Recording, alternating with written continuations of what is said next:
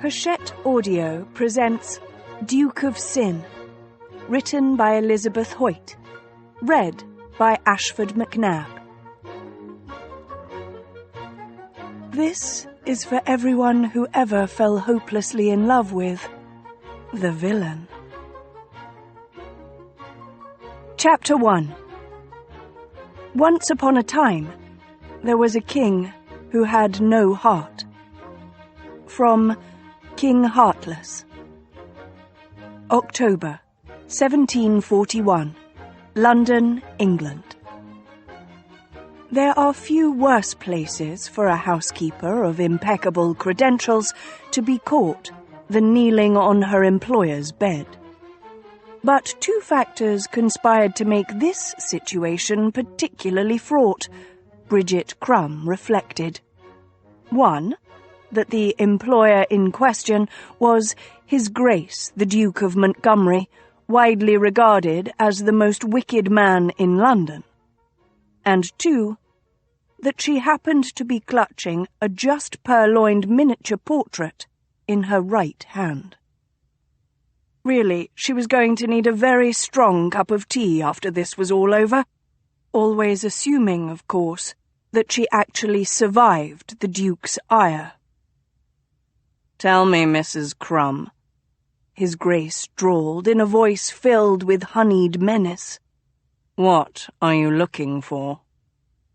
The Duke was neither a particularly large man, nor what one would normally think of as intimidating. Quite the opposite, in fact. His face might have been carved by a Greek sculptor, so perfect were his cheekbones, lips, and nose. His eyes were of the clearest azure. His curling hair was the colour of polished guineas and quite gorgeous, which the Duke obviously knew, since he wore it long, unpowdered, and tied at the nape of his neck with an enormous black bow. He wore an elegant purple velvet coat over a cloth of gold waistcoat, embroidered in black and crimson. Fountains of lace fell from wrists and throat as he lounged in a winged armchair, one long leg thrust forward. Diamonds on the buckles of his shoes glinted in the candlelight.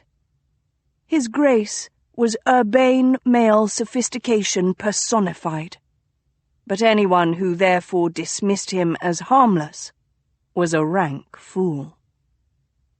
The Duke of Montgomery was as deadly as a coiled adder discovered suddenly at one's feet, which was why Bridget made no sudden moves as she stood up from the bed. "Welcome home, Your Grace. Had I known you'd be returning from the continent, I would have had your rooms aired and prepared." "I was never on the continent, as I'm sure you're quite aware." The Duke gestured with an indolent hand to a shadowed corner of the room. Bridget was too good a servant to let her eyes widen at the sight of a small, half-open door cleverly set into the panelling. She'd never noticed the door before. She'd had her suspicions, but until this night she'd had no real evidence. Now she knew. He'd been here all along, hiding in the walls of his own townhouse. How long had he been watching her? Days? Weeks? The entire 3 months that he was supposed to have been gone?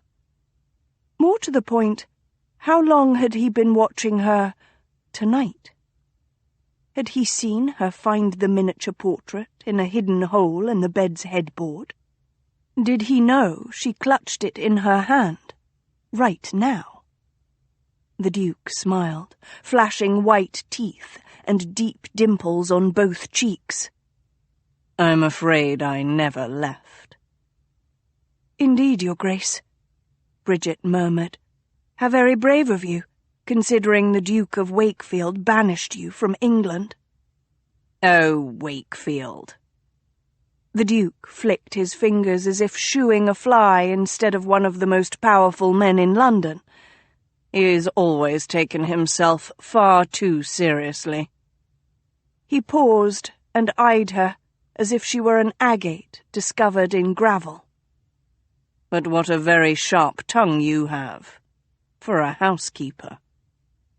Bridget's heart sank. She knew better than to speak frankly.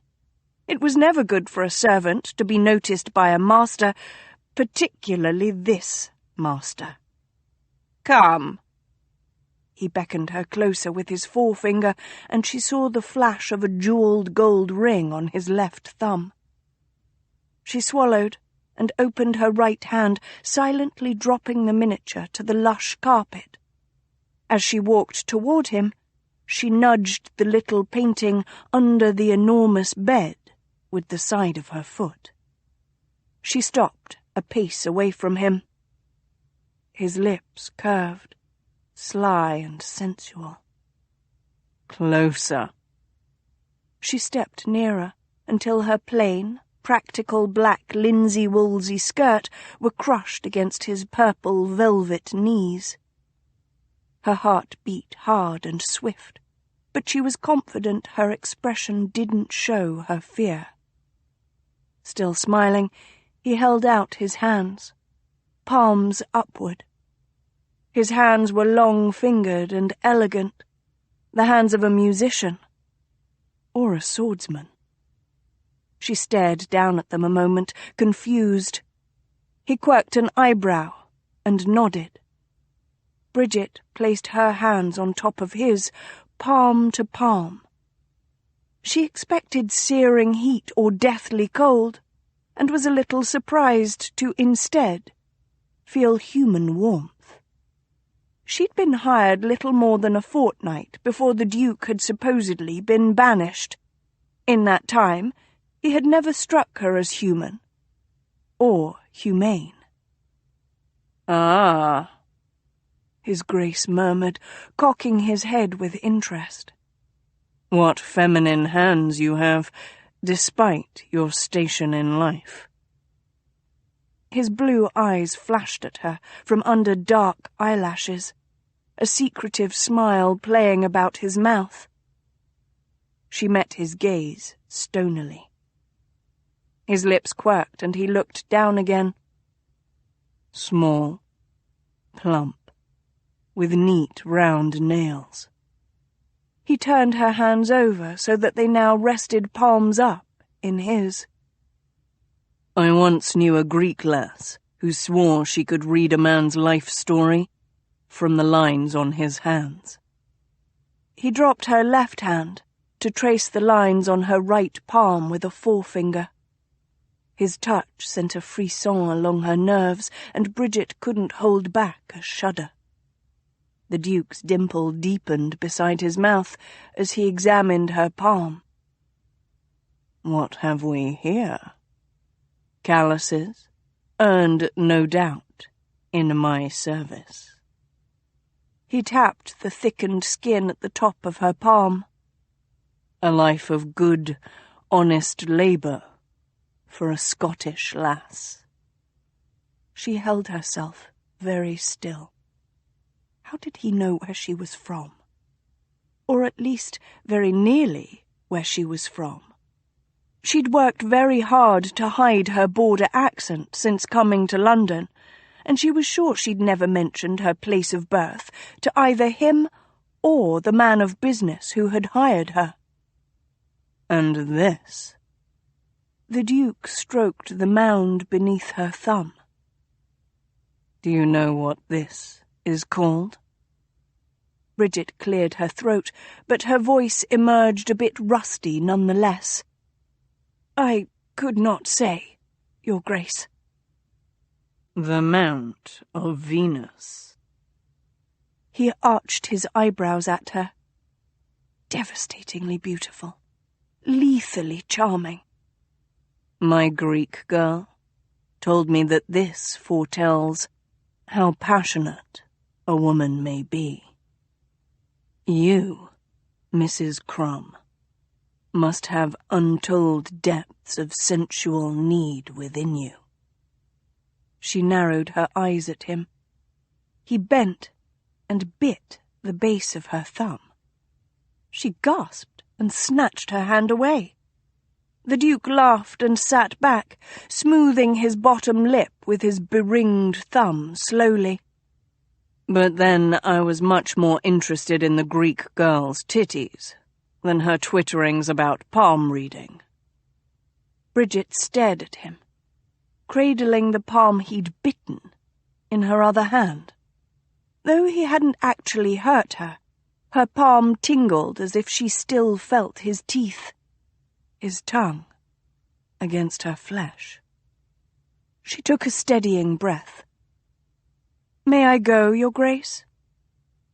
"Naturally, Mrs. Grum," he said, no longer looking at her.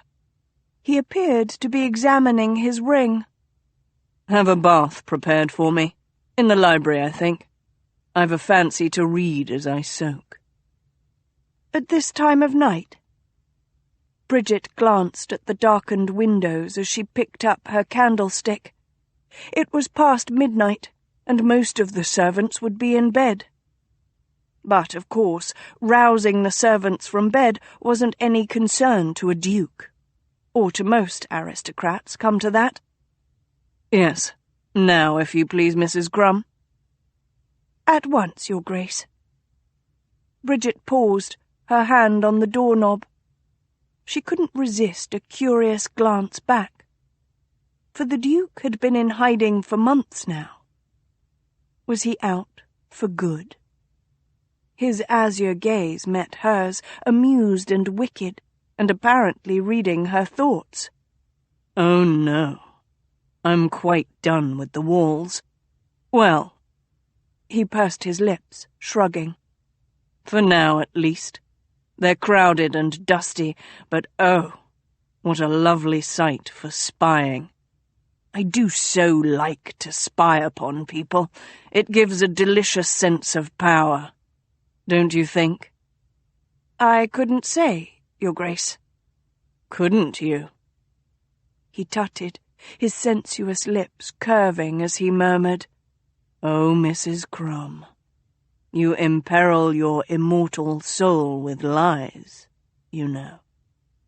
Bridget fled. Sadly, there was no other word for it. She strode swiftly through the upper floor of the townhouse, past alabaster statues and gold-framed mirrors, her heart pounding in her chest, and descended the grand staircase. He couldn't know for certain, otherwise he'd have had her immediately dismissed, surely. That would be very bad for her future work prospects if he dismissed her without reference, or worse, declared that he'd let her go for theft. She shuddered at the very thought. That would completely destroy her good name. She'd have to leave London, start anew in some other smaller city, and perhaps change her name. More importantly, if the Duke dismissed her, she'd be unable to help the lady who'd given birth to her. That was the real reason she'd taken this job. Bridget was the bastard daughter of an aristocratic lady being blackmailed by the Duke. She had vowed to find the letters the Duke was using as his hold over her mother. Blackmail was a nasty, vile crime, and the Duke was a nasty, vile man. She wasn't leaving until she fulfilled her self-imposed mission. Bridget halted before the door to the kitchens, taking a deep breath and making sure her skirts and mob cap were in order. A housekeeper always looked completely neat, even when the master had just bitten her. Another deep breath. There was no point in borrowing trouble. Right now she had a house to run, one with its master newly returned, or at least newly emerged from hiding. She entered the vast kitchens of Hermes' house, the Duke's London townhouse. At this time of night the fire was banked in the huge hearth. Shadows lurked at the edges of the ceiling and in the corners of the kitchen, but she found the sight soothing. Everything was as it should be, back here. Bridget woke the poor bootblack boy, sleeping on a pallet by the hearth, and sent the yawning lad up to wake the scullery maids and the footman. She stirred the fire, building it until it roared, and then lit several candles, the mundane task further calming her nerves. By the time the footman and scullery maids arrived a few minutes later, the kitchen was bright and hot, and Bridget was in full control. She immediately set her troops to drawing and heating the huge amount of water needed for a despot's bath. Then she retraced her steps to the front of the house. Hermie's house was newly built by the Duke himself, and the townhouse was as extravagant as the man. The wide, curving staircase was white marble, the landings grey-veined pink marble, checkerboarded with black marble, and the entire thing highlighted with gilding. The stairs opened onto a wide hallway on the first floor, the walls a pale pink, detailed in white and gold foil. Bridget paused before the Duke's bedroom and listened. No sound came from within.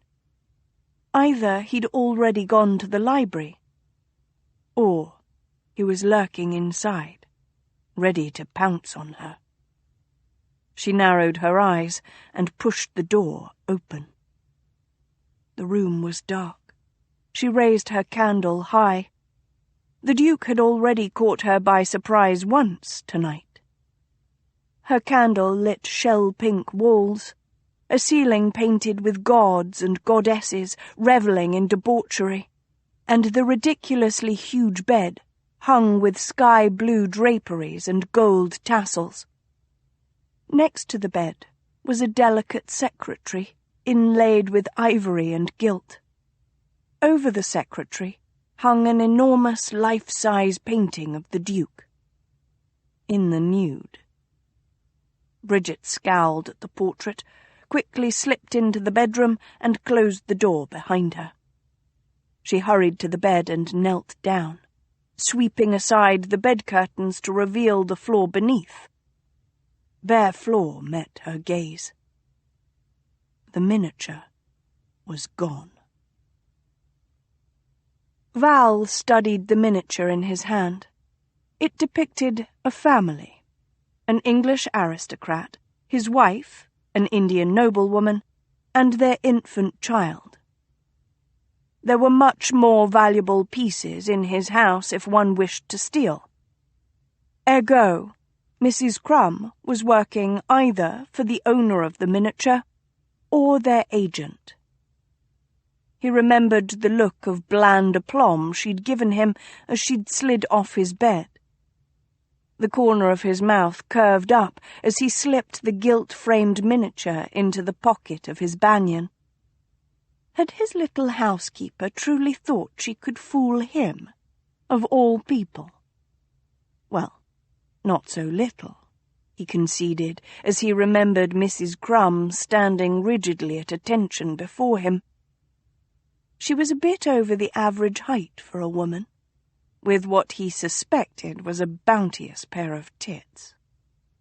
Sadly, she hid her glory beneath tightly laced stays, black wool, a white-pinned apron, and a neatly tucked white fichu. Add to that hair entirely covered by an enormous white mob cap that tied under her chin, pronounced black eyebrows, an unremarkable nose and mouth, a chin that might give one a bit of pause due to the determination of its set, but on the whole, an ordinary piece, really, if one didn't notice those intense, dark eyes. Hers were the eyes of a religious fanatic, a saint, or a heretic. Or perhaps an inquisitor. A woman with complete confidence that she knew right from wrong in herself and in others. A woman not afraid to suffer, perhaps die, for her beliefs. Did she then recognize in him her opposite, the very devil? A man who neither knew nor cared about that delicate difference between good and evil? while others carefully balanced their scales, debating the various weights of sins and good deeds, he chose to dash the entire apparatus to the ground. Why entangle himself with a game whose rules he neither understood nor particularly approved of? Better to make his own rules in life. Much more fun, at any rate. Val's upper lip curled as he wondered if Mrs. Crumb knew the meaning of the word fun. Most likely she dismissed it as something vaguely shameful and leading to sin, which, at the best of times, it was. Still, Mrs. Crumb was somewhat entertaining in her very novelty. A housekeeper attempting to match wits with him, and even with all his plans and plots, he was sadly lacking in amusements. Thus, he'd let her stay and play for the nonce.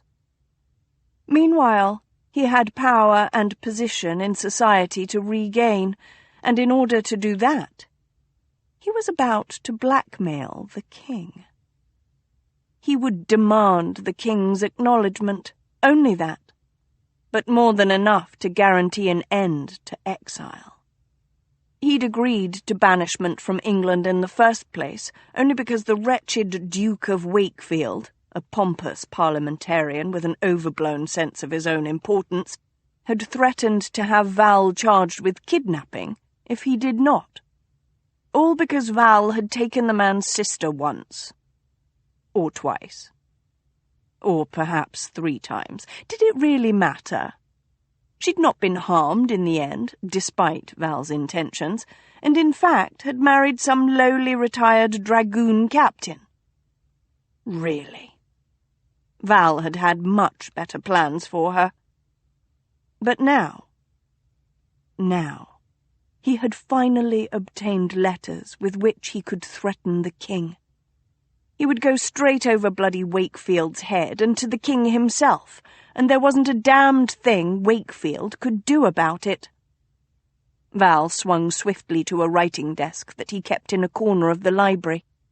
It was elaborately carved in yellow and brown spotted marble, swirling and twirling in quite a ridiculously extravagant way. He'd won it off a Prussian aristocrat in a game of cards in which he'd bluffed, and paid a king's ransom to have it shipped to London, where it clashed terribly with the walls of his library. He patted the desk fondly as he seated himself and rummaged in the drawers for paper. He dabbed a quill in an ink bottle and wrote in his large, flourished hand, saluting a Mr. Copernicus Shrug, who happened to be the personal secretary of His Majesty, George II of England. The letter was short, but florid, and rather graphic in its threat. Val smiled thinly as he swept his initial on the bottom third of the page. The door to the library opened, and a ragamuffin boy entered. Well, Alf presented herself as a boy in any case, and, as far as Val knew, most people seemed to be bamboozled by her trifling ruse. He, naturally, had taken only a minute, if that, to realize her true sex. One had but to look at the slenderness of her neck, the lack of an Adam's apple, the angle where her jaw met her neck, etc., etc. Amazing how few people truly examined the world about them. Val gave respect where respect was due, and a disguise carefully maintained over years was certainly deserving of some small kudos.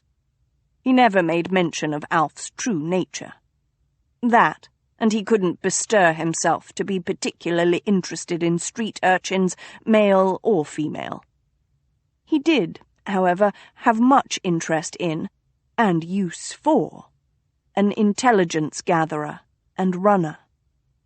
Alf had fulfilled this position in the months that Val had been, perforce, hidden in his own walls, often delivering letters, food, and books. "Your Grace," the boyish girl muttered when she neared, "you wanted to see me tonight, if and I remembers aright." Val ignored her as he lit his sealing wax and dripped hot wax over the folded edge of his letter. He blew out the sealing wax, set it down, and chose his seal. A crowing rooster. It was a personal jest.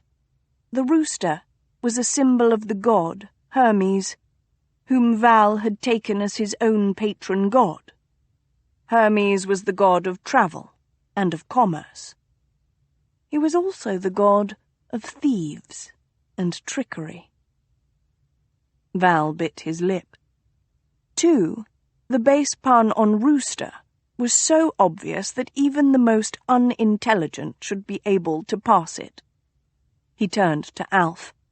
She was standing, hip cocked, weight on one leg, wearing, as far as Val could tell, the same clothes that she'd been wearing for years, a too large coat and waistcoat, both an indeterminate dark colour, much patched and frayed, baggy breeches, mud-stained stockings, enormous buckle shoes the exact colour of dried horse dung, and a wide-brimmed floppy hat.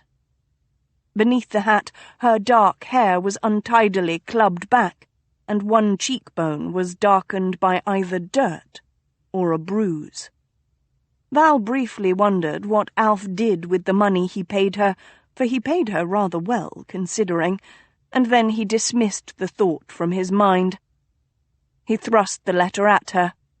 "Take this to Mr. Copernicus Shrug," he recited the address, "and make sure you hand it to him personally. No one else, mind." Alf took the letter but wrinkled her nose. "It's the middle of the night. You do know that, don't you?" "And what of it? A man roused from bed is even more prone to fear and excitement, I find. Oh, and tell Atwell and the boy they can quit the inn they've been staying at and attend me here." He glanced over as the door to the library was once more opened and a troop of footmen carried in his bath. "Now, off with you, imp. I've the dust of weeks in those damnable walls to wash away." The girl hesitated, eyeing him speculatively. "Then you're out of your ideals, are you?" She tilted her head with significance at the servants, now pouring the bath water before the fireplace. "Out, and soon to be restored to my rightful place in society," Val said. "Run along." He turned to his bath without waiting to see if she obeyed his command. Few people had the nerve to refuse his orders. Ah, but he was forgetting the winsome Mrs. Crumb. What was her Christian name, anyway?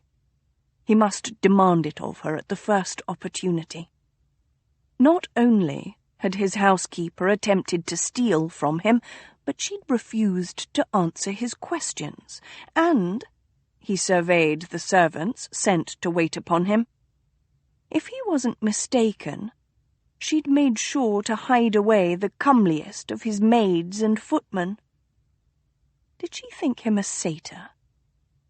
Well, perhaps she wasn't entirely mistaken in her judgment. Val smirked as he shed his banyan, the only article of clothing he wore, and sauntered nude to the bath. He crooked a finger at the eldest and most worldly-looking of the footmen. If Mrs. Crumb thought to curtail his bed sport, she was going to be sadly disappointed. Hugh Fitzroy, the Duke of Kyle, yawned widely as he followed a link boy's wavering lantern through a darkened courtyard at the back of St. James's Palace. It was near 4 of the clock, too early yet for a servant to be awake, and too late for all but the most determined revellers to still be abroad. That left him, newly roused from his warm slumbers by an urgent royal summons, and the poor link boy, who would guide night travellers with his lantern until dawn. Both bound by the needs of their masters. Hugh smiled wryly to himself. Master, in his case, wasn't quite correct, but it was close enough. He and the link boy neared an obscure rear entrance, and a guard came to attention. Hugh paid the link boy off, and then turned to the guard to give his name. The guard shot him a curious glance as he let him in. This was an odd entrance for a duke. But then Hugh was rather an odd duke. Inside, he was met with a footman who had apparently been waiting for his arrival. "This way, if you please, your grace." Hugh followed the man down a service passage. Unlike the front of the palace, the hallway was uncarpeted, the walls simply painted. The footman opened a door at the end of the hall and bowed him into an office, murmuring, "The Duke of Kyle." A bandy-legged man wearing scarlet breeches, a dark blue banyan, and a soft cap swung around from where he had been pacing before a fire. "Damn me, Kyle! It took you long enough." Hugh arched an eyebrow. "I came as soon as I got your note." Shrug. He glanced back at the footman. "Bring some tea, will you? And something to eat." The footman hurried away. "Forgive me, your grace." Copernicus Shrug shook his head. He was a man of middling years, but he'd always looked like an old man.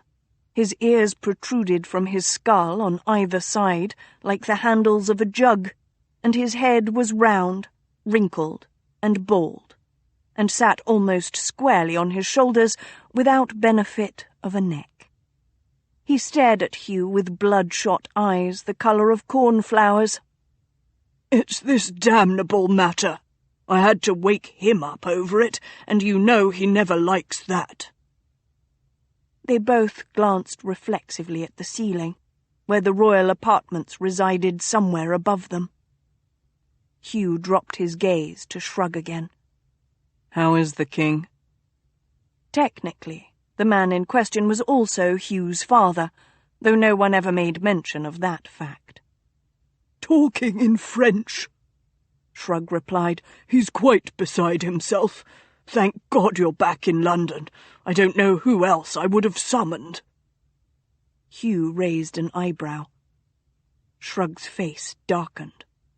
"Though, of course, the circumstance of your return from the continent is naturally a sad one. I was sorry to hear of the death of your Duchess." Hugh tightened his jaw and nodded once. "Is it the prince?" The Prince of Wales, whom Hugh had met only once, and the king loathed each other. "Not this time," Shrug said grimly. He held out a letter. Hugh took it and walked over to the desk where several candles burned. He tilted the piece of paper to the candle and read.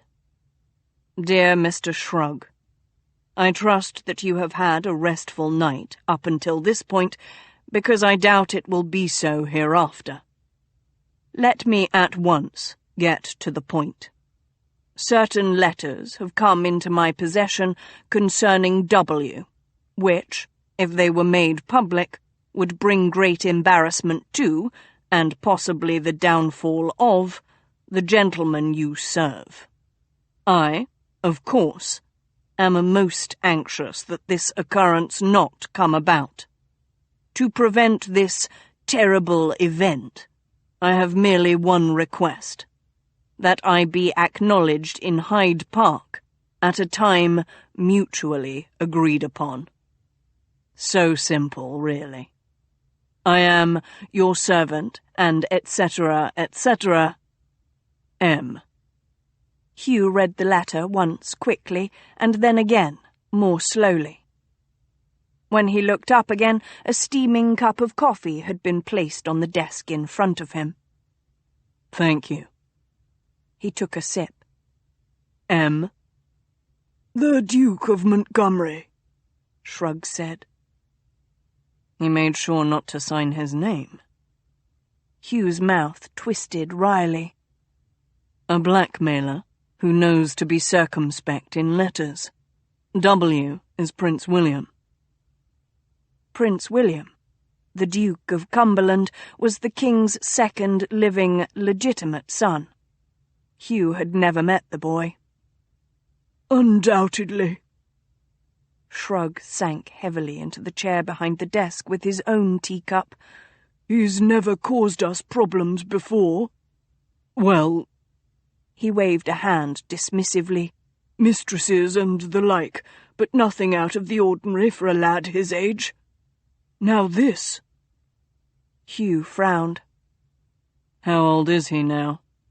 20, and just bought a commission as colonel of the regiment of foot guards. Shrug said. He's always liked everything martial. Hugh looked at him intently. Then you have no idea what it could be about? Shrug was silent a moment, twisting his teacup in his hands. There were rumours, only rumours, mind, about a secret society. Hugh snorted and stood, stretching. Tell me you didn't drag me out of bed for a bloody secret society, Shrug. Every boy who ever went to Cambridge or Oxford, or any London coffee house for that matter, is a member of what he thinks is a secret society. But Shrug's old, lined face was grave. No, Your Grace. This was different. The members were older. They called themselves the Lords of Chaos. It's said that each member actually had a tattoo of a dolphin somewhere on their person. And the things they did. He grimaced, looking away. What? Shrug turned back to him. Children. There were children involved. For a moment, Hugh didn't say anything. Kit and Peter were safely in their beds, somewhere at home. Kit with his foot hanging out of the covers, and little Peter clutching a kerchief that had belonged to his mother. He took a breath, making sure his voice was flat and matter-of-fact. You're saying Prince William might have done something with these Lords of Chaos? Something with children? I don't know, Shrug said. That's why I asked you to come. We need you to find what Montgomery has. To find it, and take it, and make sure it's destroyed. Permanently.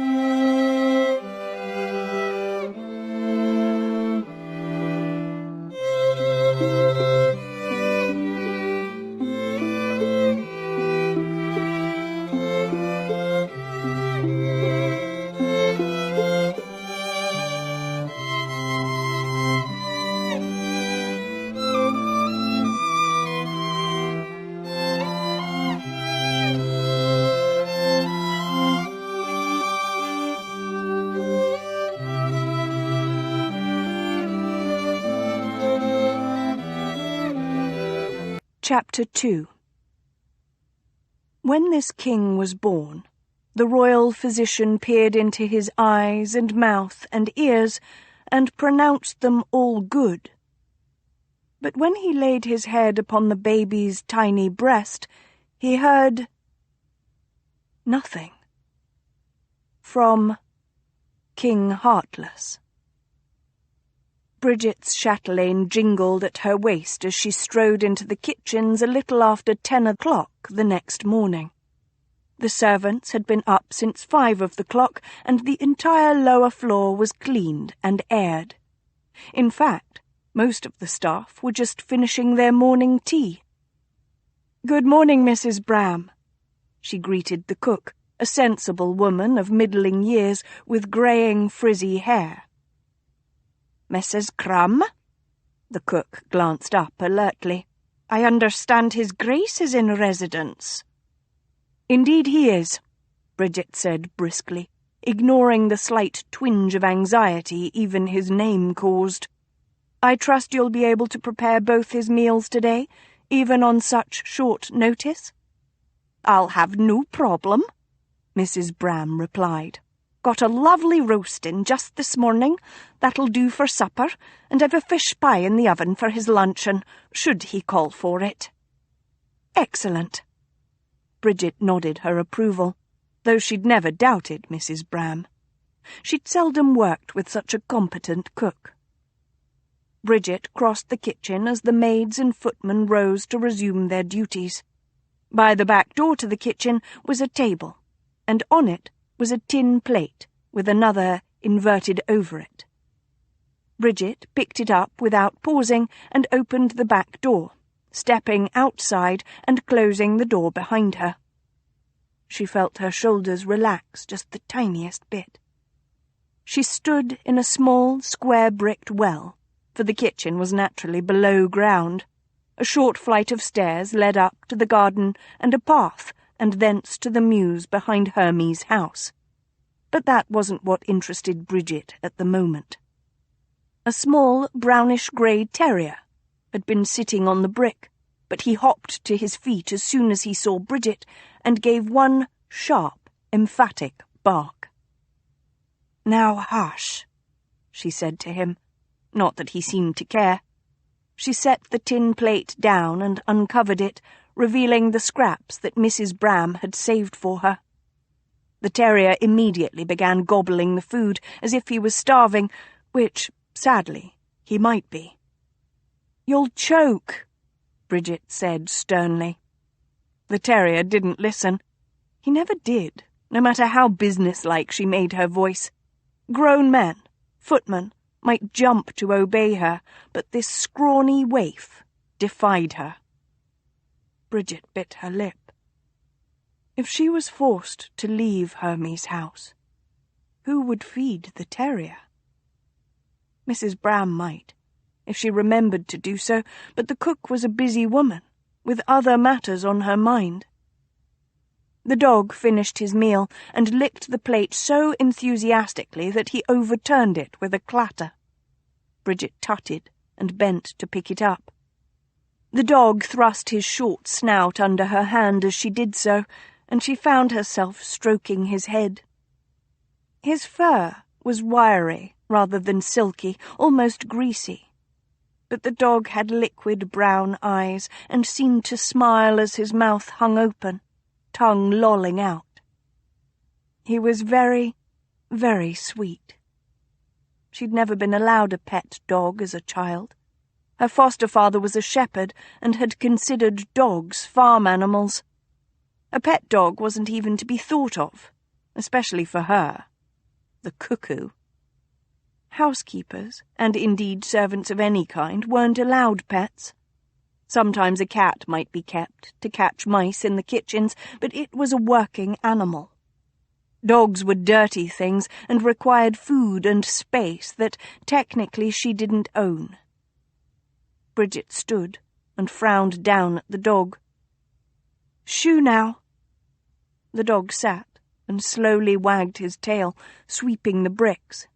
One of his triangular ears stood up, while the other lay down. She wished. Behind her, someone opened the door to the kitchens. "Mrs. Crumb?" She turned at once. "Yes, I'm coming." Bridget hurried into the kitchen without a glance back. Bob, one of the footmen, was staring at her anxiously. "He wants a word with you." Was he summoning her to dismiss her in the light of morning? Bridget straightened, smoothing down her apron. His Grace wants a word with me, she gently corrected. She never let the servants in her command descend into disrespectful language toward their employer or employers, even below stairs. His Grace. Bob blushed violently. Though well over 6 feet, he couldn't be more than 20 years of age and was fresh from the country. But, Ma'am, that is... Yes? Well, the Duke isn't alone. Ah. So that was what had the boy so bothered. Poor lad. He'd soon enough become inured to the carnal excesses of the aristocracy. I know, dear. Behind them came a snort, and Bridget whirled. Cal, the most handsome of the footmen, and thus one who hadn't been sent up with the bath the night before, had his upper lip curled. He's a rutting devil, born and bred. That's enough. Bridget didn't raise her voice, but then she didn't have to. The entire kitchen had gone quiet at her reprimand. The Duke is our master, and we will speak of him respectfully. Anyone who does not is most welcome to seek employment elsewhere. Is that clear? She glanced about the kitchen, meeting everyone's gaze for a second. Then she nodded once and swiftly exited the kitchen. That might have been her last command as housekeeper. But she wouldn't leave a house with servants in disorder. Not even his house. Bridget made her way through a back hall and up the servants' stairs to the upper floor, aware vaguely that her hands were trembling. She didn't like change. Didn't like always having to find another place to call home, though none, of course, were truly her home.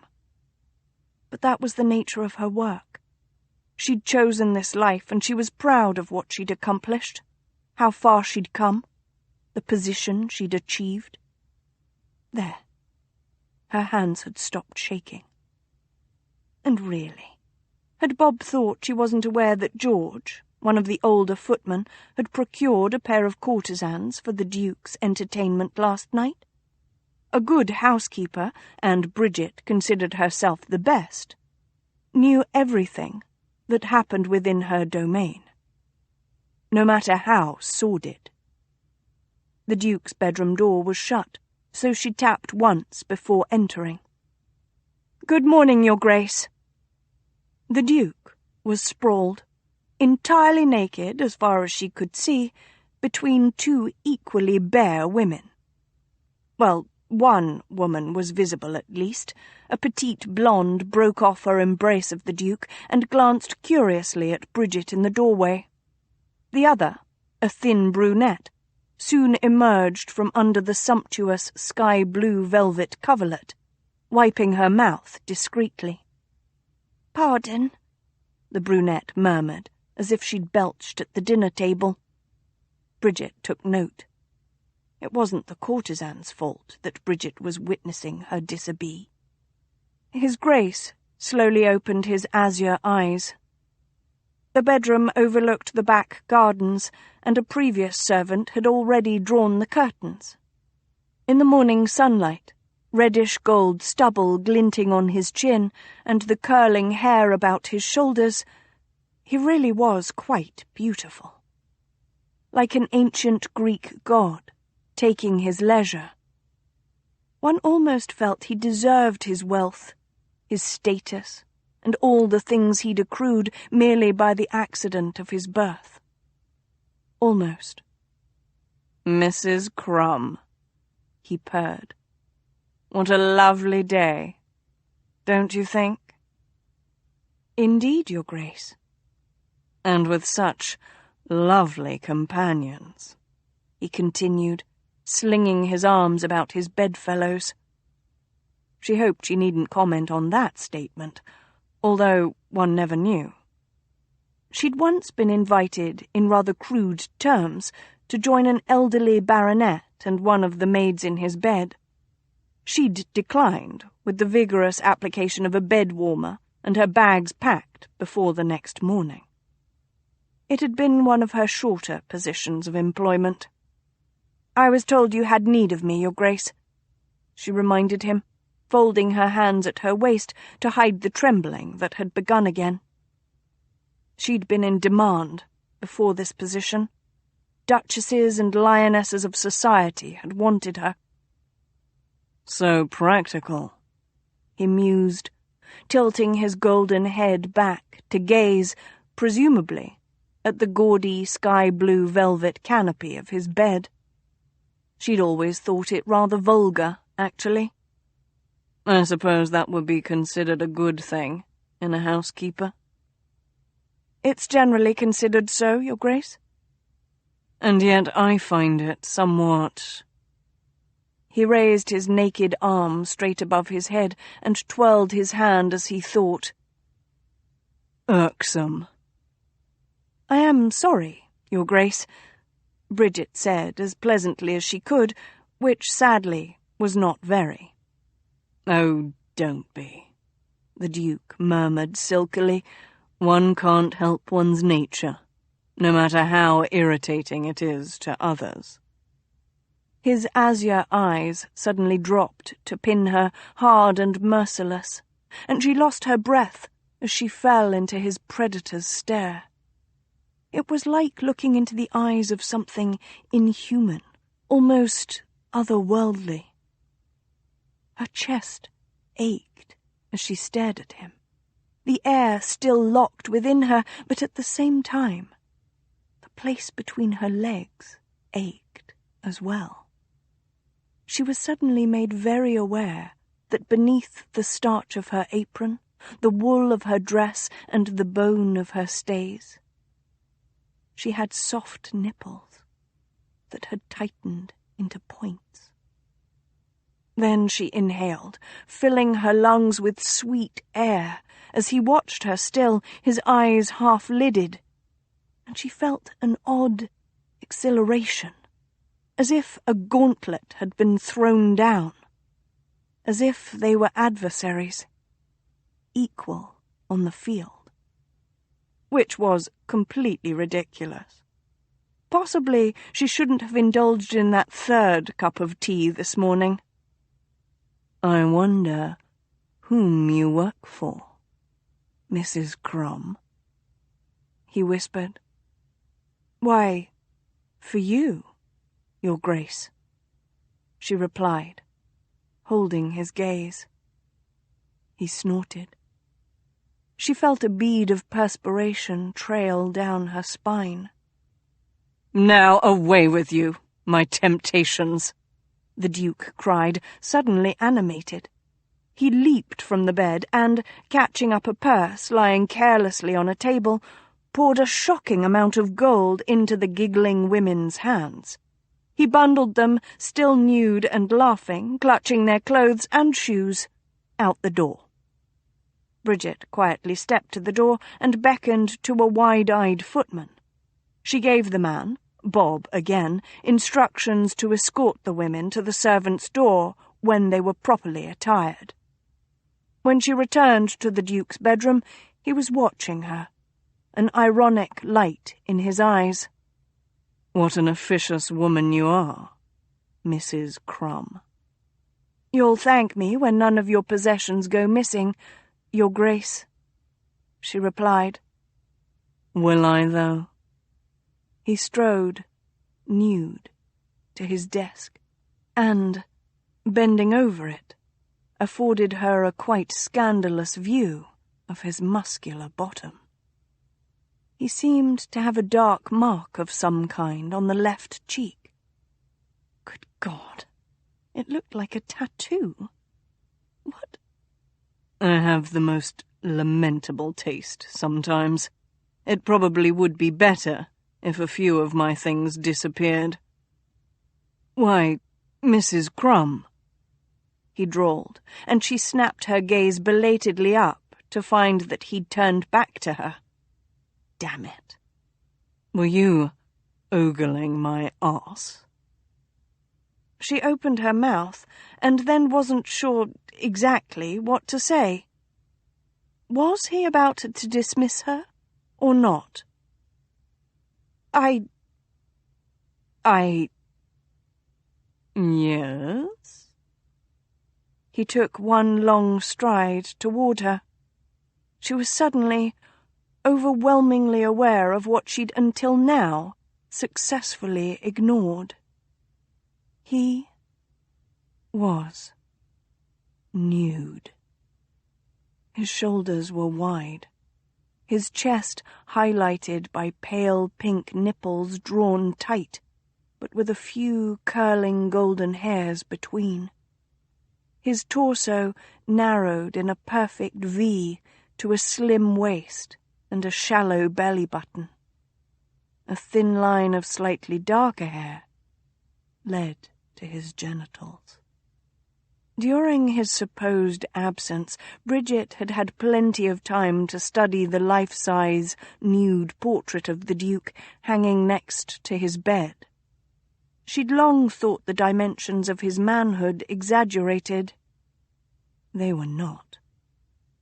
His cock swayed, ruddy and healthy, between muscled thighs. His testicles were lightly furred and comely, if such things could be called comely, and his legs were downright beautiful. Even his feet were oddly lovely, long-toed and high-arched. Those toes brushed her skirts, and she hastily glanced up to find him standing far too close to her, a wicked smile playing about his mouth. Oh, Mrs. Crumb, such a look, he murmured, his voice a deep purr, his bare chest brushing against her snowy white apron.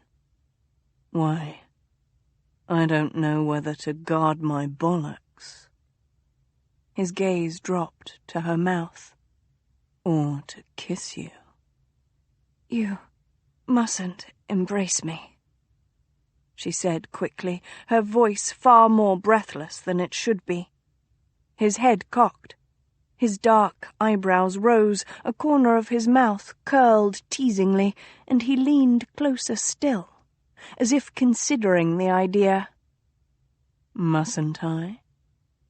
His hot breath whispered across her lips, and she realized that she'd closed her eyes. Oh, God! Someone squeaked, and Bridget was almost certain it wasn't she. Bridget opened her eyes, scurrying backward in a sadly undignified manner. A slender youth stood in the doorway. He wore a proper brown coat, waistcoat and breeches, but he had a red and yellow printed cloth wrapped about his head. Ah, Mehmed, there you are, the Duke said, as if he were used to being disturbed nearly embracing a woman while nude and, good God, in a state of excitement. Bridget hastily averted her gaze from the Duke's endowment, which had chosen to flaunt itself. Her face was hot, and she clasped her hands before her to keep herself from pressing the backs of her fingers to her cheeks. The boy at the door looked as embarrassed as she felt. He held a steaming pitcher of water, but he began to back out again. You with her, Duke. I go. Behind the boy, the Duke's valet, Atwell, appeared, looking not a little startled. The Duke of Montgomery, the only person not embarrassed, burst out laughing. No, Mehmed. Whores, at least mine, wear much more ornamental clothing than this. And he waved rather insultingly at Bridget's dress. Her lips pursed as her brain once again was engaged. Who is this? Mehmed, as I said. Both Mehmed and Atwell entered the bedroom. The boy carefully set down his pitcher of water, and Atwell crossed to the dressing-room.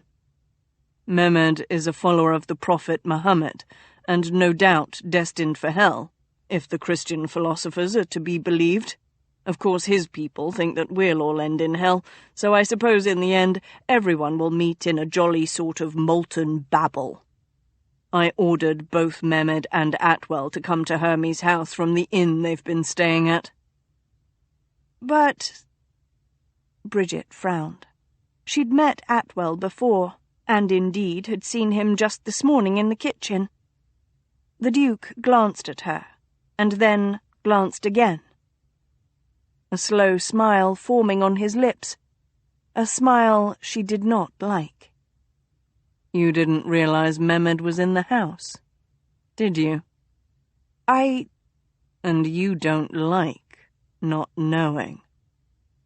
He grinned as he casually held out an arm, and Atwell, at last, thank God, helped him into a garish purple silk banyan with a gold and green embroidered dragon on the back.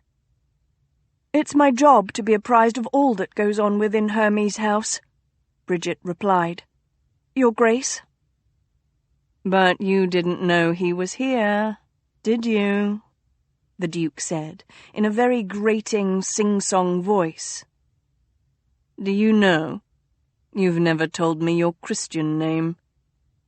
"No, I haven't," she said, rallying. The man was the devil in the flesh, but she wasn't known as the best housekeeper in London for nothing. "When did you take Mehmed on?" "He came with me when I returned to England from my travels abroad last year," the Duke said carelessly.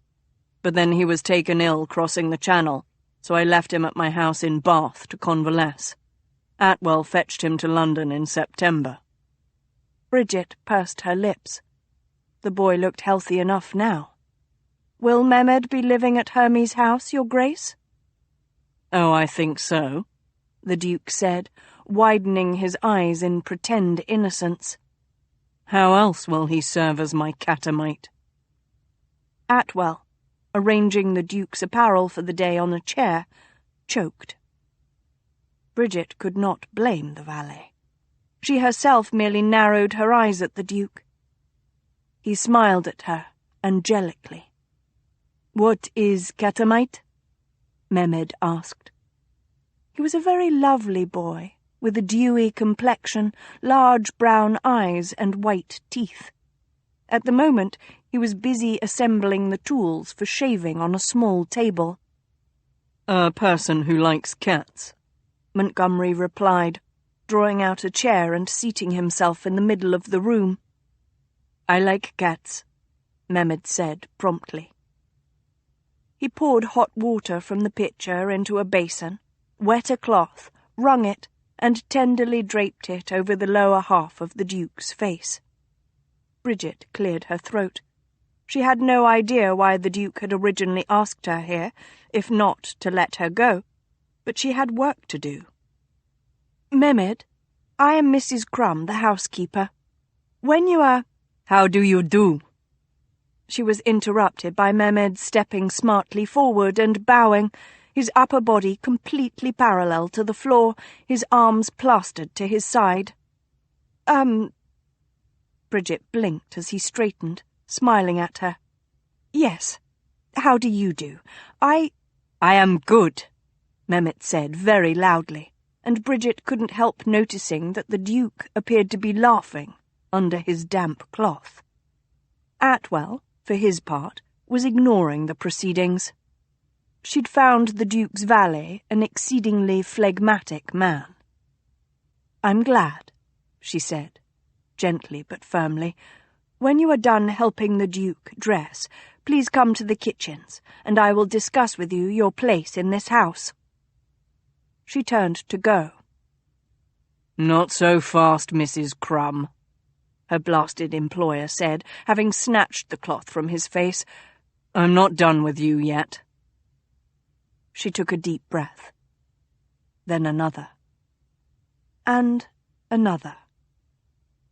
She turned, with a small, polite smile pasted quite firmly to her face. "How might I help you, Your Grace?" "Take a look at those," said the maddening man, pointing straight-armed at his desk. Bridget looked, and noticed for the first time, well, there had been quite a bit of male nudity about previously, that there was a pile of jewels on his desk. She shot a questioning glance at the Duke, now being lathered by Mehmed. His blue eyes glittered back at her. Go on. They won't bite, I assure you. She humphed under her breath and stalked over to the desk. There were 2 necklaces lying there, both incredibly opulent. They were things that a duchess or a princess or queen would wear. A lady's maid might touch a necklace like one of these to put it around her mistress's neck, but otherwise someone of Bridget's station would never in 1,000 years have cause to handle such wondrous things. The first necklace was made of diamonds and sapphires, tangled in a heap. The other seemed to be of rubies and huge baroque pearls, interlaced with opals and other smaller gemstones.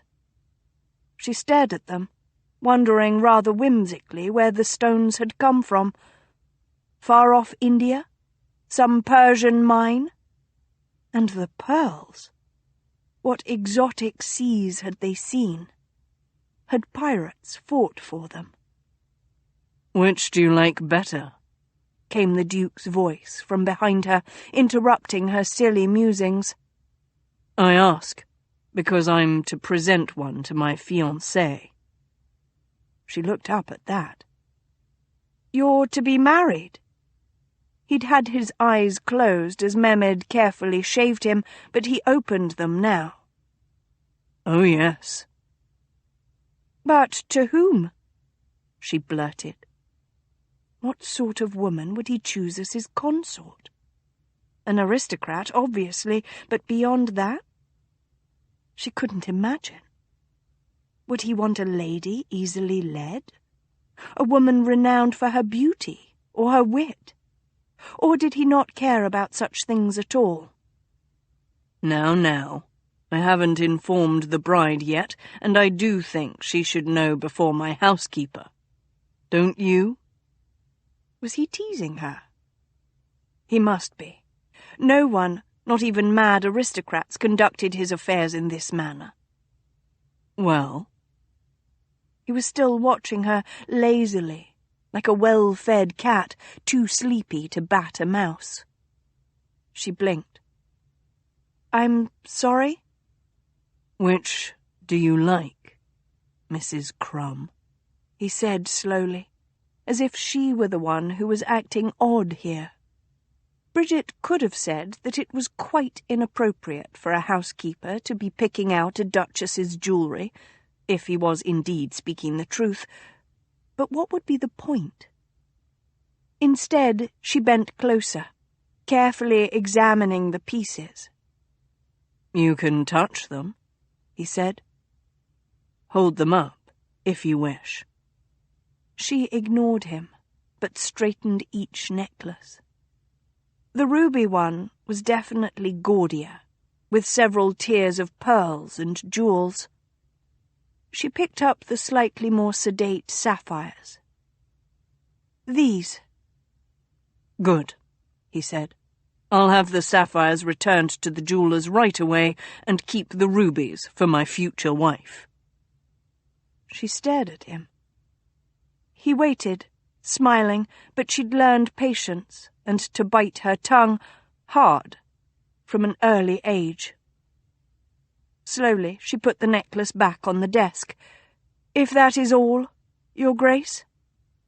Oh, fine. Run and scrub the front steps or whatever it is you do.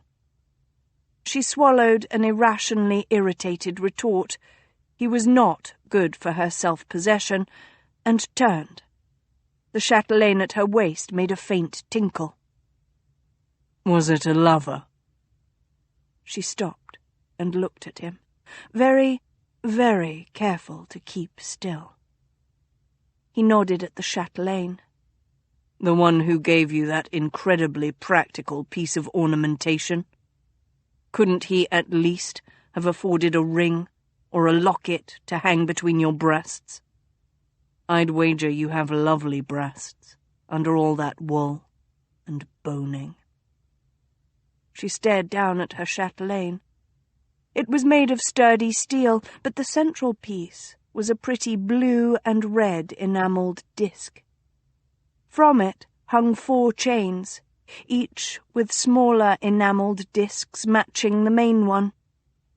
Suspended on the chains were a ring of keys, a tiny pair of scissors, a very small, very sharp folding knife, and her watch. Not all housekeepers had chatelaines, but many did, though few had one as pretty as hers. And he was right. It had been a gift. She met his gaze, her own, she hoped, showing nothing. "If that is all, Your Grace, I'm afraid I must be about my work." Behind her, the door opened. "Your Grace, a letter?" Bob hurried past her with the letter, which the Duke immediately tore open. And then he said something in another language that made Mehmed jump back from him. The Duke looked up, though he did not seem to see her or anyone else in the room. "My sister is marrying a bloody goddamned commoner." Val pulled his tricorn lower as the sedan chair jolted and swayed through the London streets. A risk to be on the streets in broad daylight before the king had submitted to his terms, but needs must. He simply couldn't let darling Eve marry Asa Makepeace. The man was a mountebank, the owner of Heart's Folly, a pleasure garden that Val had chosen to underwrite for reasons of his own, and of all ghastly things, a beer brewer's son. Val had put his half-sister Eve in charge of the finances when he'd supposedly left town. In hindsight, that had been an obvious mistake. Eve was a shy woman, a woman who had spent years hidden away from the world, traumatized by their shared past. True, she was also stubborn as a mule when she wanted to be, but he never should have put her in the position of facing off against Makepeace. He'd obviously proved too overwhelming for her. God only knew what the pleasure garden owner had done to Eve to make her agree to marry him. Val growled under his breath as his chairman turned into a quiet street and then down the side of a house. He climbed out of the chair and rapped smartly at a side door with his cane. A tall man of African descent, wearing livery and a snowy white wig, answered it. His name was Jean-Marie Pépin, and he'd been hired by Val himself to guard Eve. "Your Grace," Jean-Marie intoned in a bass voice, his face curiously expressionless. For a moment, Val had the oddest feeling that Jean-Marie wasn't going to let him in the house. He raised a ducal eyebrow. The footman bowed his head and silently backed in, opening the door. "She is in her sitting-room?" Val nodded curtly and bounded up the stairs, bursting through the door and into Eve's inner sanctum as he said, "Whatever possessed you, dear girl, to— Bloody hell, what is that?" For on his entrance, a massive, and massively ugly, dog had risen to its feet in a not entirely welcoming manner. "That's my dog, Henry," said Eve from behind her desk, as blithely as if she were announcing that it was a sunny day. Val glared at her. The last he'd heard, she'd been deathly afraid of dogs. "You don't have a dog?" Eve raised her eyebrows. Despite their blood relation and their father's golden hair and blue eyes, she was a plain woman, her face dominated by her mother's overlong nose. "I do now." He stepped around the beast, keeping his eye on it. "And that's not all you have, or so I've heard." She looked wary. "When did you return from the continent, Val? I had no word that you intended to return. In fact, I thought to journey there myself to find you. Before or after you married Asa Makepeace? Val shot back. After, actually. He stared at her. She didn't act like a damsel, bullied into marriage by a rogue gold-digger, but he knew his sister's history. Eve simply wouldn't willingly marry a man as randy as Makepeace. Is he forcing you? She actually looked shocked. No, of course not. Why would you think such a thing? Because you're the daughter of a duke, even if a bastard, and he's a common ruffian. Val flung out his palm. If marriage is what you want, darling, I can find you someone much better, someone titled, at the very least. I don't want someone whom you consider better, Eve said, and her voice actually rose. Her cheeks had bloomed pink as well. Perhaps Makepeace had drugged her in some way. Val had heard, in his travels to the Levant, tales of drugs that could be used to persuade. Val, are you even listening to me? Yes, he said distractedly. Where is this paragon of a pleasure garden owner? Here. Val swung around at the male voice. Asa Makepeace stood in the doorway, big and burly in breeches and shirt, but not waistcoat, coat, shoes, or stockings. He'd quite obviously come from bed. Eve's bed. Val saw red. He had his left hand inside his waistcoat, his right one raised, gripping his cane, and was advancing toward Makepeace when he felt a small palm on his breast. He looked down. Eve peered up at him. Whatever you are about to do, don't. He stared into her eyes, the same blue as his own, watching, searching. He was in your bed. Yes, she said, unwavering, though that blush bloomed again. He was, but he didn't hurt me. He never hurt me, Val. She took a breath. Quite the opposite, in fact. He held her gaze a moment more, making sure, and then he raised his eyes to look at the man his sister had taken as her lover. Makepeace stood still in the doorway. Smart. Makepeace might outweigh him, but had Val continued his trajectory, the other man would have lain bleeding on the floor. Why? Val growled at him. I love her.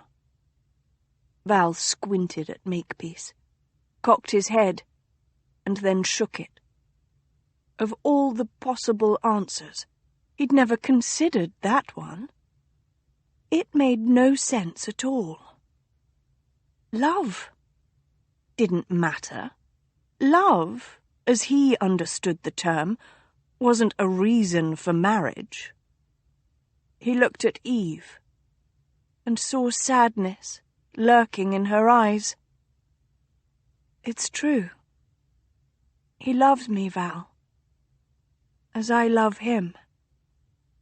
So, he said cautiously, feeling his way, you'll marry him? Yes. Ah. He tried to think of something to say to that, perhaps something wise and elder-brotherly. But for the life of him, he couldn't think of a thing. Do you still have that dove? Val, Eve said, ignoring his perfectly civil query. You should come to the wedding. He winced. Must I? He glanced at Makepeace, sure the other man didn't want him there. But it seemed all were arrayed against him today. Yes, Makepeace said, and he didn't even seem to be under duress. Was the world mad? Are you mad? Val asked, just to make sure. Makepeace snorted. but Eve was still looking grave. "Did you ever leave England? Because Asa only proposed to me last night at Hart's Folly. I'm sure the news swept London, for he did it in front of a crowd. But even so, there's no way you could have come from the continent so fast." "Of course I left England, darling Eve," he replied, staring straight into her eyes, never blinking, letting his habitual smile play about his mouth. "I arrived just last night and heard the news this morning." The corners of her mouth drooped, and he felt an odd, panicked twinge somewhere in that empty space where a heart might dwell in other people. "The trouble," Eve said, "is that I've never been able to tell when you're lying to me and when you're not. It wouldn't matter, I suppose, but that you don't care if you lie to me or not. And I do. I used to not. Or maybe I used to tell myself I didn't care. But Val," she said softly, looking at him with his own eyes, "now I do." She turned and, taking Makepeace's arm, very quietly left the room with her fiancé. And it was a very good thing, Val thought, that he hadn't a heart, because it might have broken then.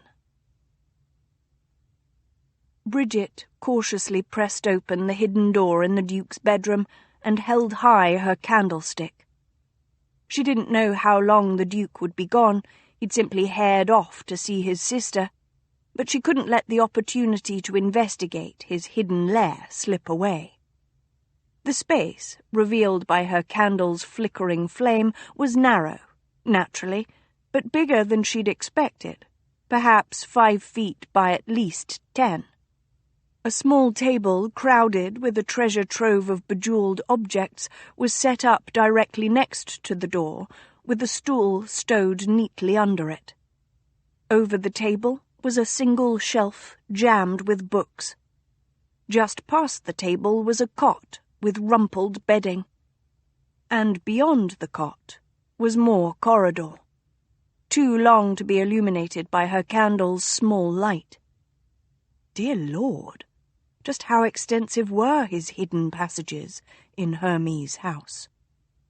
She set the candle down and looked cautiously around. The room was comfortable, after a fashion, but it was very Spartan for a duke, especially for the Duke of Montgomery. She couldn't imagine him spending one night here, let alone months. Unless, of course, he wasn't entirely the man she thought him. The notion disturbed her. She'd worked in the Duke's house for over 3 months now, and even though he'd been supposedly absent for all but 2 weeks of those 3 months, she'd been complacent in the idea that she knew the man. The Duke of Montgomery was a wicked, vain blackmailer, evil and duplicitous, not a man who should merit a second thought from her beyond her duties. And yet she had thought about him quite a lot since this morning. That muscled bottom, those knowing predator's eyes, the way the corner of his mouth had curled just before he'd bent as if to kiss her. Bridget pressed her lips together and set her mind firmly to her task, reminding herself she might have very little time. She pulled out the stool and sat, noticing as she did so a small wooden disc affixed to the wall with a nail at the upper edge. She touched it, and the disc swiveled aside, revealing a peephole. Bridget paused a moment and then leaned forward to put her eye to the hole. She could clearly see the far end of the Duke's bedroom, including his enormous bed and his desk. Damn! She sat back, remembering with some consternation when she'd picked the lock on that very desk. She'd thought she heard a chuckle at the time, but had disregarded it as the sound of a mouse. He must think her a fool. Well, there was nothing for it but to outwit the prince of schemes and diabolical plots. Bridget examined the treasures on the narrow table without touching them.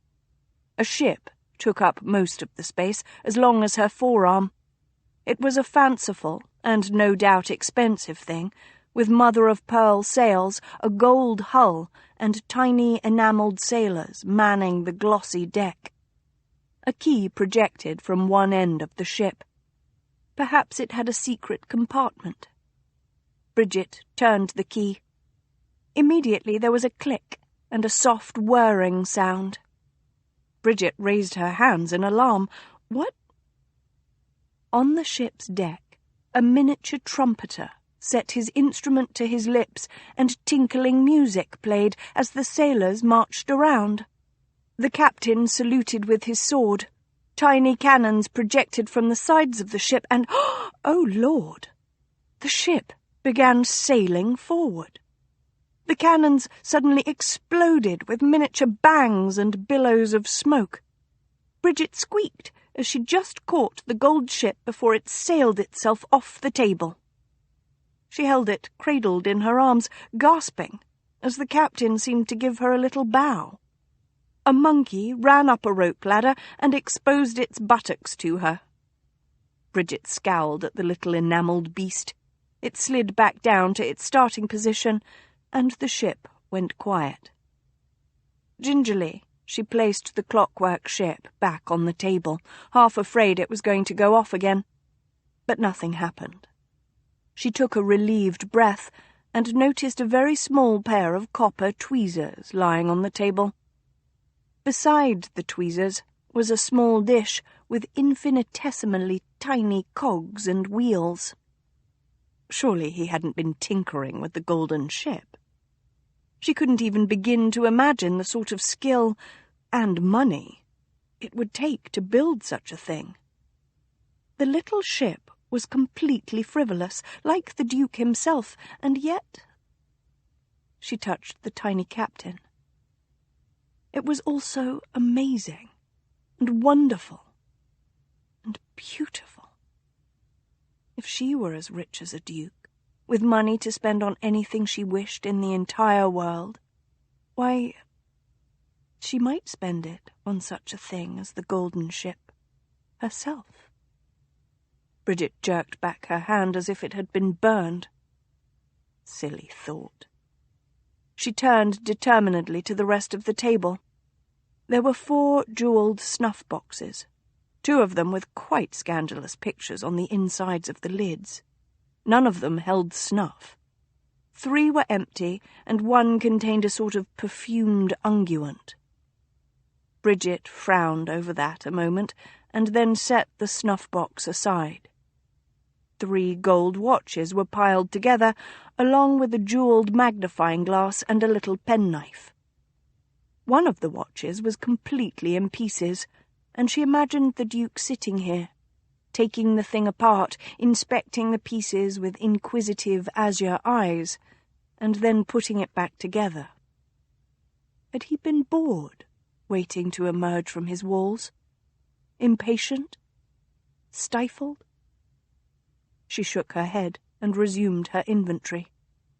A scatter of broken quills and a small glass and gold ink bottle, stoppered, attested to the Duke's having written letters in his little hideaway hole, but as far as she could tell, there were none here. She looked up at the bookshelf and couldn't prevent a small smile. The volumes ranged in size, shape, age, and degree of wear. Some were small and gilded, perfectly beautiful. Some cracked and with the pages falling out. She ran her finger across the spines reverently, and then took them down one by one, and shook them out gently, to look for papers hidden in the pages.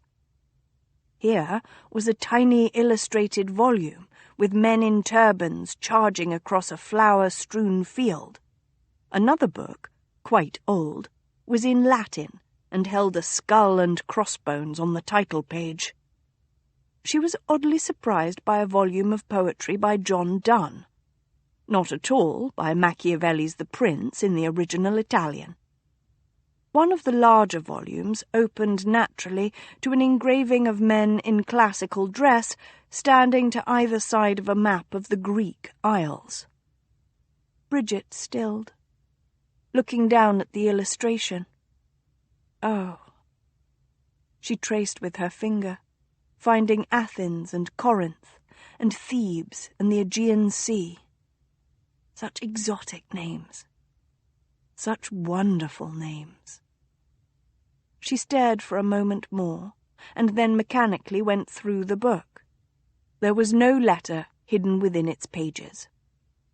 Carefully, she replaced Thucydides' History of the Peloponnesian War on the shelf with the other volumes. As she did so, her knee brushed against the table, and she heard something rustle to the floor. Bridget picked up the candle and peered under the table. A sheet of paper was lying there.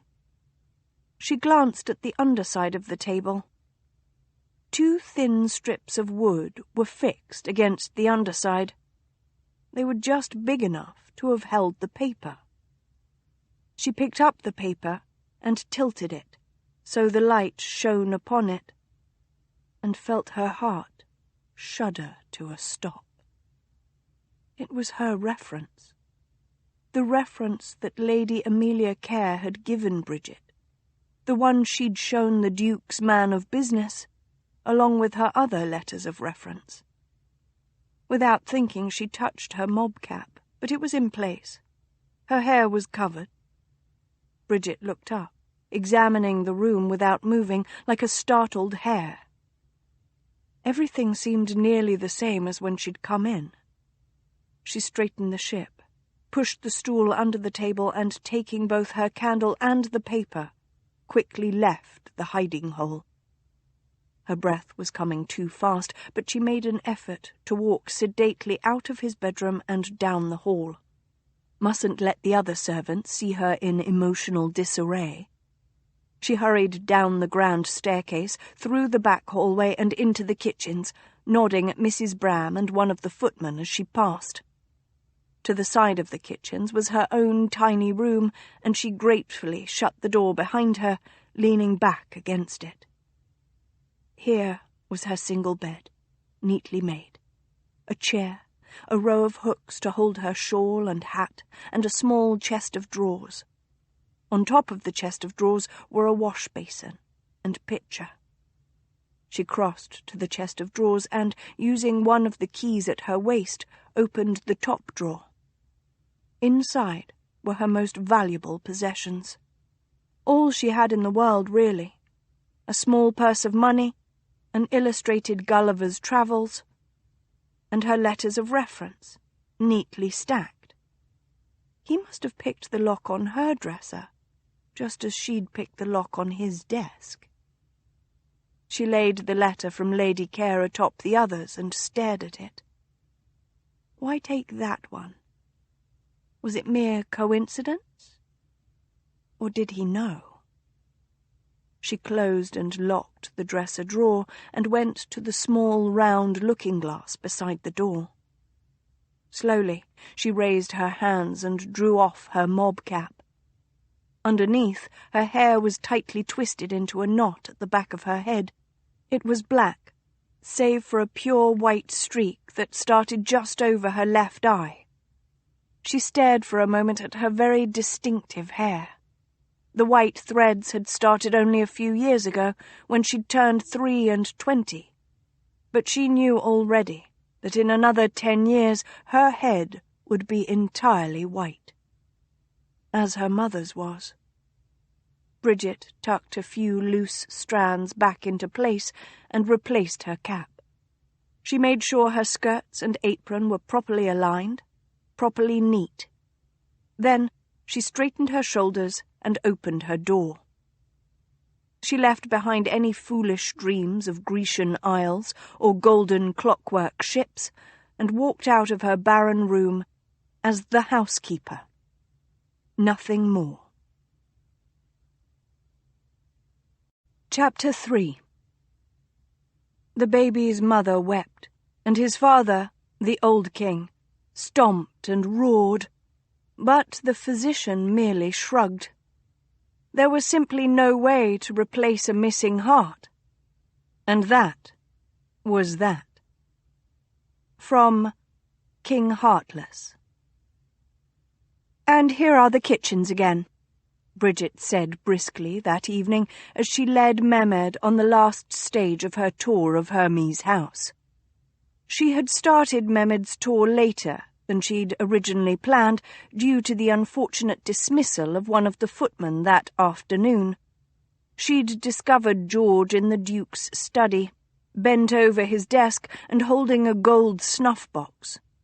And really, there wasn't much poor George could say after that, particularly since he wasn't supposed to even be on the upper floor at that time of day. A sad task, and one that made her feel something of a hypocrite, considering she'd rifled that same desk only weeks before. But there it was.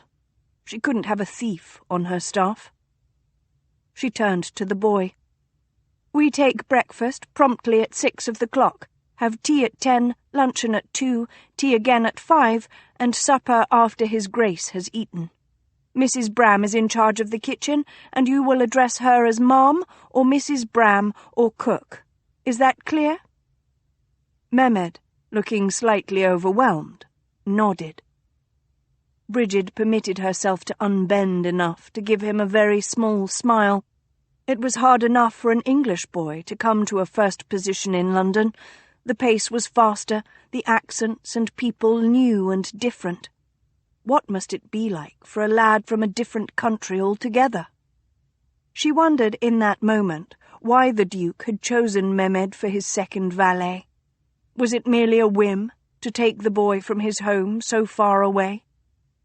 She'd found, to her relief, that the boy was a little older than she'd first thought him. He was 16 rather than the 13 or 14 she'd originally placed him at. Still, if the Duke hadn't been joking when he'd called Mehmed his catamite, she pushed the thought aside. What her employers chose to do in their bedrooms was not her concern until, and if, they decided to include her or another servant who did not wish to participate. As far as she could tell, Mehmed seemed happy at Hermes' house. "You'll do fine," she murmured quietly to Mehmed. "The Duke likes you, and that, after all, is what matters most in the end." Mehmed gave her a shy smile, but darted a nervous look at Mrs. Bram. The cook, who was putting the finishing touches on her roast, gave him a sceptical side-eye. Mrs. Bram had been none too pleased to discover, early in the tour, that the boy didn't eat pork of any kind. Not ham, or sausage, or even bacon. Bridget had hastily led the boy away, leaving Mrs. Bram muttering about heathenish ways. She'd hoped that the cook would have forgiven the boy's dietary oddities in their absence. But such was obviously not the case. Bridget cleared her throat, raising her voice to address the servants in the kitchen. "Mehmed will be the Duke's second valet, serving under Mr. Atwell and sleeping in His Grace's dressing-room. You will accord him the respect of a second valet." She made sure to glance about the room slowly, letting her words sink in. Londoners, in general, were fairly sophisticated folk, used to exotic foreigners from all corners of the world. London was, after all, a port city. Still, it never hurt to place a new servant firmly within the ranks. A valet was in a rather nice position, above the footman and below only the butler, had there been one. There was not. The butler at Hermes' house had retired very soon after Bridget had been hired, and she'd never seen the need to find a replacement. Why hire a man who might think it his right to order her about, after all? In any case, she wanted to make sure Mehmed would find acceptance at Hermes' house. Atwell seemed to treat him with a sort of benign indifference that she supposed was better than hostility, but not by much. Bridget nodded briskly. Good. Now, Mehmet, if you would like to attend to Mr. Atwell and your duties in the Duke's—" "Ma'am." She turned, irritated at the interruption. It was Cal, lounging in the doorway to the kitchens, his handsome face marred by the sneer on his lips. "Yes?" His Grace, wants you." His emphasis on the honorific was almost an insult. Bridget eyed the footman a moment, but decided to let the matter go. Cal had been in the Montgomery employ for years, ever since he'd been a youth, in fact. For all she knew, there was some sort of fondness or loyalty between him and the Duke. Better to find out first, before making any moves. 2, she was already a footman short after this afternoon. Therefore, she simply asked, "Where is His Grace?" Cal jerked his head behind him. "In the dining room." "Thank you," she replied dryly, and swept past him. She hadn't crossed paths with the Duke since this morning's odd reception. She found her pulse beginning to quicken as she neared the dining room, wondering what he'd called her for, what strange question or request he'd put to her. Or had he tired of her after this morning? Would he simply dismiss her, finally? He couldn't. She'd spent 3 months searching for her mother's letters, and the miniature she'd found last night. The miniature belonged to a friend of her mother's, Miss Hippolyta Royal, a wealthy heiress whom her mother had asked Bridget to help. But with the Duke's return, she'd had only a few minutes this morning in his hiding hole and less than that this afternoon to search one of the lesser-used salons. She needed more time. Specifically, she needed more time spent with him. Bridget paused before the dining-room door. It might take weeks more, months more, to find all the Duke's hiding places. But if she were to talk to him, observe him, might not she discover his secrets simply by catching him unawares? Perhaps she needed to, well, not seduce him. He was the one for seduction, but engage him more in discussion? Let herself loosen? He might give himself away when he was talking on and on, thinking he was the cleverest person in the room. She raised her hand to check that her mob cap was straight and orderly, then caught herself. She balled her hand and let it drop. Instead, she threw back her shoulders and strode into the dining room. Val watched as his housekeeper walked toward him down the length of his dining room. It was quite a long length, actually, for he sat at the end of the table nearest the lit fire, but she didn't seem cowed by either his silence or his stare. She held her head high, and she met him stare for stare, her dark eyes intense and oddly arousing. Really, she was very self-possessed for a housekeeper when one came to think about it. And rather young, too. "Have you ever thought about taking off that incredibly ugly mob cap?" he asked as she drew near. Was that a flicker of fear in her dark martyr's eyes? He watched in interest as he popped a date in his mouth and chewed. "No, Your Grace," she replied boringly. For a moment he considered sending her away again.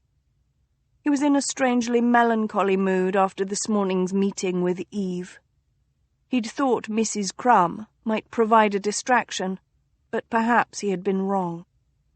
Perhaps he should call for Cal instead and have a veiled sparring match over which of them his mother had treated worse all those years ago.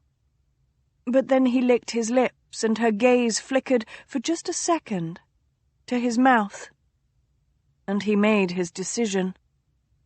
Come sit, Mrs. Crumb. You'll give me a crick in the neck, standing there. He waited as she pulled out a chair and sat so close to the edge he feared she might tip herself over and land on her nose. His lips curling at the thought, he asked, Do you have brothers or sisters? She looked at him while he selected another date, waiting.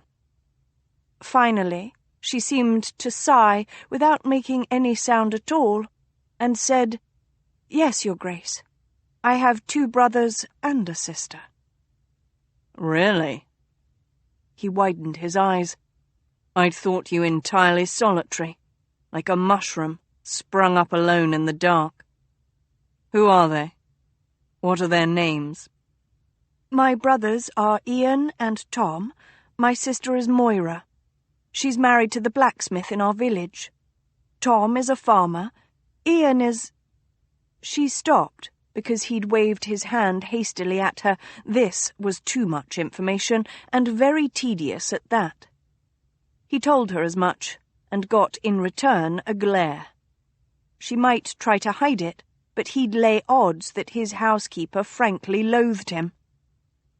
He felt a sudden fondness for her.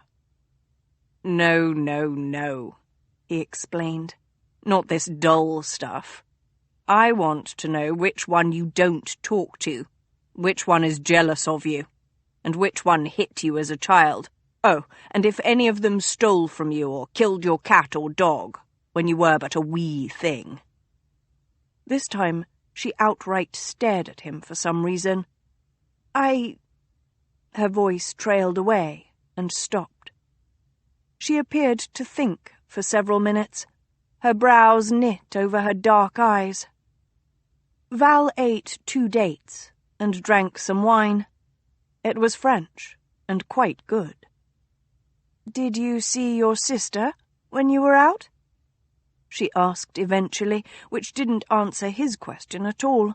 Yes. He laid his chin in his palm. Have you ever kissed one of your brothers? No, she said rather loudly, looking appalled. Have you kissed your sister? No. He shrugged. Well, on the cheek. Is that what you meant? She asked weakly. She looked a bit flustered, he was pleased to note. It brought some colour to her severe alabaster face.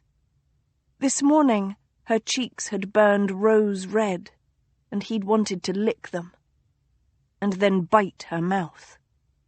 Not at all, he said gently. I meant exactly what you thought. The worst. I'm not entirely sure why you're surprised. People often do the worst, you know. Yes, she said. I do know. And that was the most interesting thing she'd said so far.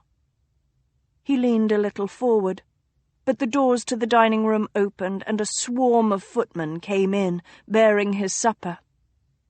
She started to rise. Sit, he commanded, and then to Cal, who had swanned in among the rest, Bring another setting for Mrs. Crumb. She'll be joining me for supper. Her face flamed scarlet, and not becomingly either. I can't join you, Your Grace, she hissed, strangely without moving her lips. I'm your housekeeper. So you are, Val agreed. And as such, you're supposed to do whatever I command of you. Within reason, she amended, as if she were negotiating, and still through immobile lips. What a lovely trick. He arched his eyebrows, amused. Really? Yes, really. Well, I can't see. He half stood in his chair to look over to the last dish being brought in. How roast beef, while rather dull, is without reason. So perhaps you'll stay. He sat back down and waited to see if she'd argue the point. He couldn't remember when last he'd had an opponent whose response he couldn't predict. It was rather refreshing, actually. She merely nodded and folded her hands in her lap, and it came to Val that his housekeeper, with her ugly mob cap and plain black woolen dress, was as proud in her own way as any duchess. Cal sailed back in, placing a plate and silverware in front of Mrs. Crumb with lingering care. Val remembered once, long ago, that same lingering care bestowed upon his mother. Did the footman know Mrs. Crumb's Christian name? Did she have a lover below stairs? He found he didn't entirely like the thought. Val leaned back in his chair and met the footman's eyes. He lifted his eyebrow slowly and waited, still staring until the other flushed, bowed, and backed hastily out of the room. One of the other footmen nervously began to serve the beef, but Val had had enough. He waved his hand. "Begone, the lot of you!" They nearly dashed from the room. "You needn't be rude," chastised his housekeeper, taking up the carving knife and fork. She neatly sliced 2 pieces and transferred them to his plate, along with carrots and peas and other miscellanea. He filled her wineglass whilst she did so. She hesitated, then gave herself a meagre slice of beef. He smirked into his wineglass. Did she think she sat at a table of Sodom? Or was it simply her sense of class and their disparate rank that had so outraged her sense of decorum? He set his glass down at this reminder. "My sister is engaged to the owner of Heart's Folly." She paused in the act of cutting her meat. "Yes, Your Grace." He grimaced. "That's right. You were there this morning when I received the letter.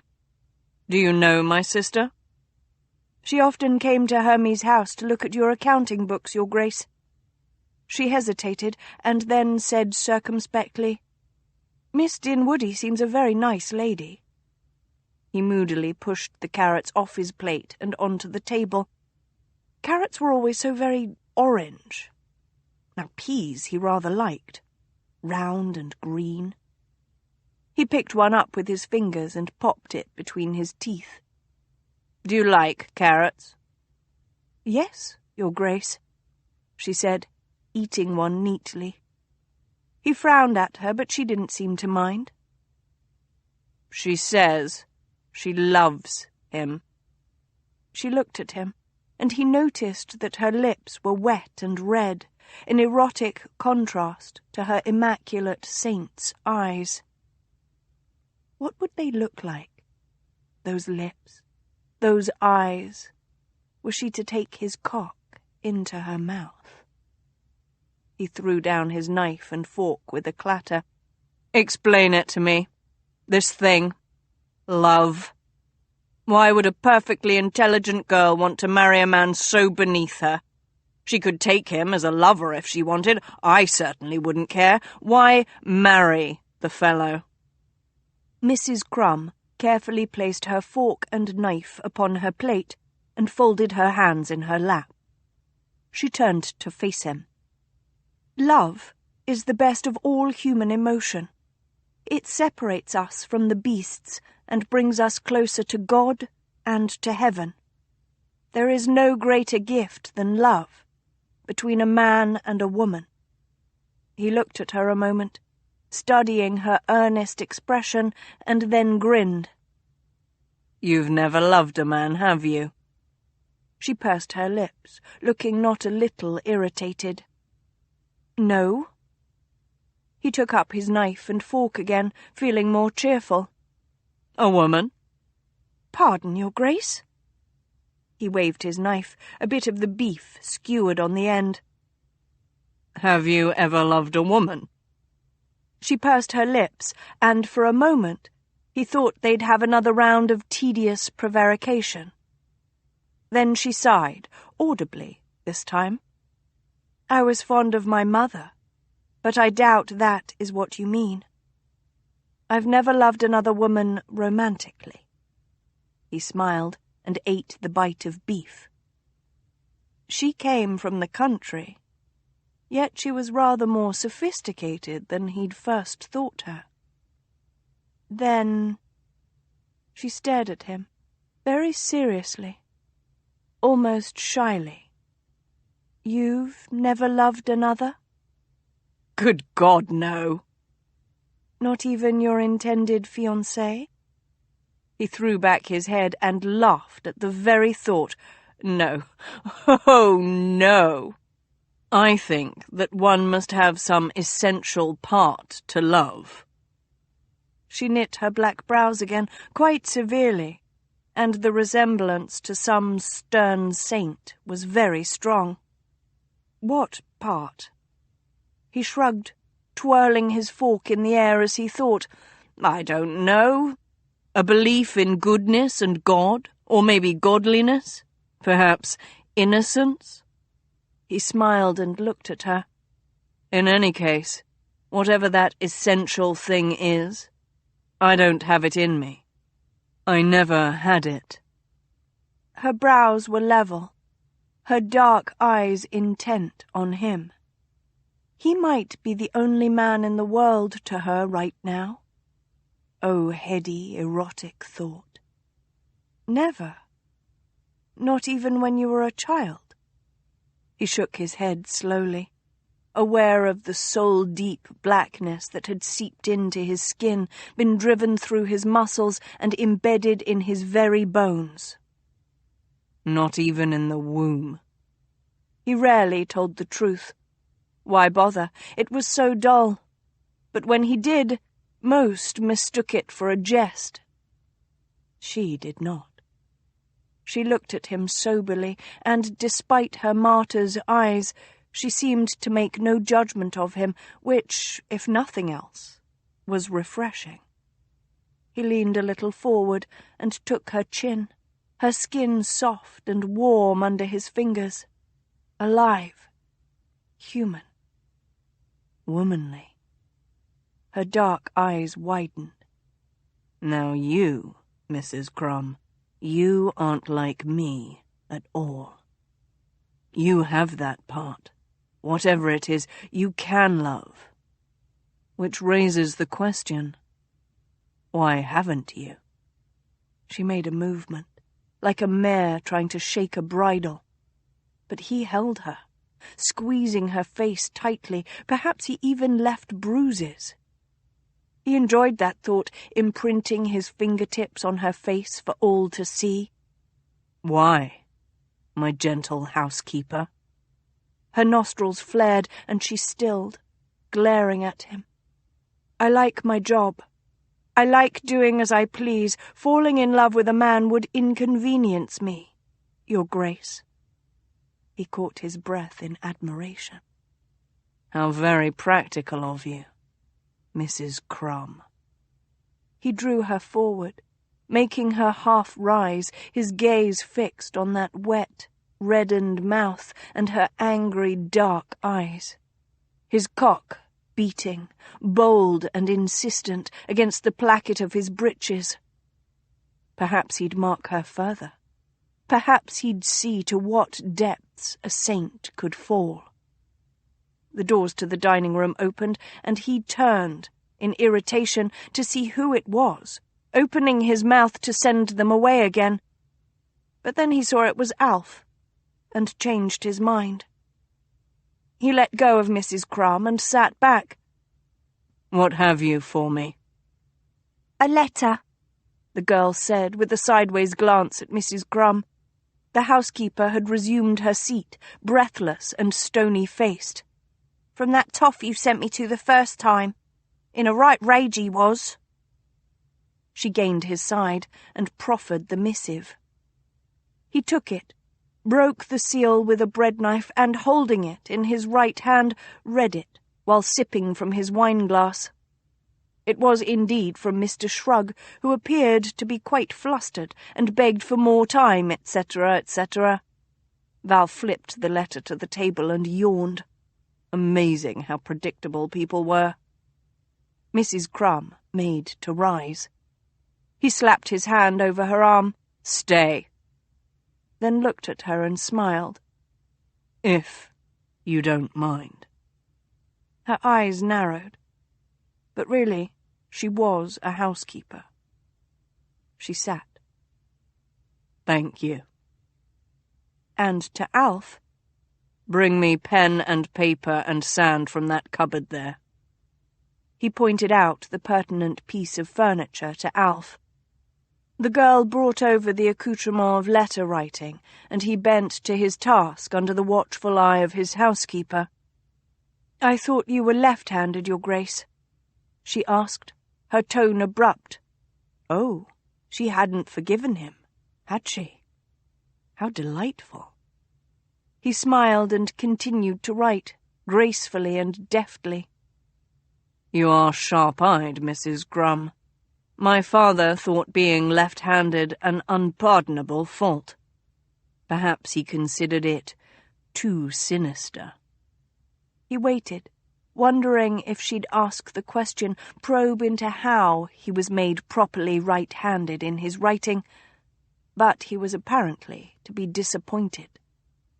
5 minutes later, he sealed the second of 2 letters and held it out to Alf. Please deliver this letter to Mr. Ferguson, the proprietor of the Daily Review, and this one to Mr. Shrug.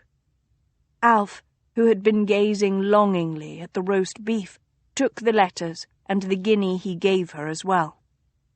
"Yes, Your Grace." And Alf? "Aye." He smiled gently. Mind you don't peek. The girl paled and backed quickly from the room.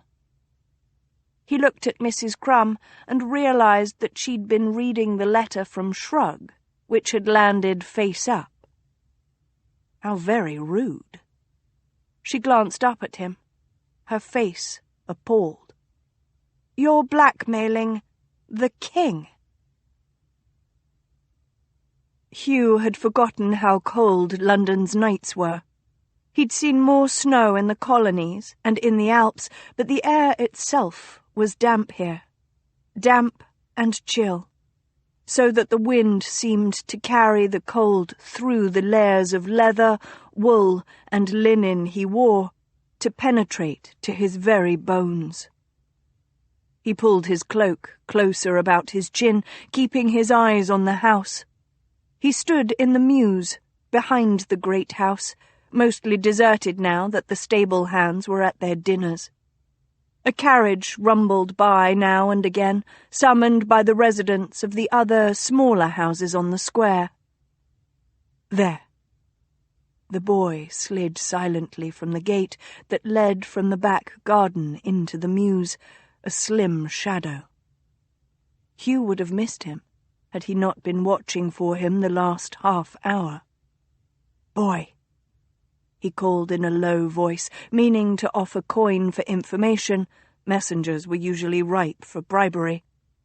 But the lad immediately took to his heels. Hugh cursed and raced after him. He had a longer stride, but the urchin was swift and small. If he lost sight of him in the dark mews, he'd never find the lad again. He was gaining on the lad when the boy darted around a corner. There was a cry and a curse. Hugh rounded the corner to see, in the light of a nearby shop lantern, the boy cowering before a large man in a blood-stained leather apron. The butcher held the boy by one arm and had his fist drawn back. Hugh stepped forward and caught the massive fist. The butcher swung around when he felt the impediment, his reddened, doughy face twisted in a scowl. "Watcher!" Hugh smiled. That's my boy you've got there. At the sound of his accent, or perhaps because of his size, the butcher lowered his fist with a curse, spit, and walked away. Fortunately, Hugh had taken the precaution of securing the boy first. He turned to examine his prize, such as it was. The top of the boy's battered hat came only to Hugh's shoulder. He wore a threadbare coat and waistcoat and patched hose. His breeches were dirty. The lad made no move to pull away, but he looked at Hugh with such open defiance in his huge brown eyes that Hugh knew that if he let go of the boy, he'd be out of sight within seconds. He sighed. Hungry? The boy scowled, and for a moment Hugh thought he wouldn't answer. Then the boy nodded once and said gruffly, "Yes." Come with me, then. Hugh turned, but found a dead weight at the end of his arm. He looked back, eyebrows raised. "Where we going?" Ah, so that was the problem. Hugh mentally winced. The boy had obviously grown up on the streets and knew well the dangers posed by grown men. But all he said was, "There's an alehouse not far from here. The White Hare." A specific, public destination seemed to relieve the boy a bit, and they set off. Hugh was sure to keep a firm grip on his charge, though. He'd already lost one gamble, a footman named George, who had turned out to be a singularly inept spy. The man had been caught and dismissed his first time searching for the blackmail evidence, and then had the effrontery to demand payment from Hugh without anything to show for it. That left him with only one contact within Hermes' house, a figure too low for Hugh's peace of mind. They made their way rapidly through the streets, not talking, though Hugh looked at his charge several times, assessing the boy. Finally, as they neared the White Hare, he asked, "What's your name?" The boy in turn gave him a look. "Alf. What's yours, then?" A corner of Hugh's mouth kicked up at the cocky tone. "You may call me Kyle." The boy grinned, flashing surprisingly white and even teeth. "Right you are, Gov." Hugh pushed open the alehouse door, and the warmth of the inner room rushed out. The place was loud and swarmed with smells of beer and roasted meat. He shouldered his way through the crowd and found a small table in a corner. It wasn't near the fire, but it offered a bit of privacy, which was better under the circumstances. A woman with a pock-marked face and stained leather stays over red flannel petticoats swung their way. "What'll ye have, love?" Hugh deliberately roughened his accent. "Beer for my friend and me, and some of your beef, with all the fixings." "Right away, love." He waited until the wench left before turning to Alf. The boy was eyeing him speculatively, and Hugh realized that he was still holding his wrist under the table. He raised an eyebrow. "If I let go of you, will you run off?" Alf raised his own eyebrow, mimicking him. "Not until after that food arrives, at least." Hugh sat back on a grunt of laughter and released the delicate wrist. "I suppose I ought to be glad you're honest." The boy tilted up his chin. "S'pose you oughta." "Then I'll be honest with you as well," he said. "I need information on the Duke." The boy's lips flattened. "His Grace ain't a man to cross." Hugh leaned forward and lowered his voice. "He's blackmailing the king." "Oh, poor Georgie. I'm that worried o' the old sod," Alf drawled. Hugh mentally amended his estimation of Alf's age up several years. "Even if—" The barmaid returned with a tray heaped with 2 beer mugs and 2 plates full of steaming beef and vegetables, generously splashed with gravy. She plonked the offerings down and set her brawny arms on her hips. "Anything else?" "This'll do," Hugh replied. He watched the woman retreat and then turned back to the table to discover Alf shoveling food into his mouth as if he hadn't eaten in days. Perhaps he hadn't. Hugh picked up his beer and took a long drink as he watched the boy demolish potatoes and beef. Surely the Duke paid him well. He shook his head, glancing down at his own plate. None of his concern. Listen, you may not care for the king, but surely you care for the country, and the king is the country. What the Duke is doing is treason. Alf glanced up, a smudge of gravy at the corner of his lips. Treason? Treason, Hugh said solemnly, relieved that he might have finally gotten to the boy. But if you help me find the papers the Duke is using to blackmail the king, you will be stopping this treasonous activity. And I won't get in trouble? Alf asked anxiously. He slipped 2 pieces of bread into his pocket. No, Hugh said, leaning over the table. I just need to know where... He was interrupted by Alf upending the entire table, beer mugs, plates of beef and gravy and all, straight into his lap. Hugh shouted and scrambled back. The nearby patrons looked around, some standing, some exclaiming. Alf ducked and ran with a dexterity that Hugh couldn't help but admire, even covered in beer and bits of carrots and beef. The lad slid under the tables through the alehouse patrons and around the barmaid, who was carrying 4 mugs of beer, which she raised with an oath, and straight out the door. He paused only a moment in the doorway, to glance back and give Hugh a wink and a jaunty salute.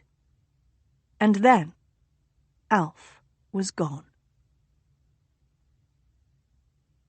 Chapter 4. The baby grew. When he did awful things, like drowning moths in his milk or locking the palace cat in the dungeons, his father sighed, his mother wept, and the courtiers whispered. But all agreed, no one could teach a boy with no heart right from wrong. From King Heartless. The woman who sat across from Bridget had given birth to her, and yet the very thought of calling her mother was ludicrous in the extreme. Lady Amelia Kerr was aristocratic elegance personified. The daughter of a viscount, she'd been a celebrated beauty in her youth. Now, in her 7th decade, she was still captivatingly lovely. Bridget looked nothing like her. Well, except in one small but very significant regard. Lady Kerr wore a midnight blue sack gown trimmed with tiny rows of black and silver lace. Her hair was snowy white, due not to age but to an odd familial trait.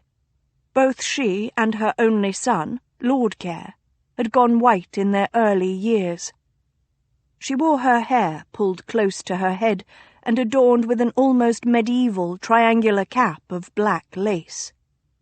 Bridget was sure Lady Kerr knew how well the black lace contrasted with the white of her hair. "A pity he's returned," Lady Kerr mused, a faint line between her brows. "and to actually blackmail the king." She shuddered.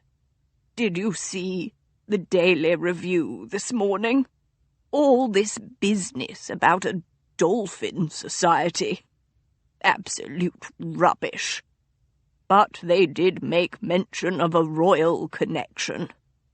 And now you tell me Montgomery is behind the whole thing. The man is the absolute devil. He has no shame." There wasn't much to say to that, so Bridget said nothing. She stood in Lady Kerr's salon, a room nearly as elaborate as one of the Duke's, though no one could truly touch his overblown taste in furnishings. White Corinthian columns guarded the doorway, the capitals picked out in gold. Dainty settees painted in greens and pinks were scattered about the room.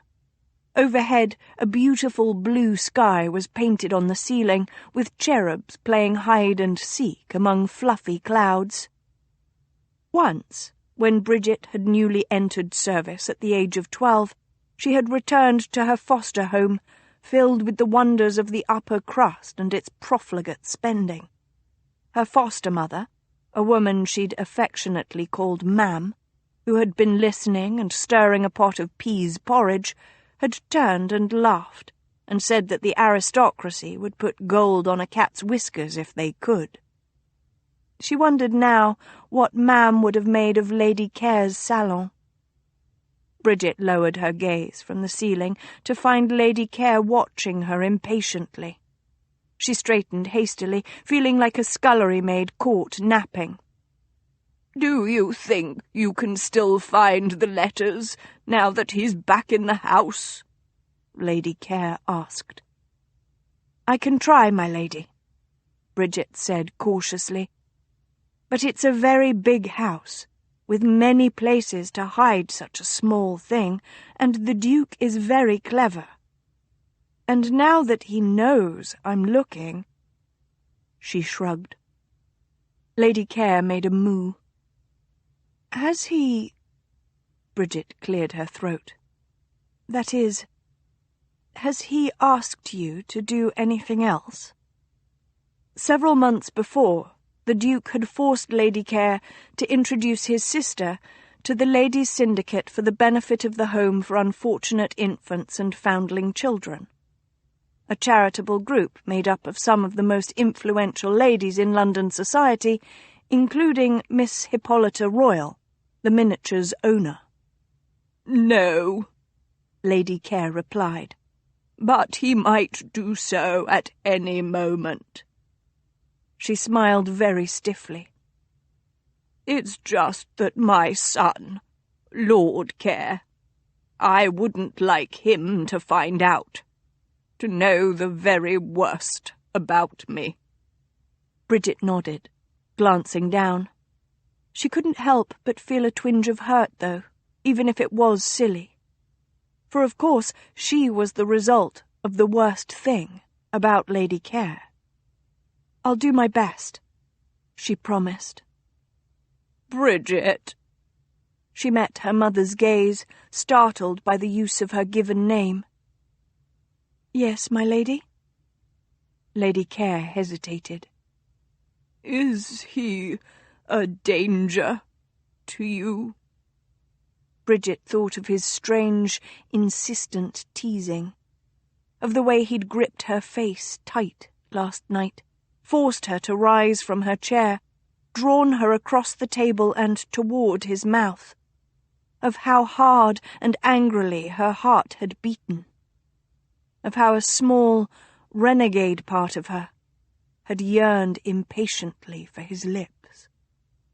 She looked straight into the eyes of the woman who had birthed her, who had made sure she'd had a home and a foster mother to bring her up, who had given her references when she'd made her way to London, enabling Bridget to reach the heights of her profession at the young age of 26. "No, my lady." The older woman's face softened in relief. "Good. Then continue as you are. But please, if you feel at all worried, leave Hermes' house at once. The Duke of Montgomery is a dangerous man, as I think you know. Promise me this." "I will, my lady," Bridget said, feeling a shy sense of warmth because the lady had expressed worry for her safety. "Thank you." Lady Care looked away. "'Tis I who should, no doubt, be thanking you," she said rather formally. Bridget glanced down at her hands, noting absently that she was digging her fingernails into her palms. She took a deep breath. She owed this lady her life, her loyalty, and nothing else. "If I might go, my lady? I have duties to perform yet this afternoon." Of course, of course." Lady Care waved an elegant hand in dismissal. Bridget curtsied and quietly walked from the room. She nodded to the butler and left by the servants' entrance, wrapping her black shawl tightly about her shoulders as a gust of wind swept up her skirts. The sky was dark grey and ominous, fat drops of rain spitting in her face as she hurried through London. She passed a tiny woman singing sweetly on a corner, a baby slung on her back. Another held in her arms, and fumbled out a penny to drop into the beggar's outstretched palm. Then she crossed the street, watching both for the big dray horses pulling carts and for the odoriferous piles they left behind. She made the opposite side, only to be stopped abruptly by two chairmen, trotting by and bawling, "Make way! Make way!" as they passed. The occupant of the sedan chair, a rotund man, turned his head and stared at her as he went by, his expression as bored as if she were a dog. Bridget had a sudden urge to make a very rude gesture at the man's back. Aristocrats treated commoners as if they were rubbish, having neither feelings nor wants, desires nor dreams. Servants were simply there to bring the masters their food and clothing, take away their dirty plates and full piss-pots. They might as well be monkeys in aprons and mob caps. No, worse. Wooden puppets with painted-on smiles hinged at the neck and waist to nod and bow. "Oh!" Bridget swiped at her streaming eyes. She didn't know what had put her into such a bitter disposition. It must be the cold. She quite loathed chilly weather. She continued on her way, dodging hawkers of oranges and fish, apprentices playing dice in a doorway, an old man in a full-bottomed wig and black velvet suit, and two sailors who made quite inappropriate comments to her. By the time she arrived at the mews that ran behind Hermes' house, Bridget's nose was cold and, she suspected, red, and she was still in a grumpy mood. Her mood wasn't helped either when she heard the loud, excited shouts of boys from the mews. Lord only knew what they were up to back there. Bridget pulled her shawl tighter and marched down the mews, wondering where the stable hands had gone. Usually they were quick to drive any loiterers off. But it wasn't until she heard a yip and a whine that her heart tripped over itself. Bridget picked up her skirts and broke into a run. Around back of the stables, she saw a group of boys surrounding something on the ground. As she gasped, a boy, a great big fellow, nearly as big as a man, drew back his leg and kicked. The thing on the ground yelped. "No!" Bridget shouted, but she was drowned out by a gunshot. She turned to see the Duke of Montgomery, standing in his shirt-sleeves and pink-embroidered waistcoat and breeches, hip-cocked, a smoking pistol held almost negligently aloft in his left hand. He smiled, as sweetly as an adder baring its fangs, at the boys. "Won't you, please, vacate this area?"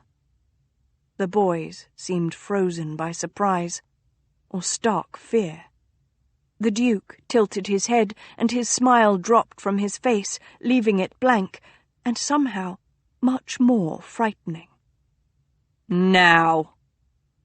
There was a mad scramble, and then the mews was deserted, save for her and the Duke.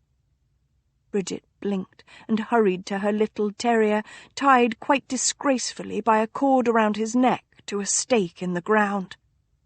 He lay on his side in the mud, but his tail thumped against the dirt when he saw her. He jumped to his feet, shaking himself, and tried to limp toward her, but was stopped by the cord.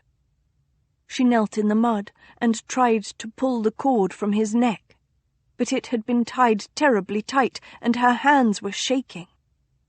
She felt the Duke crouch behind her, his arms reaching around her warm and hard, and felt a moment's confusion before he leaned forward and murmured in her ear, "Here." He placed her opened chatelaine knife in her hands. She took it gratefully. Thank you. Carefully, she cut the cord and picked up the little dog, his body warm and rather smelly in her arms. The terrier immediately began licking her chin. Bridget inhaled on a sob, even as she felt the brush of the Duke's tongue at the corner of her eye. Your tears taste like salvation. His voice was deep, resonating against her back, and he almost sounded puzzled. She shuddered, gasping, but didn't dare look around. And then he was gone. Biting her lips, she smoothed her hands over the dog's small, wriggling body, trying to feel for broken bones. As far as she could tell, the terrier was bruised but fine, although he had a bit of blood over one eye. He gazed up at her adoringly, and it came to her all at once that his name was Pip. Pip. She looked up. The Duke was still there, watching her in the gloaming, his beautiful golden hair ablaze in the setting sun. She cleared her throat. Thank you for saving him. It was hard to tell his expression in the dim light, but she thought he smiled. She still held Pip, loath to let him go. Would the boys find him again? Perhaps kill him this time? I didn't know you liked dogs. I don't, he shrugged. but you do.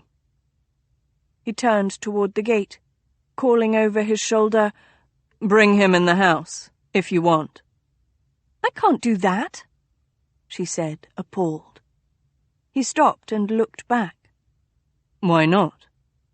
I'm a servant in your house. We don't keep pets. There are rules. She saw him cock his head quite clearly, and he laughed softly, as the snake in the garden must have at the beginning of time. Fuck the rules, Mrs. Crumb. A clock chimed 3 in the morning as Hugh crept up the master staircase of Hermes' house. He'd entered via a door left unlocked by his paid inside man. Too bad he didn't trust that same man to do this work tonight. But some things must be done by oneself if they were to be done well. Which was why Hugh now moved by memory alone, having earlier memorized a sketched map of the interior of the house. He didn't chance a light. Not yet. Already he'd passed a footman in the hallway, fortunately dozing. He eased up the stairs on the balls of his feet, carefully judging each step, pausing and listening as he went. All was quiet, but many people lived in a great house, any of whom might, by happenstance, decide to go for a midnight stroll. The upper floor was silky black. A movement. Hugh jerked back, and then felt a fool. It was his own reflection in a mirror along the upper hall. He made his way down the hall and to the door at the end. According to the sketched map, this was Montgomery's library. The door creaked when he opened it. He blew out a breath and closed the door behind him quickly. Inside, he found a candle and, taking flint and steel from his pocket, lit it. The library was huge. It must run across almost the entire back of the house, and it was filled with books. The papers he was looking for might be in any of them. But Hugh was beginning to know his quarry by now. Montgomery didn't like the obvious. He was a clever man, perhaps too clever for his own good, and Hugh's informant had told him Montgomery was frequently to be found in front of the fireplace at the far end of the room.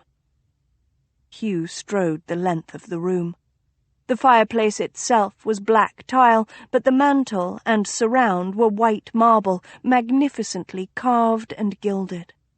Winged cherubs held aloft a central oval medallion. Behind that, was a huge baroque mirror. Around the fireplace was wood panelling, painted a light green. Hugh set the candle down and began running his hands over the panelling, gently feeling and pressing with his blunt fingertips. This sort of thing took patience and an iron control of one's nerves. He knew that the longer he stayed in Hermes' house, the more certain it was that he would be discovered. But if he rushed his search, he ran the risk of missing what he'd come for. Patience and attention to detail were paramount for success. And he had to succeed.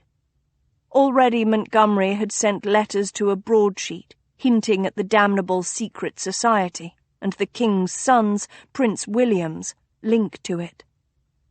Montgomery obviously wasn't afraid to use his blackmail material. Discreet inquiries had in fact borne this out.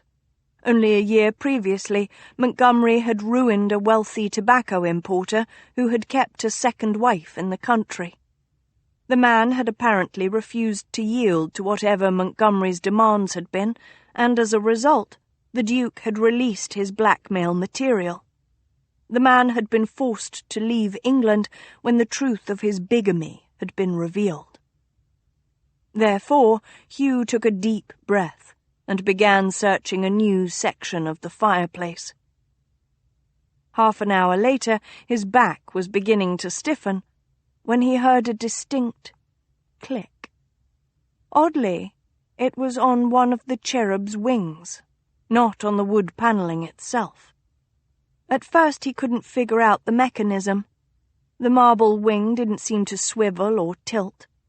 But when he pressed inward, something gave and the wing shifted aside to reveal a cavity in the cherub's back. He peered inside. The space was no bigger than a child's fist, and it was empty. Behind him, someone tutted, and the hairs stood up on Hugh's neck. He turned. In the dim light of the single candle, Montgomery's patrician good looks took on near satanic aspects as he smiled. Now that must be very disappointing. A pounding on her door jolted Bridget awake. Pip, who had insisted on sleeping at her feet on top of the bed, leaped up and began a frantic barking. Bridget staggered upright, dragging a wrapper about her. She had the wits to check in the little mirror beside the door that her nightcap was tied firmly beneath her chin, and then she flung it open. Outside, Bob, in only breeches and shirt, barefoot and holding a candle aloft, was white-faced. Behind him stood several maids and cook, wearing a voluminous yellow and orange printed wrapper. "There be a burglar in the Duke's library," Bob exclaimed, his country accent suddenly broad. "Call the watch and throw him out," Bridget snapped. She disliked intensely having her sleep interrupted. The terrier was busy investigating everyone's toes. "He won't let us," Bob replied. "Who won't?"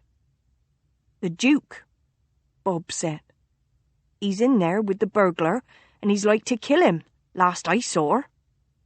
"Oh, good Lord," Bridget muttered. "Where are the other footmen?" "Bill and Cal are up in the library," Bob said. "Bill was the one on duty by the front door and gave the alarm when he heard the shouting. Sam and Will came with me to tell you." "Very well," Bridget nodded. "Mrs. Bram, would you be so kind as to take the maidservants back to the kitchens and start a pot of tea? I'm sure everyone will need some when this is all over." "Right you are." The cook nodded and shooed the disappointed maids before her. "The rest of you?" Bridget addressed the footman. "Please follow me." She lit a candle from Bob's candle and strode briskly into the hall, leading a procession consisting of the 3 footmen and Pip to the front of the house and up the grand staircase. Bob had said that shouting had caused Bill to raise the alarm, but she could hear nothing now from above, which made her quicken her step to a near run. If the Duke had killed a burglar, it might be hours before she had that tea. She made the upper floor and hurried down the hall. As she neared the library, she could see that the 2 footmen stood outside the room, peering inside like timid children, too afraid to enter. Idiots! She pushed past them both and sailed into the room. And then stopped short. The sight that met her eyes really was rather extraordinary. Of all the ostentatious rooms in Hermes' house, the library was far and away the most extravagant. The panelled walls were painted a sea-foam green. Paired columns of black marble with gold Corinthian capitals marched down both walls of the library, supporting arches, and within the arches were exotic wood bookcases holding thousands of books. The floor was black and pink checkerboarded marble. The ceiling was painted with scenes from various myths of the god Hermes, in all of which he was nude and looking remarkably like the Duke of Montgomery himself. And in the centre of the library stood the Duke and another man. The Duke of Montgomery was dressed in his purple banyan, the one with a huge gold and green dragon embroidered on the back. He was barefoot, and his curling hair was loose about his shoulders. He appeared to be engaged in a sort of duel with an exceptionally large man, dressed all in black, wearing a tricorn hat, and with a black scarf wrapped about the lower half of his face. The Duke and the stranger circled each other, and Bridget was appalled to realize that they each held a knife. The Duke's was a small pocket-knife, grasped almost negligently in his left hand, his gold thumb ring winking in the candlelight. The man in black gripped some sort of dagger. The Duke couldn't win against such a large man, not armed with a damned pocket-knife. Whatever was he thinking? She had started forward, intending to intervene somehow, when the big man lunged, caught the Duke about his middle, and slammed him violently against one of the bookshelves.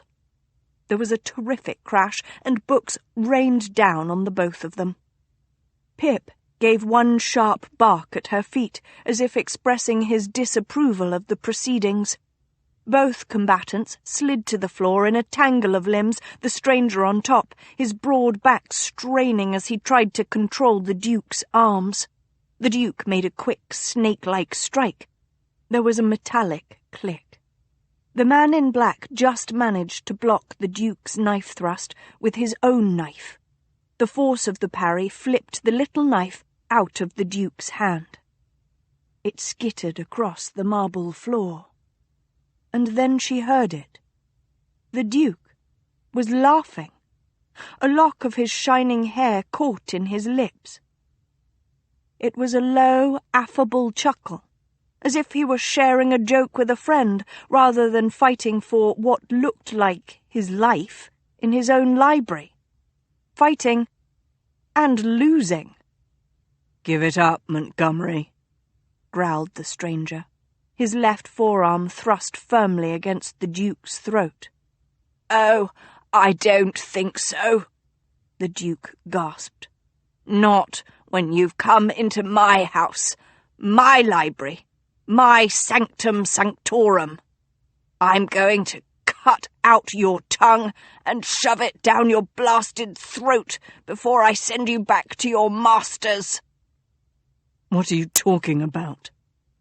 the black-clad man asked, sounding much the more reasonable of the two. "You've lost." Bridget couldn't help but agree. The bigger man all but hid the Duke's flamboyant purple silk form beneath his bulk. The Duke must give up. She bit her lip. Was the stranger a blackmail victim? If so... "Have I?" A flash, and then a wickedly curving gold-hilted dagger pressed hard against the stranger's throat where it was exposed beneath the scarf, cutting the flesh. The Duke's upper lip curled in a feral snarl. "Get off me." And Bridget saw that the Duke held the second dagger in his right hand. A trail of blood trickled down the stranger's bared throat. The man in black seemed equally stunned.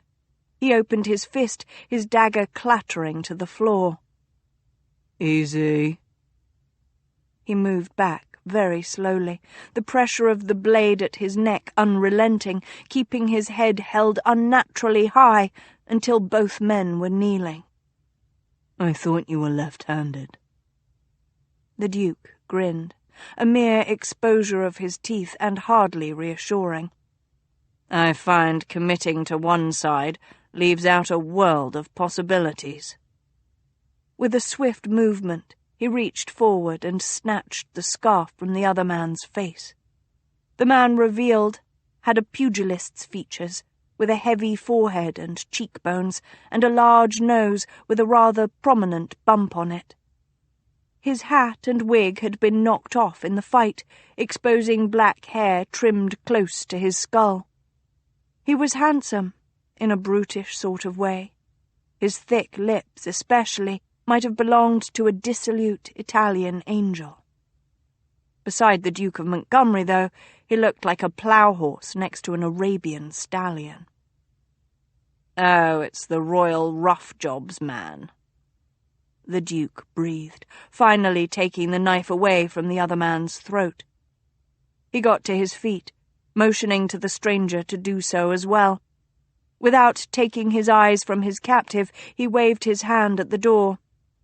"You may all go, excepting you, Mrs. Crum. Oh, and your small dog. I may need you both for protection. Or witnesses." The 3 footmen shuffled away. "Close the door and come here, Mrs. Crum," the Duke called. Bridget did as he commanded, picking up her candle and snapping her fingers to draw Pip's attention away from a statue in the shape of a golden elephant.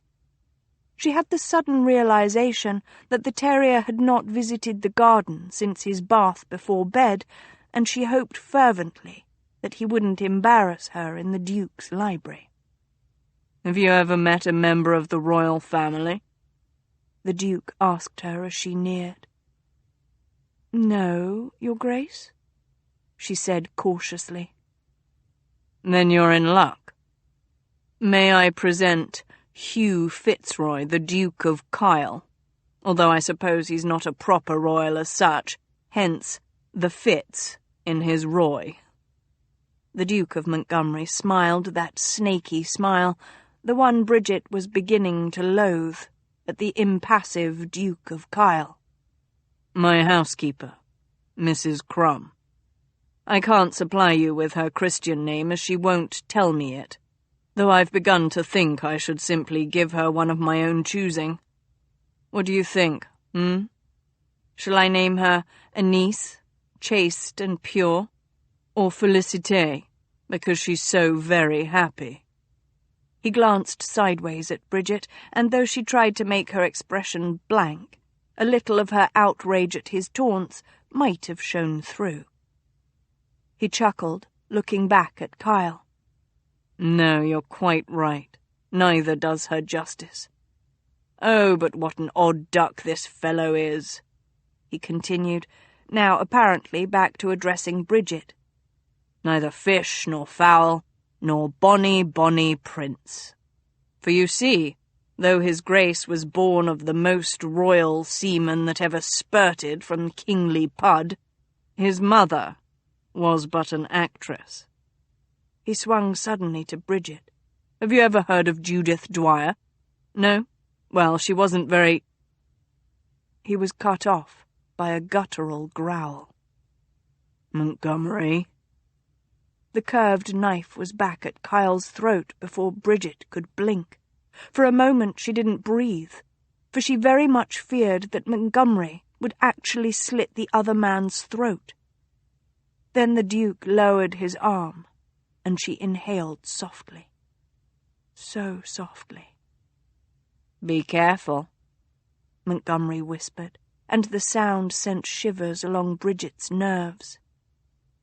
"You frightened my housekeeper with your thoughtlessness. Never forget, you're here without invitation in my domain.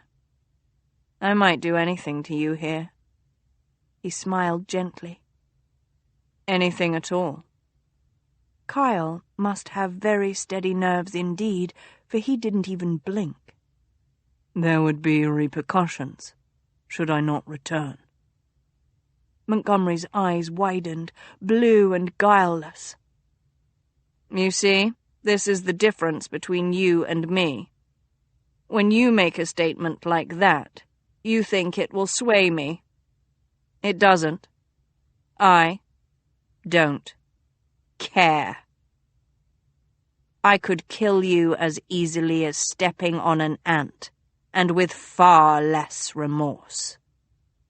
Perhaps I'd face your repercussions on the morrow, perhaps not. But that is for the sunrise. Tonight the shadows reign, and the blood is singing in my veins. My very muscles tremble with the urge to carve the meat from your bones. Tell me." He swept wide his arms. "Who in this whole dissolute world is to dissuade me from my pleasures?"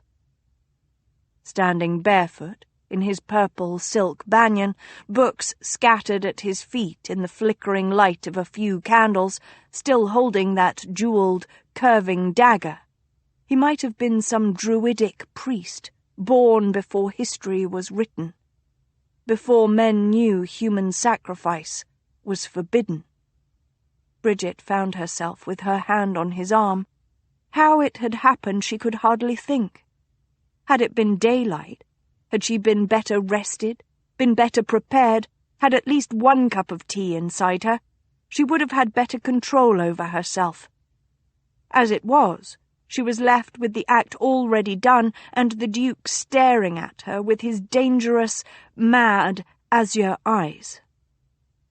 She swallowed, her lips trembling, and lifted her chin. "Don't. Please." He cocked his head, as though hearing a new song, or a sound he'd never heard before at all, something alien and strange. He took her hand and, holding it, looked at Kyle. "Go. Tell your masters that you have failed, and I tire of waiting. Tell them that I want the king in Hyde Park tomorrow at 1. That if he doesn't acknowledge me in front of witnesses, I'll have everything to the newspapers by 3. Do you comprehend?" She looked at the royal bastard, hardly believing her simple words had persuaded her master. She was very aware that Montgomery still held her hand. A muscle flexed in Kyle's jaw, but he merely bowed his head. He picked up his hat, wig, and knife, and strode to the door of the library. The Duke brought her hand to his mouth, and, his azure eyes glittering in the candlelight, pressed a kiss to the inside of her wrist. And then the edge of his teeth. She felt the warm softness of his lips, the prickle of stubble against tender skin, and a sort of shock seemed to go straight through the center of her body. He let her go, and her wrist felt the cold of night. "Seraphine, the burning one. I should have known. Now I think you and your little dog had better see that Kyle makes it to the door. It'd be a sad thing indeed if he started rifling through the rest of the house on his way out.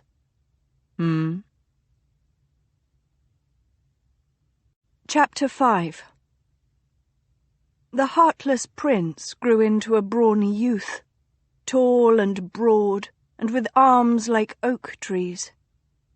When he sparred with the other boys of the court, he knocked them down like bowling pins, and they soon learned not to get up again. From King Heartless.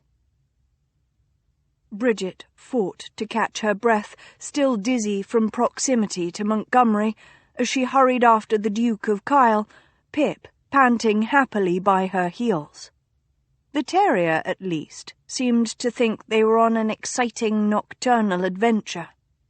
She caught sight of the Duke of Kyle at the end of the upper hallway and called after him. "Your Grace?" He halted and half-turned, watching her with grave eyes as she walked toward him. "The Duke asked that I show you the way to the door, Your Grace," she said as diplomatically as possible, for she had never before been required to escort an aristocratic burglar from the house. He inclined his head. She hesitated, eyeing the cut on his neck. It really was quite nasty-looking, and still seeping blood. That made up her mind. She straightened, smoothing her wrapper, well, as much as possible. "Follow me, please." Bridget took the main staircase, both the little dog and the very large Duke following her. Bob was by the front door, alert now that the house had already been broken into. She nodded at him and led the Duke back to the kitchens. As she'd expected, everyone else was gathered here, having what was probably a lovely gossip around the kitchen table. Cook rose on her entrance. "Mrs. Crumb?" Bridget nodded. "Mrs. Bram, will you be so kind as to send Alice to the small drawing-room with some hot water and the bag of clean linen cloths? Oh, and a pot of tea as well." She didn't wait for a reply, but led the Duke to the aforementioned room. It was painted lavender, lined with white pilaster columns linked with gilt swags, and small, only in that the rose drawing-room was larger. She gestured to one of the purple and gold settees, which had a low marble-topped table before it. "I hope you don't mind, Your Grace. I thought you wouldn't like to be introduced to the other servants." He'd just lowered himself to the settee when there was a knock on the door. Alice, a very pretty but rather slow maid, shouldered the door open. She held a tray with a jug of steaming water, as well as the teapot and cups, and the linen bag was over her arm. She stood there, gaping at the Duke of Kyle, eyes wide. "Put the tray on the table, please, Alice," Bridget said briskly. Pip had trotted in after them and was now investigating the far side of the room where a group of chairs were arranged. Alice carefully lowered the tray and handed her the bag, but then stood there, still gawping at Kyle. "You may go," Bridget said, long used to having to tell Alice exactly what she must do. The maid meekly left. Bridget poured 2 cups of tea. "Do you take sugar or milk, Your Grace?" "Neither," Kyle murmured, at last speaking, and then, as she handed him the cup, "Thank you, both for the tea and for what you did upstairs." He met her gaze, and she saw for the first time that his eyes were a warm brown and heavily lashed like a girl's. They were almost pretty on his rough face. "I know it takes great courage for a woman in your position to come between a master and his desires." She blinked, uncertain of what to say. To acknowledge his thanks was to agree that the Duke, her employer, had been in the wrong, which would be rather disloyal. He seemed to understand her dilemma. He smiled lopsidedly and very charmingly. "That's all right. I just wanted to thank you. I don't know what would have happened if you hadn't spoken up." She remembered Montgomery standing like some mad warlock. And that kiss afterward. Her wrist almost burned at the memory. "Yes, well," she cleared her throat and took a sip of her tea before setting the cup down and reaching for the jug of hot water. "I thought we should see to your throat, Your Grace, before you leave." She wet a cloth from the bag. "With your permission?" He nodded. She bent and gently pressed the cloth against the cut on his neck. He hissed softly. The cut wasn't terribly wide, but it was deeper than she'd initially thought. The blade the Duke had used must have been very sharp, and he'd wielded it with awful precision. Unless, of course, Montgomery hadn't cared if he'd killed his opponent. Bridget shivered at the thought, hastily drawing away to find an appropriate length of cloth in the bag. The wound had begun to bleed again, gentle, as she'd tried to be, and she needed a piece of linen to make into a pad. Finding what she wanted at last, she turned back to him, carefully placing the pad against the wound. "Hold that there, Your Grace." He did as she asked, and then she began winding a long length of cloth around his neck. She was so intent upon the chore that she didn't notice how close she was to the big man until she glanced up when she was almost done. He was watching her with those long lashed eyes, and her fingers faltered. "He's a villain, you know," Kyle said matter-of-factly. "Your master. He's blackmailing the king, as I think you understand." She swallowed and looked away, concentrating on tying the bandage at his throat, but she couldn't shut out his calm voice. "You seem a sensible woman, a good woman. I know you can't approve of what your master is doing." She made no comment at that, simply rising and gathering the debris of her work. "Mrs. Crumb." He caught her arm and she stilled, looking at him.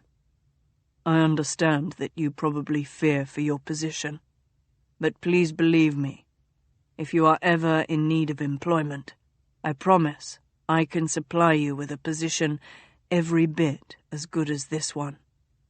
I only ask that if you are aware of information, any information that might help your king, you will bring it to me."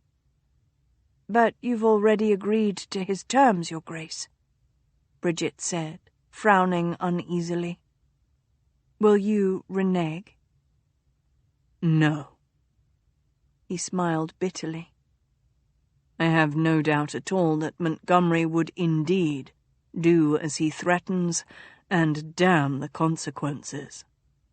"Then how can I help you after that?" "He'll keep something back," Kyle said.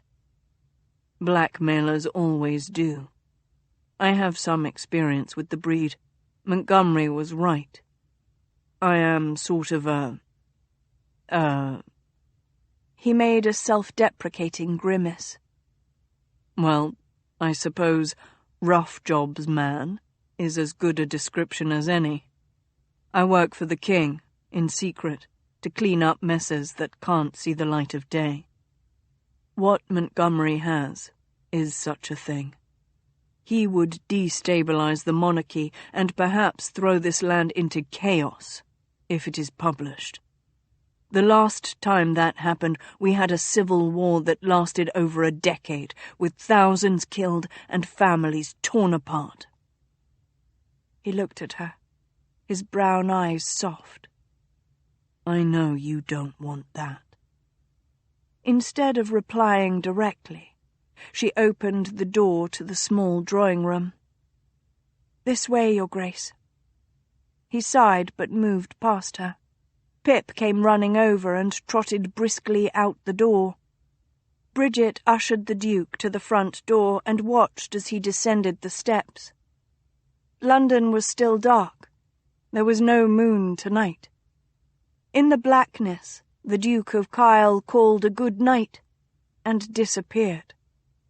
Bridget stood shivering as Pip did his business and then hurried inside. She returned to the kitchens. A few of the servants had retired back to bed, but most were still up, She looked around at her small company. "I know it's been an eventful night, but we've barely an hour before our day begins. I suggest we all take to our beds to spend that hour, getting what sleep we can." She could tell by the slumping of shoulders and a few mutters that this wasn't a particularly popular suggestion, but it was practical. And in any case, she was quite tired. Bridget marched to her little room, shut the door firmly behind her, and shed her wrapper. She climbed gratefully into her bed and pulled the coverlet over her shoulders, shivering a little. The fire had always died down a bit by the early hours of morning, but she usually slept through this time. She felt the jolt as Pip leaped on the bed just behind her hip. He turned about several times and then settled, curled in a tight ball. As she pulled the covers over her cold nose, Bridget wondered sleepily why she hadn't simply agreed to help the Duke of Kyle in whatever way she could.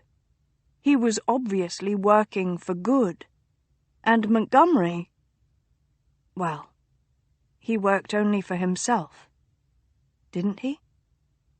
He was on the side of evil. Why hadn't she betrayed him when she was given the opportunity? She thought about the way he'd touched her, the way it had made her feel like a woman. Had she sold her own honor for a handful of kisses, a bite, and a lick? Or was it because of his gaze when he'd told her to fuck the rules? When he'd turned aside from threatening Kyle at her touch? When he'd called her a ridiculous, exotic name? When he'd looked at her and seen her as a person, not just a servant? As if to echo her conflicted thoughts, the terrier gave a heavy sigh. Val examined his pocket watch as he rode into Hyde Park the next afternoon. On the inside of the gold cover was a quite risque scene of a pale pink Venus sucking the cock of Mars, or possibly Vulcan. Whoever the male was, he was so swarthy he was rendered red. Or perhaps that was his reaction to the performance of the goddess. In any case, the opposite side of the watch more prosaically showed the hour, 12:45, which meant he was exactly on time to ride to the south side of the park and Rotten Row, where society liked to parade. He snapped the watch closed and tucked it into his waistcoat, turning his grey gelding's head to the south. His gold watch reminded him of Mrs. Crumb. Most women, when surprised from bed, emerged in some state of dishabille. Hair artfully tumbled, shoulders bared, breasts delightfully revealed by drooping chemises. Not his housekeeper. Oh, no.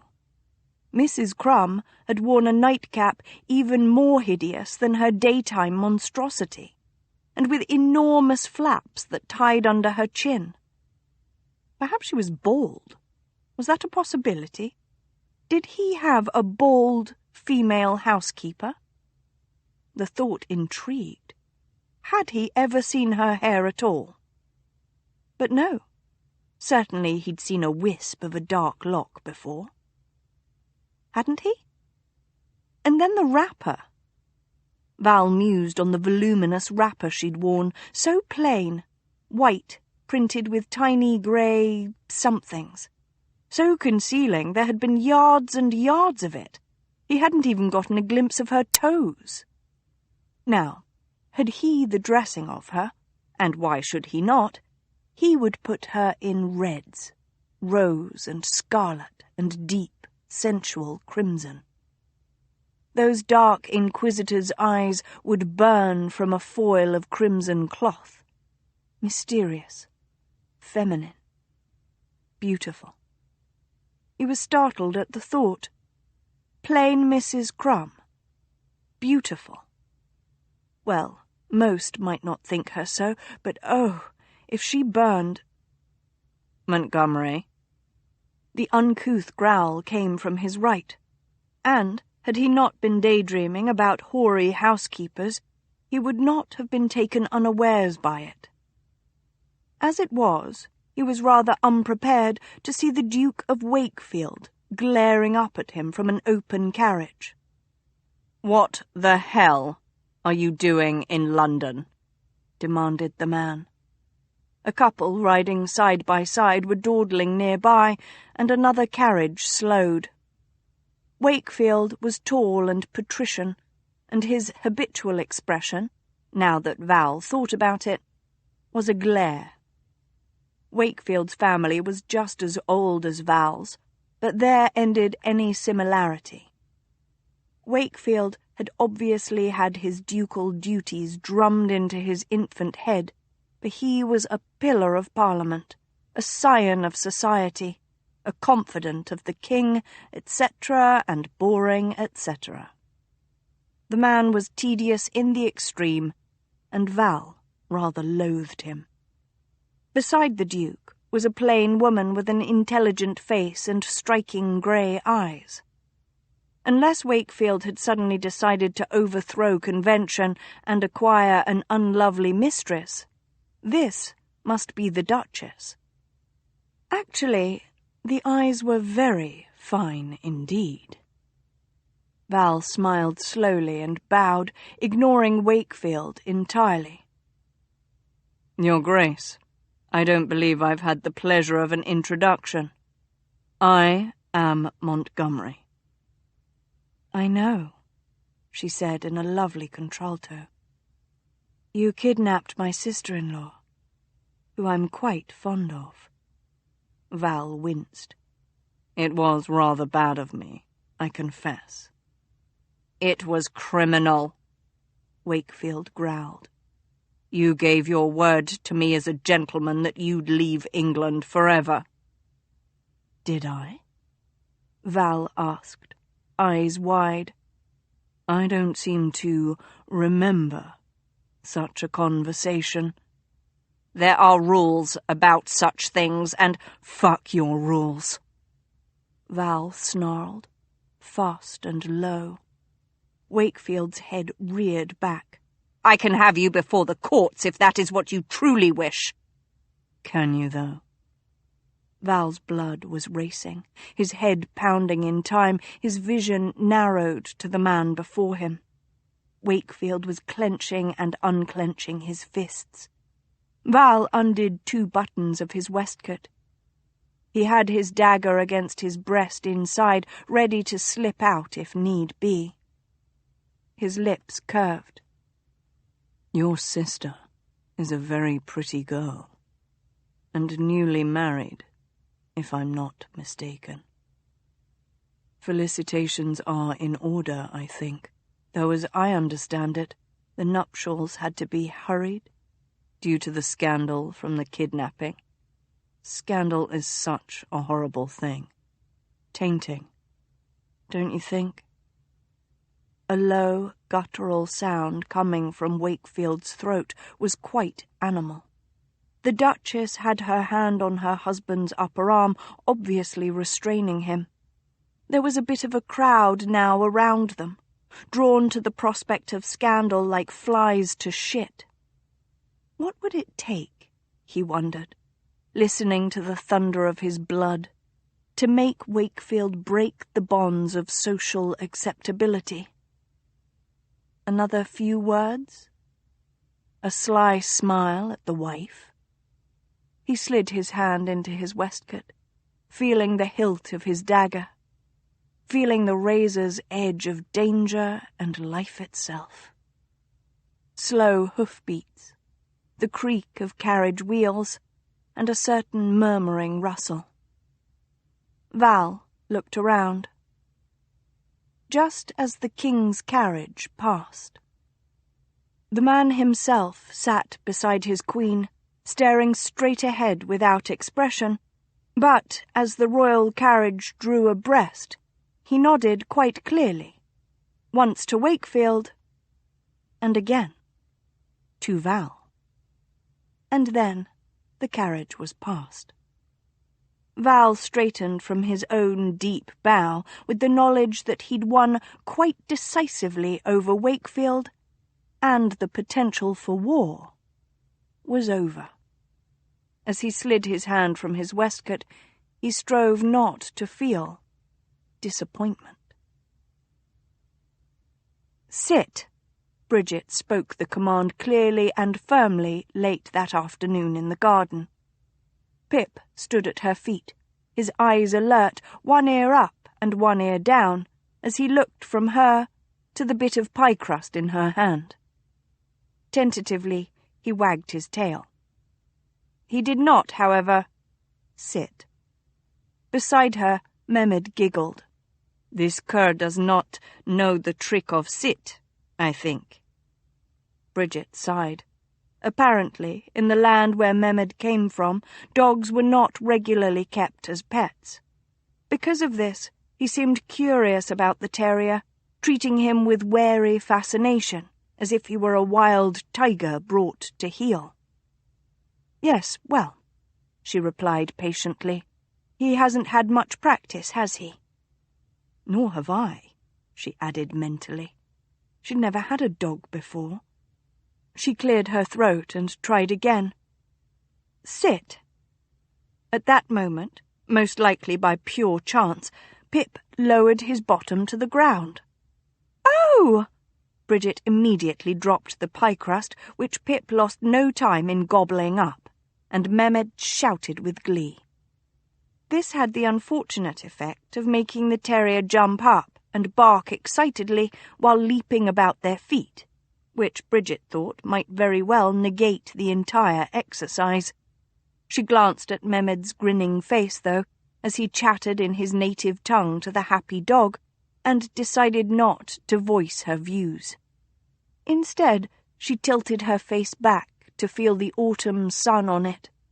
It was rare to have such a lovely London day so late in the year, and rarer still that she was outside to enjoy it. But after last night, she thought she might be permitted a half-hour's respite. The Hermes house garden had several small pollarded trees turning colours against a deep red brick wall, a lovely sight next to the rows of neatly trimmed evergreen box hedges. Bridget bit her lip as she lowered her gaze. Perhaps the Duke's anarchical disregard for rules had rubbed off on her. The kitchen door opened, and Alf came hurrying out. Bridget's eyebrows drew together. Now what had the Duke wanted with Alf? The messenger gave a cocky wave and disappeared out into the mews. Bridget smoothed her skirts. "Come, we should return to our duties." Mehmed sobered and obediently fell into step with her, though Pip was less willing to give up his play. Every few steps he leaped up and nipped at the boy's coat. "This is nice palace," Mehmed said as they walked, "although very cold." Bridget smiled at that, wondering how the boy would fare when winter and snow came. "Did you live in a very big house in your homeland?" "Not so big as this," he said, "but nice, with a fountain in the garden that was cool on very hot days. My father was a spice merchant, a rich man with 2 wives. I am his 3rd son, and his favorite." He grinned at her. Bridget frowned. She'd stopped walking as she listened to the boy. Things might be very different in heathen lands, but presumably not so different that the son of a rich man who could afford 2 wives and a nice house became a servant. "How did you come to be in the service of the Duke, then, Mehmed?" The smile fell from his merry face, and she was almost sorry she'd asked. "My father, he had a bad argument with the Vezir-i-Azam." He must have seen the puzzlement in her expression, for he tried to explain. "Vezir-i-Azam is very great man. Is like king but not king. Maybe big friend to king." She thought a moment. "Perhaps the Prime Minister?" "What is this?" She explained who Sir Robert Walpole was and his relationship to both the King and the government of England as concisely as possible, as Mehmed listened attentively. The boy was very quick to pick up the rather complicated concepts, even with the language differences. Perhaps like this, yes. He brightened a little at the new words, repeating, "Prime Minister, Prime Minister," to himself under his breath several times before continuing his tale. The Wazir-i-Azam liked a horse very much, and he wanted to buy it. But my father did not know this, and he bought it instead. When the Wazir-i-Azam found this out, he was very angry. He said my father must give him the horse. My father, of course, did this, and with many apologies. But it was too late. Such was his fate. "But why?" asked Bridget, confused. "The horse," Mehmed said, growing animated. "We like horses like that to fight. This kind of horse is very strong, very fast, very beautiful. The horse my father had bought, that the Wazir-i-Azam had wanted, was such a horse. But the horse had fought the boys in the stables and injured itself very badly against the stall. Because of these injuries, my father was forced to cut off the horse's man-parts." Here, Mehmed made an extremely graphic gesture, which made Bridget wish she had averted her eyes in time. The horse could not have daughters and sons. The Wazir-i-Azam was very, very angry. "What happened?" Bridget asked, caught up in the story. Pip had wandered off and now had his upper half under one of the hedges. She hoped he hadn't found anything too terrible under there. Mehmed shrugged. The Wazir-i-Azam demanded payment for his debt. Man-parts for man-parts. Bridget's mouth opened, and then stayed open. "But what does that mean?" Mehmed sighed, sounding far too weary, far too cynical for his years. "It mean he wanted man-parts from my father's family. My father already had sons. My elder brothers already had sons. But me?" He shrugged again. "I am young, and no sons. Like the horse. The Wazir-i-Azam said I was to be made eunuch and sold into slavery to pay my father's debt to him." But... Bridget found herself floundering. This was barbaric, though she knew aristocrats who had done worse here in her homeland. It seemed the ones in power did as they liked the world over. She asked delicately, "Did—" A lovely wide smile spread over his gleaming face. "The Duke, he visiting the Wazir-i-Azam.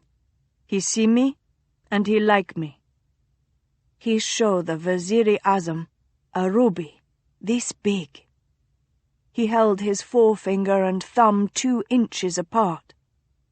"And the Duke say, I give you this for Mehmet, and his man-parts." And the Wazir-i-Azam say, "Very good, so I come away with the Duke." Mehmed beamed at the triumphal end of his tale, and then added, only a little wistfully, "But sometimes I miss my mother."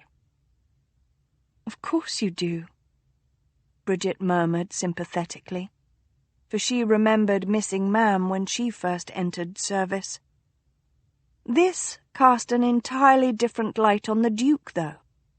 He'd actually saved Mehmed from a terrible fate, at quite an extravagant price, too. That didn't align with her idea of him as pure evil, did it? And why ever would the Duke save Mehmed? Had he done it on a whim?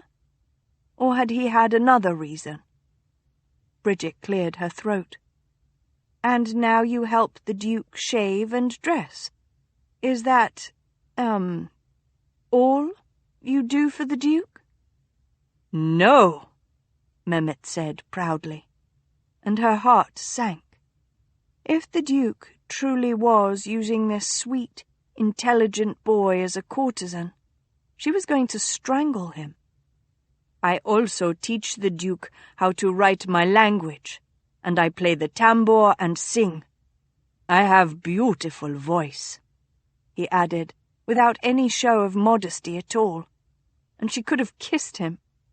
"Yes, well, I'm sure you do," Bridget said briskly, allowing herself a small smile for the boy. "Thank you for telling me your tale, Mehmet. And I suppose you'd best find out if the Duke wishes to see you now."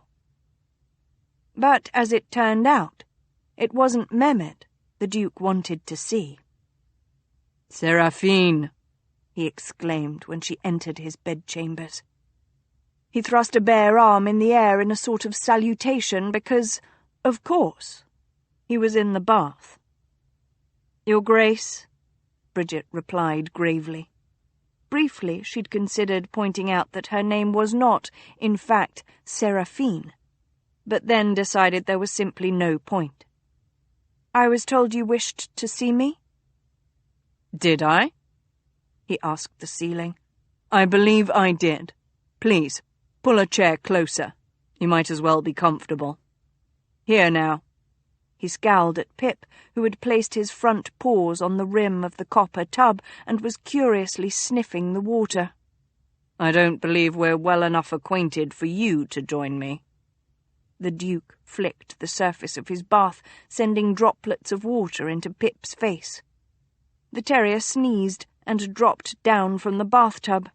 He sneezed again, shaking his head, and trotted purposefully over to the Duke's bed to explore underneath it. Bridget found a chair and set it at a safe distance several feet away from the bathtub. He still gazed at the ceiling, but a corner of his mouth twisted up. "Cowardice, Mrs. Crumb? Tut, tut." Bridget cleared her throat, determined to keep this audience as businesslike as humanly possible, considering with whom she was speaking, and that he was nude once again. "What did you wish to see me about, Your Grace?"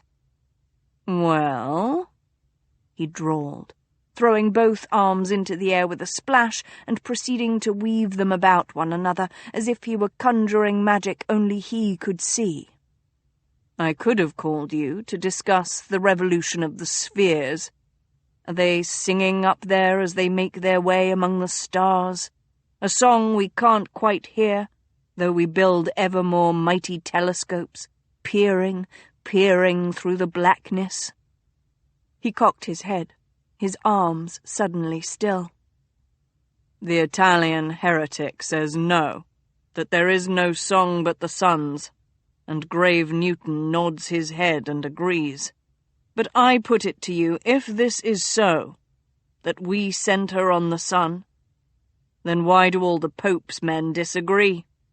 Is God dead, or does he play celestial billiards with the planets?" He pointed his finger at her, his azure eyes blazing madly. "And tell me, burning housekeeper, if Newton and his ilk are correct, why haven't we all crashed into the sun in a fiery implosion of nothingness?" There was a small silence. Then Bridget cleared her throat. "As I understand it, it's because of the Earth's momentum." The Duke dropped his hand. "What did you say?" She could feel heat moving up her cheeks. "That's what you were talking about, weren't you? Mr. Galileo's theory that the Earth moves about the sun, and the disgraceful way he was imprisoned by the Pope, and Mr. Newton's discovery of gravity, and then you asked why the Earth didn't fall into the sun, and I answered that it was because of the momentum the Earth has as it orbits the sun. At least," she faltered, "I believe that is what Mr. Kepler wrote." He folded his arms on the bath and laid his chin on them, and simply stared at her. A gloriously nude man, a duke. his entire attention upon her, Bridget Crumb. His shoulders gleamed like alabaster in the candlelight, and his golden hair curled damply about his neck. "You," he murmured finally, "are an indecipherable puzzle. When did you read Kepler?" When I was a maid in a country house, there was a library that had been neglected. The worms had gotten to some of the books, and the mistress said they were to be burned. I took them to read before they were destroyed. It wasn't theft, she added hastily. I did burn them, afterward. "What else?" he whispered. "Besides Kepler?" She shrugged. A history of the Roman Empire? A book on the fishes and aquatic animals of England? A book of cookery? And Shakespeare's tragedies? How very eclectic. They were the only things I had to read. If he made fun of her now, she'd walk out and damn the consequences. "So you read them? All of them?" he asked, as if he was fascinated. Yes. Every word? Even the bits about newts? Yes. "Oh, my Seraphine," he breathed. And what was strange was that he didn't sound amused. He sounded admiring. "Well," he said, sitting upright on a great splash, "no more shall you go bookless, Mrs. Crumb. From this day henceforth you have free run of my library with my compliments." She stared. He grinned, looking not a little wicked. "Have you looked at my books? Glanced at my titles? Fondled my spines?" The heat in her cheeks returned, for of course she had. There were enormous volumes with gilded pages, tiny, delicate books with writing that looked like lace. There was shelf upon shelf of books that were shining new, and books so old they looked ready to crumble at a single touch. The Duke's library was simply wonderful. "Thank you, Your Grace," she said, meaning the word sincerely. "You are most kind." "No, Mrs. Crumb," he said. "I am many, many things, but kind is not one of them." She looked at him, and she knew she couldn't refute his words. Even so. "Even so." He clapped his hands, startling Pip, who came rushing out from under the bed, barking, his tail adorned with a ball of dust. "Hush you," said the Duke, and the dog sat down. Bridget frowned at him. "And now the reason I asked for you, Mrs. Crumb," the Duke said, and her gaze immediately returned to him to find his eyes sparkling mischievously. "My plots have come to fruition. My foes are vanquished. I've had a nod from the king himself, and in return I've sent him his son's letters. And because of all this, I've decided to hold a victory ball to celebrate my return to London." Bridget immediately came to attention. A ball on the scale that the Duke would probably want would involve a month's worth of planning and work. His smile widened into a grin. "And I'll be holding it in 2 weeks' time." Chapter 6. In time, the old king died, and King Heartless took his place. The new king decided his kingdom was too small, so he invaded his neighbors' kingdoms, riding into battle, clad in golden armor. And because he had no heart, he gave no quarter to the armies who fought him. From King Heartless. 2 weeks later, Val paused a moment in the corner of his ballroom and drank in the sweet, heady liquor of his success. Every person of import in London was here, some very much against their will, for he'd had to make gentle and not-so-gentle insinuations about the repercussions were they to refuse his invitations. Here was an elderly roué, tottering in heels, his macabre rouged face peering beneath a high periwig. The man had once whispered secrets into the ears of kings and queens, and now was rumoured to be dying of the dread disease. There, the canny young wife of a member of Parliament, much smarter than her husband, and the reason he'd been elected at all. She came from a prominent Whig family. Her father and both brothers were members of Parliament, and she was rather interestingly too close to her sister-in-law. And in the corner, a French aristocrat watching carefully from behind a painted fan. He sold secrets to his own government, and to any other willing to meet his price. Val smiled and inhaled, breathing potential, breathing power. This was lovely. His ballroom was massed with pink and white hothouse roses, hundreds of them, making the air heavy with their perfume. Swaths of gold cloth were draped at the windows and tied at the tables placed here and there along the walls. The colours were repeated in the livery of the footmen, dozens of them, most hired especially for the ball. This was his. Val grinned, and, employing his gold walking stick, stepped out into what he had caused to be created. He nodded, ironically, to the Duke of Kyle, drinking a glass of wine and maintaining a look of wary alertness. It was a popular expression tonight. Val exchanged pleasantries with a member of the royal family, and then crossed paths with Leonard de Chartres, the Duke of Dymore. The Duke was a tall man, broad-shouldered when he'd been younger, but now beginning to stoop. He wore an elegant bag-wig that only highlighted the wrinkled dissipation of the face beneath. Val swept Dymore, a contemporary of his father's, an elaborate bow, and upon straightening, found the elder man smiling at him, revealing long, coffee-stained teeth. Dymore laid a liver-spotted hand on Val's sleeve. "Montgomery, you've grown, if anything, more beautiful. I'm most pleased to find you've taken your rightful place in London society finally. You were gone so many years from our shores." The last was said with a sort of sly twist of Dymore's purple lips.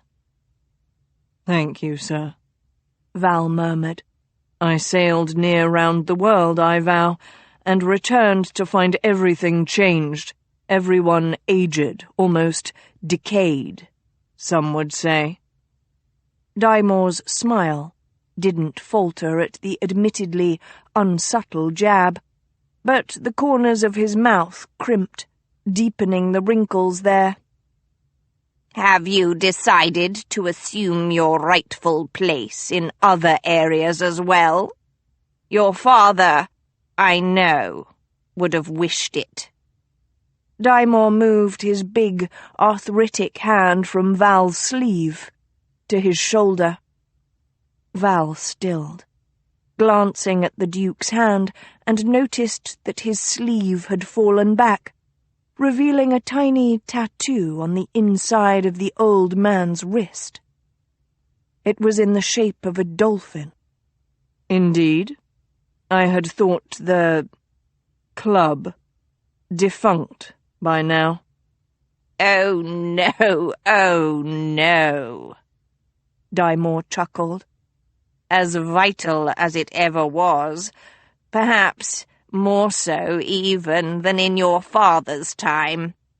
We have a great many members. We just lack a new heir for when I decide to retire from my leadership."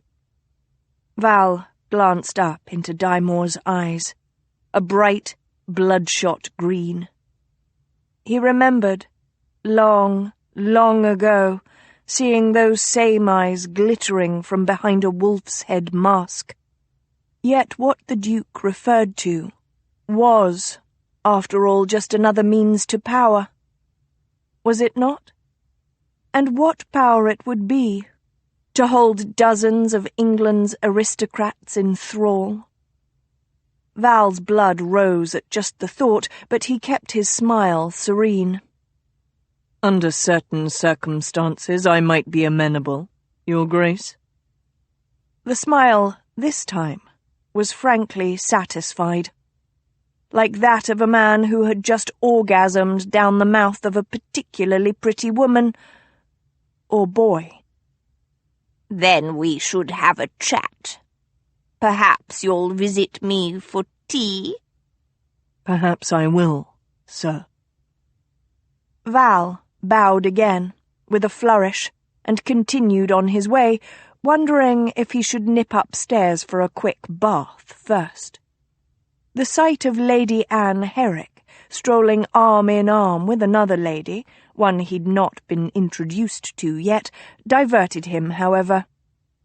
Lady Herrick was a wealthy widow, with whom he'd had a liaison last spring. By the moo she shot him, she wouldn't mind a reacquaintance, but he'd already swum those waters. Now her friend was another matter. A petite, buxom redhead, probably hennaed. She had the look of a woman who knew her way around a cock. He arched his eyebrow at her, and Lady Herrick's smile abruptly dimmed, although her friend's face brightened in almost exactly inverse proportion. He wondered what Mrs. Crumb's face would look like should she find him abed on the morrow with the faux redhead. The lovely disapproval carefully hidden, the exasperation less well concealed. The sharp comments meant to cut and reprimand. Oh, he would have a wonderful bickering argument with her, and her cheeks would bloom that hot red as her temper rose. He'd lay his palms against her cheeks to feel the heat, to absorb her emotion. Val? The voice was Eve's, so naturally he turned, a half-smile still playing about his mouth. His sister's face was grave, though, as she paced toward him, that man on her arm. Val, how did you do this? How did you re-establish yourself in London society?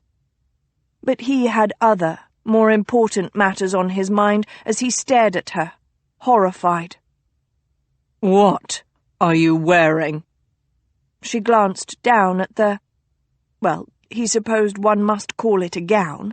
It did, after all, drape her form, covering her adequately, if not suitably. She looked a little hurt. Don't you like my new dress? It's... He swallowed and turned his head, for his eyes really could not take the sight. Yellow. The man beside her made a restless movement. So help me, Montgomery. We have the same colouring, you and I. Val pleaded with his sister. Surely she wasn't entirely lost to reason. Good God, was this what love did to a person? We have golden hair, fair skin, blue eyes. Yes, I know, she said, sounding puzzled. Blues, he said simply, because perhaps her brain was so befogged she couldn't take in more complex words. We look good in shades of blue. He spread wide his arms, showing her the pale, silvery blue suit that he wore tonight as a demonstration. You see? Makepeace wrinkled his nose as if an odd thought had entered his brain. But you're always prancing about in pink. Yes, yes, Val said impatiently, waving him off. I look good in everything, really. But to be safe, blue, not yellow, darling Eve. "She looks wonderful," Makepeace said intensely, which only went to prove that he had lost his mind over this love thing, because Val might adore his sister, but no one could call her beautiful. "The dress is perfect on her." "Thank you, Asa," Eve said, "but I have something much more important to discuss with Val." He opened his mouth to disagree. Very few things trumped one's toilet, after all, but she continued without pause. "How did you get into the king's good graces?" He closed his mouth slowly and smiled. "Why, Eve, why ever wouldn't I be in His Majesty's favour?" "Because," she said sadly, "you're a liar and a blackmailer, and for all I know, far worse." He blinked, a little startled. Yes, startled. He'd been called much filthier things before, but never by his sister. Never by Eve. "Darling," he said gruffly. "You can't keep doing this," she said. "You can't keep hurting people I like, people who are my friends." "I hardly think you're bosom bows with His Majesty," he said, smiling, but his words seemed to fall flat. "No, Val," she said, her face stern. "No." She used to be so frightened when they were young, like a pale little ghost, slipping into the shadows, hiding from their vicious elders, trying not to be noticed. He'd saved her once, swept her away like a prince in a fairy tale. But that was long ago and far away, and perhaps no longer mattered. How were such things counted among normal people? For she'd thawed. He could see that now. She was no longer that frozen, scared little girl afraid to be noticed, afraid to live. He supposed he should thank Makepeace for that, for taking his Eve, his sister, and blowing warm life into her. But all he could think was that in doing so, Makepeace had shattered Val's last link to her, leaving him alone in the frozen cold. He actually shivered, there in the overheated ballroom. "I love you," she said quietly. "I always will. But this must stop. You must stop." And she took Makepeace's arm and walked away from him. He turned, a bit blindly. The room was bright and chattering, and he was the King of London. He was. And yet he felt as if he might be bleeding to death here in his crowded ballroom, all the warmth trickling from his body. Where was his bloody housekeeper anyway? It was her job to keep him warm. Probably gliding unnoticed in the back hallways, wearing black always, like the inquisitor she was. She would tell him that he deserved it, that his sister was right, and then her dark, burning eyes would drop to his mouth and widen a bit, and he'd think about throwing up her skirts, tearing through staid wool and linen, and finding out if her cunt was as hot and molten as those eyes. He started for the door, thinking of crimson velvet and burning eyes, and a woman's face swam into view. Ah, a quarry. A victim of his plots and of his villainy. He diverted his course, intercepting the woman. She was on the arm of an older man, her father. Val swept her an abrupt bow. "Miss Royal." "Sir." Hippolyta Royal was the only daughter of Sir George Royal, who had gone to the East Indies to make his fortune and had done quite a good job indeed. The result was that Miss Royal had a dowry with few rivals in England. "Your Grace."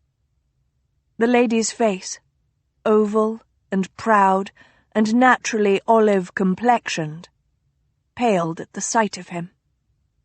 Actually, he was rather used to that sort of reaction to his sudden appearance, blackmailer and all. He took her hand and brought it to his lips, peering over her knuckles. Her fingers were trembling. "Might I have the pleasure of this next dance, Miss Royal?" Oh, she wanted to deny him. He could tell. Her full berry-red lips were pressed together, her dark brows gathered. The lady did not look entirely happy. A state of affairs that didn't escape her father. "My dear?" She patted the elderly man's hand. "It's nothing, Papa. It's just so hot in here." "Then perhaps if we venture close to the windows." "Oh, but I insist on a turn on the floor." Val purred, his pulse racing, his nostrils flared. If she darted for cover, he'd spring and sink his teeth into her. She was prey. His prey, and he'd not let her go. She was a prize, and he'd parade her before all. "If you please." The old man frowned as if to object, but she drew a deep breath and nodded. "Certainly, Your Grace." "Splendid." He held out his hand.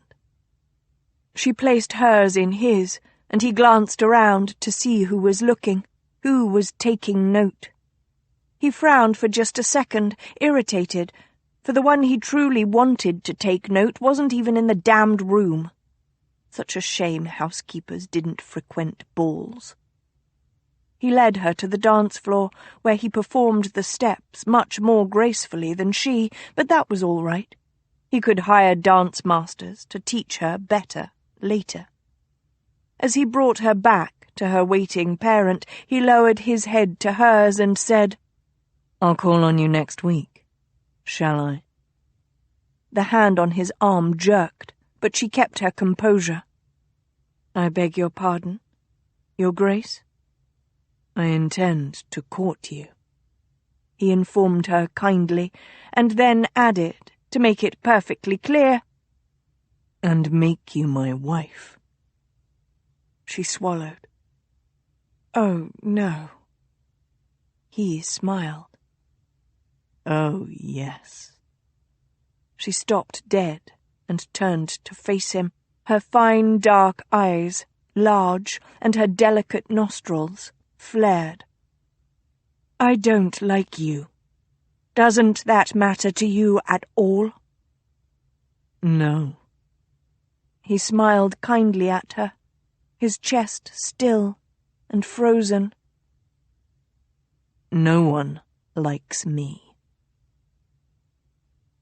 Bridget strode through the bustling Hermes House kitchens, surveying her army of footmen and maidservants.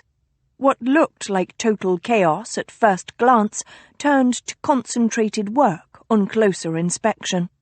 2 footmen hurried past her, bearing silver trays of filled wine glasses on their shoulders, no doubt bound for the gentlemen's gaming room. A row of kitchen maids assembled plate after plate of salmon pâté in a golden jelly. On another table, 3 footmen were making punch in an enormous silver bowl under the watchful eye of a hired butler. Bridget nodded to herself. After 2 weeks of near sleeplessness, she'd brought off the almost impossible. A successful ball, with no advance warning, and no mistress of the house to hostess the event.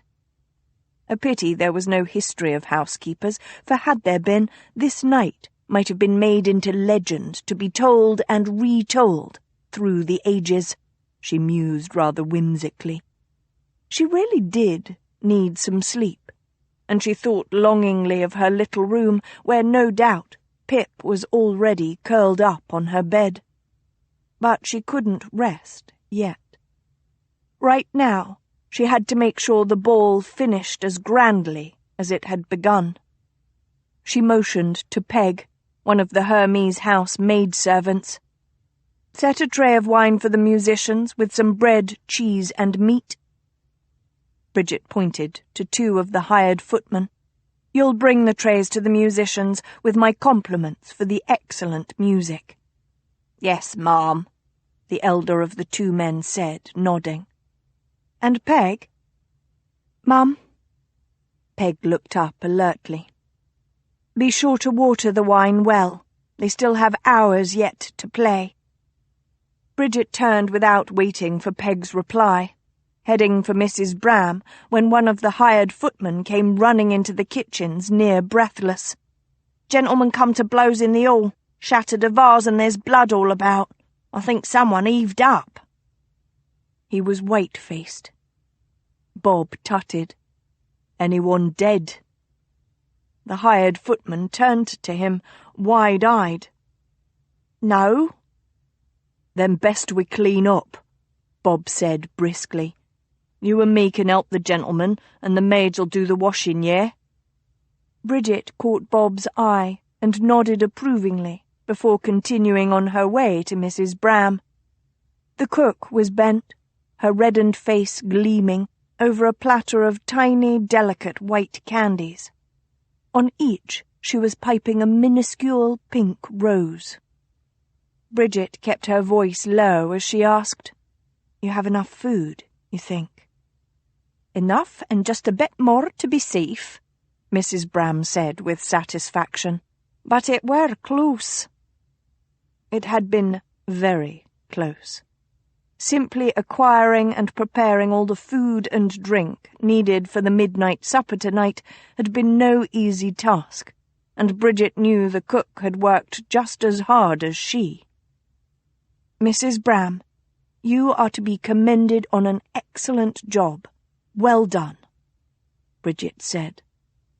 "And you, Mrs. Crumb, and you," replied the cook. For a moment, Bridget shared a weary smile with the other woman, and then one of the maidservants touched her shoulder.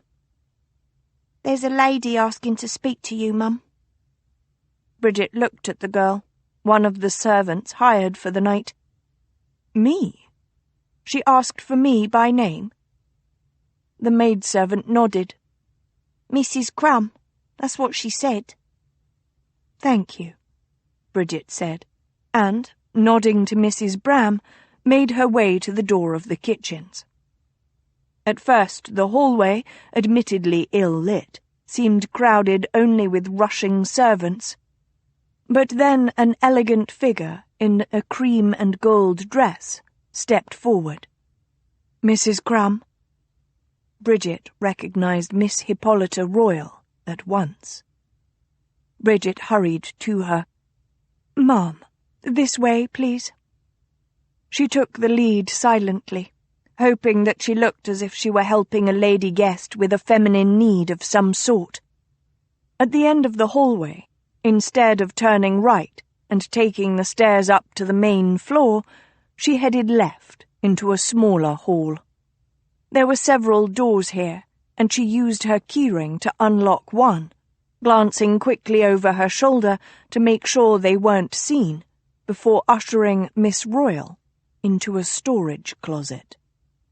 Shelves lined the walls, stacked with cheeses, liqueurs, pickles, medicinal herbs and ointments, wax, oils, and vinegars. There was a small window high on the wall with shutters on the inside. Bridget opened the shutters to let in a little light from the carriage lanterns on the street before turning to her guest. "What did you need to see me about, Ma'am?" Miss Royal closed her eyes a moment, taking a deep breath. Her face was oval and quite beautiful. Her complexion almost olive in the low light, her dark mahogany hair pulled back into intricate loops at the back of her head. When she opened her eyes, they looked desperate. "Oh, Mrs. Crumb, he told me tonight that he'll be calling on me, that he means to wed me." Bridget stared. for she knew at once that Miss Royal was correct. She must be the mysterious fiancé that the Duke had talked about. For some reason, Bridget had never dreamed it would be someone she already knew. An unfamiliar emotion entered her breast, something akin to rage. She was too overworked, too exhausted from lack of sleep. This news shouldn't affect her so. The aristocracy married all the time, and rarely for anything as mundane as affection. Of course, the Duke would blackmail Miss Royal, the most sought-after heiress in England, into marriage. Just because he'd saved Pip for Bridget, just because he'd rescued Mehmed from slavery and worse, just because he'd offered her the use of his library in such a lovely way, didn't mean he wasn't essentially the same as he'd ever been. Evil, vain, self-serving. And any other consideration, any other emotion Bridget might have on the matter? Well, that simply wasn't to be considered. Her feelings didn't pertain. She straightened, pulling her wandering thoughts together. I take it that His Grace's suit does not appeal? No. Miss Royal pressed her hand to her mouth for a moment before letting it drop again. No. Not at all. Bridget nodded. She did understand. The Duke was a very mercurial creature, although that was somewhat balanced by great wealth, overwhelming handsomeness, and a magnificent library she hadn't yet found the time to explore, although she secretly found his conversation amusing. Sometimes, at any rate. Still, she wasn't the one being blackmailed into a marriage she didn't want. Miss Royal took her hands. You must find the miniature. You must, Mrs. Crumb. I cannot marry the Duke of Montgomery. He is a loathsome man. The mere thought of sharing a marital bed with him.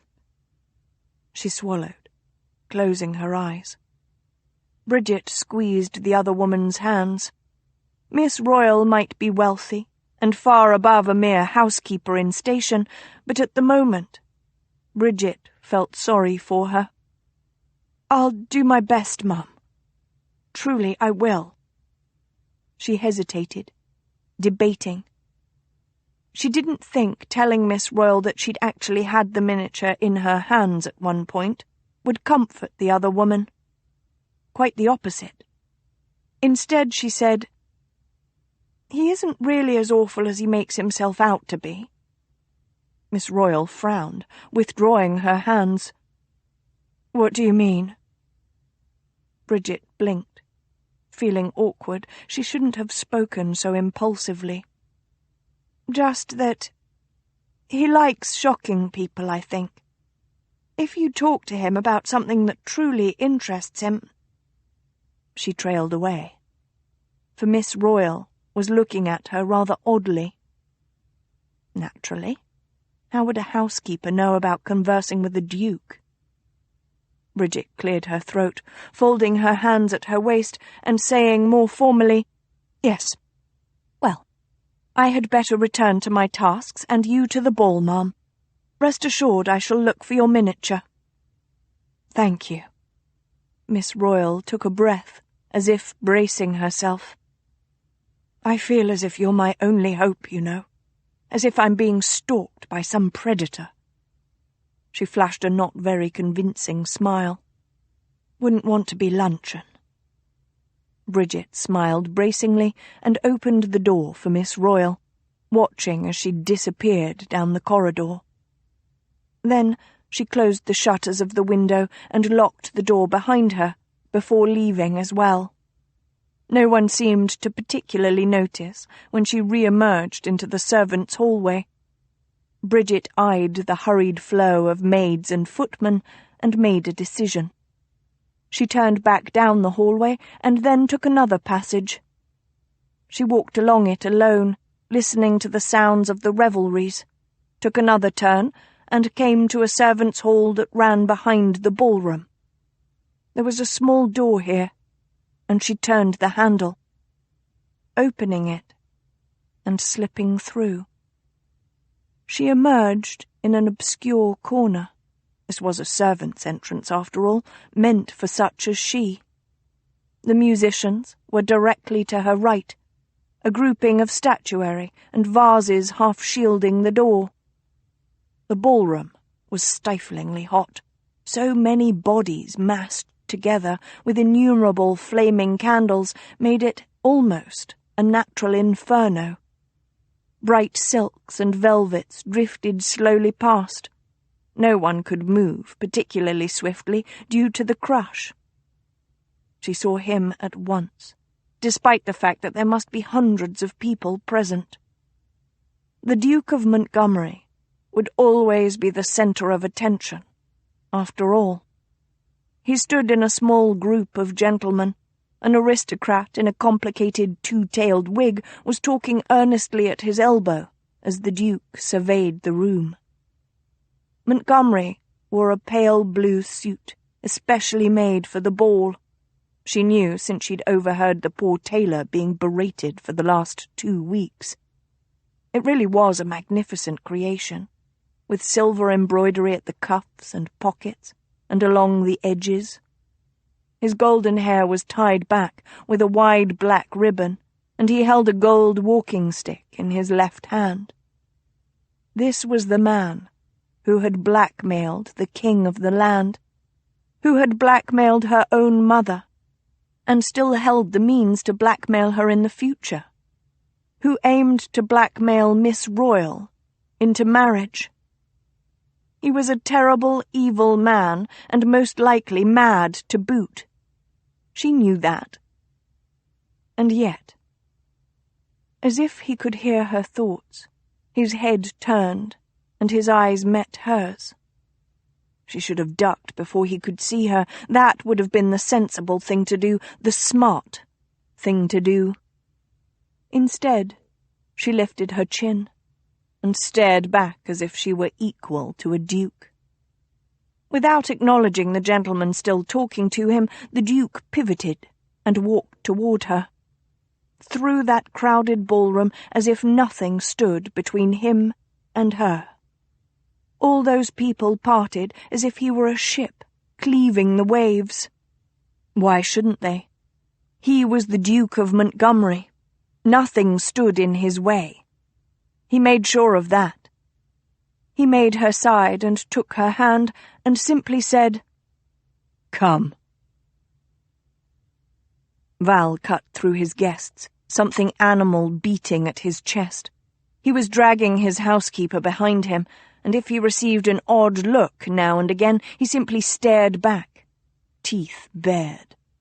He took a glass of wine from a passing footman, his fourth of the night, and then he made the French doors that led out onto one of the balconies. He let go of her hand only long enough to shove aside the gold draperies, open the doors, and pull her outside before shutting the doors again behind them. It was too late in the season and too cold to open the doors for the ball. That was what they had decided. Or rather, what she had decided.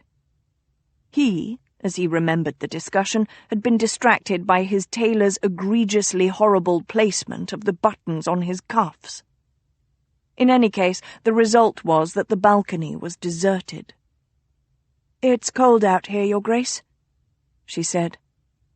"Not with the warmth from the windows," he replied, which was at least partially true. "Look." He turned her to face the garden and all that lay beyond. "Oh," she murmured. "The moon is full." "Yes." He leaned his shoulders against the cold stone of his house, let his head fall back, and gazed over her crown at the celestial body. It seemed to hang, pale and glowing and monstrously large, over the rooftops of London. He took a sip of wine. It was tart and rich on his tongue. "I knew a girl once who liked to wish upon the moon. "What did she wish for?" Mrs. Crumb asked, her voice low. She had a lovely voice, he realized absently, here in the near dark. Feminine and grave. A voice to whisper secrets. A voice to console and give absolution. He shrugged, though she couldn't see. "I don't remember. Girlish things, I think. I'd take her to the top of the Widow's Tower at Ainsdale Castle, late at night, and we'd watch the moon rise. The Widow's Tower was very high, but she wasn't afraid. Sometimes I'd steal a pie from the kitchens and we'd picnic up there. I brought up a blanket, too, so she wouldn't have to sit on the bare stone floor." Mrs. Crumb made an aborted movement, as if she'd meant to turn to face him, and then changed her mind. He let the wineglass dangle by his side. "I told her a rabbit lived on the moon, and she believed me. She believed everything I told her then." "What rabbit?" "There." He roused himself, straightening. He drew her back, fitting her against his chest and setting his chin on her shoulder. She smelled of tea and housekeeperly things, and she was warm. So warm. He caught up her right hand in his and traced the moon with it. "Do you see? There the long ears. There the tail. There the forepaws. There the back." "I see," she whispered. I told her the rabbit had lavender fur and ate pink moon clover up there. His mouth twisted as he remembered. She'd watch me with big blue eyes, her mouth half open, a bit of pie crust on her dress. She hung on every word. He could hear her breath, could feel the tremble of her limbs. Did she fear him? "Do you believe me?" he asked against her ear, his lips wet with wine. She was a housekeeper, and housekeepers didn't matter in the grand schemes of kings and dukes and little girls who wished upon rabbit moons. But she was silent. Damnable housekeeper. They breathed together for a moment, there in the night air, London twinkling before them, overhung by a pagan moon. At last she stirred and asked, "What happened to the girl?" He broke away from her, draining his wineglass. "She grew up and knew me for a liar." He drew his hand across his face and pushed open the doors to his ballroom, striding in without looking back at her. The heat was dizzying, the voices a grating cacophony, the stink of bodies, perfumed and sweating, nauseating. Cal, the bastard footman, emerged from the crowd, a glass of wine in his hand. "Wine, Your Grace?" Val took the wine and downed it in one gulp. "Get out of my sight." For some reason, that made Cal smile. Val shook his head and unhooked his gold walking stick from the loop at his waist. Then he lifted his head and grinned. He was the Duke of Montgomery. He'd successfully blackmailed the king. He was about to blackmail himself a wife. No one loved him, and that was the way he liked it. Chapter 7. Soon, King Heartless had merely to show himself in his shining golden armor for the opposing commander to turn tail and run, and the enemy army to lay down their weapons. He didn't even have to raise his sword. And after that? Well, really, there was no one to gainsay him. From King Heartless. Why did gentlemen always cast up their accounts in hidden corners? Bridget pondered this eternal housekeeperly question late the next afternoon as the maids found a belated mess in one of the drawing rooms off the ballroom. She saw to it that Alice and another maid had the cleaning well in hand and then made her way to the ballroom to check on the progress of putting everything to rights there. Pip trotted along busily beside her. She, and most of the household staff, had had barely 4 hours' sleep before they'd begun work this morning. The last carriage had pulled away as the sun was just beginning to rise over London. She was overseeing Bob, on a very tall ladder, carefully taking down a swag of gold cloth from a crystal chandelier when Mehmed came into the ballroom. "Mrs. Crumb, I have need of you, please." She watched as the chandelier swayed ominously, and Bill, holding the ladder steady, swore under his breath. "Just a moment, Mehmed." "It cannot wait, I think. It is the Duke." She glanced swiftly at the boy and saw that his eyes were wide and solemn and fixed on her with a desperate pleading. She motioned to a third footman. "John, please help Bill steady this ladder." "Yes, Mum." She drew the boy aside. "What is wrong with the Duke?" "I do not know," Mehmed said mournfully. "He will not answer his door." "Well, where is Mr. Atwell?" Mehmed shrugged. "This I do not know." "Cannot you get into his Grace's bedroom from the dressing room?" "There is a lock on the door there, too." Bridget fought to suppress a sigh and an impending headache. "Mehmed, sometimes Englishmen like to drink to excess, and then they lie abed for a very long time the next day. You needn't worry. Aside from a headache and a foul temper, his Grace will be fine." She turned to resume her work, but felt a light touch on her sleeve. Mehmed snatched back his hand as if touching her had burned him. "Lady, please." There were tears in his big brown eyes. "Please. I hear a groan from room and sound like Duke not well. Please.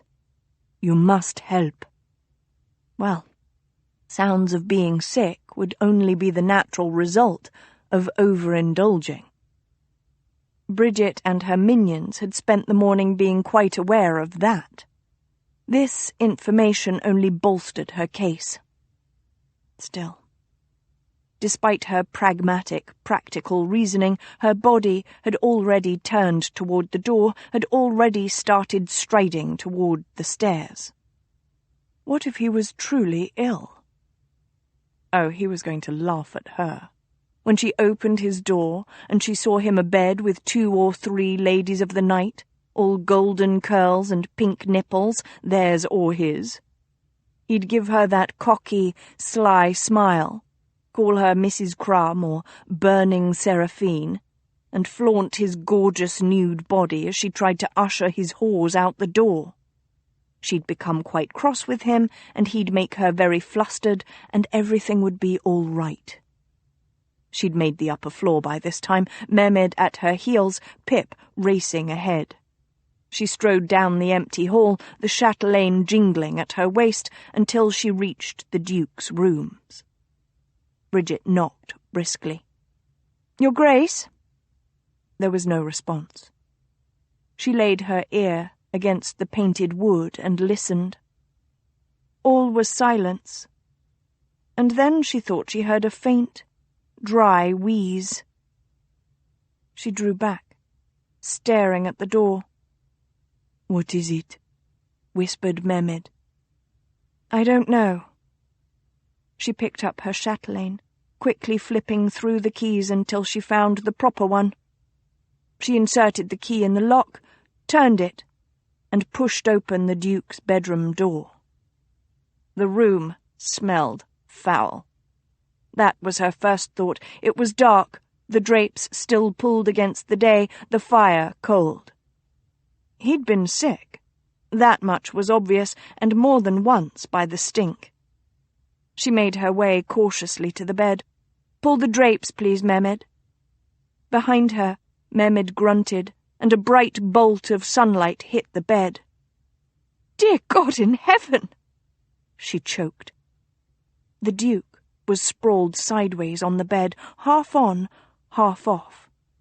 He wore his breeches from the night before and a sodden, filthy shirt hanging from his shoulders. His hair was dark with sweat or some other matter and clung to his face and neck in damp ringlets. His face, dear God! His face was grey, his eyes closed and sunken, his mouth open, his lips pale and crusted, and she thought for a moment, a dreadful moment, that he was already dead. Then she saw his chest, oily with sweat, move. "Mehmet!" Her voice was high and shrill, but she couldn't help it. She was panicking. "Run for a doctor! Now!" "No." Somehow the Duke's hand shot up, and he gripped her with surprising strength, perhaps his last strength. "You sent for no one. Do you hear me, Seraphine? No one." "But you're ill." He opened his eyes and she gasped. Blood vessels had burst in both his eyes, making them look as if they were bleeding. "I've been poisoned." He coughed and began heaving, and she realized that he hadn't the strength to raise himself. "Bring a basin, Mehmed." She gripped his shoulders and with great effort turned him so he was over the basin Mehmed held, though all he brought up was a terrible greenish-brown bile. When he was done, he lay back, gasping for breath, his eyes once again closed. "Listen to me, Seraphine. My enemies have poisoned me. I cannot trust anyone. Let no one in. Just you and Mehmed." She was already shaking her head. "If you're poisoned, even more reason to send for a doctor." She met Mehmed's gaze.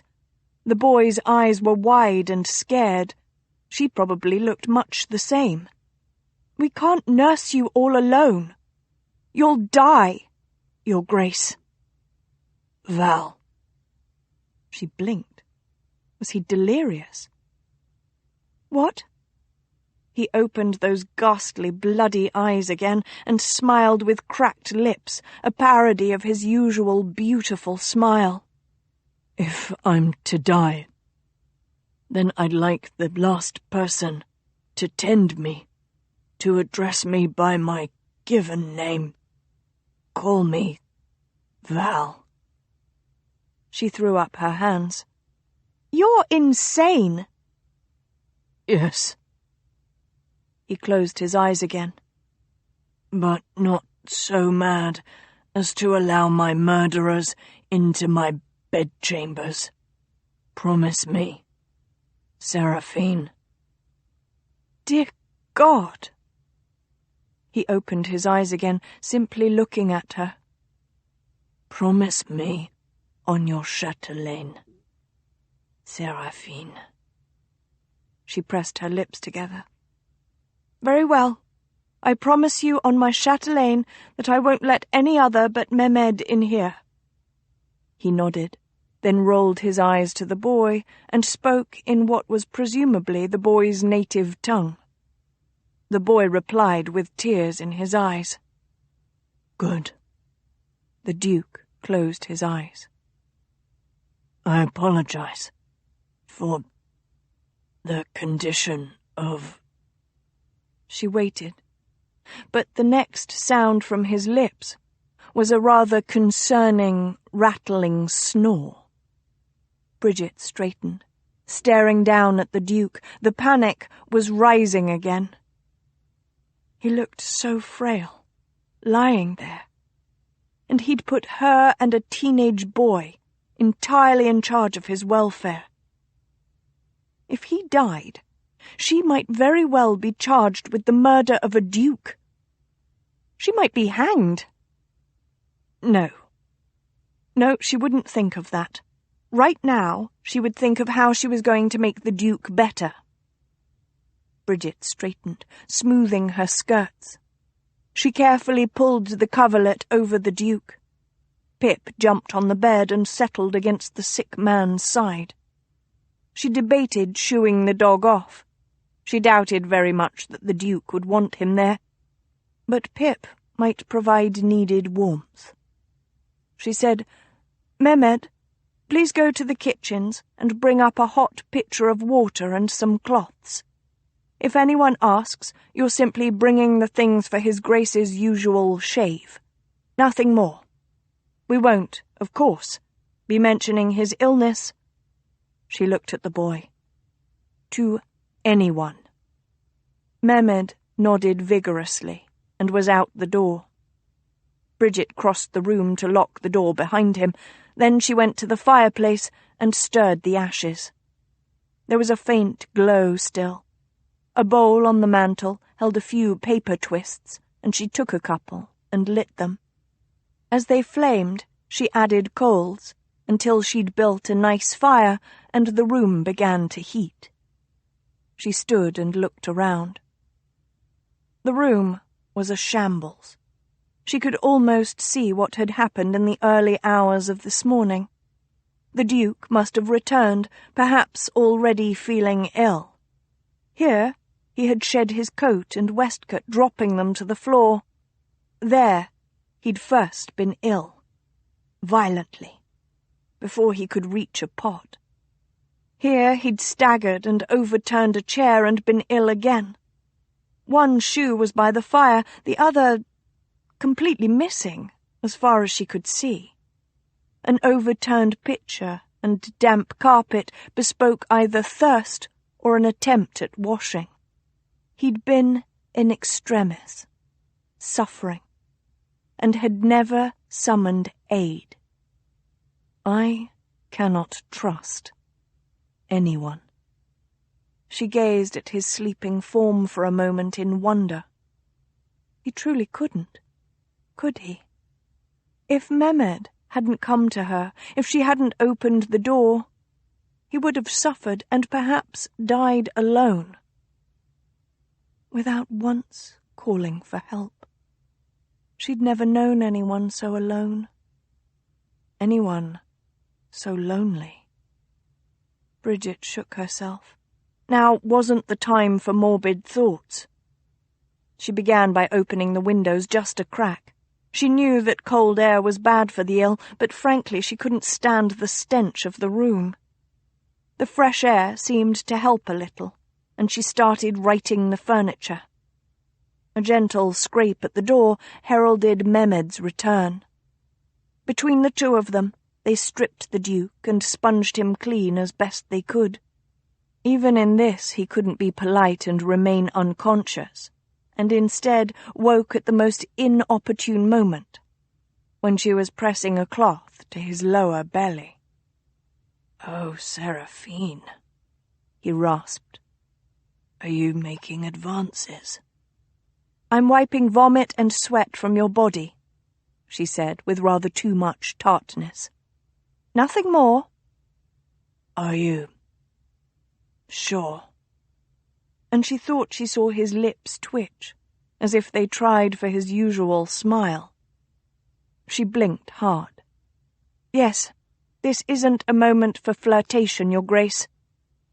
"Always a moment for flirtation," he whispered, the beginning of his sentence too low to understand. "Especially when you're handling my cock." "That's Mehmed." "Pity, though he has very soft hands." "Humph. Have I offended your delicate sensibilities?" He wheezed a laugh and then began hacking, unable to stop, or so it appeared. Bridget threw down her cloth and helped him, still coughing and choking, to sit up. "Water," he managed to gasp. She reached for a glass sitting on the table beside his bed and then paused, staring at it. The glass had been there half full when they'd entered the room. She turned to Mehmet. "Is there any more water in the pitcher you brought up?" "Yes, a little," the boy said, hurrying away to fetch it. "Smart lass," the Duke whispered. His eyes were half closed, and there were 2 spots of bright red in his cheeks. Mehmed came back with the pitcher. "What shall he drink the water from?" "Just hold the pitcher to his lips." The Duke swallowed twice, slowly, and she took the pitcher away from his mouth, watching him. He leaned over and vomited the water back up into her lap. "Sorry," he managed to say. And then he began convulsing. "Will you use your right hand like a proper boy should?" asked the masked Duke. And Val tried and tried. But the quill was too big, and his hand hurt. And so the masked Duke took Pretty and squeezed her neck until Pretty hung limp, her green eyes half closed. "This is what happens when you disobey my rules," said the masked Duke. Val was 5. "Tea? It's only beef tea," said burning Seraphine, her voice too loud, her eyes too bright, her hands painfully hard. "Can you drink some? Please, please, please, can you drink some, Your Grace?" "Call me Val, if I'm to die," he replied. Or thought he did, but then Seraphine was lost to murmurs and howls. "Only peasants and abnormals use their left hands," declared the masked Duke. Val held the quill, but it skittered across the paper and made strange squiggles. The masked Duke took marmalade, soft, fluffy marmalade, and Val wept and wept, but still the Duke wrung her neck until she hung broken. "This is what happens when you disobey my rules," said the masked Duke. Val was 7. "She's your sister. Surely you can't believe your sister is one of your enemies," Seraphine argued, her voice hoarse as if she'd been arguing for days. Perhaps she had. "No one," he said. Eve, gentle, pure Eve, who hated him now, no one. He opened his eyes and for a moment thought he'd gone blind. Then he turned his head and realized it was night. The fire was ablaze on the other side of the room. He stared at it. Such a huge blaze, overrunning the hearth, licking up the mantel, skipping over the carpet. "I'm going to hell." The flames blew suddenly high and hot, right into his face, and then he was ablaze too. "You'll learn if I have to kill everything you love," said the masked Duke. Val drew very, very carefully, his hand steady, his quill upright. And still a drop of ink blotted the paper. The masked Duke took Opal and snapped her neck, and she was limp and dead, her white and black body swaying gently, just like all the others. "This is what happens when you disobey my rules," said the masked Duke. Val was 9. "Don't die. Don't die. Don't die." The whisper was soft and thready, and yet clearly audible in the otherwise quiet room. Well, he was obviously dreaming now, or already dead. For no one prayed for him. Not even burning Seraphine. That would be a sacrilege of terrible proportions. He tried to smile at the thought, but no muscle moved. Ah, death come at last. He might very well welcome it, if it weren't for... The masked duke's boots sounded in the hall. Val continued to write out his lesson, right-handed, perfect, and in Latin. The footfalls stopped. Val set down his quill and gently blew upon his paper.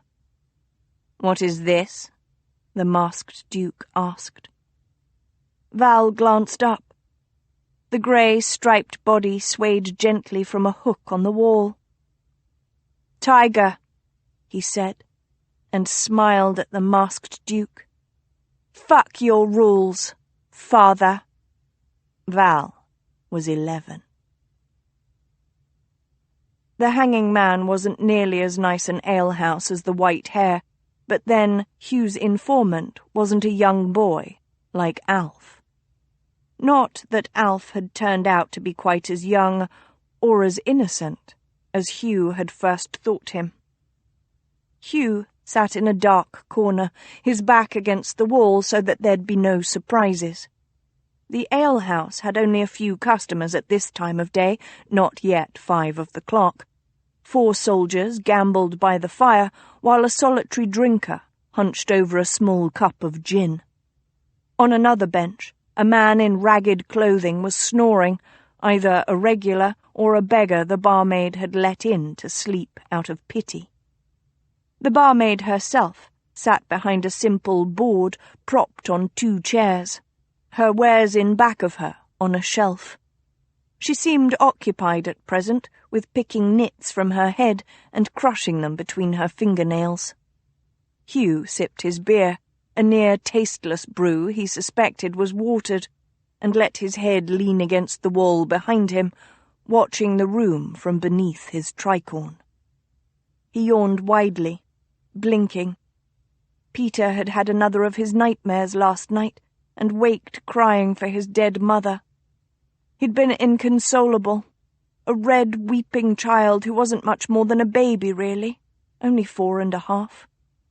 He'd pushed Hugh away, hit the nurse, and seemed only a little comforted by his half-asleep elder brother, aged all of 7. Hugh had spent the rest of the night watching his sons sleeping, curled together like abandoned puppies. He'd commanded armies and masterminded political intrigue. Yet he was helpless in the face of his children's grief. The outer door opened, and a man in a battered, wide-brimmed hat entered. His head ducked low, his shoulders hunched. The newcomer glanced quickly around, then descended the steps into the basement alehouse. He spoke to the barmaid and obtained from her a small tin cup of gin before crossing to Hugh. "Took me near an hour to get here," Calvin Cartwright said as he sat. "Why the bloody hell did you choose a meeting place so far away?" Hugh eyed the nervous way his informant was tapping his fingernails against his tin cup. "You said you didn't want to be recognized." "And so I don't." Cartwright took a gulp of his gin. He was a handsome man, his features classically even and entirely forgettable. He was a footman in the Duke of Montgomery's employ, and more than happy to report on his master for money. So happy, in fact, that his enthusiasm gave Hugh pause. In his experience, most servants were contemptuous to one degree or another of their employers. They lived, after all, cheek by jowl with them. Few, however, actively loathed the person who gave them roof, sustenance, and wage. From his first contact with Cartwright, however, it had been apparent that the footman was such a man. Which left the question, why? Montgomery might be a blackmailer and an all-around rogue, but he paid his servants rather well. Besides Cartwright, Hugh had been able to bribe only the unfortunate ham-handed footman caught rifling the Duke's desk. "Well," Cartwright demanded now, "have you the purse?" "Yes," Hugh said calmly. "but I need your report first." Cartwright snorted. The report is everything's gone to bloody hell. He took another gulp of his gin.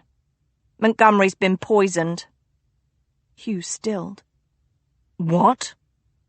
The footman grinned rather nastily. Night of the ball.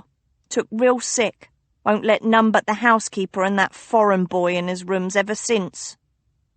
Hugh narrowed his eyes at the handsome face across from him and decided he really didn't care much for Cartwright. The ball had been 2 nights before. If Montgomery had really been poisoned... How do you know it wasn't overindulgence in food or drink, or simply a bad meal that...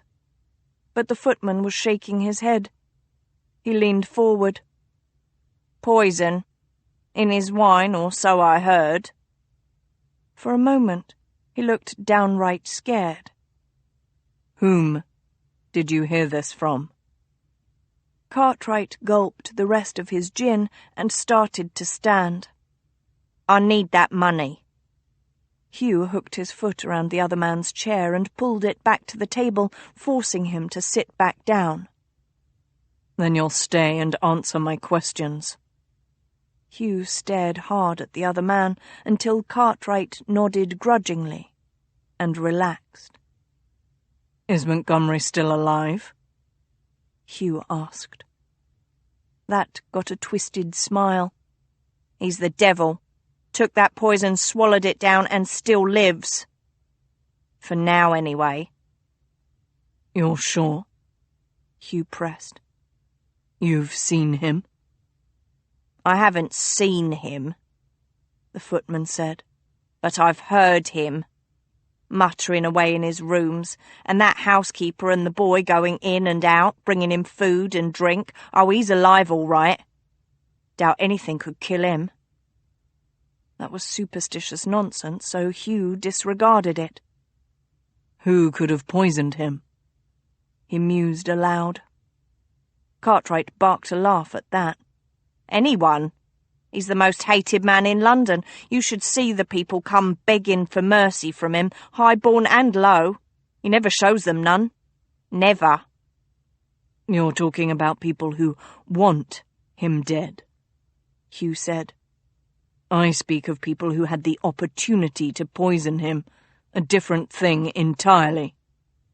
The footman's gaze slid sideways. There were hundreds of that ball. Talk about opportunities. Hundreds. Could have been anyone. Anyone. Hugh watched the man, his nervous tapping fingers, his eyes unable to meet Hugh's own. Had someone else employed Cal to poison Montgomery? Who? And why? You've never told me why you hate the Duke so.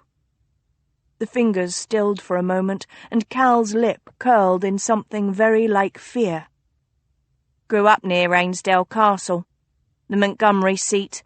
Like a pack of wolves they are, all of them, mother, father, and the Duke especially. They have the devil in their blood. Always have. Everyone knows it who lives near Ainsdale. Hugh raised his eyebrow. More superstition? Or did the man truly know something? In any case, Cal was no longer successfully hiding his antipathy for his employer. Should Montgomery survive the attempt on his life, Cal might not be very safe at Hermes' house. Hugh sighed and took a small purse from his pocket and slid it to the other man. Perhaps it would be best if you not return to Hermes' house. Cartwright met his gaze across the scarred wooden table, his eyes wide with fear. Suddenly, the footman bent low over the table, nearly lying on it. His handsome face twisted into something feral. I will go back, and I'll tell you why. I know him like no one else does. I was a favourite of the old Duchess's, and she told me a secret. A secret that could hang the Duke of Montgomery. She wrote it down and made me a witness to it and put it into an ivory box. And when that box is found, he'll hang. He'll hang like a common, sodding thief. For a split second, Hugh merely stared, dumbfounded at the spitting footman. Then Cartwright was up and running from the alehouse. Hugh swore and lunged after him. "Cartwright!" He ran up the steps and into the black evening. "Cartwright!" He looked right and left, but all he saw was London, bustling home in the dark. Even so, he shouted, "Damn it, Cartwright! What was the secret?" Chapter 8. For many years King Heartless ruled his kingdom, with courtiers tiptoeing around him and his advisers startling if he coughed. Once he offered for the hand of a neighbouring princess, but the girl cried so much when she arrived that the king sent her back home again. All agreed she was lucky to have been spared marriage to the king without a heart. From King Heartless. "Fuck your rules, father," the Duke of Montgomery's voice rasped in the dark, odoriferous bedchamber. Bridget paused in the wearying task of attempting to get some sort of liquid down Val's throat. It wasn't the first time she'd heard the words in the last 2 days, by any means at all, but they were just as shocking each time. She and Mehmed were taking turns nursing him in his rooms.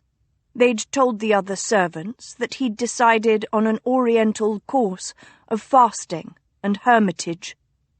Mehmed said such things were sometimes done in his religion, and it was just mad enough to be believable for the Duke. For such a fast, he was allowed only invalid foods, such as beef tea, which he wanted brewed to a secret recipe. This, of course, had to be made by Bridget's own hand, which she explained with many apologies to Mrs. Bram.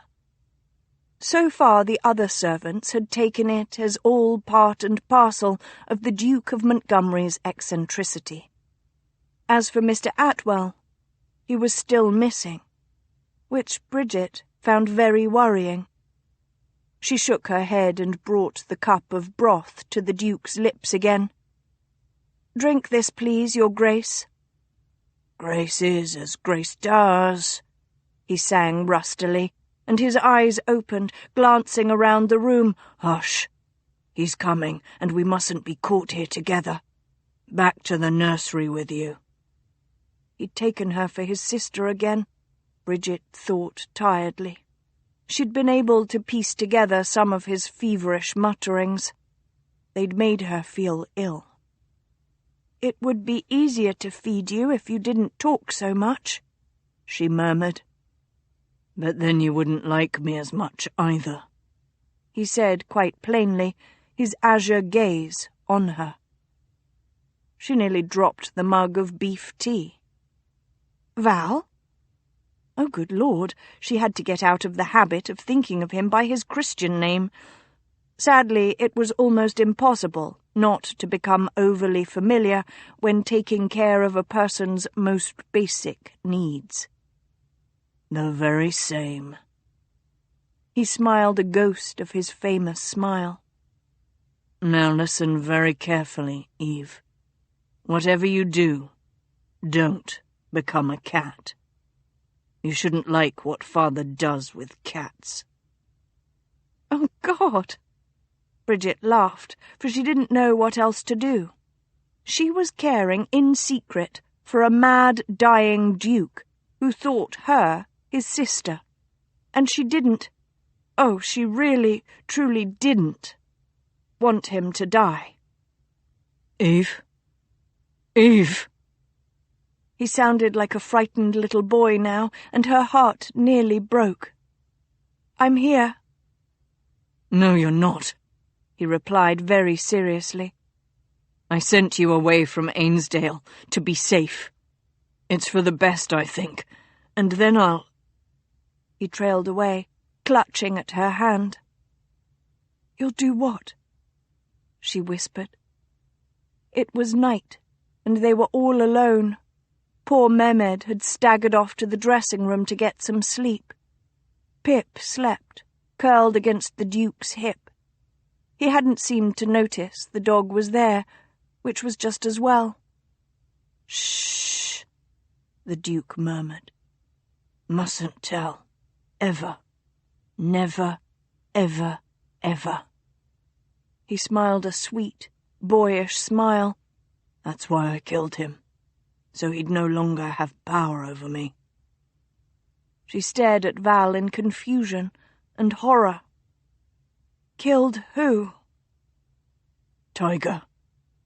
His azure eyes slid half-closed. "If you love no one, Eve, then he can't hurt you. So you must kill the thing you love. Simple. Don't know why I didn't think of it sooner." She sat back shakily. Had he really killed his beloved pet cat to stop his father from killing it instead? As a child? Did such depravity truly exist in the world?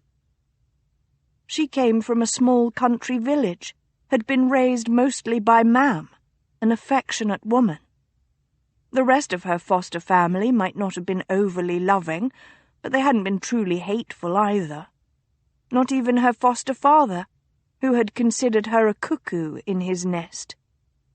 The worst punishment her foster father had ever given her was 3 swats on the bottom for poking her fingers in the Christmas pudding. She'd cried and then wiped her eyes and apologized to Mam, who'd kissed her and given her a slice of the pudding. Mam had always loved her. How could a boy survive a childhood with so little love? What would it do to his soul? Well, she knew what it would do to him, didn't she? The result lay before her, rasping with every breath. A man who had fought his nightmares for the last 2 days. A man whom no one trusted. Bridget put the mug of beef tea aside and went to the window. It was past midnight. That was the problem. It was a time of darkness, of despair and the loss of hope. When the sun came up, it would all be better. She glanced back at the still man in the bed. If he survived this night. The terrible convulsions had stopped yesterday. The fever seemed to have peaked this morning, and yet he was still delirious. He was still weak, and getting weaker. If he died without seeing his sister, Bridget knew she would forever regret it, not only for the Duke, but also for Miss Eve Dinwoodie, who was a good woman. He loved his sister, no matter what he might say aloud. He did love Eve. Bridget strode to the dressing room. She hated to do it, but needs must. She shook Mehmed awake. The poor boy sat up, his black hair sticking out all at angles. "What is it?" "You must go to the servants' quarters, Mehmed. You must wake Bob, the footman. Ask him to go to Miss Eve Dinwoodie's house, the Duke's sister, and deliver a note. Tell him it's important. Can you do that?" Yes. Mehmed stood swaying and looked around groggily. Bridget left him to dress while she wrote a hurried note to the Duke's sister. By the time she was finished, Mehmed was dressed and looked much more wide awake. She handed the note to him. "Try not to wake any of the other servants.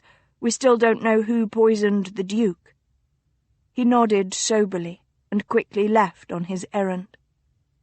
She returned to the bedside and sank into the chair that had been placed there. For maybe half an hour she merely sat there and stared. Val was sleeping deeply. He'd lost weight in the last 2 days, unable to keep anything down. The flickering light of the fire gave the illusion that his skin was stretched directly over bone. If he died... Bridget shuddered, looking away, and swiped at the tears running down her face with the back of her hand. He would hate to be seen this way. Such a vain man. She inhaled shakily, glancing at the bed. This big bed, where he'd caught her just 3 weeks before with Miss Royal's miniature. It had been in the secret compartment, just to the left of the swirl there. Bridget stared at the swirl in the headboard a moment. She'd looked in all the other rooms since that night. He wouldn't have. In a second she'd kicked off her slippers and carefully climbed on the bed. Pip rose and stretched, front paws out-thrust, bottom in the air, as she lifted her skirts and crawled toward the headboard on her knees. She knelt and felt with her fingers. There was the small hole.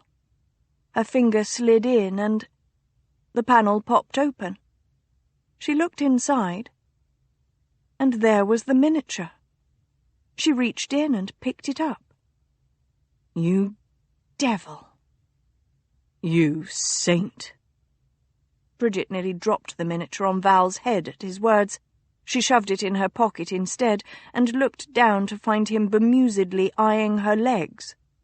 Her skirts were still hiked nearly to her hips. Why are you in my bed, Seraphine? His gaze lifted to her eyes, his lips curling slyly. Oh, Mrs. Crumb, if you could see your face. A knock came at the door. Bridget nearly startled off the bed. Pip started barking, stiff-legged, from his position beside Val. The Duke turned his head and raised an incredulous eyebrow at the dog. Hastily, Bridget got off the bed as gracefully as she could, which she had the feeling wasn't very gracefully at all, and went to the door.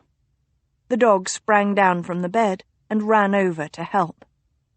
Bridget opened the door to find Miss Dinwoodie and Mr. Makepeace, with Mehmed behind them.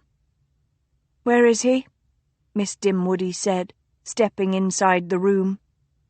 Bridget pointed mutely to the bed.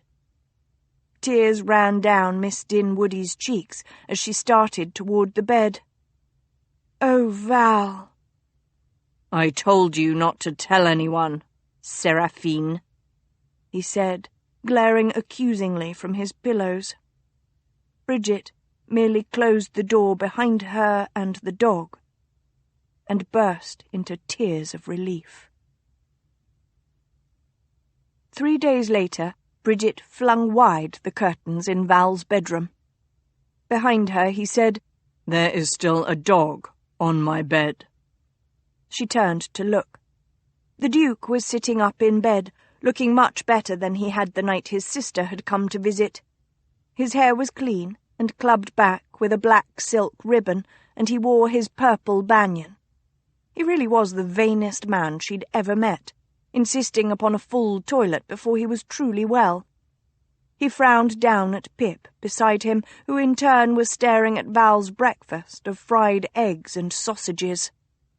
I don't like dogs. "Yes, Your Grace," Bridget said briskly, coming over to fluff his pillows.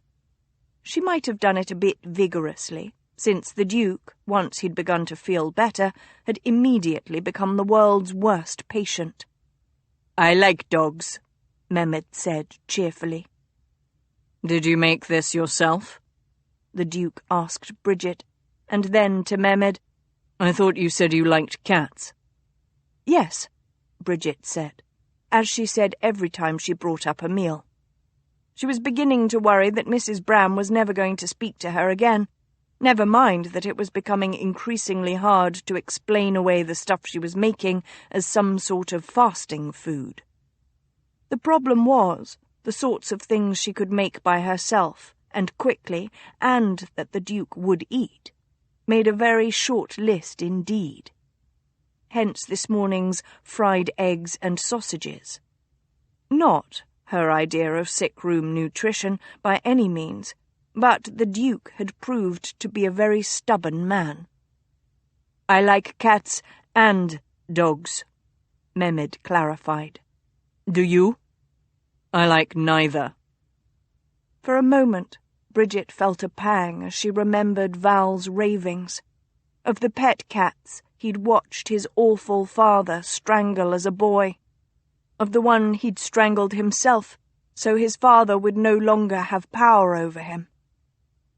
No, she wasn't surprised that he no longer liked cats. But it did make her mourn for the child who had once loved cats. The Duke ate a sausage, and then switched his frown to the boy, who was perched on a chair by the fire and not doing anything useful at all. You can't like both. It's an either-or proposition. You must choose, cats or dogs. Mehmed looked confused. What? Don't listen to him, Mehmed, Bridget snapped. His Grace is overtired from being abed. You can like both cats and dogs. There was a short silence. Then Val smiled slowly, like the uncoiling of an adder. Oh, Seraphine. Tread carefully, my burning one, as if you danced on the shattered skulls of children, for I may lie abed, but I am a duke yet, and not just any duke, but the Duke of Montgomery. And my inheritance is death and mayhem. She stared at him, her mouth gone dry. He should be ridiculous, lying there in his gaudy purple banyan, sharing a bed with a little terrier dog and a tray of eggs and sausages on his lap. But he wasn't. He wasn't. Your pardon, Your Grace, she said, very formally, while a sort of storm began brewing in her breast. She'd nursed him for days, listened to his darkest secrets. She was no longer just a housekeeper to him. He waved a hand, so elegant, so aristocratic. That child, who had loved cats, was long dead, and she was a fool for ever having felt a smidgen of sympathy for him. A duke. Do you like cats, Mrs. Crumb? Asked Mehmed innocently. Yes, Bridget said through gritted teeth as she gathered the remains of the previous meal. I do. She glanced at Val to see what he thought, but he was ignoring her. The swine. Cats and dogs? Mehmed questioned. Yes. That is very good. I think so too. Bridget moved toward the door. I need to run an errand this morning, Your Grace. Val glanced up from his eggs. What? Come. Bridget snapped her fingers at Pip. The terrier snatched a sausage from the Duke's plate and ran to the door. There was a roar from the bed. Bridget shut the door gently behind them. She looked down at the dog as she strode down the hallway. Pip had already gobbled the evidence. That was very bad of you, she said to him in sugary tones. They made their way to her rooms, where she donned her shawl and hat and gloves. Then she and Pip left Hermie's house via the kitchens and through the gardens. The day was overcast and rather dreary, and she walked swiftly, the terrier trotting busily beside her as they made their way down the street. A big brewer's cart rumbled past, loaded with barrels of beer, and a ragged band of boys made a dancing show with their brooms at the corner crossing. Bridget gave them several pennies to sweep the way clear for her. She hurried along the next lane and turned at the corner down a quiet street to find an unmarked carriage pulled to the side, waiting. Bridget glanced behind her, and then tapped at the carriage door. It opened to reveal Miss Royal, clad in a beautiful dove-grey velvet mantle lined with ermine fur. Bridget couldn't help but think that it looked very warm as she pulled her grey wool shawl closer about her shoulders to ward off the morning chill. She climbed into the carriage and sat down across from the other lady. Pip hopped inside. Miss Royal smiled down at the terrier. "Oh, what a sweet little dog." The terrier wagged his tail and placed his front paws on Miss Royal's skirt for a pat, and Bridget began to suspect he was a flirt. The other woman looked up from the dog. "Do you have it?" "Yes, of course." Bridget withdrew the miniature from her pocket and handed it over. Miss Royal took it, gazing down for a moment at the little family, an English gentleman, an Indian lady, and their baby. She looked up, and there were tears in her eyes. "Thank you. You don't know how much this means to me. Not only because of the blackmail, but because—" Bridget nodded, glancing down at her hands. She didn't know much of Miss Royal's background, but she did know her mother was dead. The miniature in her hands might be the only portrait she had of her mother. For a moment, Bridget thought of her own father, not her foster father, the man who had mostly ignored her, but that shadowy man who had contributed his seed to her making. He'd been a footman, but that was all she knew of him. She didn't know if he was fair or dark, tall or short, or even if he was still alive, or long dead. And with Lady Care her only source of knowledge, she'd probably never know. Bridget pushed the bitter thought aside and looked at Miss Royal. "I'm glad you have it again." "As am I." Miss Royal placed the miniature carefully into a small box before glancing up. "May I recompense you for your time and effort?" She held out a small purse. "Oh!" For some reason, Bridget hadn't expected this. "There's no need." Miss Royal's smile was wry. "I think there is. It was a dangerous job. Please." She pressed the purse into Bridget's hand. "And please know that you have a position waiting in my father's household if you ever have need of it. I expect you'll be leaving the Duke's service soon." "Thank you," Bridget replied. "But no, I have no plans to leave His Grace's service." "But you must." Miss Royal's brows had drawn together and she looked alarmed. "When the Duke finds the miniature gone, and he will, he might suspect you, Mrs. Crum. You'll be in terrible danger." Miss Royal didn't know the half of it. Val most certainly would suspect her. But Bridget couldn't leave Hermie's house without her mother's letters. And there was another reason she was loath to leave, a reason she didn't wish the other woman to see. So she gazed at Miss Royal with calm certainty. "There are others I still need to help. Others that the Duke is blackmailing." "You are a brave woman." Miss Royal shook her head. "And he is a truly wicked man." "Yes, he is," Bridget replied. Unfortunately, Val's wickedness no longer seemed to be a deterrent to her. Probably that should concern her. She made her farewells and departed the carriage as circumspectly as she'd entered it. But as she made her way back to Hermie's house, Pip by her side, she finally acknowledged it to herself. Wicked or not, vain or not, outrageous or not, she was falling in love with the Duke of Montgomery.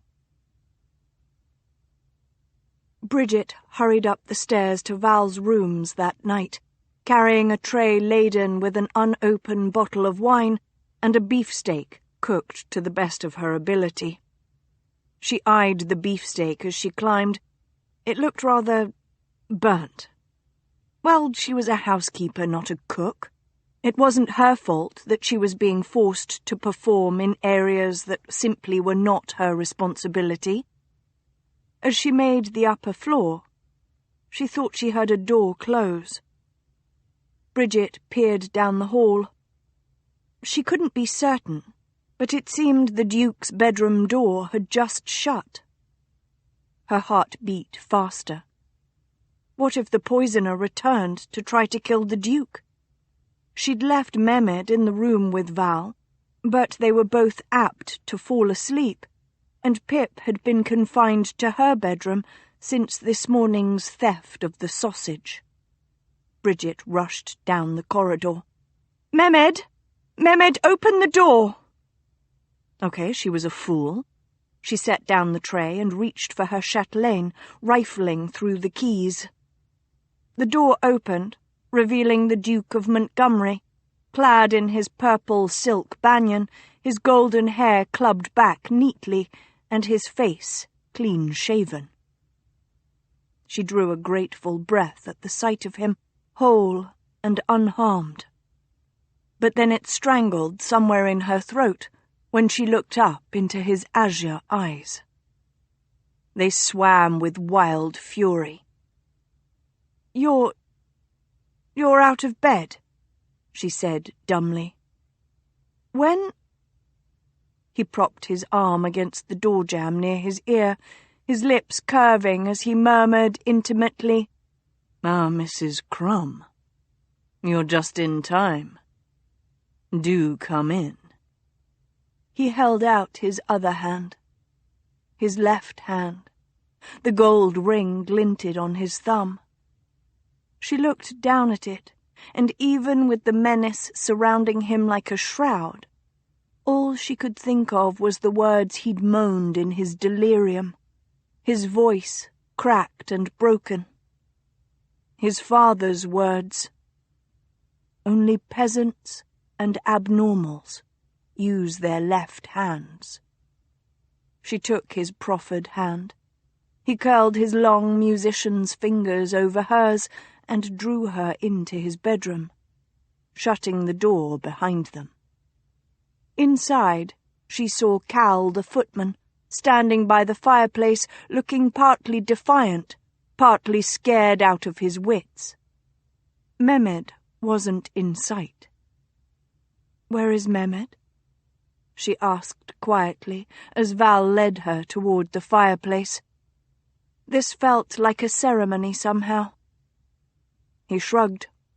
"I sent him away to sup with the other servants tonight, so that he could learn about the true depths of both English cookery and English prejudice. He's quite excited." She frowned at that, and then hissed, "This morning you told me you couldn't get out of bed. What are you doing, strolling about your room now?" He stopped and turned to her, taking both her hands as he leaned very close and whispered hotly in her ear, "I may have lied to you." She glared as he stepped away and winked before turning and gesturing to the footman.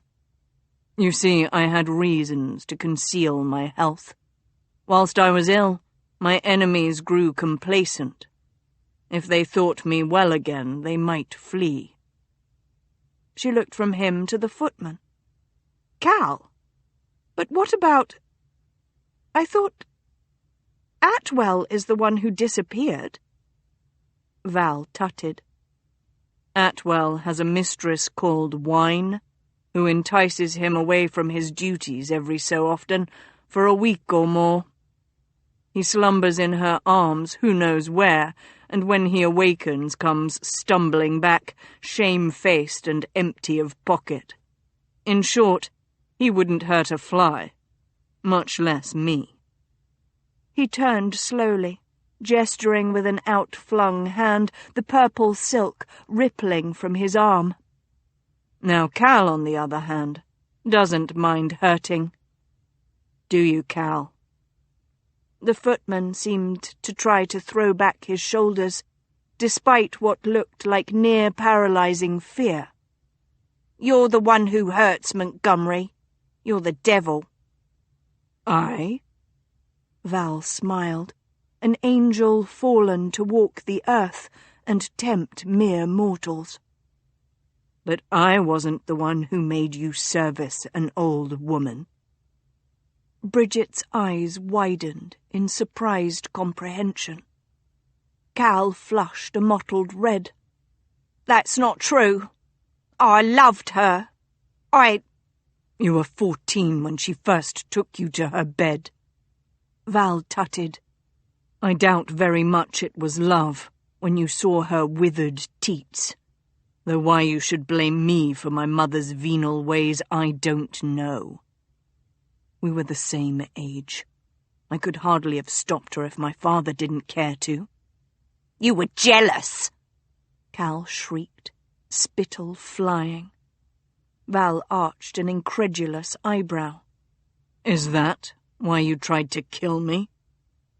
Cal's lips drew back, baring his chalk-white teeth. "I'll not hang for you." "Won't you?" asked Val gently. He might have been crooning to a tired child. "Poisoning a duke is considered quite bad, even by those who might not like said duke. They'll drag you to Tyburn through the baying crowds, and hundreds will watch and cheer as you dance at the end of the rope. It'll be a very ugly death. Tell me, Cal, did you poison me?" Cal stared at him, his chest heaving. Val smiled. "Did you pour something noxious in that glass of wine and take it, balancing it carefully through the crowd that night until you found me and offered me that glass of death? Did you, Cal?" "It should have killed you," the footman said, low and viciously. "I put enough in there to fell a horse. You should have died in your own vomit and shit that very night. Only a witch or a demon could survive that glass of wine. Your mother knew what you were. She cursed the day you were born. She cursed you. She told me what you did. She told me—" "Enough!" Val roared over the string of spiteful words falling from Cal's mouth. He flung open his banyan and let it fall. Naked, he advanced on the cowering footman, and only as he reached the other man did Bridget see that he held the gold-hilted curved dagger in his left hand. "No!" She started forward. "No!" He moved swiftly, like a striking snake, once, twice, thrice. So fast, his hand was blurred. Blood spurted from the footman's side, but his eyes were still open.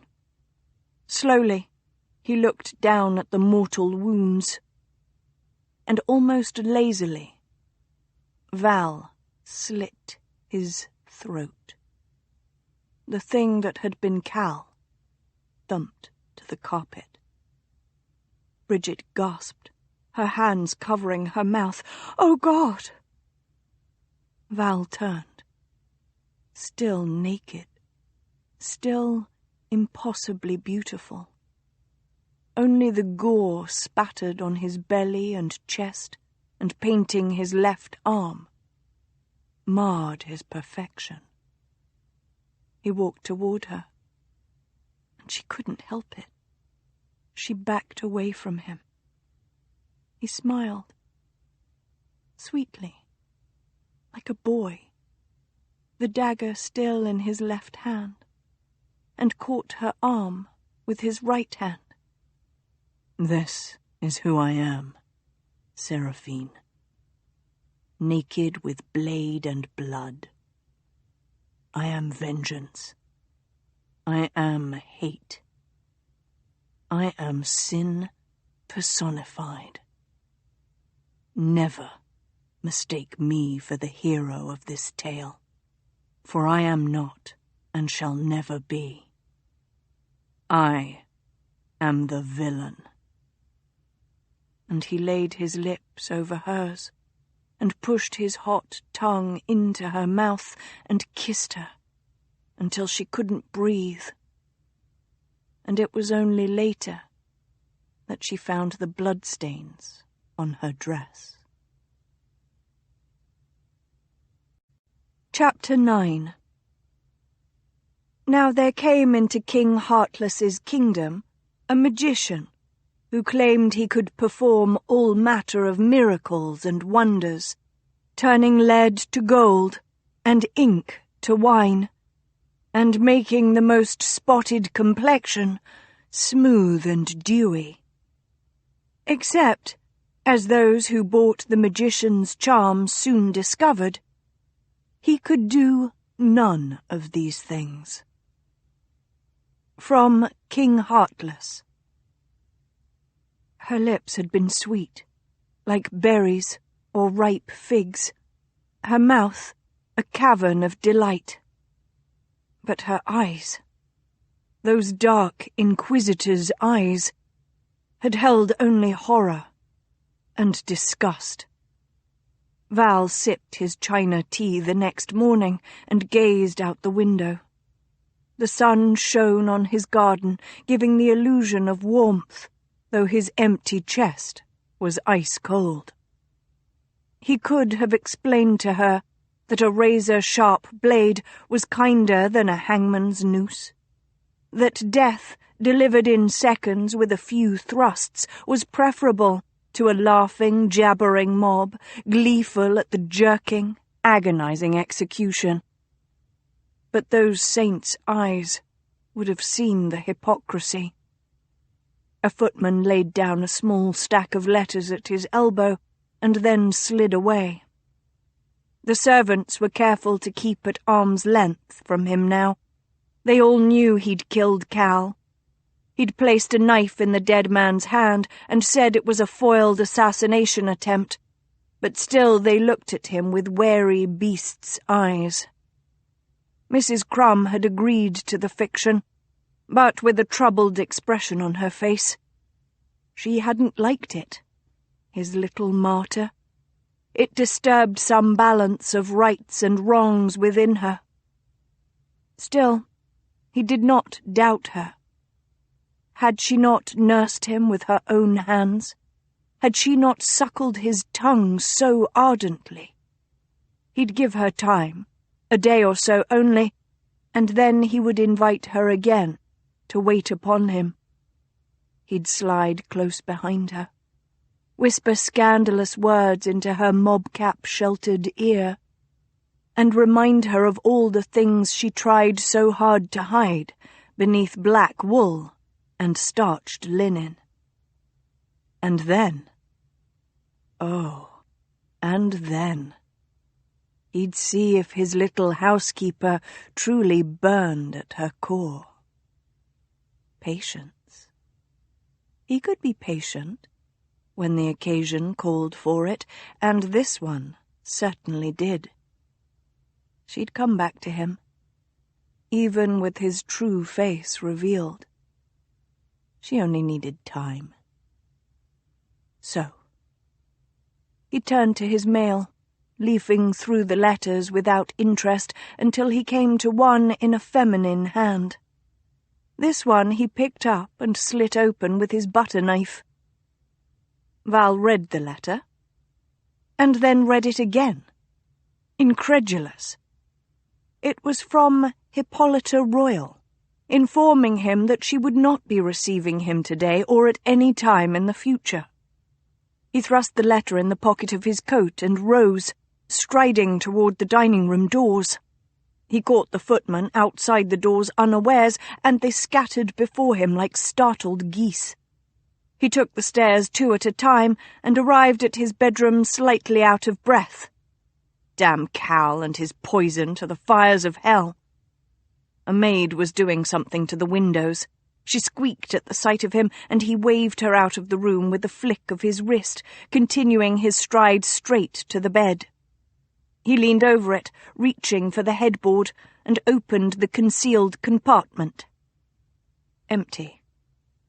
Oh, Seraphine. He felt the grin spread over his face, felt his cock throb and stiffen. Suddenly, The day was bright, singing with vibrant colours and stratagems. She'd outmanoeuvred him. And that? That hadn't happened in a very, very long time. Seraphine. The whisper was in her dreams, and Bridget whimpered and tried to bat it away. She needn't wake yet. It wasn't time to rise. She had hours still. A soft chuckle, and the brush of something soft on her cheek. I would never have guessed you were such a deep sleeper, my practical housekeeper. She had a terrible foreboding, an awful suspicion, even in her dreams, and she fought valiantly through the sluggish waves. Bridget opened her eyes, blinking in the candlelight, to find azure eyes only inches from her own. They crinkled at the corners. There you are. What? She jerked her face back, looking around frantically. She was in her own little room, in her own little bed. Even Pip was there, standing at her hip, wagging his tail at Val, squatting by her head. The traitor. "What are you doing in my room?" He grinned like a vicious imp of morning hell. Waking you, of course. He reached out and tapped her nose. Do you ever take off that thing on your head? Are you bald?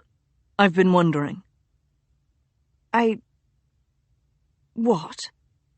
She reached up, suddenly fearful that he might have disturbed her nightcap as she slept, but no, it was as firmly tied now as it had been when she'd lain down, however many hours ago.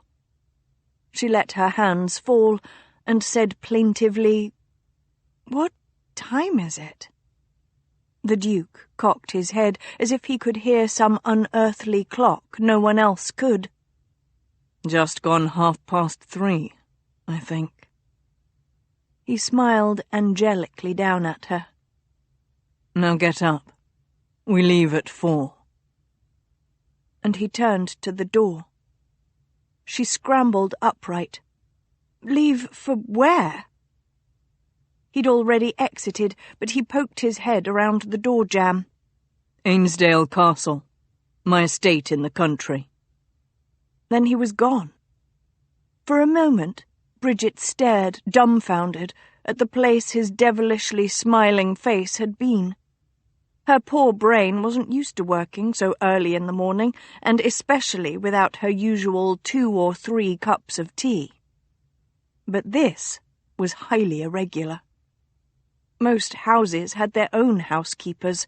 Surely Ainsdale Castle was fully staffed. Why then was he taking her? Was it merely for his own amusement? Or was it for some other, more sinister reason? After all, only 2 days before she'd seen him kill a footman in cold blood. Of course, Cal had tried to kill the Duke in a particularly awful and vicious way, but then afterward, the Duke had kissed her, as she'd never been kissed in all her life. His tongue had tasted of wine and sin, and she'd wanted to moan and rub herself against him as he'd tilted her back over his arm. She very much hoped that she hadn't actually done that, although she wasn't altogether certain that she hadn't. She was very muddled at the moment, and she very much wanted some tea. "Hurry, Seraphine!" His voice came from the kitchens, as if he saw her sitting there on her bed, debating. Bridget rolled her eyes and began dressing. She pulled a small, soft bag out from under her bed and swiftly packed the few necessities she might need, and then she glanced at Pip. He was sitting on the bed, watching her motions with interest, his head cocked. "Oh, damn," she said under her breath. Bridget stood and picked up the soft bag in one hand, snapping her fingers for the terrier with the other, and went into the kitchens. Somehow the Duke had roused most of the servants without her knowledge. Cook was busy supervising the packing of baskets of foodstuffs. Maids were bundling together boxes, and footmen were marching in and out of the kitchen, laden with the materials the Duke deemed necessary for a journey. He whirled at her entrance and beckoned her impatiently with his fingers. "Come, come, Mrs. Crumb, we mustn't dally." "But—" She looked down helplessly at Pip. The Duke actually rolled his eyes. "Oh, bring the mongrel as well if you must. Just come." So she was hustled out the door and into the garden, still black, for it wasn't even dawn yet. They crossed to the gate, the terrier trotting happily along, stopping only to water a hedge. And then they were in the mews, and Bridget saw that the Duke had 2 carriages prepared. Only 2. She'd seen some aristocrats travel with 3 or more. She sighed and started for the second one, wondering if she'd be able to sleep again on the bumpy roads, but Val caught her arm. "No, not that one." He led her to the first carriage. His carriage. "You'll ride with me." She looked at him mutely. Of course. Of course he wanted her, the housekeeper, to ride with him. Shaking her head, she allowed herself to be helped into the carriage. Inside she found Mehmed, already sitting on one of the luxurious red leather seats. He grinned at her. "Mrs. Crumb, we travel to an English castle." "So I understand, Mehmed," she said wearily. She began to sit next to Mehmed, but the Duke guided her firmly to the seat opposite, and then took his own place directly beside her. She was conscious suddenly of his warmth, and of the hard muscle of his thigh pressed against hers. Pip climbed in the carriage and leaped onto the seat beside Mehmed. A footman closed the door. "And away we go, sailing north into peril and adventure," shouted the Duke, striking the ceiling with his stick. "Huzzah!" cried Mehmed. Pip barked, and the carriage lurched into motion. "Lord, I need a cup of tea," Bridget moaned to herself. "Why didn't you say so earlier?" the Duke asked in a more normal tone of voice. "Mehmed, the tea, please."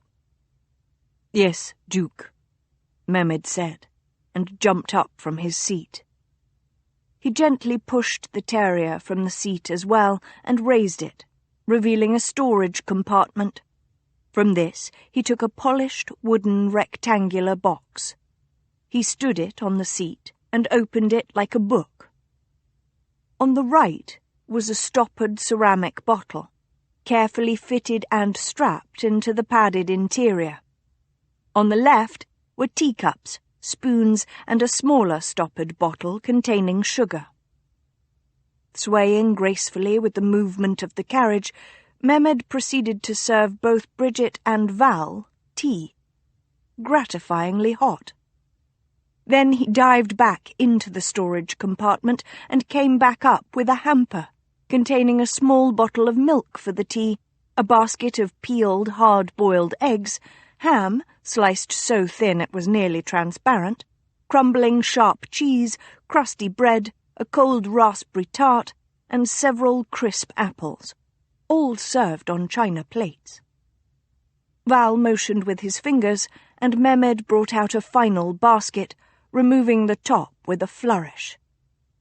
The inside was crammed with books of all sizes and shapes. "Oh!" Bridget gasped. Val caught her eye and smiled. "I always like to travel with reading material. Please, take your pick." And as Bridget watched the sun rise, she decided travelling with a duke might be quite interesting indeed. Late that afternoon, Val watched with half-closed eyes as the autumn fields passed outside the carriage. They were making good time, which was excellent, because by now, no doubt, there would be a hue and cry. He'd taken the precaution of sending off 2 other diversionary caravans going in different directions from Hermes' house. Even so, his pursuers would not be fooled for long. A corner of his mouth curved, which only made the game more fun.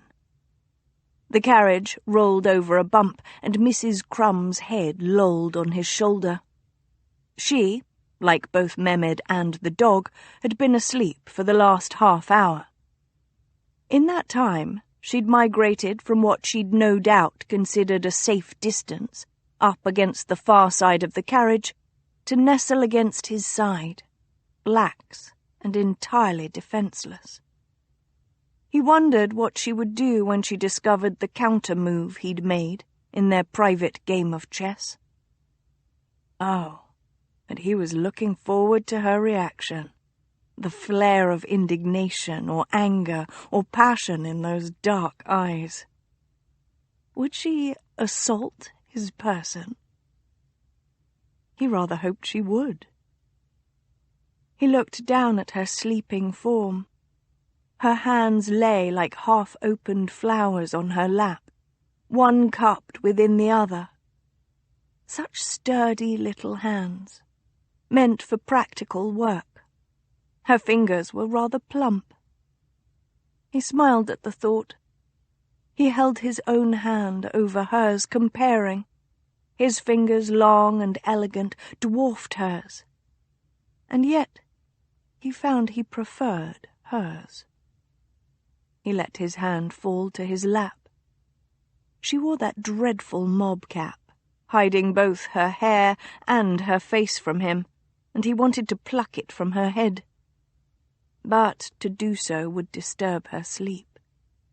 He cocked his head, considering the conundrum. He found, on the whole, that he didn't wish to disturb his housekeeper's sleep. It felt nice to have her lying so trustingly against him. If he listened very intently, he could hear her breaths. After a bit, he breathed with her. In and out. In and then out. A carriage wheel dipped rather violently into a hole in the road. The jolt jerked her forward, and only his arm kept her from a spill on the floor. "What?" "It's all right," he said. A glance showed that Mehmed and the dog were still somehow asleep, the dog within the circle of the boy's arms. "Oh," she said, and then attempted to move away from him. That he did not like.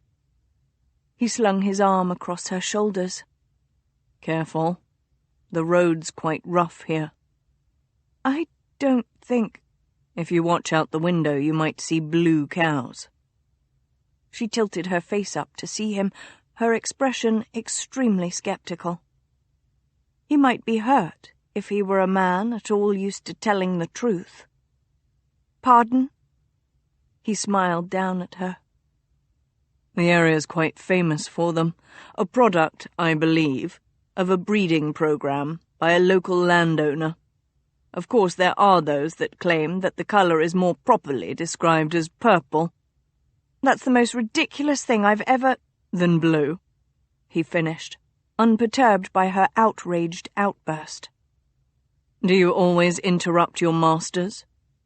"Only those who try and tell me a load of codswallop," she muttered.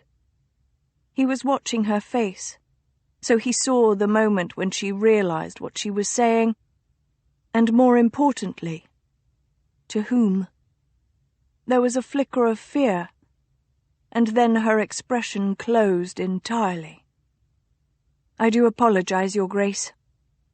He'd never been sorry for his rank. Why should he be? It conferred wealth and deference, things he found very useful in the world. But now, for the very first time in his life, Valentine Napier, the Duke of Montgomery, wished that for 5 minutes he might be a common man. For those 5 minutes only, mind, let that be clear. But if he were to divest himself of his glory for a few short minutes, become a plain, boring man, perhaps with the name Jack, what would she reply to him then? He gazed at her a little moodily. She made another movement, denoting an attempt to escape. He tightened the arm about her. Tell me of your upbringing. She brought her brows together suspiciously.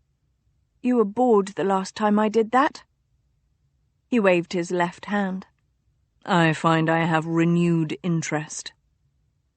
She sighed, slumping under his restraining arm, pliant again. Good. I grew up in the north, almost on the border. My father was a crofter with a bit of land and sheep. How did you learn to read and write? He asked. My mam taught us at night, she replied. Or rather me, for my brothers and sister are all older than me. How much older? She looked wary for some reason, and then shrugged. Ian is 40 this year. Moira will be 8 and 30 next month, and Tom just turned 6 and 30. How old are you? 6 and 20, she replied very stiffly. He smiled. So you were a belated fancy of your parents? She looked away. I suppose. He leaned his elbow on the windowsill and his head against his knuckles, the better to study her. And was your child very bucolic? Describe it to me. There were heather-covered hills, and it was windy and cold. You hated it? He decided. No. She frowned at him. It was nice to sit by the fire at night, with the wind outside, and Mam knitting or telling me stories or singing to me. He cocked his head. She sang to you? Yes. She looked at him as if he were quite strange, which was actually a look he was used to. Didn't anyone sing to you when you were a child? He thought of the drunken songs that had sometimes echoed through his father's halls when he was young. That was probably not what she meant. No. Oh. She bit her lip. I suppose duchesses don't sing to their children? No, they don't. He smiled kindly. Particularly when they dislike the child in question intensely. She blinked, looking shocked for a moment, and then cleared her throat. Well, it's nice, truly. And I liked walking over the hills as a little girl. There are birds in the heather and hares and mice and... Are you sure you're interested in this? I wasn't, actually, when I first asked, he confessed. But now I am. Go on. She made a little humping sound at that, and settled more comfortably at his side. When I was a little older, about 12, I went to work at a nearby house. It was owned by old Mrs. Crombie, and I was so homesick. I cried myself to sleep for a fortnight, it seemed, until it was my day off and I could go home to see Mam. He frowned at this, not liking to think of his infant housekeeper in tears. Why did they send you then, if you were so upset? She gave him a look. Because I needed to learn a trade, naturally. And it was a good position. Mrs. Crombie was very strict, but I learnt so much from her and her housekeeper, Mrs. Little. How to keep records, how to make wood polish and brass polish and silver polish, when to turn linen and how to store cheese, what cuts of beef are the cheapest, and how to bargain down the butcher, how to judge when fish is fresh and when to buy shellfish and when not to, and how to keep moths from woolens and mice from the pantry, how to get wine stains out of white linen, and how to dye faded cloth black again, All that, and so much more. She drew breath, and he looked at her, deeply appalled. That all sounds frightfully boring. And yet, without all that knowledge, you'd live in a dirty, messy, vermin-infested chaos, she said sweetly. She was strangely alluring in her confidence in her own abilities. Women of his rank didn't have jobs, didn't have competence in, well, anything, really, aside from the odd musical talent, embroidery, dancing. His sister painted miniatures, but Eve was an eccentric. He did know of several ladies quite skilled at fellatio, but could that be called a job? Well, yes, if one were a whore, but the ladies in question didn't actually sell their skills, not unless one counted obtaining ever more influential men as lovers. But that wasn't exactly a quid pro quo, therefore... He blinked and realized that Mrs. Crumb was watching him quizzically. Yes? Sometimes, she said, I wonder what you think about. He ran through his latter train of thought, considered sharing his musings, glanced at her clever, competent, and yet in some ways naive face, and discarded the idea. Tell me why you came to London. That bright, open face closed again. Curious. She shrugged, glancing away from him. The same reason any servant comes to London, to find work. I'd worked in several houses by that time, but I wanted to be a housekeeper, and there were no situations nearby. So I came to London. He watched her, thinking that there was something missing from that simple recitation. She glanced at him, her eyes dark and fathomless. And Mam had died by then. There wasn't anything to keep me by the border, was there? Wasn't there? Not father or brothers or sister. Not heather-covered hills or warm hearth. Val cocked his head, studying her, wondering. But she was glancing about the carriage. Where is the book I was reading? I placed it here, he said, taking up The Most Noble and Famous Travels of Marco Polo, which he'd stowed on the seat beside him so it wouldn't fall to the floor while she slept. An interesting choice. You mean for a housekeeper? She muttered, taking the book from him. He cocked his head, watching her. So fierce. For anyone, he murmured gently. She smoothed a dimpled thumb over the worn red leather of the book. Have you ever been to China? No, but I would like to go. The carriage bumped and slowed, and he glanced out the window to see that they were coming to an inn. Mrs. Crumb straightened, regrettably pulling away from him. Is this where we'll be stopping for the night? Only for supper and to change the horses, he said cheerfully, as Mehmed and the dog at last awakened. He pretended not to see her stare. When will we be stopping for the night? We won't. He turned to her. We're travelling at haste, and straight through the night and tomorrow as well. The carriage stopped. What? He smiled into her astonished eyes. They were headed north to Yorkshire at breakneck speed, no expense spared, changing horses as often as possible. It was quite a reckless, mad journey even for him. If all goes well, we'll make Ainsdale Castle by nightfall 3 days hence. Or, as he sometimes liked to call the place where he'd been born, the place where he'd been raised, the place where he'd lost both heart and soul. Castle Death.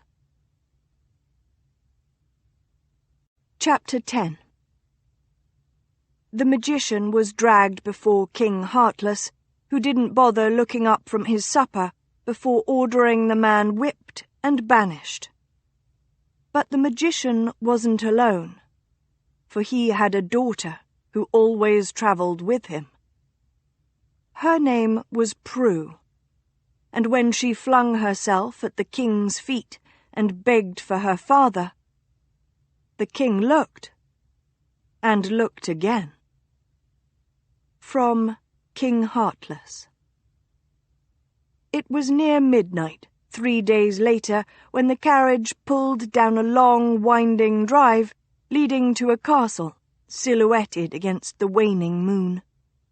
Watching out the window, Bridget couldn't help but shiver. One tower in particular, taller than the others, seemed quite ominous in the moonlight. She let the curtain fall.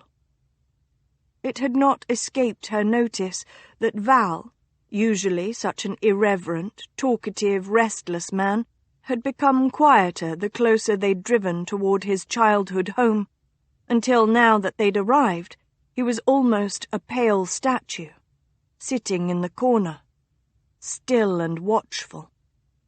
He caught her eye. "Imposing, isn't it? My ancestor acquired it centuries ago by storming it, skewering the previous owner, killing his infant heir, and raping his widow over the banquet table before marrying her." He shrugged at the horrified look she gave him. "The castle was from her family. I suppose he was just making sure everything was legal." "What is skewering?" Mehmed asked. "To pierce with a sword," Val said very precisely, omitting his usual verbal flourishes. Bridget had an odd urge to take his hand, which was ridiculous. He was a duke. The carriage came to a halt. There was a small jolt as one of the footmen descended, and then the carriage door was opened. Pip bounded down the steps and disappeared into the darkness, the boy not far behind. In the distance, a series of yips and then canine yodeling started. Nearby, the terrier answered to the best of his ability. "What is that?" Bridget glanced curiously at Val. He grimaced. "Foxhounds. My father kept a pack, and I suppose they've been maintained. Filthy things." Bridget's eyes narrowed. "You don't know?" He shrugged. "I haven't been back to Ainsdale since I left England when I was 19 and spent a decade travelling the world. It's been 11 years since I've seen this place." He looked morosely at the open carriage door. He'd not told her why they'd hurried away from London so precipitously, but she'd decided on the long journey north that it must be that he was worried his enemies might poison him again. Watching him now, she thought the fear must be very great to drive him here. Bridget hesitated, and then said gently, "Shall we get out?" Val seemed to come to himself. "I suppose we must." He gestured for her to precede him, and she stepped down with the aid of Bob the footman. The second carriage had drawn up behind them, and she'd eyed it thoughtfully. Yesterday evening she'd noticed that the servants who manned it were all strangers to her, and this morning, when they were stopped for a change of horses, she'd happened to stroll near the second carriage. Her way had been immediately blocked by one of the unfamiliar men-servants. He'd been rather a rough-looking fellow, too. "Ah, the seat of my forefathers." She turned at Val's murmured words to find him standing and gazing with what looked like frank distaste at Ainsdale Castle. "Why did we come, if you hate it so much?" she asked softly. His eyes flared wide, and then he smiled gently. "Oh, Seraphine, Some things can neither be outrun, buried, nor burned. One must bear them like a twisted, degraded limb, dragged behind, odoriferous and loathsome, forever reminding one of the most horrible time in one's life. He shrugged. And if this foul, disgusting thing becomes useful once and again, should I not then make use of it? Without waiting for her reply, he strode to the great double doors to the castle. The footman seemed to be having some trouble rousing the staff within. Bridget followed more slowly, glancing around the dark drive. Tall trees were rattling their branches against the moon. The windows of the castle were dark, and they were obviously not expected. Pip came trotting up to her, his tongue hanging out of his agape mouth, happily. Mehmed looked less cheerful. English castles are cold. There'll be a warm fire inside, Bridget assured him. At least, she hoped so. One of the doors opened with a screeching creak, revealing a tall, thin man in hastily donned breeches and coat over a nightshirt, a soft nightcap covering his head. Behind him was an elderly woman, a thin grey braid trailing from under her mob cap, a grey shawl thrown over her nightdress. "Your Grace!" exclaimed the man at the sight of Val. "We hadn't expected you." "Few do," replied the Duke, "and yet here I am, weary and famished, and on the doorstep on a cold and dreary night. Oh, will you let me in, kind sir?" The last was said with more than a touch of irony, and the tall man, who must be a butler, flushed, looking very young. "Of course, Your Grace. Yes, of course. Do come in." At the same time, the elderly woman's face had darkened. She muttered, "No notice. Beds aren't made. Don't have meat nor bread laid by in the kitchen. Don't know what will feed such a crowd." But the younger man had already moved back, letting Val stroll in, followed by Mehmed and the dog. The Duke continued into the castle, but when it was Bridget's turn to enter, she stopped and smiled at the two confused servants. "I am Mrs. Crumb. How do you do?" The man made to remove a hat, remembered he was only wearing a soft cap, and ended on an awkward bow. How do you do? I'm John Dwight. The butler?" "A pleasure to meet you, Mr. Dwight," Bridget said, and turned to the elderly woman. "And you are?" "Mrs. Ives," the woman grunted. "Housekeeper and aunt to this one." She tilted her head toward the butler. "Splendid." Bridget gestured to the boy, standing and gawking up at what were, admittedly, rather sinister-looking carvings in the ceiling high above them. In the flickering candlelight, they seemed to be writhing. "This is Mehmed, the Duke's valet, and this is Bob, one of his footmen. We have a party of a dozen or so." She was still uncertain about how many men travelled in the second carriage. "What sort of food do you have on hand?" If possible, the housekeeper looked even more disgruntled. "Just enough to keep castle staff together, body and soul." "And how many are in the castle at the moment?" Bridget asked smoothly. She gestured for Mehmed and Bob to precede her. "A skeleton staff," the housekeeper snorted. "Don't know what himself will do without proper help. 1/2 a dozen maids, 4 footmen, the cook or 2 scullery maids, and me and John. Of course, that don't count the outside help. The stablemen, groundskeepers and such." "You've done very—" Bridget had begun in a conciliatory tone, when Val interrupted her. "Come, Mrs. Crumb," he said, appearing suddenly by her side and catching her by the upper arm. "You are not on staff here?" He began walking back the way he'd presumably come, down a dark and gloomy corridor, his hand still on her arm. There were paintings crowding the walls. Men posed haughtily in doublet and hose. Women staring blankly, their fingers beringed, starched ruffs about their necks. "Then why did you bring me along?" she asked rather tartly, and then, before he could answer, "And I was in the process of seeing to your supper, Your Grace. I'd think you'd be more concerned about your comfort." "I'm always extremely concerned as to my comfort and creature needs," Val replied as they came to a wide stone staircase. He turned to her and touched her lightly on one cheek, his azure eyes bright in the low light. "And I brought you along because I like you." She inhaled, and all thought fled her mind. He stood so close that they seemed to share the same breaths.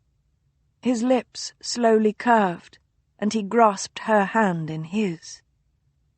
"But," he continued as they mounted the stairs, his hand wrapped firmly about hers, "I'm not going to wait for my esteemed castle housekeeper to rouse my equally esteemed cook in the middle of the night to find something worthy of my palate.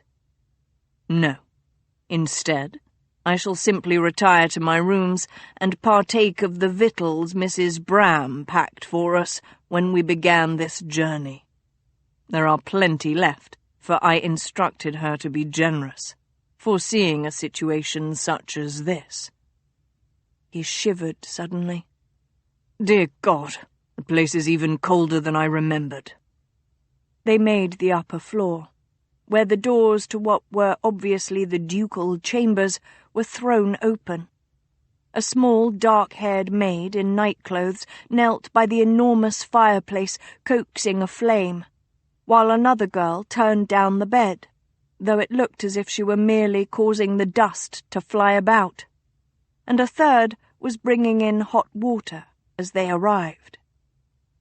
Mehmed and Pip were standing by the hearth, watching the dark-haired maid work at the fire. Bridget sniffed discreetly. She could smell mildew and, faintly, something decayed. Val was less inclined toward discretion. He inhaled deeply. "Ah, the stink of my ancestors' rot. That does bring back memories. All of them quite vivid, if not pleasant. Now away, you sprites, and climb into your beds under the eaves. I'll have need of you in the morn, I'm sure."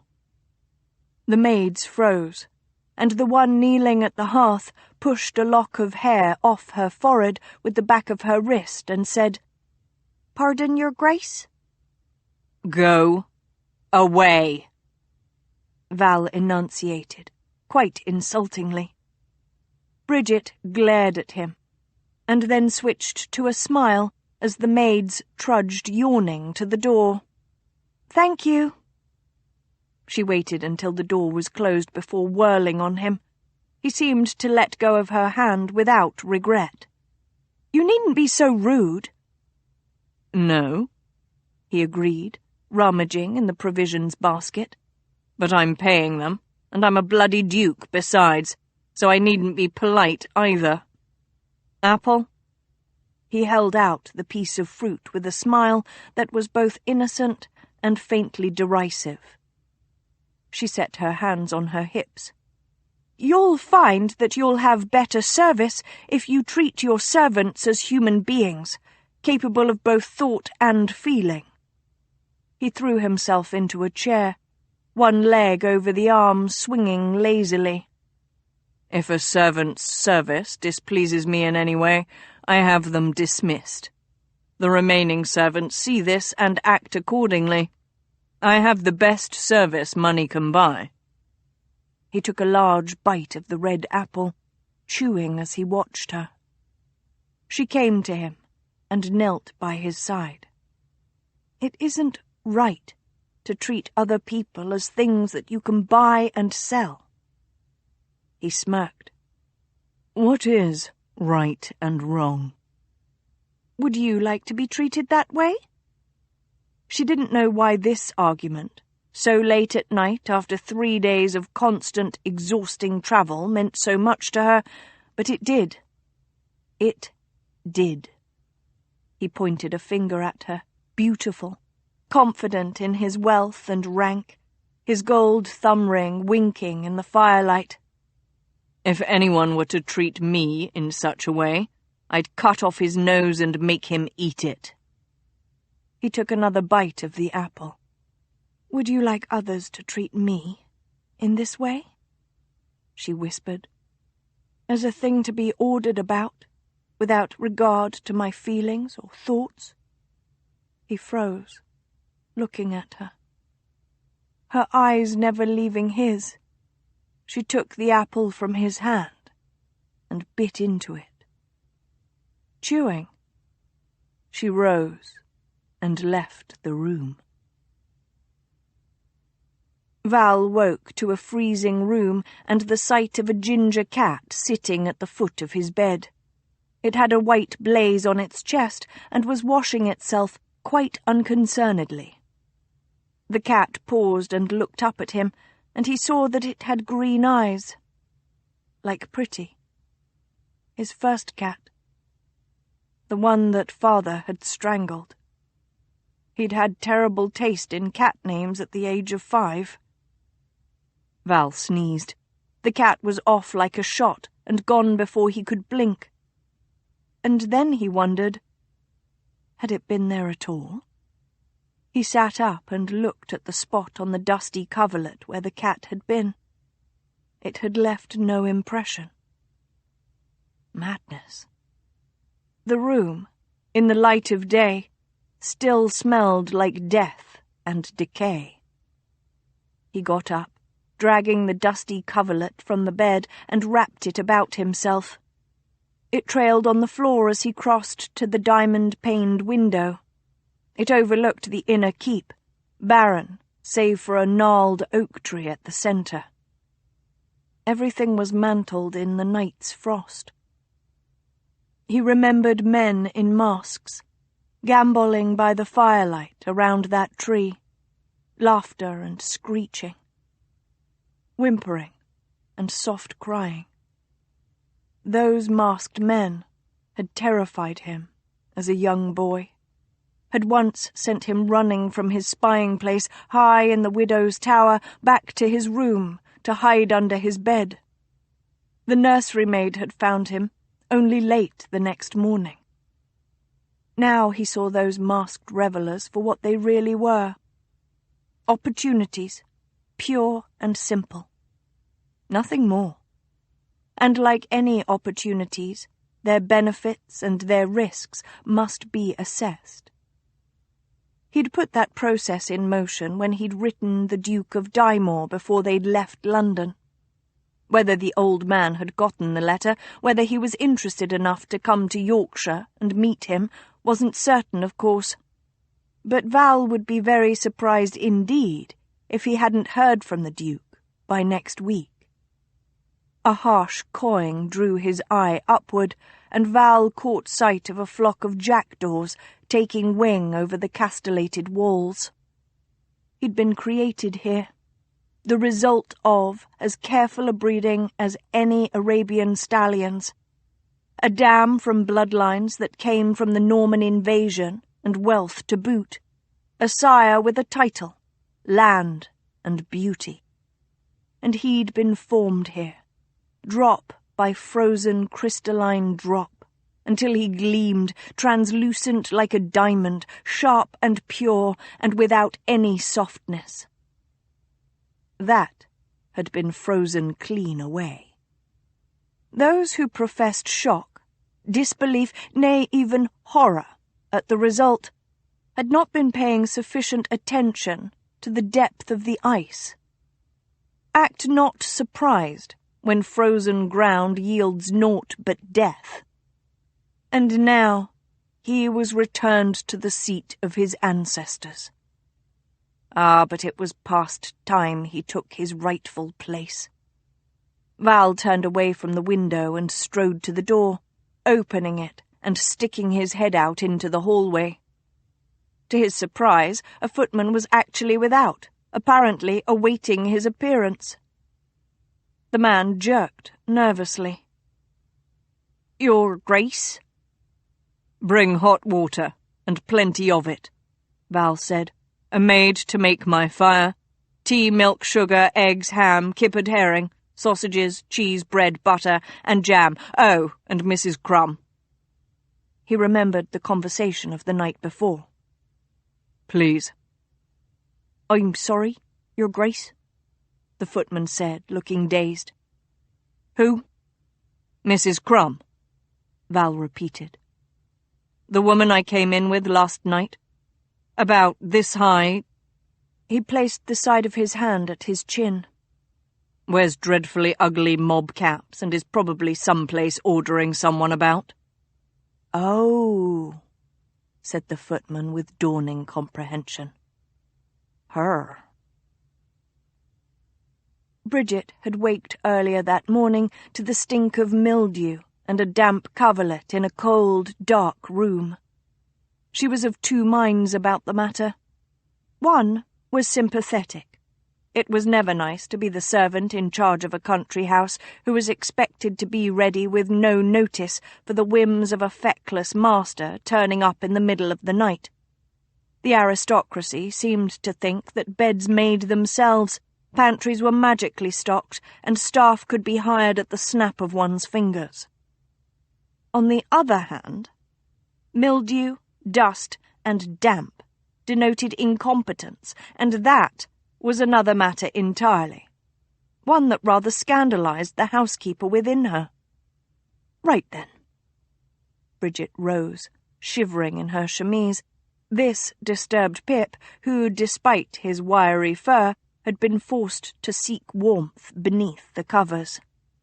He bumbled about, searching for a way out of the covers until he found the edge and emerged, looking like some medieval cowled monk. The dog stretched and then sat, watching as Bridget dressed. She felt grimy, irritably aware that there was no water to wash in. Nevertheless, she tied her mob cap firmly beneath her chin, hung her chatelaine at her waist, and snapped her fingers. She and the terrier ventured forth into the hall outside her room. She'd been given a little room on one of the upper floors, not a servant's room, but certainly not a guest room either. Betwixt and between. She marched down the unlit hall, noting the finely carved dark woodwork of the walls and the dust above eye level and on the ceiling. Down the stairs, the carpet needed taking up, beating and sponging, and the banister a good polishing with beeswax. Paused on the landing.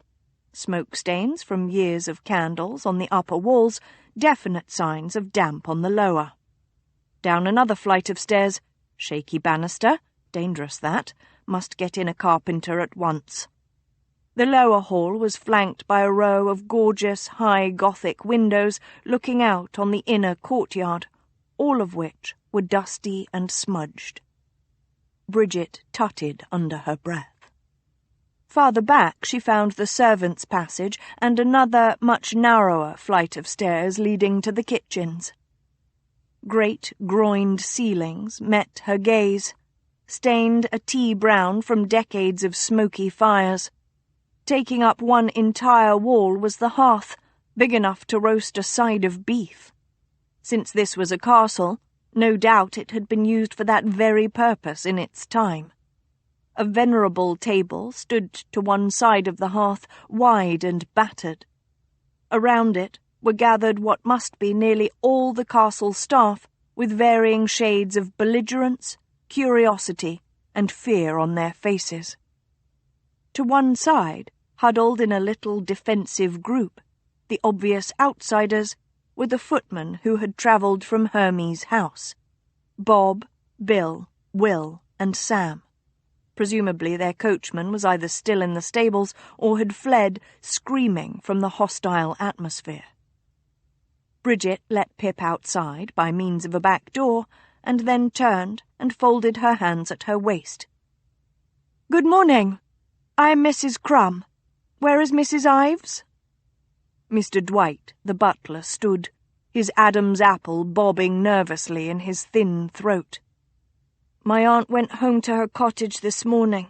She said she was too old for midnight comings and goings." He gulped, as if swallowing more that his aunt might have said. Well, that might be easier anyway. "Whom do you use as washerwomen?" she asked Mr. Dwight. But a tall, thin woman with brown hair pulled tight against her skull interrupted aggressively. "Who are you?" Bridget affixed a small, firm smile to her lips. "Mrs. Crumb, as I've said. And you are?" "Madge Smithers." The woman folded her arms across her thin chest. "The cook." "Ah. Then I presume you'll want to start preparations for the Duke's breakfast. I know he's particularly fond of eggs in the morning." The cook didn't move. Nor did anyone else. Bridget sighed regretfully. "You see, the thing is, the Duke will need to make decisions about his staff in the coming days, who will remain and who will have to find other places of employment." "He's a devil. Everyone hereabouts knows it," one of the footmen said. His words were overloud and seemed to echo off the ceiling of the kitchens. Bridget studied the footman. He didn't look more than 25, and she wondered how much personal experience he might have of the Duke. "What is your name?" "Connors." "Well, Connors, if you think His Grace is a devil, then why are you working here?" "What do you mean?" Connors scowled. "Only work hereabouts, innit?" Bridget nodded. "Then I suggest you think on it. If you truly hold the Duke in such contempt and fear, I suggest you leave. If you wish to remain, then reconcile yourself to the fact that you have made a pact with a man you consider the devil, and treat the Duke of Montgomery with respect." She paused, waiting while that thought sank in. She understood working from necessity. Didn't they all do that? But she didn't allow ill talk of their master. Or mutiny, for that matter. "Now," she glanced brightly at the cook. "Breakfast, I think?" Mrs. Smithers didn't exactly skip to her duties, but she did start her preparations, with the help of 2 of the scullery maids. "We have some women who come from the village," Mr. Dwight said, when Bridget again asked him about washerwomen. "But my aunt was in charge of them. I'm not sure—" "Do you have their names?" Bridget asked. "Yes." "Then please ask them to come today." "But—" Mr. Dwight looked helplessly around the bustling kitchens. "Today isn't wash day. It's not for several days. Are you sure there will be things that need washing?" "Oh, yes," Bridget said. "In fact, tell the washerwomen that we'll need them for at least a week." "Now, maids," Bridget said briskly. "Maids?" Mr. Dwight sounded as if he'd never heard of the creatures. "Yes, I'll need at least another dozen more," Bridget said. "And I expect you'll want at least a half-dozen footmen." She nodded to herself. "Maids, footmen, washerwomen, carpenters, stoneworkers.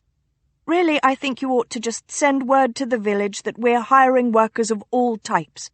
We'll set up in the hall this afternoon so as not to be in the way of Mrs. Smithers in the kitchens and do the interviewing and hiring together. This morning after breakfast we'll walk through the entire castle, you and I, and make note of what needs to be done. But first, tea. I really can't do anything without tea in the morning," she confessed to Mr. Dwight. He seemed like such a nice young man, but a little scatterbrained. He gazed wide-eyed at her. "Tea?" One of the brutish-looking men from the second carriage entered the kitchens from a door Bridget hadn't even realised was there. "She needs her breakfast." "Who?" At Bridget's query, everyone stilled. Bridget's eyes narrowed, and she addressed the man, who was short, but with a barrel chest and a flattened, scarred face. "Who needs their breakfast?" He sneered. "None of your business." "It's a lady," the dark-haired little maid from the night before spoke up bravely. "Down in the dungeons." But Bridget was already crossing the kitchens and ducking through the door the strange manservant had entered through. Behind her, someone yelled, "Oi!" There was a narrow passage back here. She hurried along it, ignoring doors that obviously led to storage rooms, until she came to an arched opening with a flight of bare stone steps that led downward in a spiral. These she took. The walls were moist and cool, and she could see light below her. The circular steps spilled out into an open flagstone floor with a small, cosy fire on one end.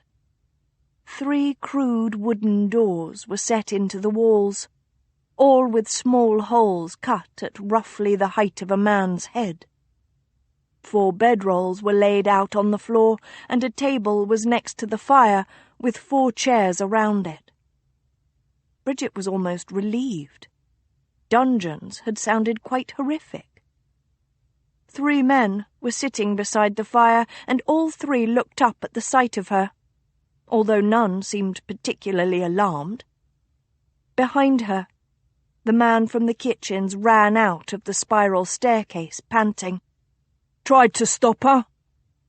Bridget drew herself up. "Where is she?" One of the men sighed, pushing out his chair. "Now look here, miss." "Mrs. Crumb? Mrs. Crumb, is that you?" The man standing behind her made a grab for her. Bridget dodged and ran to the middle door, the one from which she'd heard the woman's voice. She stood on tiptoe and peered through the little cut-out hole, and saw Hippolyta Royal. Chapter 11. But King Heartless still nodded to his guards, indicating that the sentence should be carried out. That was when the magician cleared his throat. "My liege, I can prove my magic is real." King Heartless frowned. He frowned a lot, and said, "How?" "I can help you find your heart." Well, at that, everyone froze, save for Prue, who hissed under her breath, "Father, what are you about?" From King Heartless. Val was lying in his dusty bed, clad in a shirt, waistcoat and banyan, munching an apple, and wondering if the footman he'd sent for breakfast and Mrs. Crumb had perhaps fallen down the stairs and broken his neck, when heaven's gates opened and an avenging archangel descended upon him in full fury. The door to his room was flung open, crashing against the far wall and marring what was, no doubt, some very fine carved oak panelling. She flew in, all fiery flashing eyes and flushed cheeks, her bosom heaving beneath black wool. She was magnificent. "Tell them to let her go," Seraphine ordered him imperiously. "Tell them to let her go, right now." She stood over him, her lips wet, her body shaking with her rage, and he wanted to take her and roll her beneath him and fuck her into the mattress. But no matter what she thought, he wasn't entirely insane. He had some small sense of self-preservation.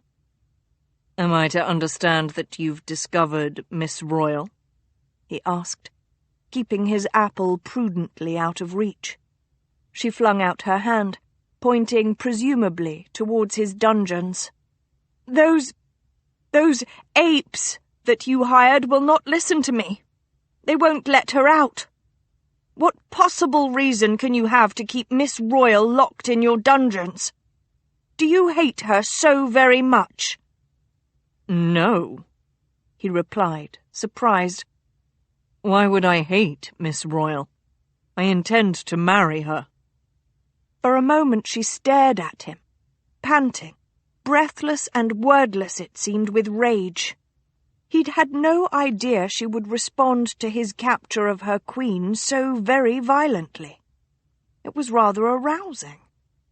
"Hippolyta Royal loathes you," Seraphine said at last, her voice a little lower.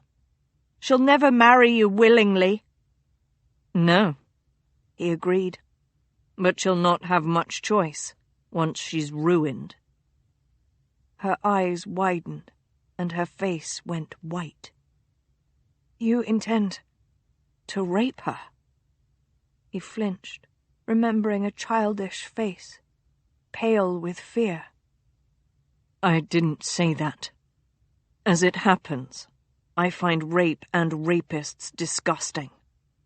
No, a week or so in the dungeons should do the job for me quite handily, with Miss Royal none the worse for wear. By now, all of London society knows that she's gone. Once it's discovered where she's been staying, and with whom." He shrugged. "She'll have no choice, as I've said. Even if she won't admit it, her father certainly will. I expect to be affianced within a fortnight." "But—" she was looking at him oddly. "If you marry a woman who hates you, and you don't intend to rape her, how exactly do you plan to consummate the marriage?" He arched his eyebrow and spread wide his arms, indicating his own incredible beauty. "She can't hate me forever. Once married, I give her a week, a month at the outside." He shrugged and resumed eating his apple. "You really are the vainest man in the world," she said wonderingly. He stopped chewing. "This is the first you've noticed?" She looked down on him, an angel in judgment. Her eyes burned at him.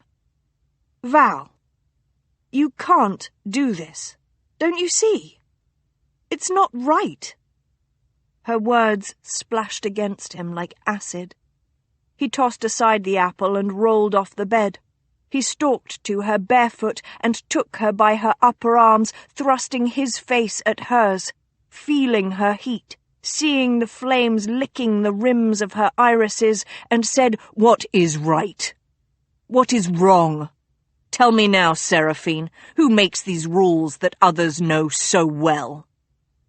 She didn't pull back from his anger. He'd give her that. But she hesitated, her eyes searching his. "The Bible—" He sneered at her words. "A mouldering text written by dead men. They tell me that to spill my seed upon the ground is a sin. Nonsense. What else have you?" Her tongue wet her lips, and his cock jerked, for he'd been erect since her abrupt entrance into his bedroom. He ached for her fire, her certainty. "The courts—" "Old men who live on bribes and their own importance. Is this wisdom? Is this the apex of our justice?"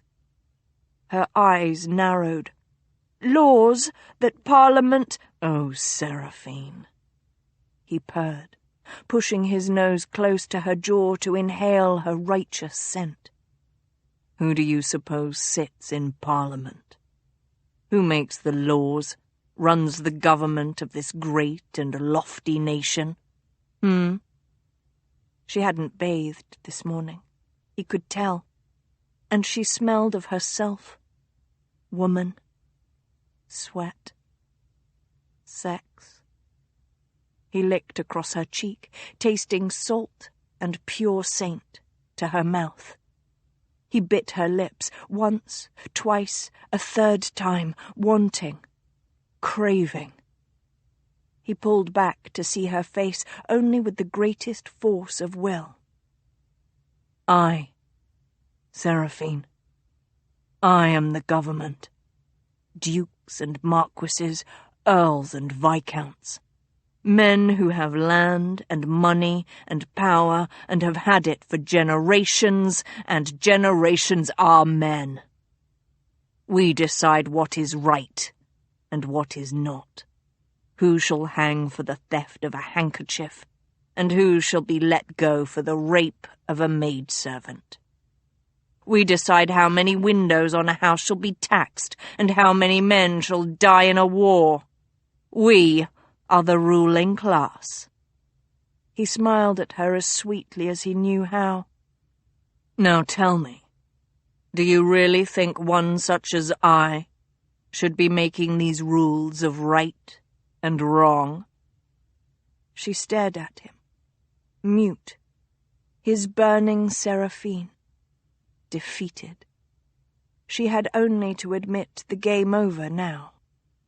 He let her go and strolled to the provisions basket, planning to look for another apple, or perhaps a piece of cheese with which to tempt her. He could be a benevolent victor. That's it. He turned to find her right behind him. What a sneaky thing she was. Her eyes were narrowed, her nostrils flared, and she didn't seem to have noticed that she'd lost. That's your explanation. You can do anything you bloody well please because you can't tell right from wrong yourself, and you don't accept other commonly held standards of morality. He cocked his head. Yes? No, she said, quite firmly, quite as if she were no longer a mere housekeeper, a commoner, born to a sheep farmer, a servant. As if she felt she were his equal in this. Perhaps even his superior. No, she repeated. I don't accept that. You are hurting others with your stupid philosophy, with your disregard for everyone else. You can hold frivolous balls on a moment's notice if you wish. You can scandalize society on a whim. But you cannot marry a woman who doesn't want to marry you. It is wrong. She was so sure of herself. And him. Reluctantly, he was fascinated. His lips began to curve upward. Who says it is? I say it is wrong. She placed her palm flat against his chest. The first time she'd ever voluntarily touched him outside the sick room. And even through banyan, waistcoat and shirt, her hand seemed to sear his skin. Not the Bible, not the courts, not the Parliament. I say that it is wrong. Let Hippolyta Royal go, give her a carriage and the footman from Hermes' house, and send her home. Do it now, Val, because you can be a better man than this. He stared into her eyes, flaming so brightly for him, and felt himself on a precipice, wavering, the earth beneath his feet crumbling. If he fell, would he burn? He took her hand from his chest and lifted it to his mouth and kissed her palm. No, my sweet Seraphine, he said, very, very gently. I will not, for I think you have mistaken something grave about me. I may be a philosopher, but it is but one of my faces. Turn me, and I'll show you another. One I think you'll find less amusing, but nonetheless, just as true. She tried to pull away, but he wouldn't let her. She scowled up at him. "What face is that?" He smiled, perhaps a trifle sadly. Who knew? "The face of a ruler. Everything I have done, everything I do, is simply to consolidate and gain power. Look around you. This is what my ancestors did. That story I told you as we arrived, about the man who killed the former master of this castle and raped his wife? Did you think it a fairy tale? No. His blood runs in my veins. I was bred to do what I'm doing now. Don't fault the viper for striking. It's what snakes do." Her lips trembled, but her eyes were dry, as if she'd already given up hope of persuading him, and he did not mourn at all. Not at all. "The blood of that woman who was raped is in your veins too, isn't it?" Oh, she knew where to hit. Naturally. But I think it's less apparent. Don't you? The story says she was dark and small. She shook her head. "So all that talk of right and wrong, that doesn't matter in the end to you at all?" He hesitated, just for the smallest fraction of a second, because he had always found the question of right and wrong rather fascinating. But then he smiled at her. "Only in the abstract. I will keep Miss Royal, and I will make her my wife, because she is the most beautiful and wealthiest heiress in England, because she is a prize, and because I can." Her eyes seemed to blaze at him. "You don't care what I think?" It wasn't a question, so he didn't answer. But he caught his breath. And had she been paying attention, that might have been answer enough. But she was pulling her hand away and turning, so she didn't notice. His empty chest was cold. So very cold. "Away with you, Mrs. Crumb," he said. "I've made my decision, and no pretty words from you will change my mind." She left, and took all the warmth from the room. Some, Bridget thought, late that night, might think it rash to attempt to rescue that same day, what with being a stranger to the district, with few allies, fewer funds, a freezing, desolate landscape, and not much time to plan. Some were probably not half-blind with rage at a thunderously stupid man, of course. Wonderfully stimulating, rage was. She crept down the spiral staircase to the dungeons, trying to make as little noise as possible. In theory, the guards should all be asleep, due to the concoction she'd placed in their ale. Theory, of course, was a long way from practice. She just hoped that she hadn't used too much of the thick, black liquid she'd purchased at great expense from Mrs. Smithers. She really didn't want to kill one of Val's apes. Although the thought wasn't worrying her as much as it should, come to think of it. Val was having a very bad effect on her sense of morality. As she rounded the last turn, though, she exhaled a sigh of relief. 4 burly forms were slumped over the table, and they all appeared to be breathing rather noisily. Hurriedly, Bridget found the keyring, unfortunately under one of the men's stinking arms, and ran to the middle of the dungeon room. "Hist!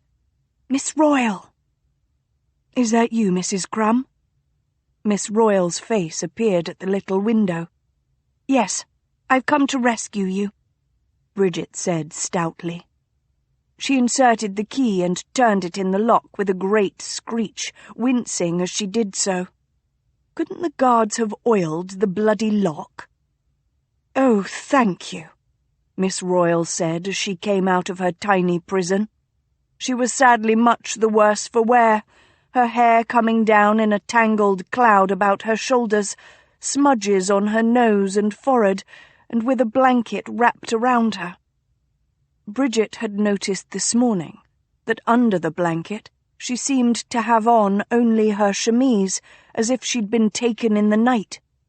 What kind of swine had a woman kidnapped in her night clothes? "I brought a cloak," Bridget had begun, when Miss Royal's dark brown eyes widened. She darted around Bridget, picked up a coal shovel, and smashed it over the head of one of the guards who had started to rise. The coal shovel made a clanging, bell-like sound. "Oh," Miss Royal said, and then beamed at Bridget. "You have no idea how satisfying that was after the last 5 days. They didn't hurt you, did they?" Bridget asked anxiously. "No, not in the way you mean." Miss Royal wrinkled her nose and toed the man on the ground. She looked as if she wouldn't mind hitting him again with her shovel. "But they were rough, and I don't think they've bathed in the last month or so, and being cooped up with them in a carriage, Mrs. Crumb. Quite disgusting." Bridget blinked. "Please, call me Bridget." "Really?" Miss Royal said, swinging the coal shovel onto her shoulder as a soldier might a musket. "Then you must call me Hippolyta." "Very well, Hippolyta," Bridget said. "I've some clothing for you. We should hurry." "Of course." Hippolyta put on a man's buckled shoes, patched hose, and a too-big cast-off dress formerly belonging to Mrs. Smithers, the cook. Bridget held out the last item of clothing.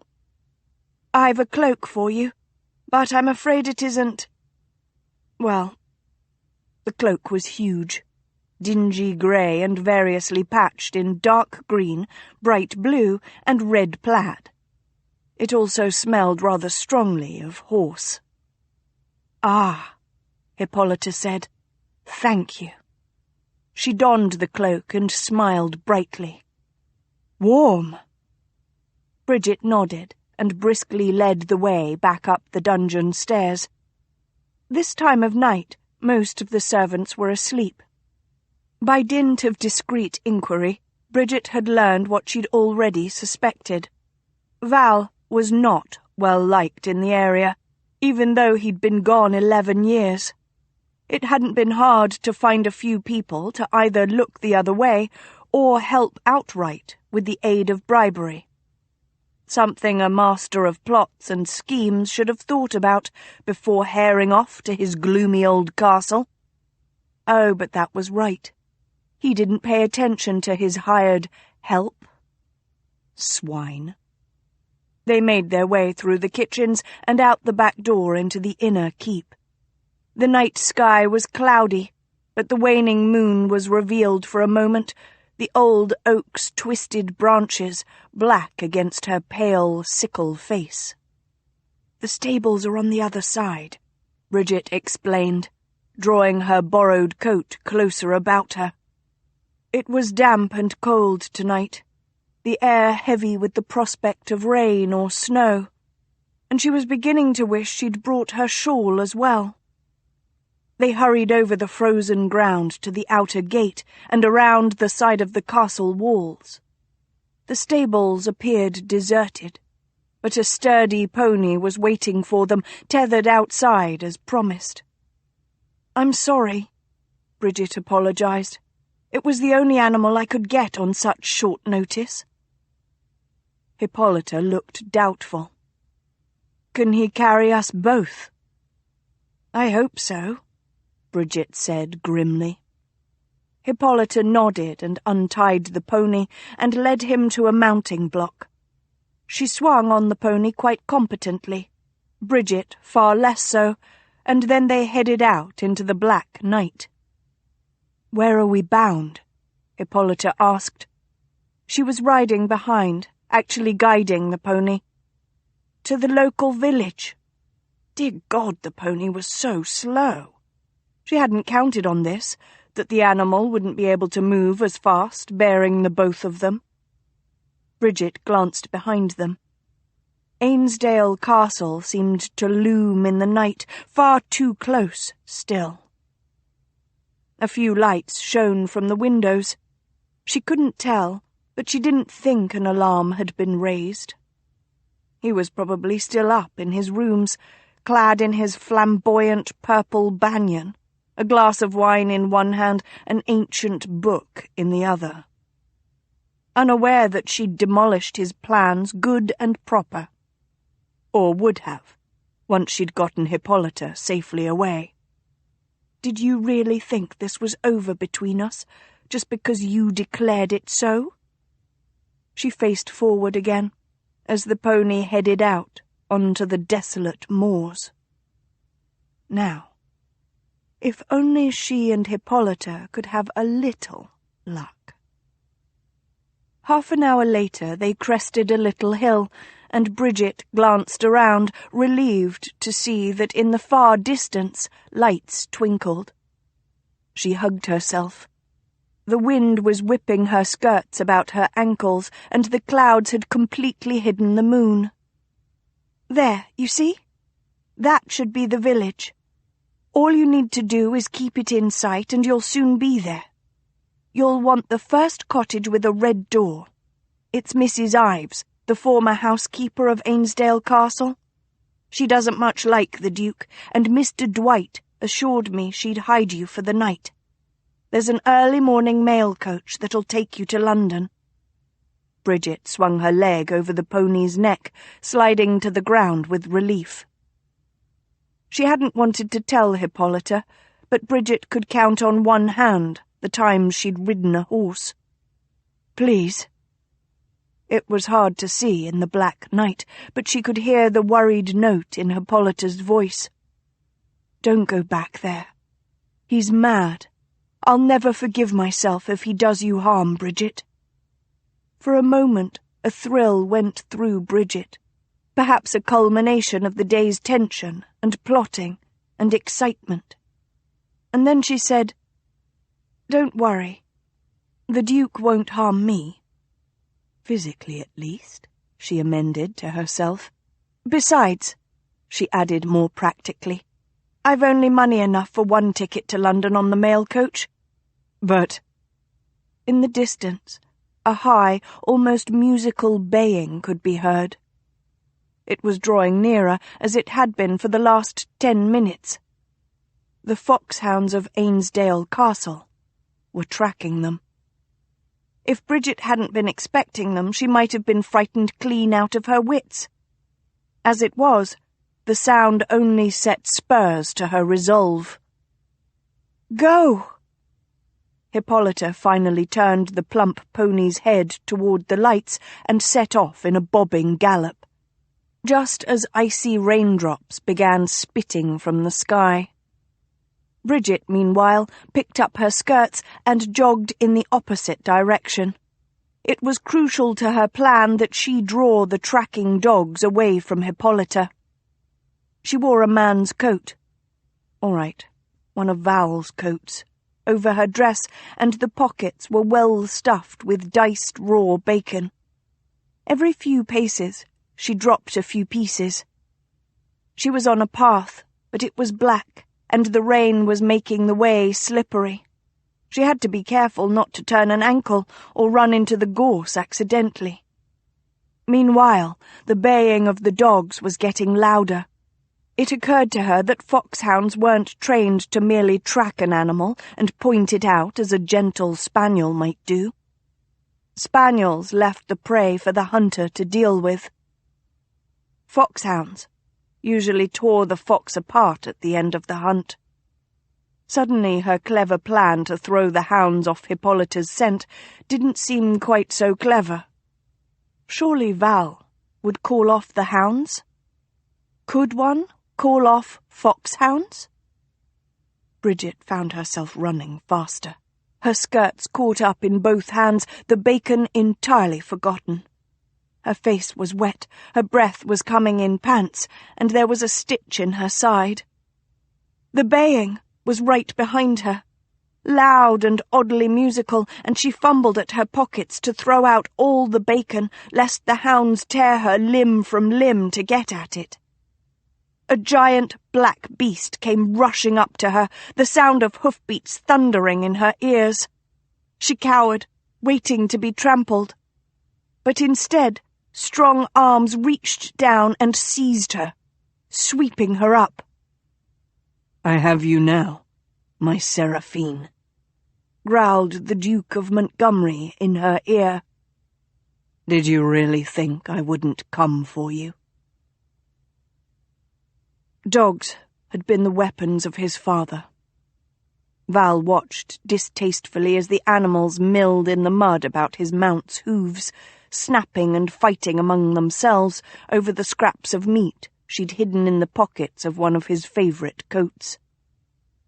He'd expected his fair Seraphine to make a rescue attempt, but not so soon, or so recklessly. He tightened his arm about the warm, wet, breathing woman in front of him and kicked the mare into a gallop. She gave a little shriek, and he grinned into her stupid, ugly mobcap. She was a servant, and probably unused to riding. Served her right, constantly defying him.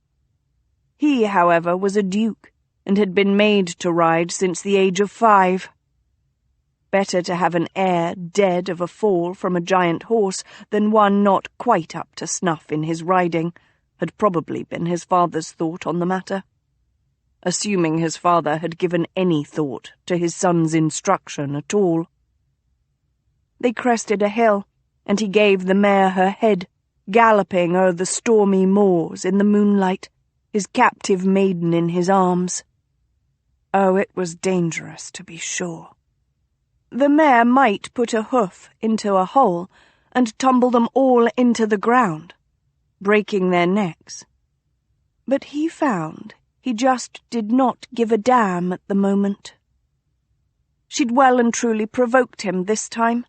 She'd lost him a wife for a second time, first by preventing his blackmailing Miss Royal, and now by actually freeing the heiress. It was almost as if Seraphine had something against the matrimonial state. But worse, much, much worse. She'd run away herself.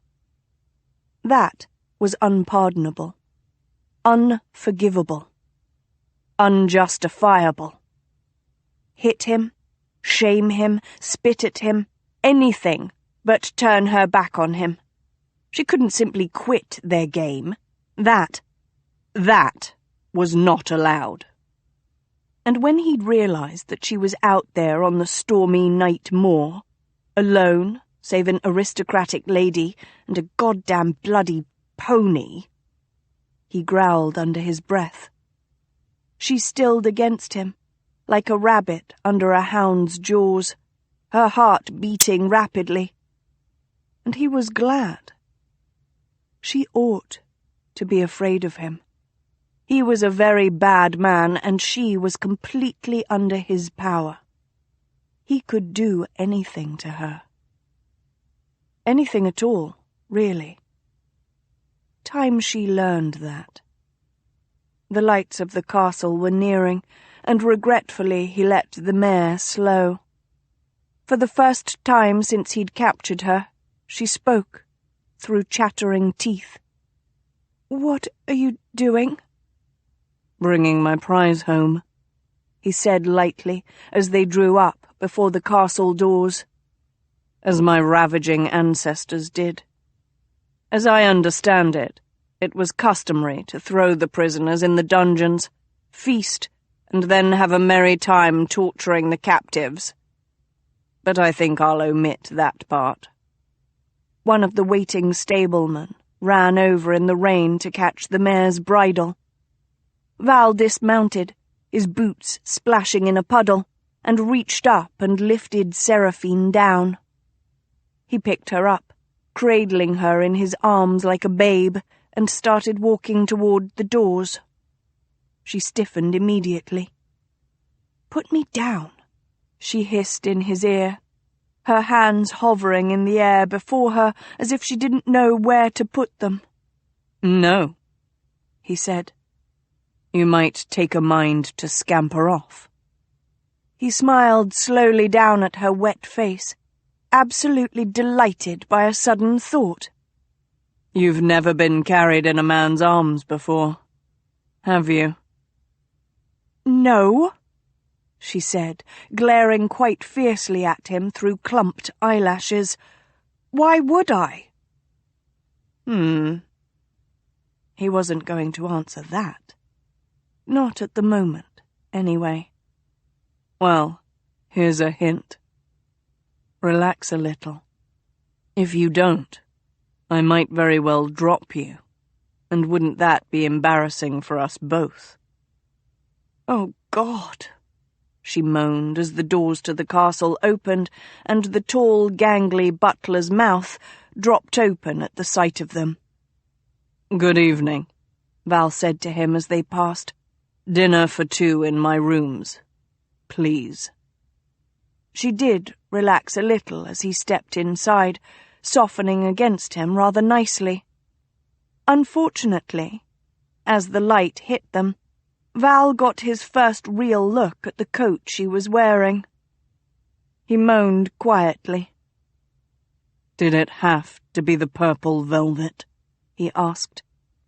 "It's almost as if you don't like me." She folded her arms across her bosom as he mounted the stairs, drawing his eye to that sadly shrouded area.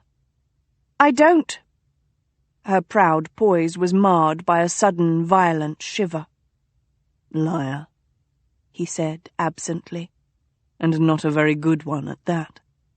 I suppose I could give you lessons, but then I'd lose what advantage I have." She sighed as they neared his room. "What about Miss Royal?" He glanced at her, puzzled. "What about her?" "Why are you here with me, instead of out looking for the woman you say you want to marry?" He smiled, just to irritate her, and shouldered open the doors to his room. "Jealous? You needn't be.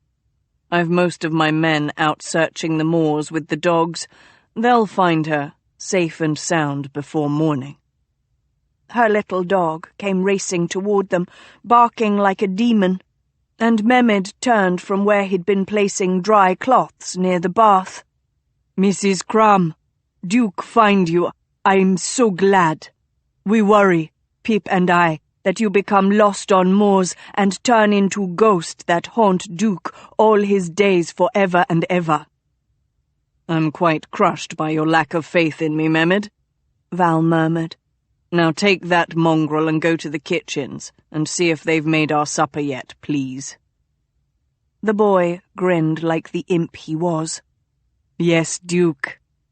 He was out the door with the dog in a trice. Val set Seraphine before the roaring fire, but kept his hands on her because he'd learned his lesson well. And also because he liked his hands upon her. She glanced at the steaming bath and suppressed another shiver. "I should leave if you're about to take a bath." "Why?" he asked, as he slipped his sadly ruined purple velvet coat from her shoulders. It had cost more than she'd probably make in a lifetime, and now stank of bacon and horses, thanks to her. He threw the sodden thing in the corner. "You'll want your privacy?" she replied nonsensically. He looked into her dark eyes, amused, as he unhooked her chatelaine and laid it on a table. "When have I ever wanted privacy?" She glanced away. "Perhaps I wish for you to have your privacy." "More likely," he agreed. "But if you'd wanted me to acquiesce to your wishes, you really oughtn't have run from me. Rather burned your bridges there, Seraphine." haven't you?" He smiled and pulled the ugly white fichu from her neck. She blinked and looked down at the simple, square neckline of her bodice as if she'd never seen it. Perhaps she hadn't. Perhaps she dressed in the dark, like a nun. "What are you doing?" He sighed. "I confess I find your naivete perplexing. How have you arrived at the advanced age of 26 without having anyone attempt seduction upon yourself? I'm of two minds on the matter. One, utter astonishment at my sex and their deaf disregard for your siren call. Two, glee at the thought that your innocence might signal that you are indeed innocent. Why this should excite me so, I don't know. Virginity has never before been a particular whim of mine. I think, perhaps, it's the setting. Who knows how many virgins were deflowered here by my lusty ancestors? Or, he said as he deftly unpinned and tossed aside her apron, maybe it's simply you. I don't... Her words trailed off, and then, interestingly, she blushed a deep rose. Well, that question settled then. His little maiden was really a maiden. "What?" "I think it's you," he confided, pulling the strings tying her hideous mob cap beneath her chin. She made a wild grab for it, but he was faster, snatching the bloody thing off, finally, and with a great deal of satisfaction. She might have deprived him of a wife that it had taken him half a year and a rather large sum of money to entangle, but by God, he'd taken off her awful cap. And underneath, oh, Seraphine, he breathed, enchanted, for her hair was as black as coal, as black as night, as black as his own soul, save for one white streak just over her left eye.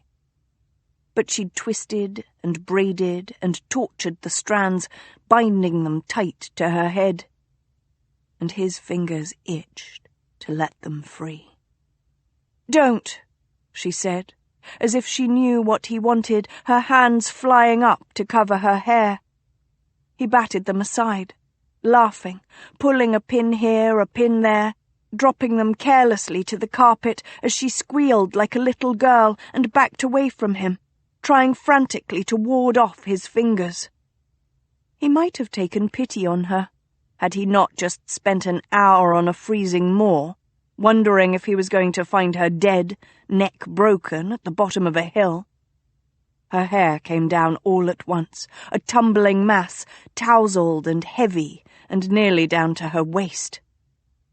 "Wonderful," he murmured, taking it in both hands and lifting it. She was backed against the wall near the hearth, panting, red-faced, eyeing him wildly. "It's oily. I need to wash it." He smiled kindly at her. Did she think him so easily dissuaded? "I know. Why did you think I had the bath ready?" She glanced at the bath, her eyes widening, then back to him. He nodded. "It's for you. The moor is cold this time of year, even without the help of a storm, and I knew you'd need it. Now let's get the rest off you before the water grows tepid." He began on the hidden hooks to her bodice, as she stood still, her breasts rising and falling tremblingly beneath his fingers. It was like undressing a wild animal, or an angel who had consented to stand still for a moment. Any false move on his part might startle her into flight. He smiled into her eyes, aware that his cock pressed hard and hot against the placket of his breeches. Her hair had smelled of earth and her. He was almost loath to replace her essential scent with perfumes. But she was freezing. He'd felt it in the ice of her fingers, in the chill of her cheeks. He wanted her warm. He couldn't let his burning angel's fire go out. The bodice gave, and he opened it wide, bearing her plain, sensible stays, and stripped it down her arms. He untied her skirts and petticoats with a flick of his fingers and helped her step out of them.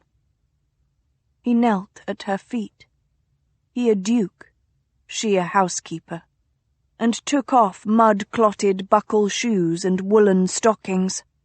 Then he stood and reached for the laces to her extremely practical stays, and noted that her breath seemed to quicken. For he could actually see the tops of her breasts now, full and mounded above her chemise. Pale ivory, in contrast to the ebony of her hair. He loosened her stays and drew them off over her head, and she stood in her warm chemise, a small neat patch on the left shoulder. He could see her nipples, peaked and dark with cold, through the thin material, and the sight was, perhaps, the most erotic he'd ever seen in his debauched life. He had his hand on her upper arm, just in case. But she didn't bolt. She raised her chin and met his eyes, and he felt his lips curve. His cock pulse. He might have to reassess what he meant to do. For bedding a martyr, an inquisitor, a fiery archangel, even if a virgin, well, that might be a bit out of the ordinary, surely. Might a man find himself somehow changed after such an event? What an odd thought.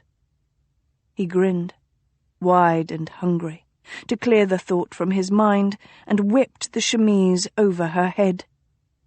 She stood naked, soft white belly exposed, ruby nipples peaked on plump breasts, a black bush at the top of curved pale thighs. She was without chatelaine, without mob-cap helmet, without any armour at all, and she refused to cover herself. Instead, she threw her shoulders back and met his gaze with defiance. And at that moment, something squeezed within him. "Oh, Seraphine," he crooned to her, picking her up in his arms, feeling all that soft, white skin. "How I shall fuck you tonight." "My name is Bridget," she said. Chapter 12. King Heartless narrowed his eyes.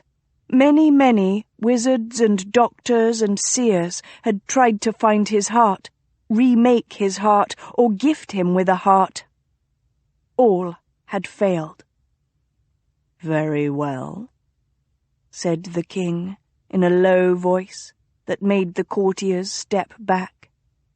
"If you find my heart, I'll let you and your daughter go. If you don't, I'll have both your heads chopped off and set on the castle gates."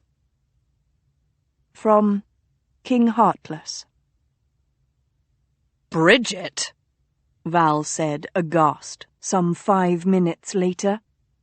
It was the 3rd or 4th time he'd said it, each time sounding a little more horrified. Bridget had decided to ignore him. A bath, in a real copper bathtub that came up to her shoulders when she sat in it, and that it was filled with steaming hot water, was a luxury. She wasn't going to let it go to waste just because Val was having some sort of problem with her first name. But Bridget, he appealed to her.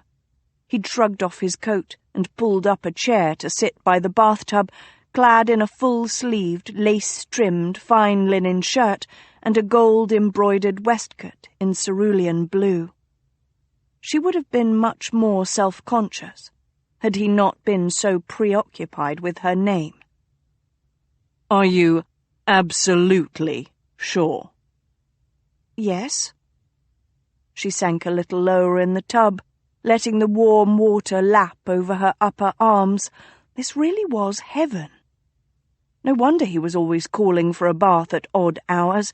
She'd have one every day if she could. "But it's an Irish name," he said. "And you told me you came from the north of England, practically Scotland. If—" She tilted her head back and sank beneath the water, and his words were muffled as the water blocked her ears. She emerged to him saying, "Unless you're Irish. Are you Irish?" "No." She reached for the lovely milled soap, and then recollected her shadowy footman father and added, "At least not to my knowledge."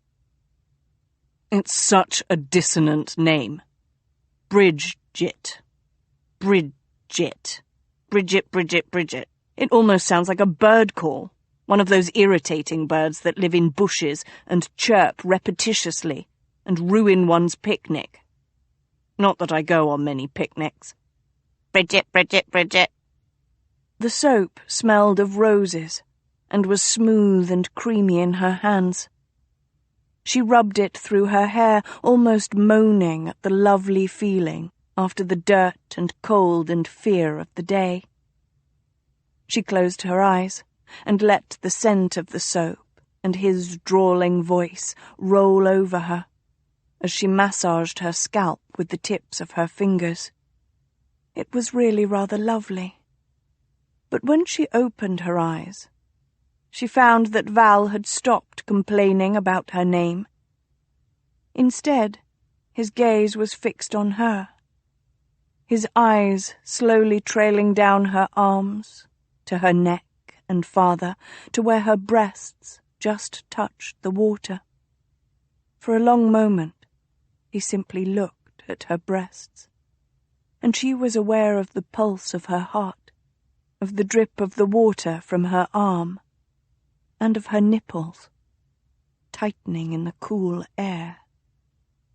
Then his azure gaze rose to meet hers, shining and intent, and she remembered his words.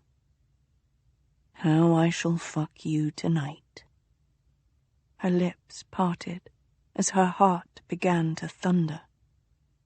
"Let me help you rinse your hair." His voice had deepened, and it made a shock go through her, low in her belly. He rose and crossed to where a pitcher stood on the hearth. She didn't turn, but she could hear him moving behind her, and it struck her that she'd seldom been waited upon before in her life, and never by a gentleman.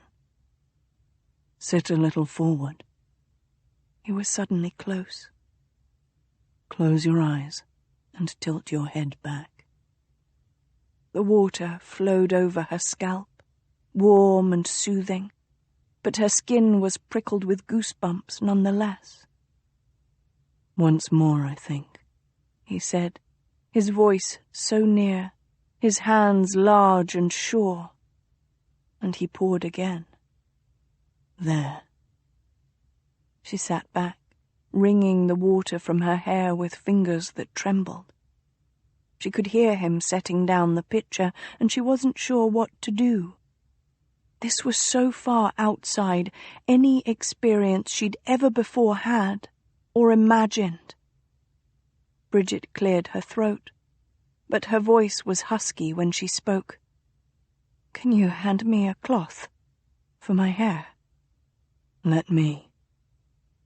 He expertly wrapped a cloth around her head, keeping her clean hair out of the water. Now you look like an Ottoman sultana." His fingers lingered on the back of her neck, stroking. She closed her eyes, feeling her nipples throb. Oh, God, he'd barely touched her yet. She inhaled and tried a smile, but found she was too tense. Is there another cloth with which to dry myself?" The fingers left as he reseated himself, his cheek propped on his knuckles. "But you haven't washed yourself, sweet Bridget." He snapped off the T of her name with a click of his tongue. "I'm sure you wouldn't want to miss." His gaze seemed to penetrate the now clouded water before rising and meeting her own eyes with a devilish gleam. "Well, everything." She felt heat rise from her throat. He meant to watch her. Was already watching her, as if she were some sensuous, lovely nymph, a lady of leisure and sensation. Bridget swallowed. She was used to washing with a pitcher and wash basin. How much more voluptuous to do it in this great bath. He'd led her to this, not the nudity, not what they might do afterward in his bed. No, this right here. This revelling in the pleasure, quite literally, of the flesh. The pleasure of hot water, of soft soap, of subtle scent, of the feel of her own skin, of her hair, down and clean. Could she truly be bought for so little? And yet, it wasn't little. Not this. She'd served others who thought it so, who regarded a tub full to the brim with hot water as nothing unusual, because they'd never had to haul the water, make the fire, fill the pitchers, and carry them up the stairs one after another. Bloody back-breaking work. She stood in between. She saw both sides, the life of luxury, summoned at the snap of one's fingers, and the toil and sweat and work that made it possible. Besides, she wasn't selling herself. She knew that. He knew that. Even if others might think money was what lay between them, she knew it was far more complicated than that. So, having come to that conclusion, she stretched her arms above her head, revelling in the steam, in the rose scent surrounding her, and met his satyr's gaze frankly, and smiled. His exotic azure eyes widened, and his eyebrows arched as he murmured, "Oh, Seraphine, you are magnificent." Her smile lingered as she picked up the washcloth and wet it, passing it over the lovely, lovely soap again before rubbing it on her neck. Heaven. "Is there more clean water?" she asked. "I can ring for more," he replied, his voice husky. "Please."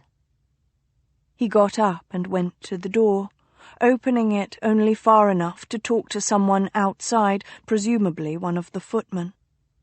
For a moment, she wondered what the other servants would think. And then she shrugged. That she knew already. He came back with a tray of food. "It seems I must play footman, since I'm too jealous to let any other man in here." She glanced up, somewhat surprised. He'd never been worried over his own nudity. "Thank you." He resettled in the chair, lounging back this time, eyes half closed, legs sprawled apart. "You're welcome." There was a thickness in his breeches. For a moment, she stared witlessly. Then, her gaze rose to meet his. His face was side-lit by the fire, beautiful and otherworldly, like a fairy prince's, and his lips curved as his azure eyes seemed to glow. He waved his left hand indolently. Please, continue. She took her washcloth and wet it again, trailing warm water over her collarbone. The scent of roses enveloped her, heady, almost overwhelming. She could hear his breathing deepen, but she dared not look at him. The soapy water streamed between her breasts, and she followed it down with the washcloth, rubbing gently, sweeping under each breast, and then under her arms. She let the washcloth soak in the water, and then wrung it out. She lifted her arm to wash it. Her skin seemed to gleam golden in the firelight. A knock came at the door, and Val swore foully under his breath.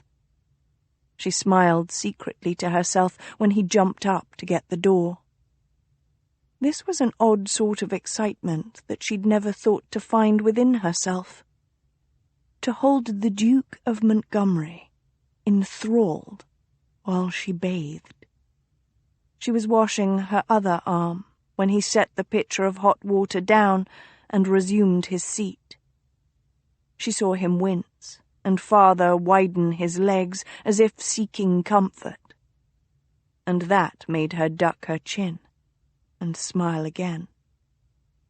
Oh, she was very wicked, but he had only himself to blame for luring her into a world of decadence, for stripping her housekeeperly trappings from her, for revealing the woman beneath, for revealing what she was to him. She rinsed the washcloth and then soaped it well, before propping her foot on the edge of the bathtub and thoroughly scrubbing her toes. For some reason, that was when he moaned. She glanced at him in mild surprise, which was a mistake. His head was cocked back, his eyes mere azure slits beneath lowered lashes as he watched her. His bottom lip was caught in strong white teeth, and his cheeks were lightly flushed. One arm was flung behind his head, and the other was pressed frankly on the placket of his breeches, the heel of his hand grinding down. She swallowed, feeling heat rising in her. "Oh, Seraphine," he whispered, "your plump little toes, the arch of your instep, the curve of your luscious calf." He groaned as if in pain, and actually writhed in the chair before stilling again. "I think you taunt me a purpose with that washcloth. My oath, I'll give you my title and all I'm worth if you'll do it but once again." He sounded so very earnest. Slowly, she drew her washcloth over her ankle and up the rounded calf of her leg. He shuddered. When had she ever held such power? She lifted her leg and washed behind her knee, without flourish or seduction, and he gritted his teeth and rotated his wrist on the bulge in his breeches. Carefully, she lowered that leg and lifted out her other foot to the rim of the tub, washing each toe just as diligently. The heat of the water and the rose perfume of the soap had made her almost drowsy, lax and slow. She felt soft at her middle, warm and liquid, and after she'd finished with her legs, after he was panting in his chair and muttering under her breath, she closed her eyes and dipped the washcloth beneath the water, over her belly, through her curls, between her legs. She tilted her hips, swirling the washcloth in her cleft, parting her folds, delicately rubbing down, and then back up to that little gathering of muscle, nerves, and skin at the top. She circled that spot gently with her washcloth, and felt a smile lift the corners of her mouth. So warm, so clean, so very, very good. He gave a great shout, and then she was being lifted out of the bathtub, water streaming off her everywhere. The fire hissed, and she dropped the washcloth into the bathwater with a splash. He wrapped her in a huge drying cloth and bore her to the enormous bed, talking all the while. "Seraphine, Seraphine, Seraphine! Will you drive me mad? Scatter my wits to the wind like so much chaff? Leave me a shell of a man, broken, hollowed of brain and soul, left with merely a throbbing prick, like a mindless goat? Have mercy, I plead, O siren of chatelaines and unlovely bonnets. Let my famished mouth feast upon thy sweet, sweet flesh. I am awash in yearning spunk." She stared up at him as he laid her on the freshly laundered sheets, still wrapped in the towel, and would have laughed, except for the fact that he did look half maddened, his azure eyes glaring, his brow gleaming, his fine nostrils flared, his beautiful mouth in a stern line. Gone were the flippant smiles, the indolent gestures, and the graceful laziness. He knelt over her, still in waistcoat and that extravagantly billowing shirt, his muscles taut, his every nerve seemingly on edge. Dangerous. Was this what he was like? Underneath it all, the bare man? Was this what he was when he made love? No laughing aristocrat, but a man compelled by his own most primitive urges. Was he like this with other women? She watched, fascinated, aroused, as he reached out lace-draped fingers and flicked the cloth away from her, unwrapping her like a cocooned butterfly. "God," he said. "God." He attacked her throat, and she was so startled by the sudden move that she squeaked. He was laving her with his tongue, open-mouthed, and she moaned, arching, wondering wildly if this was the same man who wore pink silk coats and black velvet bows. This seemed so base, so animal, not at all like the effete aristocrat she thought she knew. He bit at her collarbone, licked down across a breast, and suckled frankly on a nipple, drawing strongly and suddenly. She grasped for his head, off balance, as if she were falling, even though she lay on a solid bed. His hair was silky beneath her hands, curling around her fingers.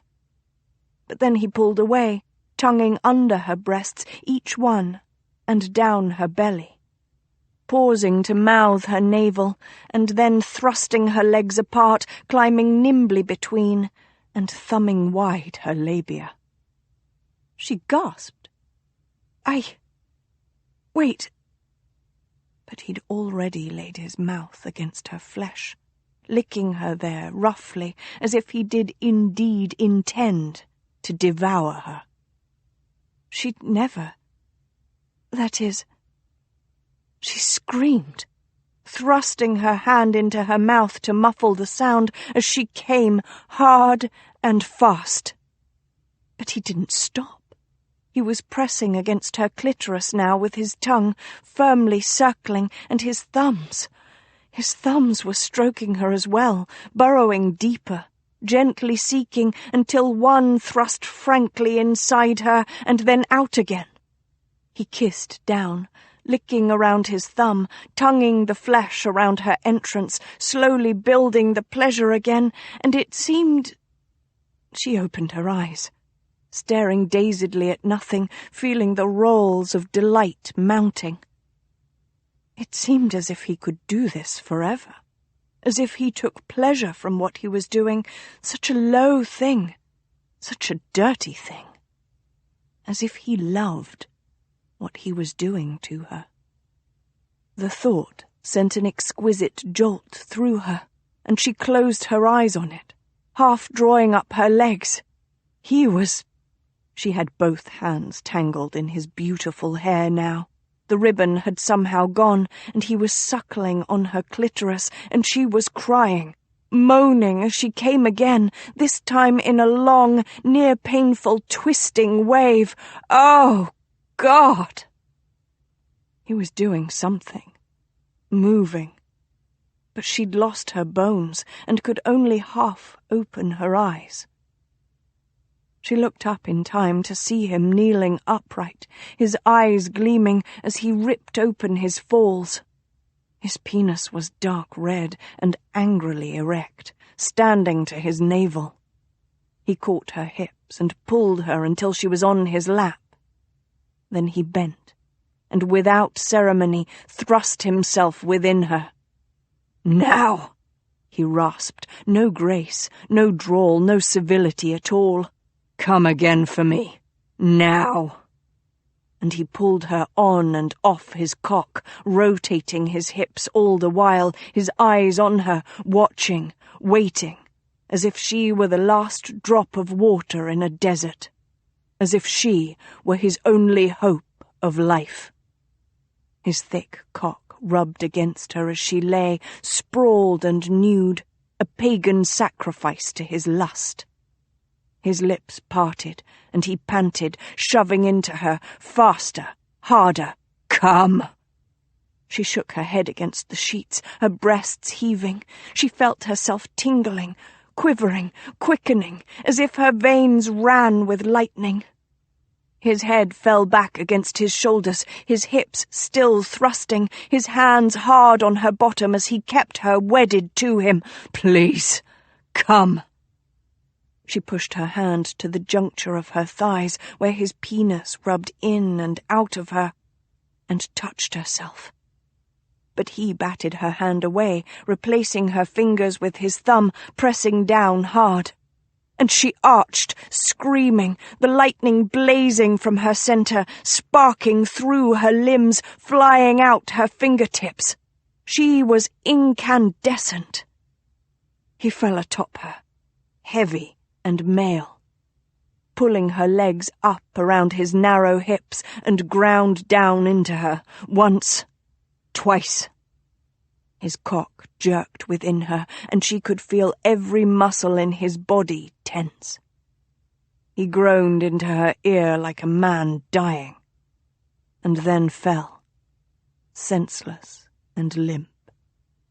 And as she followed him into exhausted slumber, she heard his single word, "Mine."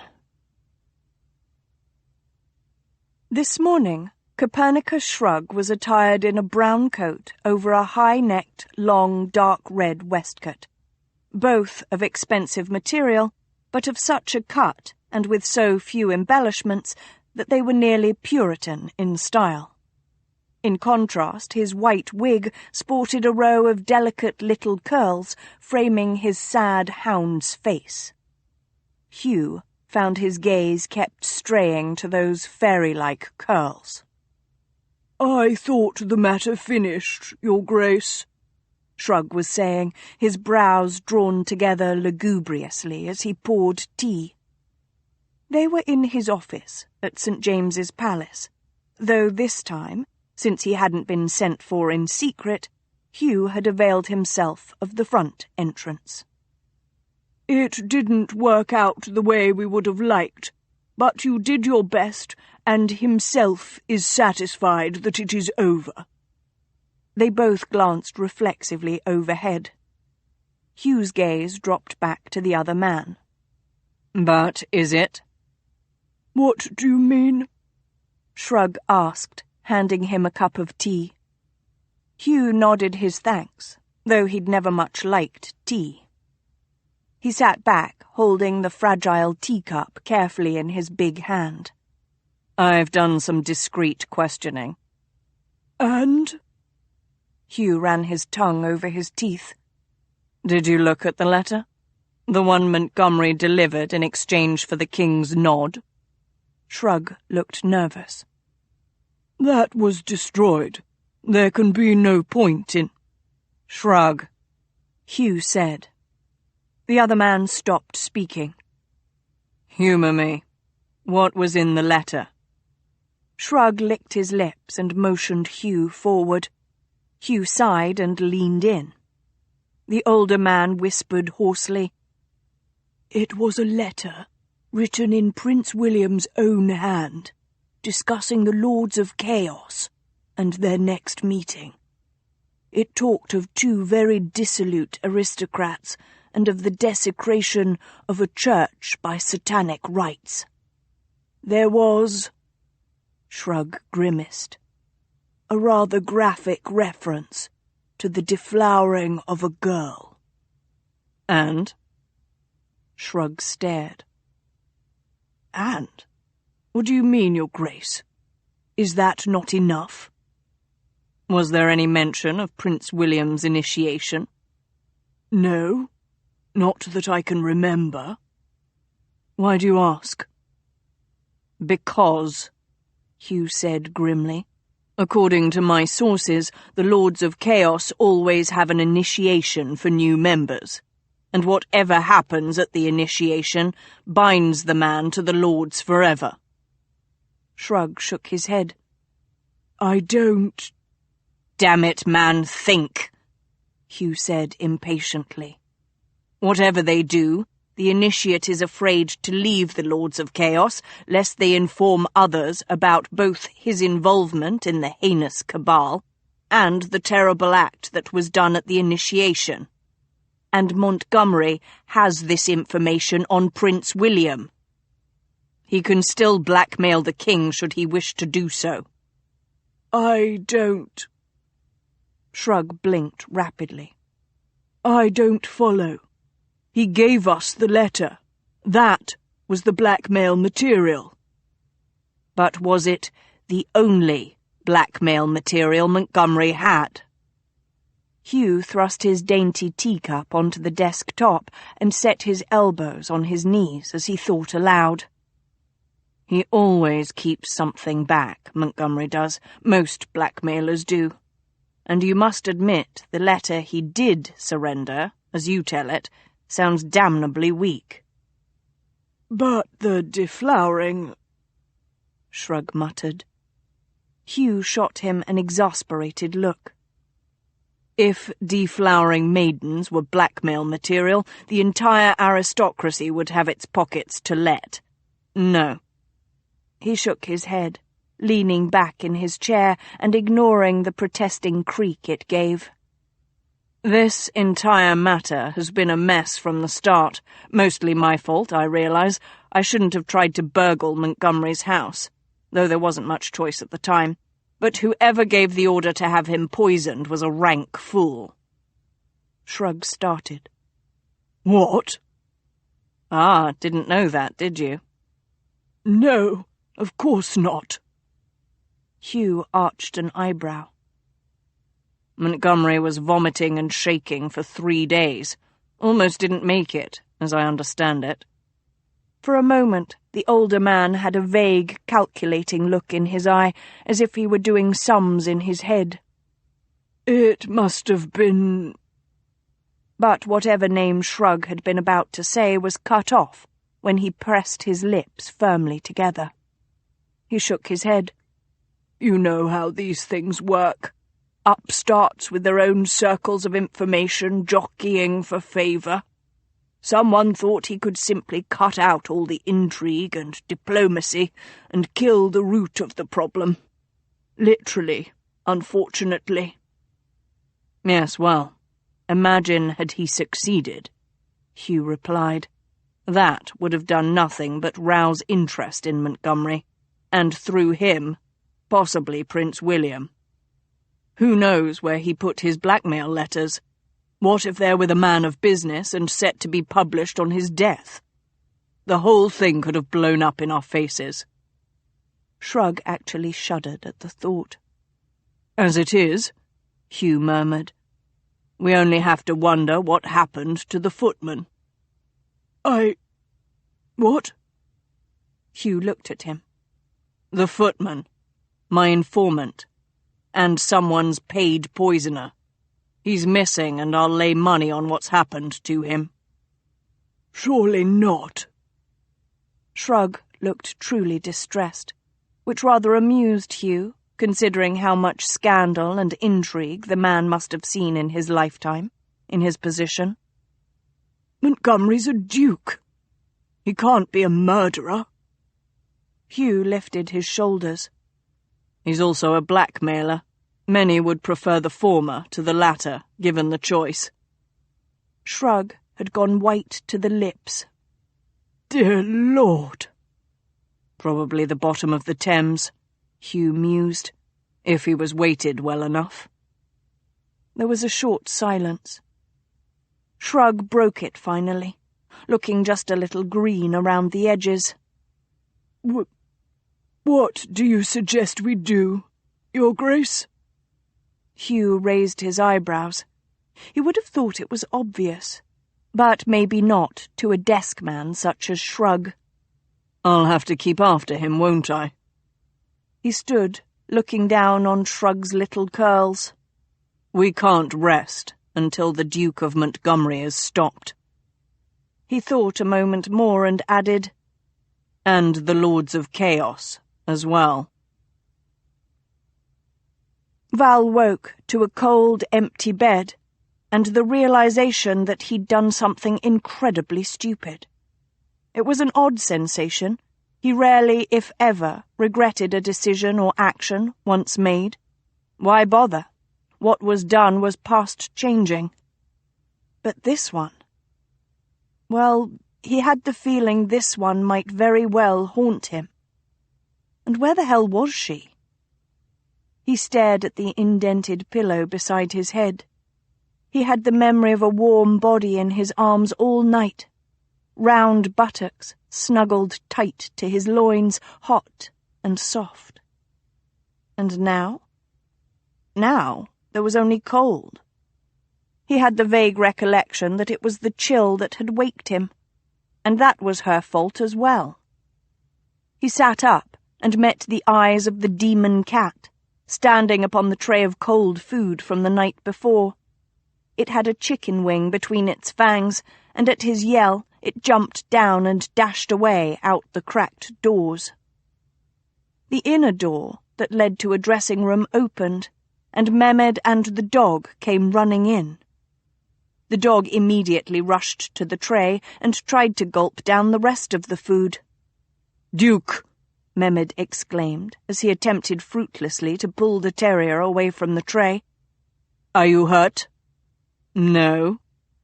Val ran his hand over his head, feeling the tangles in his hair. She'd threaded her fingers in his curls last night as he'd tongued her. She'd tasted of salt, and woman, and want. He pushed the memory aside as he climbed from the bed. He still wore his clothes from the night before, rumpled and, he sniffed beneath his arm, sadly smelling. He buttoned his falls. "Call the footman. Tell them to empty the tub and send up fresh hot water, tea, eggs," he waved his hand impatiently, "and all the usual. Damn it, where is Mrs. Crumb?" Mehmed shrugged. "I don't know, Duke. You take her to bed, huh? Maybe make her your sultana now?" "What?" For a moment, Val stared absently after the boy as he went to the doors and spoke to the footman outside. When he returned, Val was frowning. "It's Duchess. And no, Mrs. Crumb won't be my Duchess. She's a bloody housekeeper." Despite that telling white streak in her hair. Oh, Seraphine. What secrets you have kept from me." Mehmed began picking up the debris from the night before. "Many great sultanas come from lowest ranks of the harem. They are slaves when they first enter the harem. Yes, well, that's in the lands where the Ottomans rule. This is England, which is entirely different," Val said, feeling increasingly irritable. "And besides, they are allowed 3 wives, while we poor Christians are accorded but 1. "Is sad for Christians," Mehmed agreed. "Maybe you become Muslim, yes? And then you can take Mrs. Crum as wife, and also 2 others." Val winced. "Thank you, Mehmed, but I rather like my foreskin where it is. That price is rather too rich for my tastes, not to mention I'd probably have to forfeit my dukedom." "You not notice," the boy said earnestly, throwing his arms wide. The dog took the opportunity of his distraction to steal the last bit of cheese off the supper tray. "I not notice when they cut it off me." "You were a baby," Val shouted, and then, in normal tones, "Oh, thank the gods," as the footman finally brought in fresh hot water. With them, though, came the butler, whose name Val had already forgotten. The man's face was dolorous. "Your Grace." "What?" He really wasn't in the mood for more bad news. He watched avidly as a parade of footmen drained the tub, taking away the cold water, and began filling it with fresh, hot water. The butler cleared his throat. Perhaps he had a cold. "The, Master of the Hounds bid me tell you, Slowly Val swiveled his head, pinning the butler with his gaze. "Yes?" The butler went into a paroxysm of throat-clearing and coughing. Perhaps he had the ague. Perhaps Val would need a new butler soon. The man finally got out. He couldn't find her. The lady on the moors. She disappeared, and the master of the foxhounds couldn't find her, and is too much of a coward to tell you so himself. Your Grace."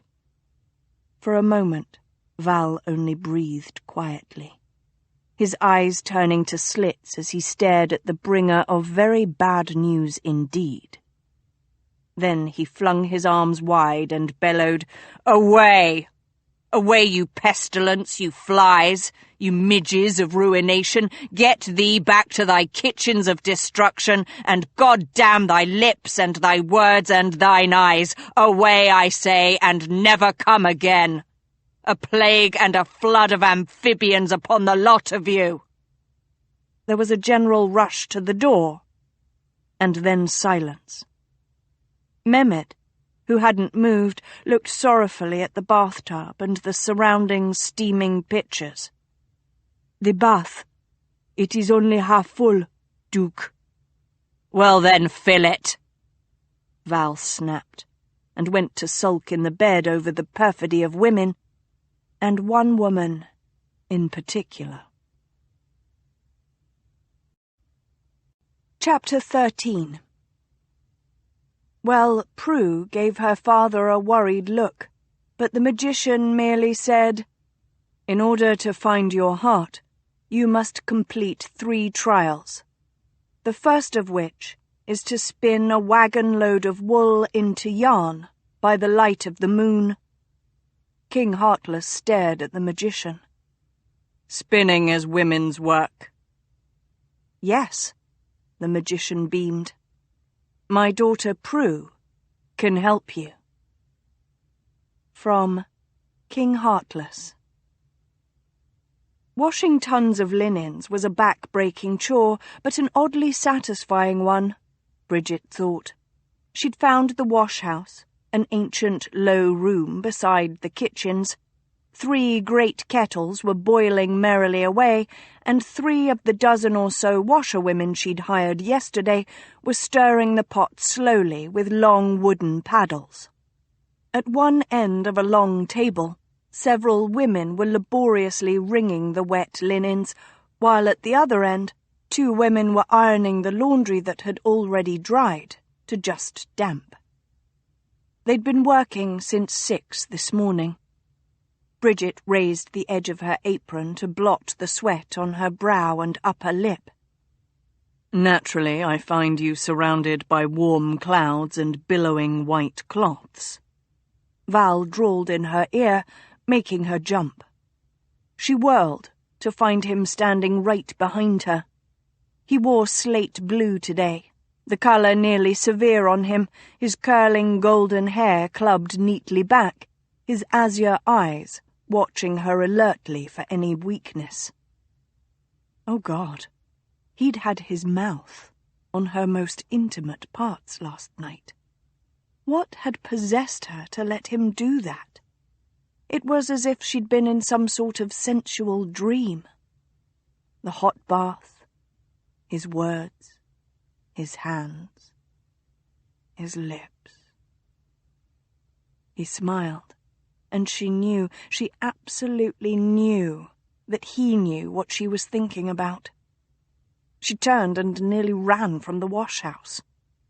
The courtyard of the castle was bright this morning, but sadly neglected, she noticed absently as she hurried along the path to the kitchens. I rather thought to have a stroll as well, he said from beside her. He wasn't even out of breath, the knave. He reached over and plucked off her mob cap. She stopped and glared at him, her hands flying to her hair. The white streak was there for anyone to see. He must have noticed it last night, but he hadn't mentioned it. Perhaps he didn't realize the significance. Her mother's hair was completely white after all. For some reason he grinned, flashing perfect teeth. He tossed the mob cap over his shoulder, and she started for it, but he grabbed her arm. No. You've cost me a wife. They told me this morning that Miss Royal was not to be found. The least you could do is forfeit that bloody cap.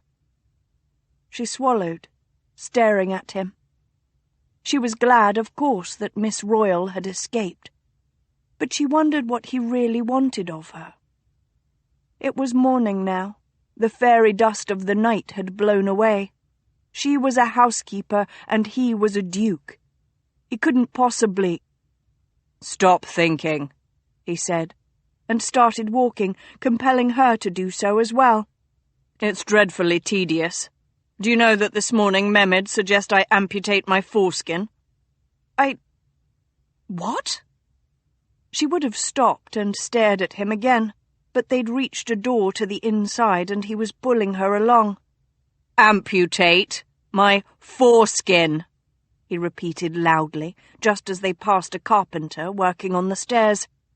Val, naturally, didn't seem to notice the man, but Bridget felt herself flush, and the carpenter dropped his hammer. "You do know what a foreskin is?" he asked kindly as they mounted the stairs. "It's the—" "I know what a foreskin is," she hissed. "Why are you so loud?" "I'm a duke," he shrugged. "Why should I lower my voice? It's a lovely voice, resonant and mellow. I should think everyone would like to hear it." "Oh, But since we're making general complaints," he continued over her mutter, "why weren't you a virgin?" "I never said I was a virgin," she retorted primly as they gained the upper floor. She was rather surprised when, instead of turning toward his bedroom, they went left along a corridor. "There was a clear implication." "Only by you," she sighed, feeling a bit grubby next to his usual elegance, but oddly exhilarated that he'd sought her out, that he cared enough to come and bicker with her. Why does it matter anyway? "Well, it really doesn't," he admitted. "At least not to me. Although when one goes into the act with expectations of one thing and instead finds quite another, well, it doesn't seem exactly correct, does it?" "You could have stopped if it upset you so much," she said sweetly. "Could I have, though?" he replied, sounding not a little troubled. "The problem is, I really don't think so. And that, dear Bridget, is not only unprecedented, but also alarming."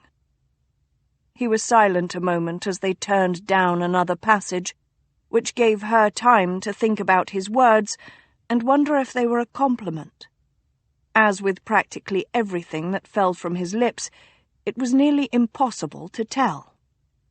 "And," he said suddenly, as if there'd been no momentary lapse, "how did you lose your virginity, anyway?" She glanced at him sideways under her lashes.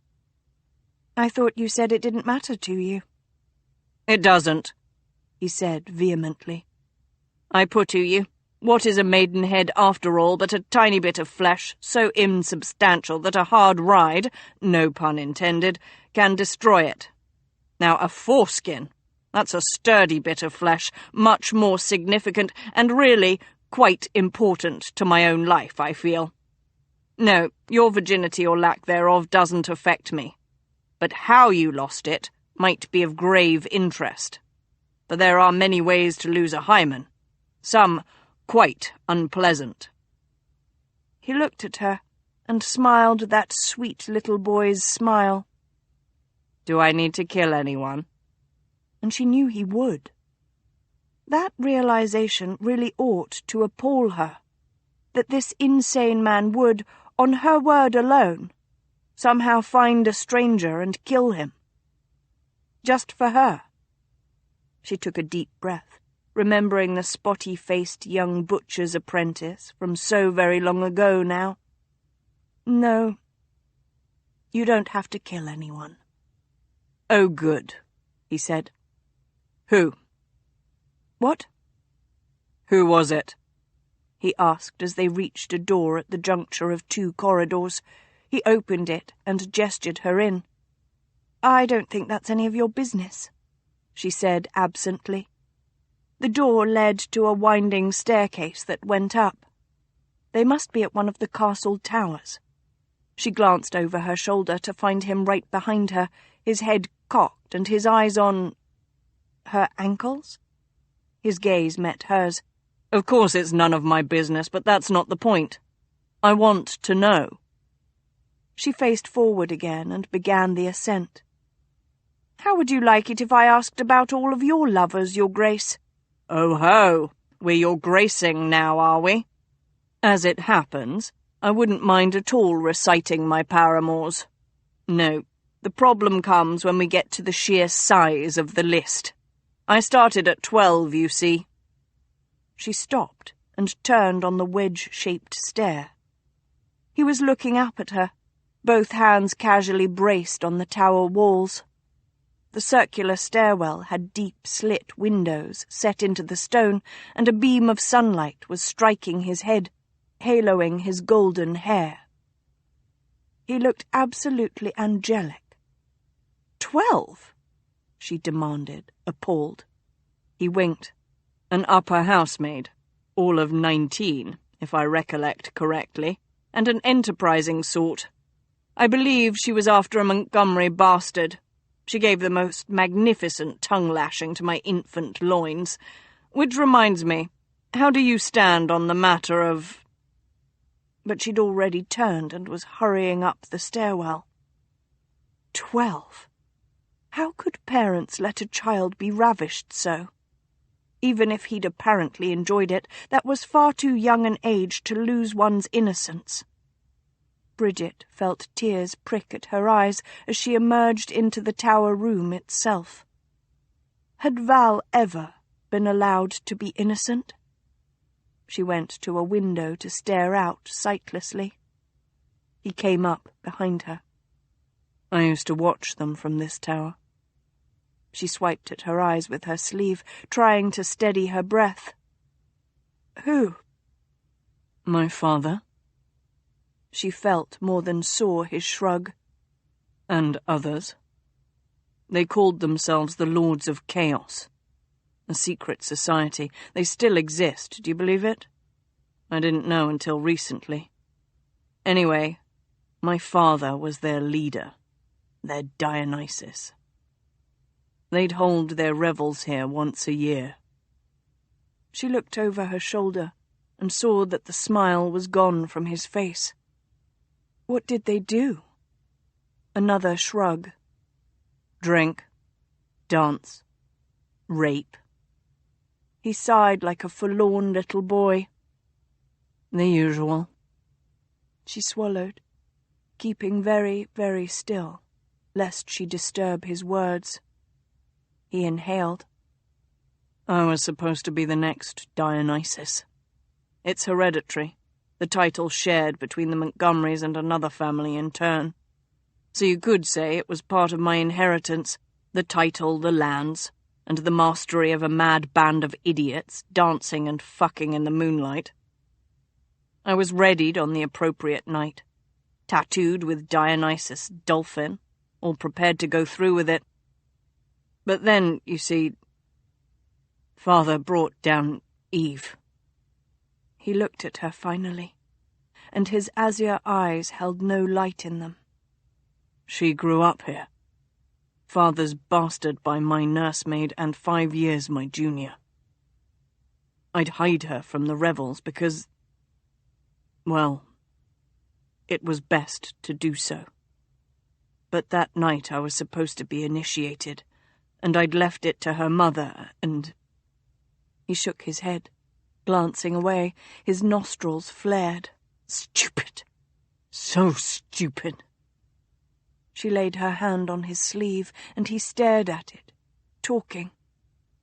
I looked up from the banquet table, and there she was in a lady's dress, far too fine for her, and I knew what was to happen. But I was seated next to Father, and when he released the foxhounds, I couldn't... He was gasping as if he were drowning. His hands clenched into fists, and Bridget did the only thing she could. She took him into her arms, holding him steady, holding him tight. He was shaking against her, as if he'd been poisoned again, and she let herself slide to the floor, taking him with her, so they ended in a pile on the cold stones. He didn't seem to mind, though. Or even notice. Dear God! Setting foxhounds on a child? His own child! She was...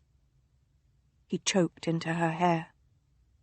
When I finally got there, a grown man, with his fingers in her, hurting her. There was blood, and her face, her little face. He shuddered once more, and suddenly stilled. Bridget had to remind herself that she knew Eve Dinwoody, that the woman was whole and well and about to be married, that she was happy, whatever had happened to her in the past. They sat for at least 5 minutes on that hard, cold floor, and she began to think that he'd gone to sleep. And then Val sat up. He smiled at her, and there was no trace of tears on his face or in his clear, bright eyes. Well, I beat that man to a bloody pulp, you can be sure, and got Eve out of England and away from Father, of course. First time I'd travelled to the continent, and I found my schoolroom French quite inadequate. He glanced around the room. I've always wondered if this might once have been a ladies' solarium. She stared at him. Had the emotional storm been entirely fabricated? But the shaking, the anguish in his voice... He'd risen and was holding out his hand to her now. "Val," she said as he helped her up. "How old were you?" He was poking at a crumbling bit of masonry. What? "When you were initiated into the Lords of Chaos," she asked. "How old were you?" Oh, I was never initiated, he said. Ran away with Eve instead, which ruined the whole thing. By the time I returned, Father was in a snit and not talking to me, just as well, really. The initiation is meant to bind one to the lords, so they usually make it particularly nasty. I think Father meant for me to rape Eve, and then kill her. Her mouth opened, but no sound came out. How could it? She'd never conceived of such evil. Oh, and I was 17. He smiled at her, all azure eyes, dimples and golden hair. Hardly learned to shave, really. She couldn't stop them this time. The tears overflowed her eyes and coursed down her cheeks. 17. And what had happened in the years between? What had those wolves, his parents, done to him? His eyes widened almost comically. What is it? Why are you crying? Was it something I said? I lied. I started shaving at 15, but there really wasn't much point. Took me forever to grow in a decent beard. Seraphine. Bridget. Please don't cry. But she couldn't stop. She simply couldn't. They'd broken him, those wolves. They'd taken a beautiful, bright boy and broken him with their depraved cruelty until he didn't even know how to respond to his own sorrow. Worse, they'd tried to turn him into one of them. He wrapped his arms around her, and he held her as she'd held him, and as he did so, she looked through watery eyes at the tower. He was right. It did look like a lady's solarium. Dainty Gothic arches marched all the way around the walls, with narrow windows inset between. Most held diamond-paned glass, but 2 panels were stained glass. The first depicted a knight, helm under his arm, golden head bowed. Opposite him was a black-haired lady, weeping. Perhaps the lady wept for the same reason Bridget did. Because he couldn't. Val was not used to waiting on a lover. On anyone, really, but on a lover in particular. Oh, there had been the odd lady, playing catch me if you can, but once caught, once bedded. Most had been quite biddable. It had been he who had wandered away. He who had kept others waiting. To be at leisure all day, impatient and longing, turning at every feminine heel click at the close of a door. It was very odd. And all for such a reason. Madness. He'd said as much to her when at last she deigned to join him that night. "I don't see why you're in such a bother," Bridget replied, eyes closed, head resting on the high back of his bathtub. "I am your housekeeper. What else would I be doing but keeping your house?" He regarded her with disfavour.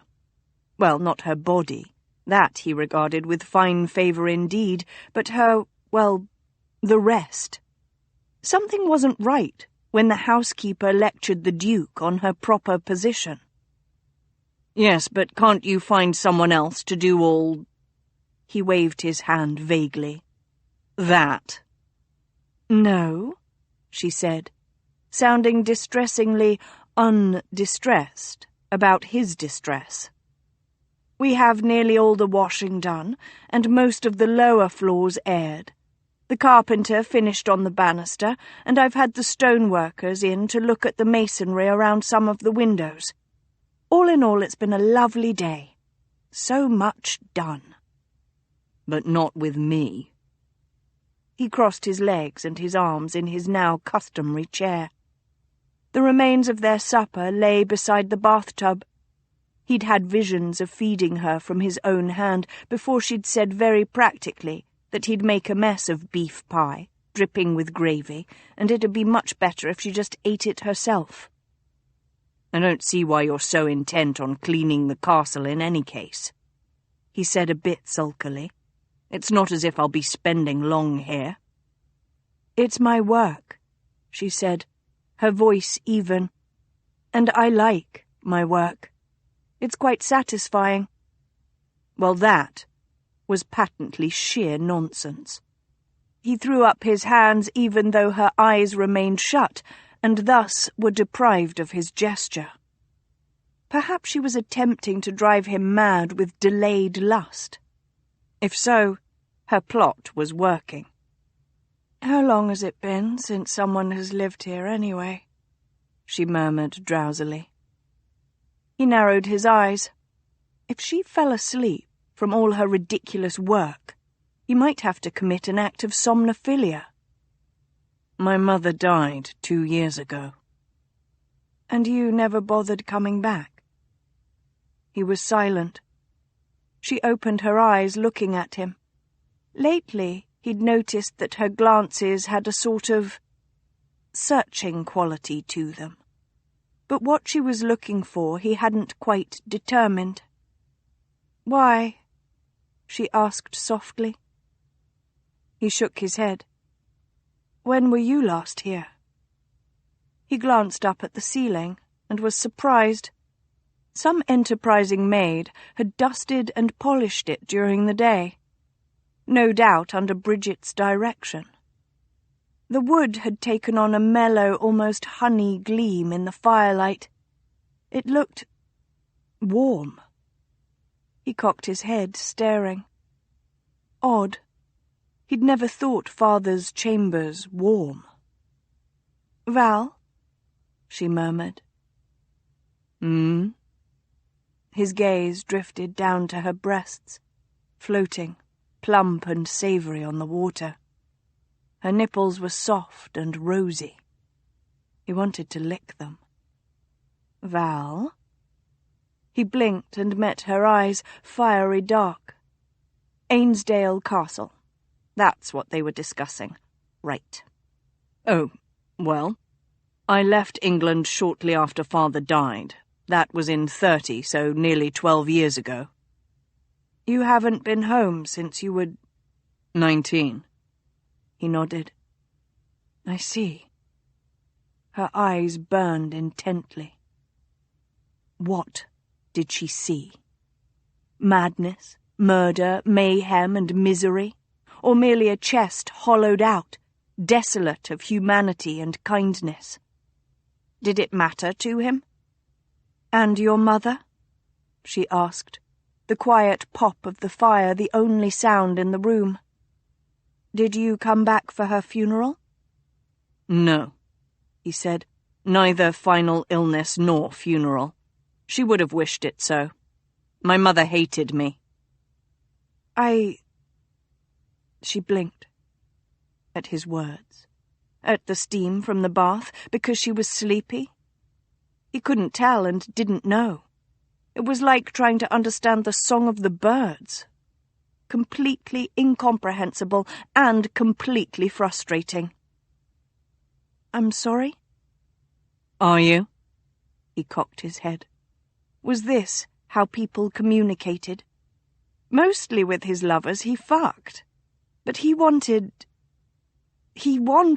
to somehow talk to his housekeeper. "I'm not. I didn't particularly like her either. She tended to tell me that I was just like my father, whom she also hated." He shrugged. "We look very alike." "Oh." She stared at him a moment, burning eyes wide, and for a moment he wondered if she would weep again. That had been very distressing to him, and he had very much wished that she wouldn't. "Did you know," he said rapidly, "that in Istanbul they smoke their tobacco pipes through water?" She leaned a little forward. "What?" "Yes." He nodded earnestly, pleased he'd caught her attention. "The men in their turbans and draperies, quite colourful really, lounge about on great cushions and smoke through enormous pipes." He drew with his hands in the air. "Tall contraptions made of bronze and very elegantly chased."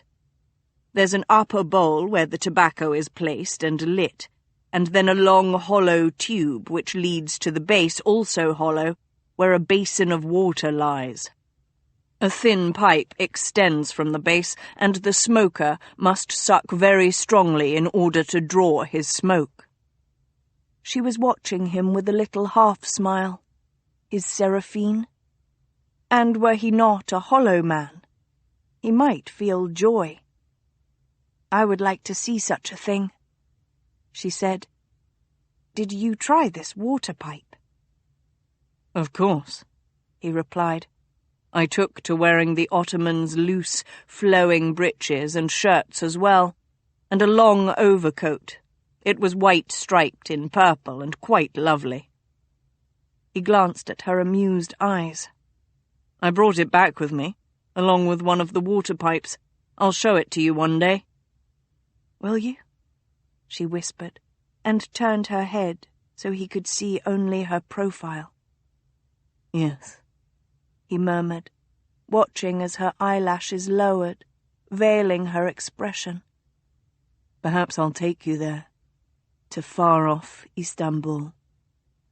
You can see the bearded men smoking their water pipes, and the domed buildings, and the tall minarets from which their priests sing their prayers, and the spice markets, and the quiet, tiled inner courtyards where fountains play." He got up and moved behind her. "They keep harems, those sultans, you know. Their women live behind beautiful screens so that no other men may see them." She shuddered. "That sounds terrible." He shrugged. "It's their way, so I suppose they don't see it as terrible. Sometimes I would glimpse a woman's eye peeking from behind a screen in my host's courtyard. She'd have coal smeared around her eyes and silk draped over her face and head." He knelt behind the bathtub and leaned over her shoulder, bringing his hands around to cup her breasts. He watched as he circled her nipples, slowly awakening them from their slumber. "It's tempting. I can see why those Ottomans hide their women. If I could, I might dress you in silk, deep red silk, and put you away where no other man might see you."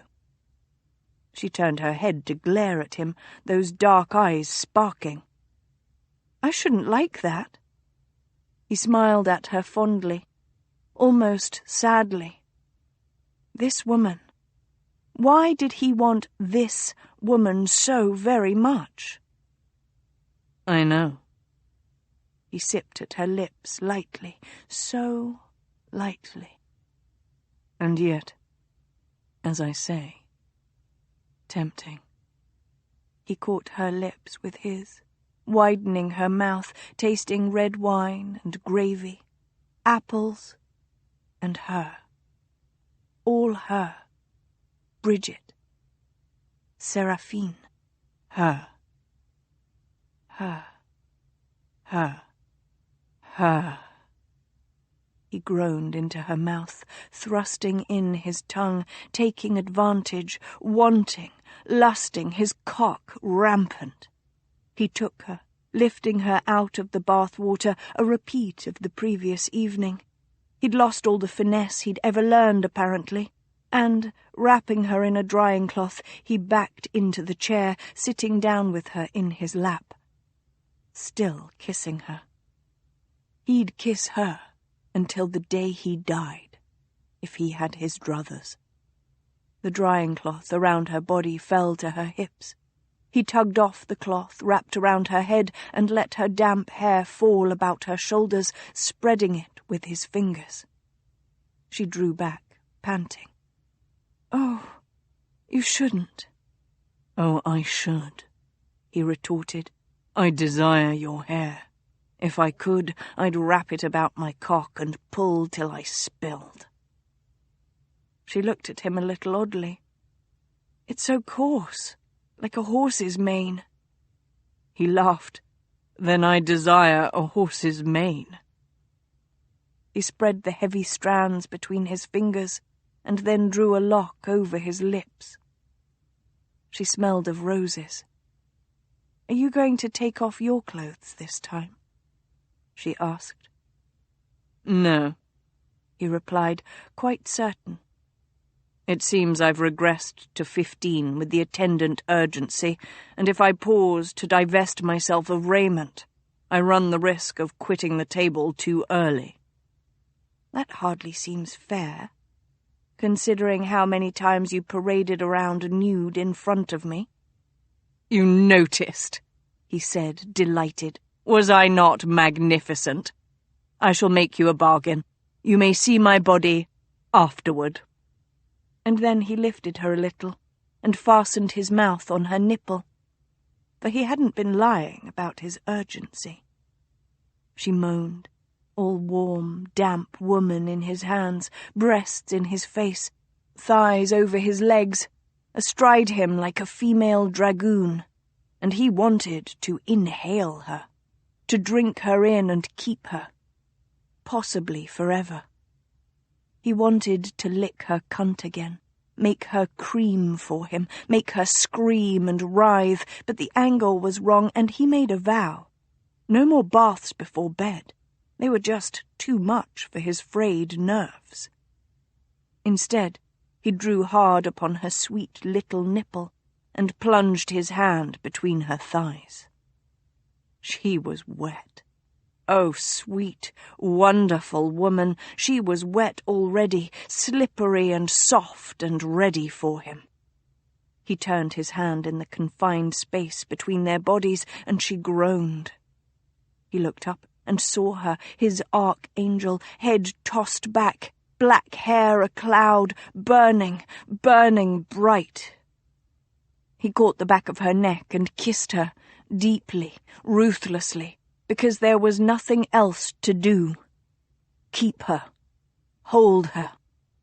He worked the falls of his breeches with his other hand and freed his grotesquely engorged cock, weeping, pleading for surcease. Raised her arse a little, placed him at that hot, wet paradise, and thrust. She opened her eyes as he pulled his face away, watching her. He thrust again. The way was tight, narrow. She was wet, but she hadn't yet come tonight. Her mouth opened, a strand of hair caught on her shining lips. God! He thrust again, hard, and was home. Burning fire surrounded him. He'd never be cold again. He could stay like this, cock beautifully lodged in her all night, watching her. Perhaps he'd enjoy a glass of wine. He smiled a little at the thought. She swallowed, the line of her throat moving. And then she moved. Kneeling up a bit. Oh. Well. She brought herself down again, gently, firmly, sliding him into her passage. She even swiveled a bit once she'd settled herself fully. He gasped. That wasn't fair at all. He reached up to still her, but she was doing it again, but faster and harder, and she was magnificent, riding him, beautiful and stern, and he tried to think of words, to tell her, but they flew away. So instead he reached up and brought her face to his and kissed her helplessly as she ravished him, body and soul. Kissed his nemesis, his salvation, maybe his death. He watched as she went up in flames, burning like an archangel, glorious, frightening, awesome. And when he caught fire as well, when he emptied his loins into her furnace, in groaning, exquisite jerks, all he could think was this. His Seraphine thought that deep inside him was a golden core, a good man who could be redeemed. She was wrong. And when she plumbed his depths and discovered instead a frozen hollow, She would do what she must. She would leave him. Chapter 14. So that night, King Heartless and Prue went to the castle gardens. Prue nervously took a spindle and some wool and showed the king how to spin. "You aren't very good at this," the king said as his yarn broke. "Well, neither are you," Prue retorted before thinking. After that, the king hardly spoke, save to swear horribly. And in the morning, Prue was very happy to still be alive. From King Heartless. The Duke of Montgomery slept, as he did everything else, easily, elegantly, and gracefully. More beautifully than any other person living. Bridget gazed down thoughtfully on the sleeping man the next morning. He lay sprawled upon the freshly laundered sheets, one arm arched over his head, his golden curls tumbled upon the pillows, his straight nose profiled against the sheets. His lips were a little parted, but he did not snore. No, not he. His stubble was gilt and merely highlighted the perfect angles of his jaw. The bedcovers were pushed to his thighs, his other hand resting on a taut belly. His chest was smoothly muscled and unblemished, the few golden hairs between his pectorals highlighting his masculinity. One leg was bent, and his cock, thick and long this morning, lay along the crease of his thigh. The foreskin, his precious foreskin, she remembered with some amusement, was stretched a bit taut, revealing the very tip of his head, gleaming and pink. He was perfect. Her lover. Bridget pursed her lips, giving that lovely penis one last lingering glance before turning to the door and leaving the room quietly. It seemed very strange that this man should be her lover, for however short a time it might be. Even if he were not a duke, even if in some other world he were a footman or a butler, a man of her own rank and station in life, it would be a strange fit. He was a beautiful, otherworldly creature. And she?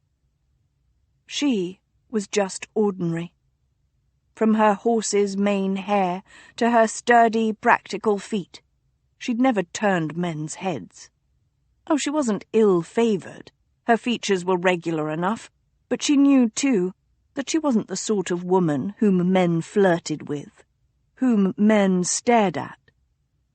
She'd had a few admirers in the past, but they hadn't been a multitude. She was unremarkable. The Duke of Montgomery was anything but. Perhaps then that was what drew him to her, her very normality. Val was just quixotic enough to become fascinated for a short time by the prosaic. That was quite a depressing thought, but Bridget faced it practically.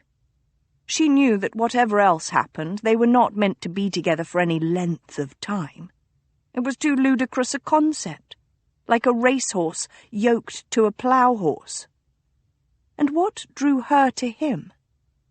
Oh, she could try to fool herself, pretend that she sought out the Duke only in order to try to help him recognize right from wrong, try to mend his wicked, wicked ways. But that was a child's game, because while she did want to help him find the better part of himself, that wasn't the real reason she stayed. The truth was much simpler. For the first time in her life, she was doing something strictly for herself. She was letting go of propriety, reason, logic, even morality, she supposed. She was making love to Val. Selfishly. Because she wanted to. Because he was everything she'd been denied in life, everything she'd denied herself. Laughter and wit and books and adventure. Lust and sensuality. Silks and hot baths, warm dogs and warmer bed linen. He was sin in itself, and if she was a sinner for a little while, she'd pay the price, and gladly. And if that price was a child? Oh, that wouldn't be so very bad either. She was a bastard herself. If she had a child by him, she'd keep her babe, and no matter how hard it might be to make her way in the future, at least she'd never be alone again. Bridget made the door and checked, as always, that her apparel was in order, minus her mob cap. By this time, no doubt the entire staff must suspect that she was sleeping with the Duke, but she wasn't going to flaunt the fact, and she certainly wasn't going to let any rumours affect her authority in any way. She opened the doors and sailed into the kitchens. "Good morning." "Morning," grunted Mrs. Smithers as she kneaded dough of some kind. While she hadn't the same rapport with the Ainsdale cook that she had with Mrs. Bram, nevertheless Mrs. Smithers was far more accommodating, in her own taciturn way, than she had been when Bridget first arrived. Which she proved immediately by jerking her chin at one of the scullery maids. "Quit your dozing, Anne, and get a cup of tea for Mrs. Crumb." Bridget accepted her teacup gratefully, smiling her thanks to the little maid as she took a seat at the kitchen table across from Mr. Dwight.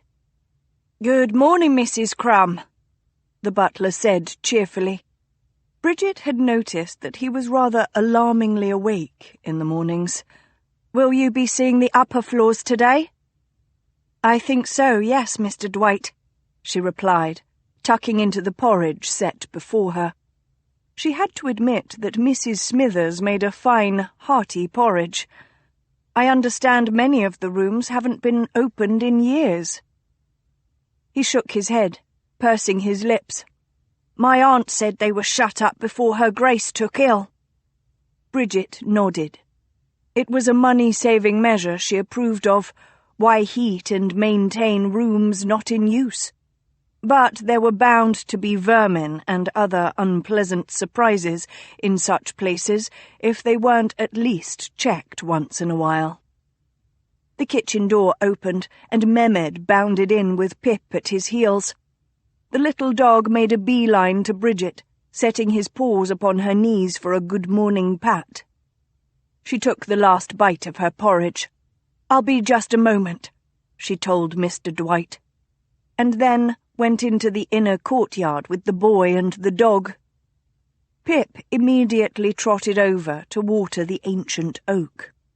"It is very cold here," Mehmed said mournfully, both arms wrapped around his shoulders. "I think I shall freeze in the winter. The Duke says the sky will turn to ice, and bits of it will fall in tiny pieces of white." "The Duke likes to be dramatic," Bridget murmured as she watched Pip race about the inner courtyard. She glanced up at the widow's tower standing sentinel over the castle, and remembered Val telling her what he'd watched from that tower. This place had witnessed debauchery, vice, and cruelty beyond her imagining, and yet they had left no mark upon the old grey stones. The castle stood immune and impartial. Were she the housekeeper of this place, she'd plant a vegetable garden here, right by the kitchen door. Herbs and lettuces, peas, carrots, and radishes, all bounded neatly by tiny box hedges. And farther on she would hire gardeners to lay down straight, level paths of gravel, train pears and apples and plums against their inner walls, and plant roses and irises for the lady of the house to admire as she walked her paths. That's what she would do if she were the housekeeper of Ainsdale Castle. "Mrs. Crumb!" Bridget started from her reverie at Mehmed's happy shout and turned to the boy. He was standing with Pip. "Mrs. Crumb, I forgot to tell you. Yesterday I teach Pip to sit." Bridget raised her eyebrows because the little terrier wasn't, in fact, sitting, Yes? Watch! The boy turned toward the dog and thrust his hands straight in the air above his head. Pip! The dog barked and went into a play bow. Pip, sit! Mehmed shouted, bringing his hands down commandingly before him. Immediately, the terrier leaped up, barking madly, ran around the boy 3 times, and sat in front of him. Oh! Bridget pressed her hand to her mouth, because she did not want to laugh at the boy. How very extraordinary! Mehmed beamed. I think this is much better sit than you try. Yes? Oh, yes, indeed, Bridget agreed. Pip very good at sit now, Mehmed said, looking at the dog, who had almost immediately risen from his sit to wander about again. Yes, well, I'm afraid I shall have to start my work now, Bridget said. Will you attend the Duke? Mehmed looked a little glum. He not wake up for long time still. He say only, plebeian wake up before noon. He looked at her and shook his head. I not know what plebeian is. Us, Bridget growled. And he would say that. Dukes can sleep all day. We can't. He darted her a rather sly glance. But he very sad when you not there yesterday. She did not reply to that, but her heart skipped a beat. Silly thing. Would you like to help me air and clean closed-up rooms? She inquired as she walked toward the kitchen door. Yes, Mehmed replied doubtfully. Or, she added, you and Pip could see if there's any work to do in the stables. Yes, very well, he said, immediately brightening and starting for a different door to the castle, one that was much closer to the back and the stables. Come, Pip, come. The dog raced after him. Don't let him be trampled by horses, Bridget called after the boy. He waved cheerfully and disappeared into the door with the dog. Bridget sighed and turned to the kitchen door. She had her troops to gather. The morning was spent in opening and cleaning 3 rooms in the upper west wing, at the opposite end of the castle from Val's bedroom. It was quite filthy work, and Bridget mourned her mob cap, which had been missing since Val had torn it from her head yesterday. She suspected that he'd burnt it.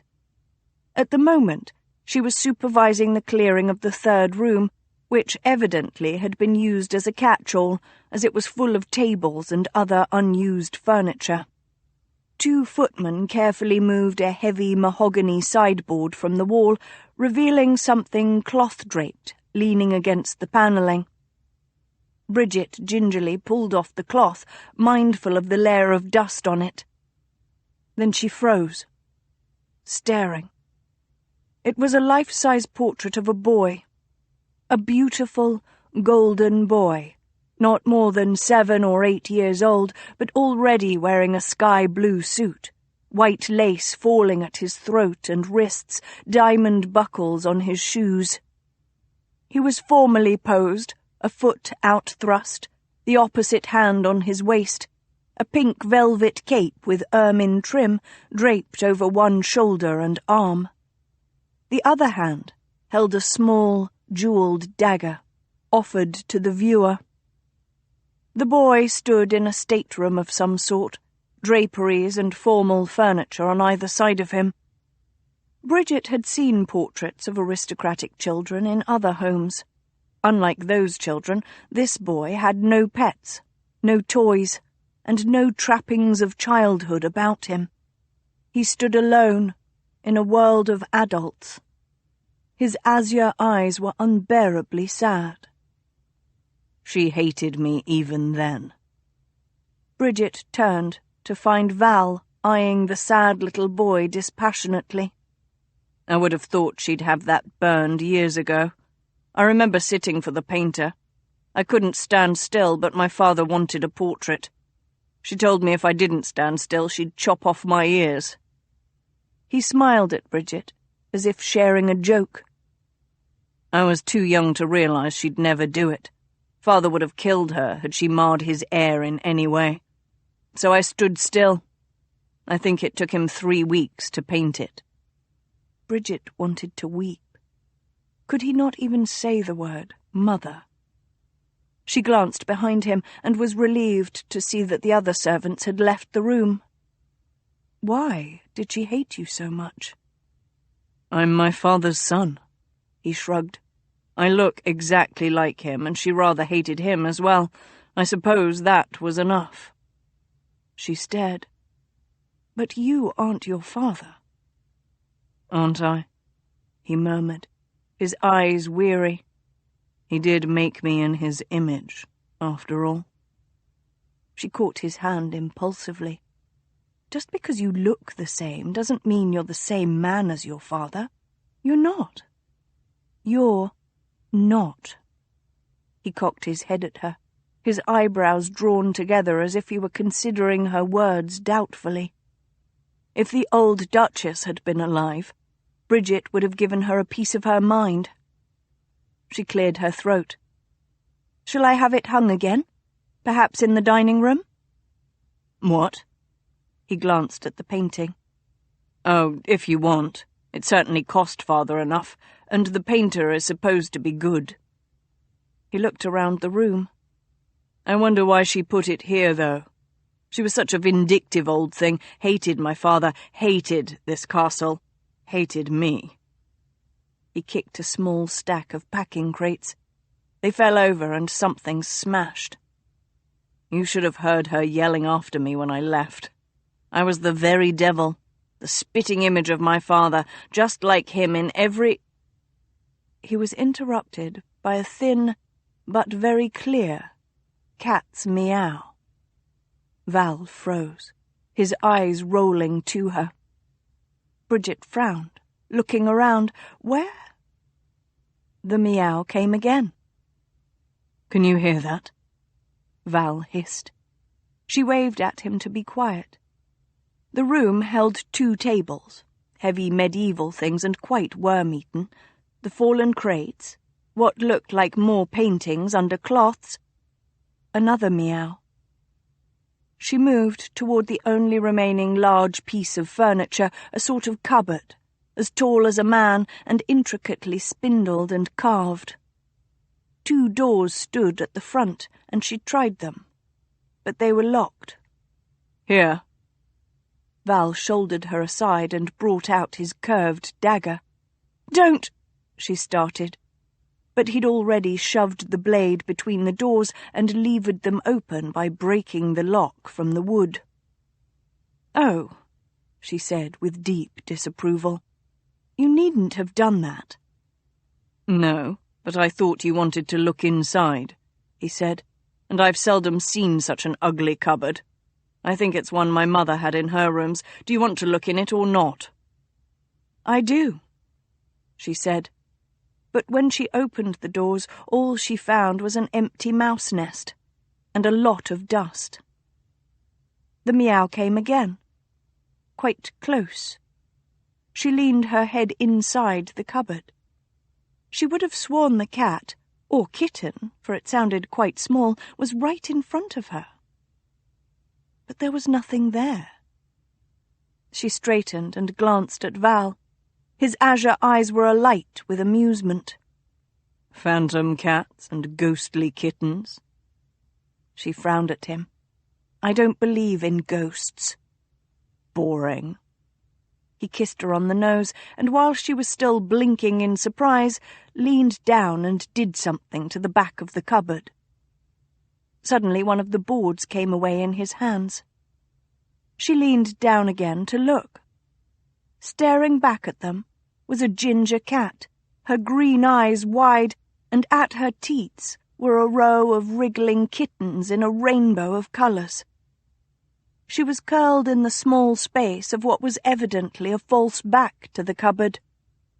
But how did she get in? Bridget breathed, enchanted.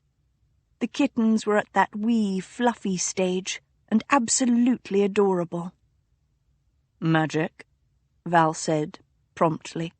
And then, more prosaically, or the back of the cupboard's rotted away. Bridget laughed. What shall we name them? But that made him stiffen and pull away. Nothing. They're not ours, are they? No, she said slowly, watching him. She remembered what his father had done to him. The long litany of pet cats, cats he'd named. And her heart nearly broke. But... Then leave them be, he said, crossing the room and towing the fallen packing crates again. No cause to be imposing names on cats, is there? Seems rather rude if you ask me. No one asks the cats if they like being named. She glanced at the mother cat, who was purring, her eyes half closed, and then back at him. She should leave it be, she knew. But... You liked cats as a boy, didn't you? He whirled on her, looking outraged. Who told you that? You did, she said gently. When you were delirious from the poison. Remember? No. He shook his head decisively. I've found that it's much easier if one forgets certain things, so I've made a habit of it. Sometimes when I'm introduced to a man, I forget his name immediately just to stay in practice. It's wonderfully useful. Forgetfulness. She didn't know whether to laugh or cry at that. How much had he forgotten over his lifetime? How much had he been made to endure? Well, she inhaled. You did tell me. You said you had 4 cats. Pretty, Marmalade, Opal, and... Tiger, he said, stalking toward her. Tiger, whom I strung up and murdered so father wouldn't. Are you absolutely certain you want to go down this path, Seraphine mine? My name is Bridget, she said, holding her ground bravely. Oh, no, he replied, catching her upper arms, holding her tight, almost hurting her. Right now, you are burning Seraphine, sitting in judgment, and I am the unholy Duke of Montgomery, and if you want to know, if you really, truly want to know with all your pure saint's soul, there were many more than Pretty, Marmalade, Opal, and Tiger. Dozens of cats. He made sure there were cats. Who do you think kept me supplied in cats as a boy? Father did. He'd bring me a pretty, fluffy kitten and place it on my pillow at night so that I'd wake with it curled against my face, trusting and purring and soft. So soft. Just for me. Innocent and lovely. I'd name it. I named all of them. And he'd wait until I loved that cat, until it was my best friend, my only friend. And then he'd wring its neck in front of my eyes. He leaned his forehead against hers, his eyes closed and still, incredibly dry. Until I was old enough and strong enough and smart enough, and I knew that you have to kill the thing you love, Seraphine, or they'll use it against you. They'll wring its neck before your eyes and you'll hurt. Your insides will bleed screams and despair, and you'll want death. You'll love death. He stopped, panting, open-mouthed and still, and said very quietly and precisely, So you see, it's better, much better, not to love at all. Slowly, carefully, she inched her hand up his heaving chest, up his neck, and to his dry, dry face. I do see. Yes, I see. She stood on tiptoe and kissed him, softly, on the lips. A gentle brush, a sweet reminder that she stood here, and his father did not. She cupped his face in her hands and leaned back to look up at him. His azure eyes were drowsy and a little calmer. He inhaled. And then his gaze went past her to the open cupboard, and he started laughing, deep, racking guffaws that made her stare in horror. He held his belly and pointed. She turned and looked, expecting something awful. All she saw was that the cat had left her kittens. They either slept or stood on trembling legs, exploring their small box at the back of the cupboard. "What?" "Look," he rasped. "Oh, look. That bitch." He went off again, laughing and staggering about the room as if possessed. She bent to look again. There was something white under the kittens. She reached and took out an oblong ivory box, intricately carved all over. It looked very old and very dear, and she tutted under her breath at the thought that it had been used as a cat's bed. "Is this what you mean?" she asked the maddened man. She tried to open it, but the lid appeared stuck. "No, no," said Val, suddenly beside her. "You know nothing of Montgomerys and their intrigues." He took the box from her hands, turned it upside down, pressed his thumbnail to a carving on the bottom. A sliver popped out of the side of the box, and he slid it sideways, and then opened the lid. Bridget peered over his shoulder. Inside was a sealed letter. "She never smiled," he said, staring at the letter, "not even on the day I left. She sat in her bed, Cal by her side. And I watched her place this letter in this box. She swore she would keep it, and would have it published if I ever returned to England before she died. But I never truly believed her. What a fool it seems. Her venom was true. One can't fault her for that. 11 years later, and it poisons me still, though she rots in the ground. Brava, madam, brava." He contemplated the letter for a second longer. Then he looked up at her and handed her the open casket. "Here, take it. This is my heart, blackened, my soul unshriven. Do this in remembrance of me." She stared at the ivory box. "I can't take that." He cocked his head. "Why not?" Because she didn't want to have the means to betray him." She looked at him. "What is in the letter?" He shrugged. "I don't know." "You just said that your mother cursed you from the grave with it," she retorted, exasperated. "And she most likely did," he said. "But I don't know. The letter is sealed. I haven't read it." She narrowed her eyes.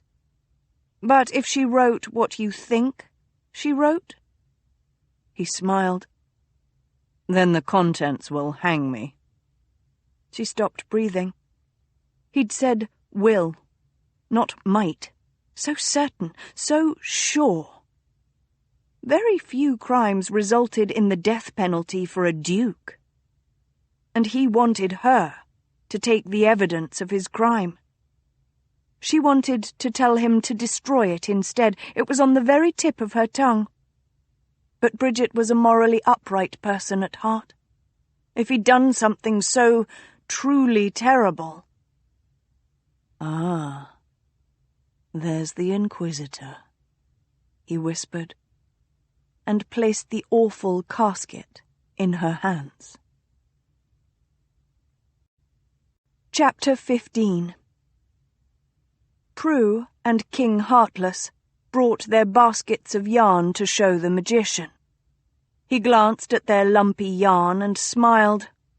"What fine work, Your Majesty." The king and Prue looked at each other. Then the king arched a disbelieving eyebrow. The magician hastily cleared his throat. "Now you'll need to weave a fine cloth by moonlight." The king swore again, while Prue merely sighed. From King Heartless. It was a whim. Perhaps a fatal whim, but whims often were, at least his certainly were. Val watched his burning angel take the vile little box, his mother's bitter bile neatly and elegantly condensed and contained. She'd been a stickler for what she considered the societal refinements, his dam. Seraphine's countenance was troubled. She didn't like taking the burden of his sins, of one rather damning sin in particular, though she did not know it. But she bravely clasped the disgusting thing to her bosom, nonetheless. He'd expected nothing less from a Grand Inquisitor. It satisfied him somehow, knowing she held his destruction, his peril, in her plump, practical little housekeeper's hands. That if he riled her too much, if she woke one day and found him completely objectionable, then she could, with the flick of her wool-clad wrist, have him obliterated. It seemed to balance the world somehow. After all, she had a conscience, while he did not. Besides, even Achilles had his heel. "Come," he said gently, for he knew she'd been through travail. "I sought you out amongst your labours to bend my knee and plead that you leave the dust and spiders and mouse-droppings, to calm and lounge a while, and perhaps partake of luncheon." Interestingly, she blushed. "I can't do that," she hissed under her breath. "Why not?" he asked, deeply diverted by her reaction. "The other servants." He blinked. "I assure you, I do let all my servants partake of luncheon." "But if I am with you—" Her blush deepened. He cocked his head, studying her, entirely baffled. "I didn't mean luncheon as a euphemism. However, I'm entirely happy to adjourn to my rooms right at this moment, if that is—" "No," she said, with what some might take as unflattering emphasis. She rolled her eyes as if he were the one being difficult, which, to be fair, he often was. "Let's go have luncheon." He smiled.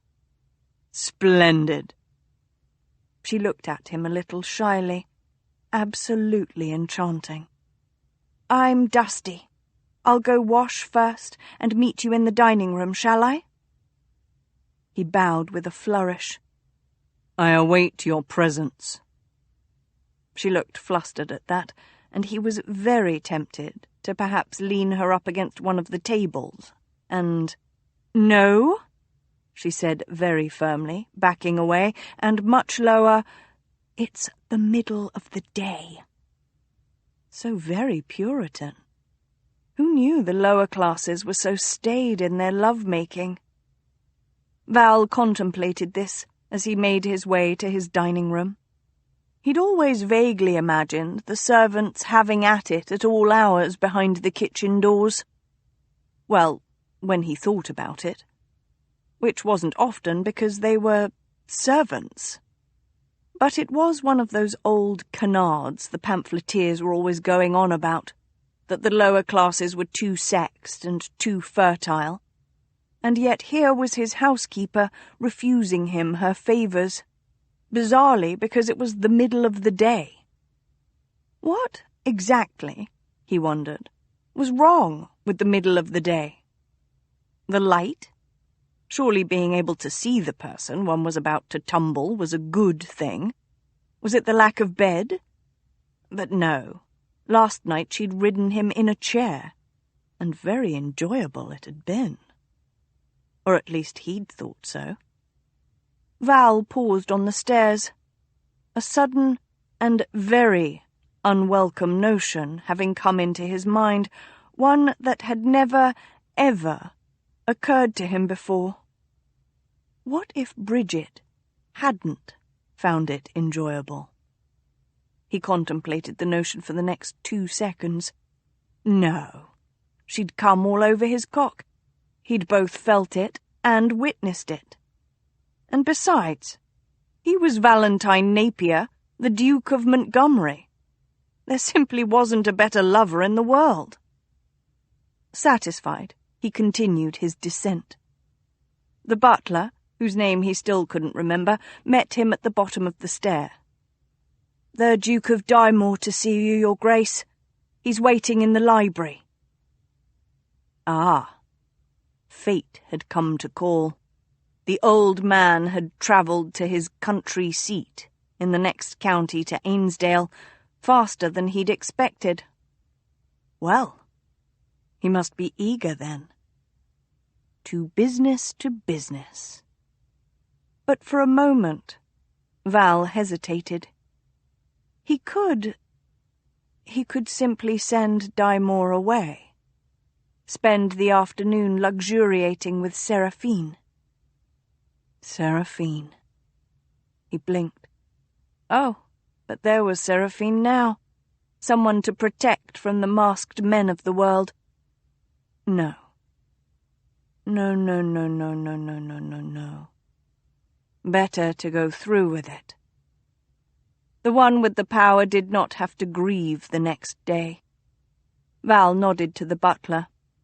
"Ask him if he cares to take luncheon with me." He entered the dining room and found a room polished and clean and not as dour as he remembered. Of course his memories were mainly of bacchanals that ended in rape and ravage. It had once been the castle's hall, and the ceiling was high and bore ancient painted coats of arms along the eaves. The table was long and nearly black. The walls hung with paintings of various, no doubt, demonic ancestors. Father had pride of place over a grey stone fireplace, attired in grey periwig and silk hose, his sapphire-blue robes draped about his elegant form. Val took his seat and contemplated his father's blank, azure eyes. He supposed he could have the bloody portrait burned, now that he was master of the castle. "Montgomery," Dymore croaked in his old man's voice as he tottered across the dining room. "You're looking in good health. I heard rumours that you were taken ill after your ball." Rumours," Val said, standing to greet his guest. "They're best left to old women and those that are soft in the head. Don't you agree? Unless, of course, they can be verified." "Of course," Dymore said, shaking his hand with a lingering touch. "But then I did have the tale from one of your maids."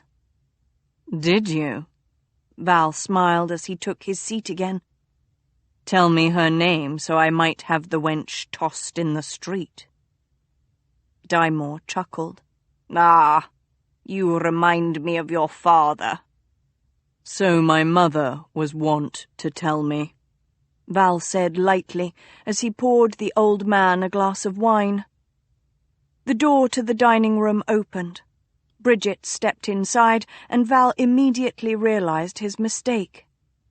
She was dressed in her usual ugly black wool, white pinned apron, and white fichu, all quite modest. But Dymore had already made allusion to gossip and informing servants. Did the old man know who, exactly, had nursed him through that illness? Val smiled very slightly over his wine-glass and damned himself for a bloody fool. "Is this the lovely Mrs. Crumb?" Dymore asked, examining Seraphine as if she were a salted herring presented for his consumption. Briefly, Val contemplated stabbing him with his dinner knife. It would be so very easy. But then the disposal of the body, etc., etc., so tedious. And he really did rather want the power of the lords. Oh, very well. Mrs. Crumb is indeed my housekeeper, and will be joining us for luncheon, Val said, holding out his hand for her. She, to her credit, and quite unsurprisingly, kept her composure and strode, head held high, to his side. She eschewed his hand, but did take her seat. It occurred to Val in passing that he'd seen princesses with less aplomb. Val let his hand fall to the table and smiled at her. "This is Leonard de Chartres, the Duke of Dymore, and a great friend of my late father." Her eyes widened a fraction, but in no other way did she demonstrate her comprehension of that statement. "Your Grace, a pleasure to meet you." "The pleasure is all mine," Dymore replied, sounding as amused as if he sat chatting with a talking cat. He turned to Val. "A novelty for you, eh, Montgomery? I remember your father liked his outre diversions as well. Why, one entire winter, was it 1712 or 1713? There was this little—" Fortunately for the state of Val's appetite, Dymore was interrupted by the advent of luncheon. The butler preceded 3 footmen bearing trays of salmon, beef, and a variety of stewed fruits and breads. "Never much liked fish," Dymore said a short time later, bloody beef juice seeping from the corner of his mouth as he masticated. "Now beef's a man's meal." "Oh, quite," Val agreed, stabbing a fork into his salmon.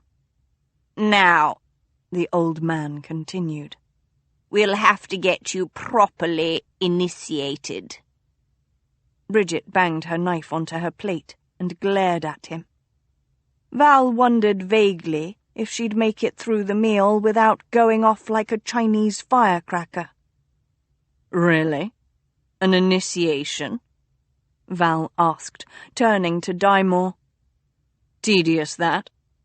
I thought, as one of the founding families—" "Sacred rules," Dymore intoned, rather comically, considering what they were discussing. "But the sooner the better. Not getting any younger. Ha!"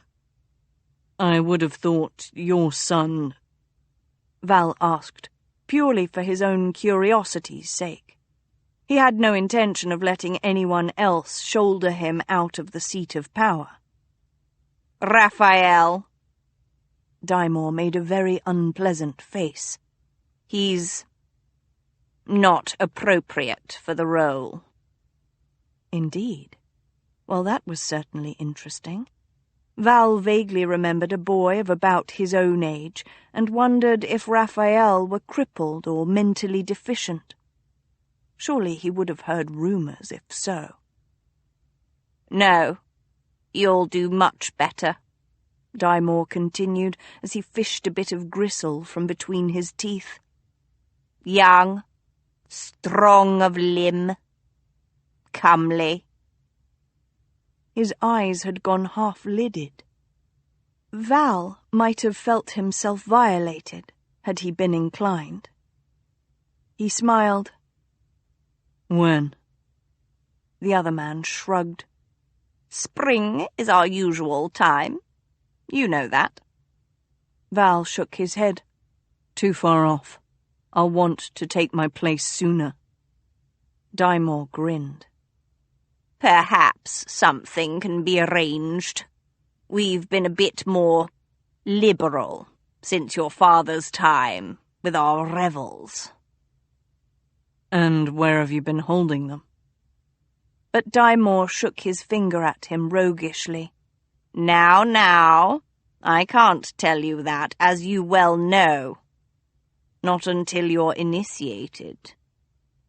He sat back in his chair, eyeing Val almost lasciviously. "You're eager to join us, I know, but you must be patient, my boy." Val smiled and drank his wine, content for now to let the old man think that the Lord's rather pedestrian sexual debauchery was the reason he wanted to join them. The meal was finished in a congenial, if not pleasant, atmosphere, Dymore making none too subtle references to father's perversions, his mother's hatred of Val, etc., etc. Really, it would do the world good if the old man just choked on one of his gobbled bites. But such was not to be. Val was soon escorting his guest to his doors. Which was when it happened. He could blame the wine, his own preoccupation with Seraphine, and the cloud of disapproval that had been growing around her all through the meal, but when it came right down to it, it was nothing more than stupidity. Bloody stupidity. Dymore was at the door, his hat and cane in hand, saying his final, doddering, malicious farewells, when Bridget turned away from Val. He caught her hand. Merely that, completely without thought. He didn't want her to go stalking off to who knew where to clean any more of his goddamned castle, when he just wanted to have a quiet discussion with her, and perhaps after that, a nice round of mid-afternoon love-making.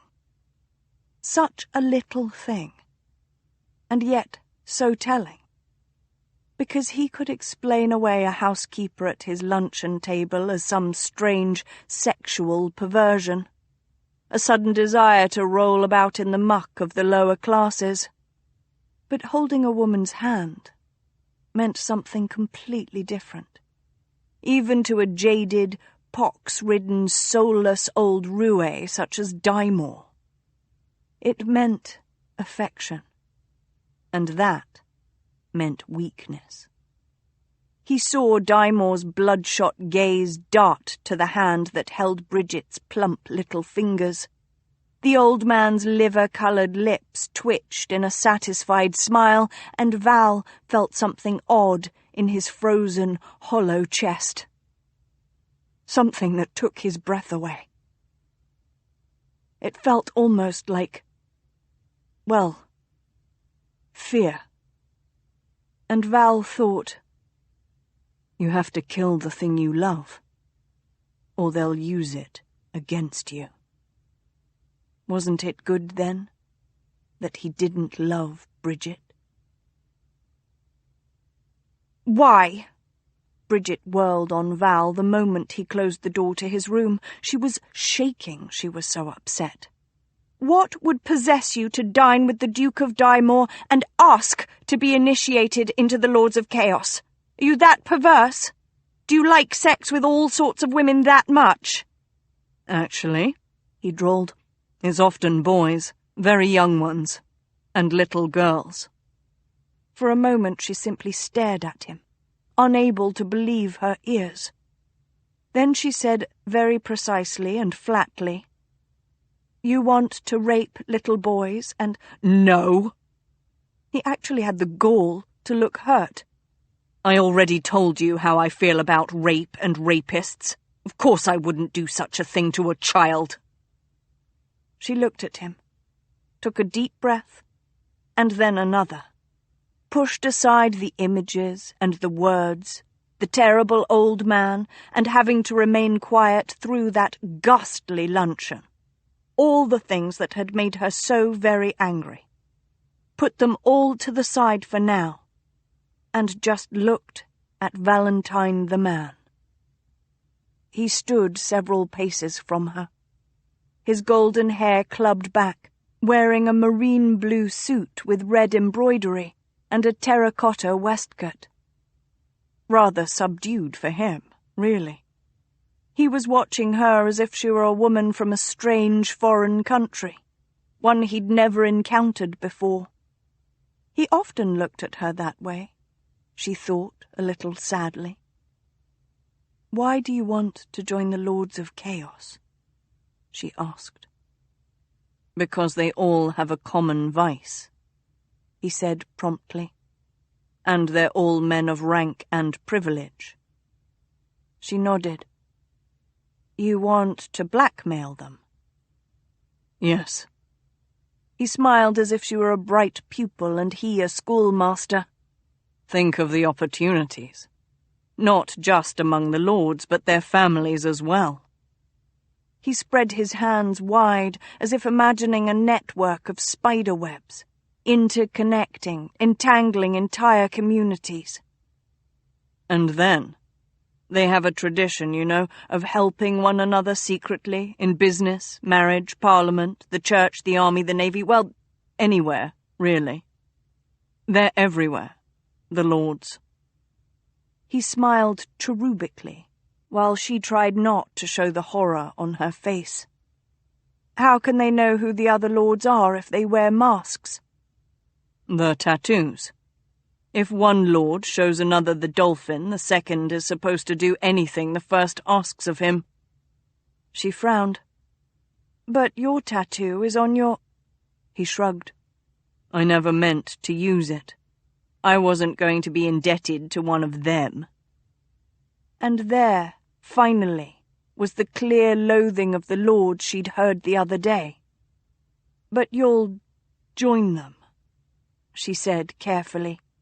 "You'll sit next to men who hurt young boys and girls." He looked at her, all trace of humour gone from his face. "I sat next to a man like that just now at luncheon." She swallowed down the bile rising in her throat. Yes, you did." "You can't escape them, Seraphine. Those sorts of men. They're all around, everywhere." "But you don't have to join them," she said, her voice hard. Valentine. You don't have to be one of them." "I'm not," he said, clearly confused. "I just told you." "Joining them is as good as being one of them," she said. "In the end, it is the same." He stared at her, his straight, beautiful brows knit. "It is?" "Yes."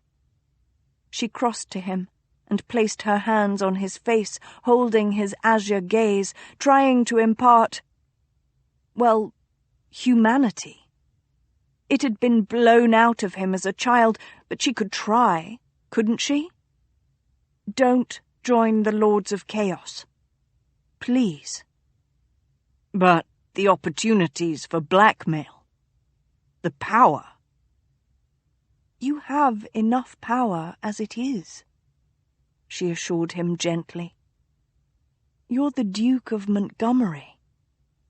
"No, Seraphine," he said sadly, wearily, and without smiling. "There's never enough power, not even for the Duke of Montgomery." "Why?" she whispered. "Why would you need more power?" He squeezed his beautiful azure eyes shut and raised a shaking fist to his temple. "You don't understand." "Then make me." He opened his eyes wide and seized her arms, spinning her in a circle, his gaze boring into hers. "Don't you comprehend? Can't you see them? They're all around us, wolves and birds of prey and jackals baying at the moon, jaws agape. So close, Bridget, so close you can smell the fetid stink of their breath. And if you don't have the power, they'll drag you, or Eve, or me from beneath the bed and tear the meat from your bones and leave you a weeping skeleton." He inhaled, stopping their dizzying whirl so suddenly that she gasped and staggered against him, and he wrapped his arms around her, clutching her tight. He whispered in her ear, "I'm not mad. I know they don't wear the masks anymore, but that doesn't mean, my burning Seraphine, that they aren't still out there in banal old man form. So you see, I must have more power. It's the only way to survive them." He was shaking, and she didn't completely understand him, but she cared for him, even though she knew she shouldn't. So she kissed him, this flamboyant man who refused to name cats, and entrusted her with a beautiful, stinking box that contained a sin so great it could hang him.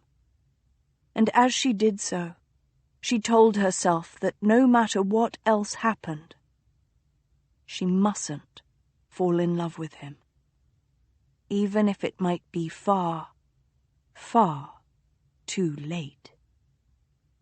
She pulled the tie from his hair, threading her fingers through the curling golden strands, luxuriating in their silkiness. He groaned, the sound vibrating against her lips, and bent her over the crook of his arm as he reached up with his left hand and pulled the pins from her hair. She felt them come out, one by one, and the mass of her hair fell over his arm. His hand moved to her face, holding her as he angled his mouth over hers, biting her lower lip, and then thrusting his tongue into her. He tasted of red wine when she suckled him. He picked her up, and the room whirled for a moment before she found herself on the bed. She looked up at him and said, "I want you naked this time." He nodded, very seriously, and said, "Of course." But a smile twitched at his lips when he pulled the lace neckcloth free from his throat. She sat up, watching as he shrugged off his marine blue coat and flung it onto a chair, then towed off his shoes. He flicked open the buttons of his waistcoat deliberately, staring at her from beneath golden eyelashes. The waistcoat soon joined the coat. Then he bent and stripped the stockings from his legs. He straightened and unbuttoned the tiny shell buttons at his wrists, and then the ones down the front of his shirt. He paused, looked at her, reached both hands behind his back, and with one fluid movement stripped his shirt over his head. The muscles of his shoulders gleamed in the sunlight streaming in the window. He might have been a god come to frolic with her for the afternoon. He watched her, eyes gone heavy-lidded, as he flicked open the falls of his breeches, letting them simply drop to the floor when they were loose enough. He stood now in his small clothes, silk small clothes she noted with no small amusement, and waited while she looked her fill. Finally, he dropped those as well. She'd seen him thus before, of course. He made a veritable habit of nudity, it seemed, the vain, vain man, but he'd not been her lover then. She'd not cared for him then.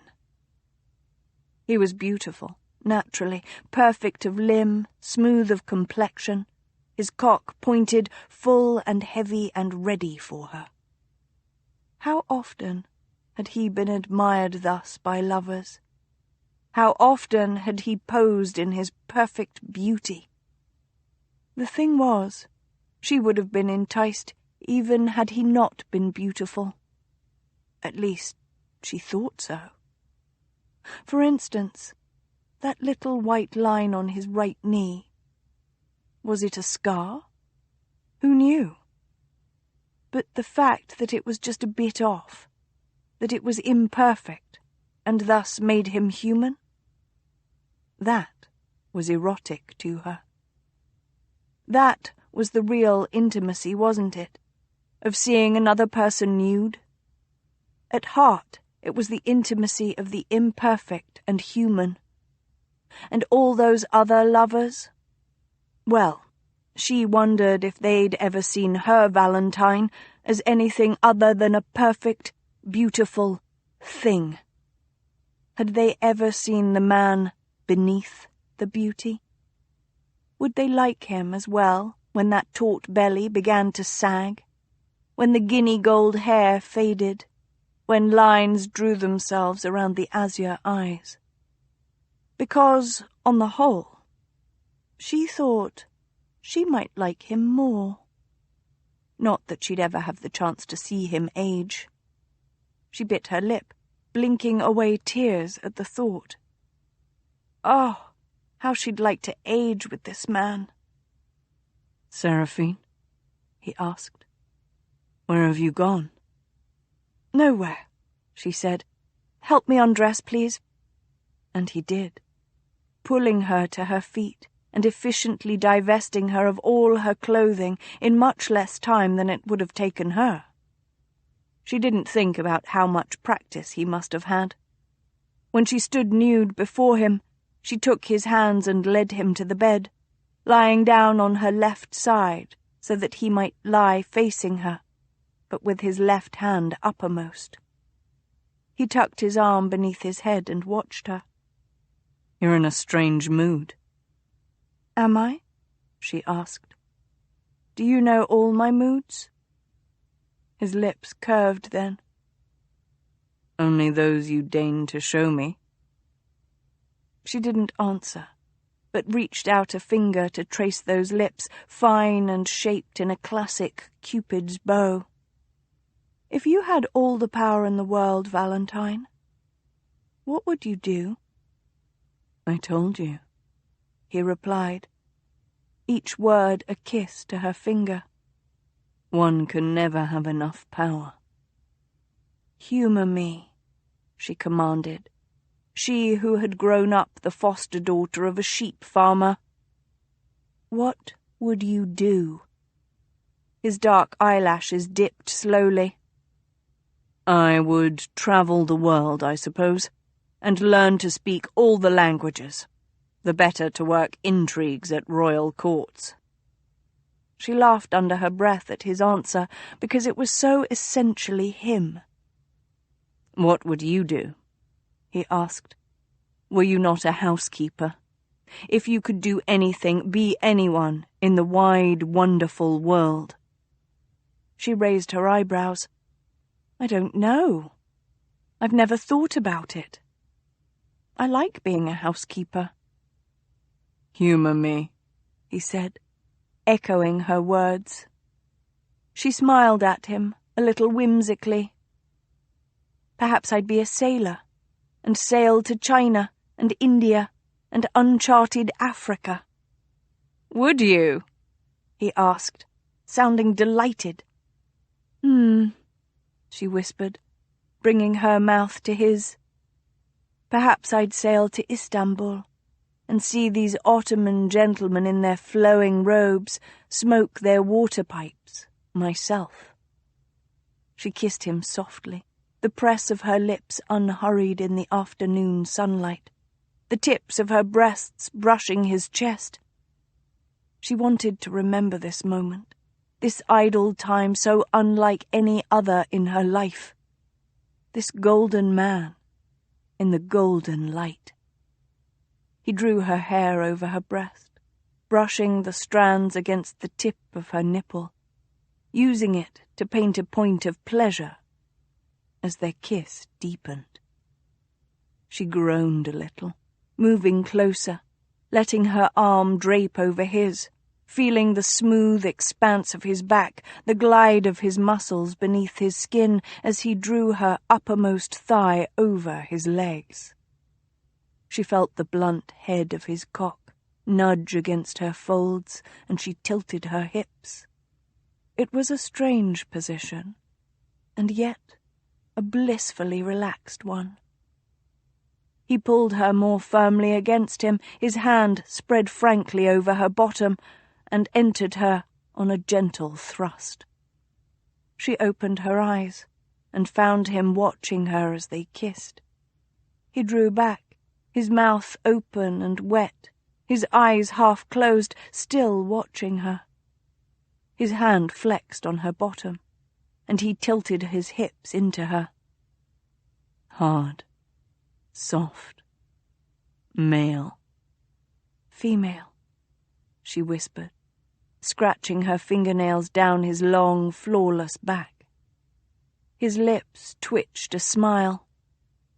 Dark, light, evil. Good. She bit the side of his neck delicately. He gasped, and his penis jerked within her.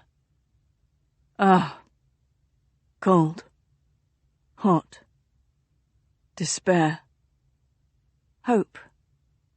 She rolled, using the force of her weight as leverage, and pushed him flat, climbing atop him, finally sinking fully on his cock. She looked down on him from her position of triumph and placed both palms on his chest, scraping her thumbs across his pink nipples. Ah! He bared his teeth, tossing his head back, his arms flung above his head, a Prometheus tortured by the eagle. She slid her palms down his gorgeous torso until she felt the bones of his hips. She braced herself there, and she began to move. A subtle rocking, a delicious little wave. She hardly moved his hardness within her, but ground her folds against him. It was sweet, watching him in the sunlight as her breasts swayed, as she felt the heat build between her legs as his cock ground inside her. His hands were clenched in fists, the tendons in his neck stretched taut. His head tilted back as he watched her from slitted eyes. He was motionless, and she wondered when he'd break, when he'd be unable to stand any more. She leaned forward a little, so that she could grind her clitoris against him as she rolled, rocking back and forth, and the spark that gave her made her groan. He answered in echo. She opened her eyes, smiling at him. Ugly, he gasped, blinking. Beautiful. She laughed, on edge, close, so close. Bitter. Sweet. He heaved himself up, wrapped his arms around her, and rolled them both, so that he was thrusting into her, hard and fast, almost before they'd settled. He braced himself over her, his golden curls falling into darkened, glittering azure eyes, lines imprinted on his pale, beautiful face, and gazed down at her with awful, terrible foreboding. Death.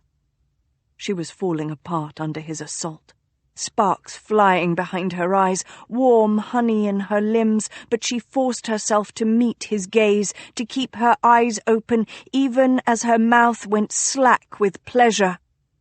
Life! His hips faltered, and his head rolled on his shoulders as if he'd been hit, as if he were in great pain, his lips drawn back from his teeth. He groaned, continuing to thrust, but more slowly, less gracefully, a man in his death throes. And as she watched, he opened his eyes and gasped, "Seraphine!" She answered as naturally as breathing, "Valentine," and felt his hot seed fill her. Chapter 16. That night, Prue and King Heartless went again to the gardens, where a loom was being built. The king yelled at the workmen for being lazy, but Prue shushed him. They won't work any faster for being scolded. So the king instead thanked the workmen when they were done. Then they wove and wove, and though neither was particularly good at it, every once in a while Prue would lean over and tighten the king's weft, and he would grunt in acknowledgement. From King Heartless. The next morning they set off for London, not because Val was in any hurry to return to that teeming metropolis, but because of that single glance Dymore had given Val's hand, linked with Bridget's. It made him ever so slightly nervous, and he felt it best to put as many miles as possible between Seraphine and those awful, liver-coloured lips. And since the main reason for journeying to Ainsdale in the first place, namely Miss Royal, had slipped his net, there was really no cause to stay. Of course, there were other, more minor incentives for returning, to discover how his affairs were progressing and what news and scandals were muttering and murmuring in the alleys and salons of London, and to satisfy his own prodigious curiosity. Which was why, on an afternoon, 4 days later, he was shown into Lady Amelia Care's sitting room. "My lady," he said, sweeping his gold lace-trimmed tricorn wide in a deep bow. "I beg your pardon for such a disgraceful leave of manners. I know I have not the pleasure of an introduction, but I hope your gentle feminine mercy will take pity upon such a poor wretch as I, and grant me an audience." Lady Care's lips curved coolly. "Your Grace? What an unexpected surprise." "People keep telling me that," Val said, taking a seat, for he rather thought that if he waited to be offered one, he might stand for the entire encounter. "But I ask myself, can a surprise be expected?" Even her frosty smile had disappeared. "Amusing as this conversation is, Your Grace, I wonder why you've chosen to come to my house." "Do you?" He sat back on her very elegant and very uncomfortable settee. He approved. Style should always come before function, although personally he enjoyed both. "I think we have a mutual acquaintance." She was a beautiful woman. Her nose was narrow and small, with delicate little nostrils. Below, her lips were a perfect Cupid's bow. Her eyes had been almond-shaped and large. The lids had crept a little with age, fine lines radiating from the corners. But in some ways, it merely gave her face more command. Her hair was snow-white. She looked nothing like her daughter. Even when Seraphine's hair became pure white in several years, she would not look like her mother. She'd merely look like herself, a burning angel, even more fierce and strange. He could hardly wait. He watched now, though, as the woman who had conceived and borne his Seraphine merely looked back at him, bored. She raised a perfectly arched eyebrow. "I'm sorry, but we no doubt have many acquaintances in common." "Yes," he said, smiling. "But this one is special. Very special."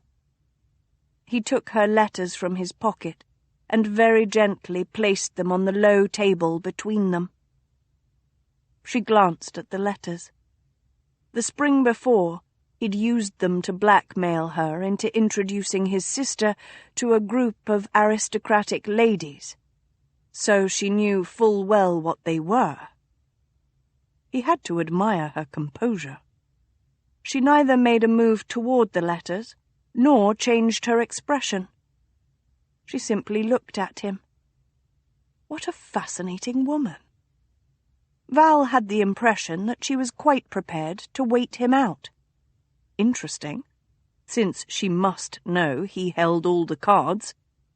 She might not look anything like her daughter, but perhaps they were alike in their bravery, in their defiance.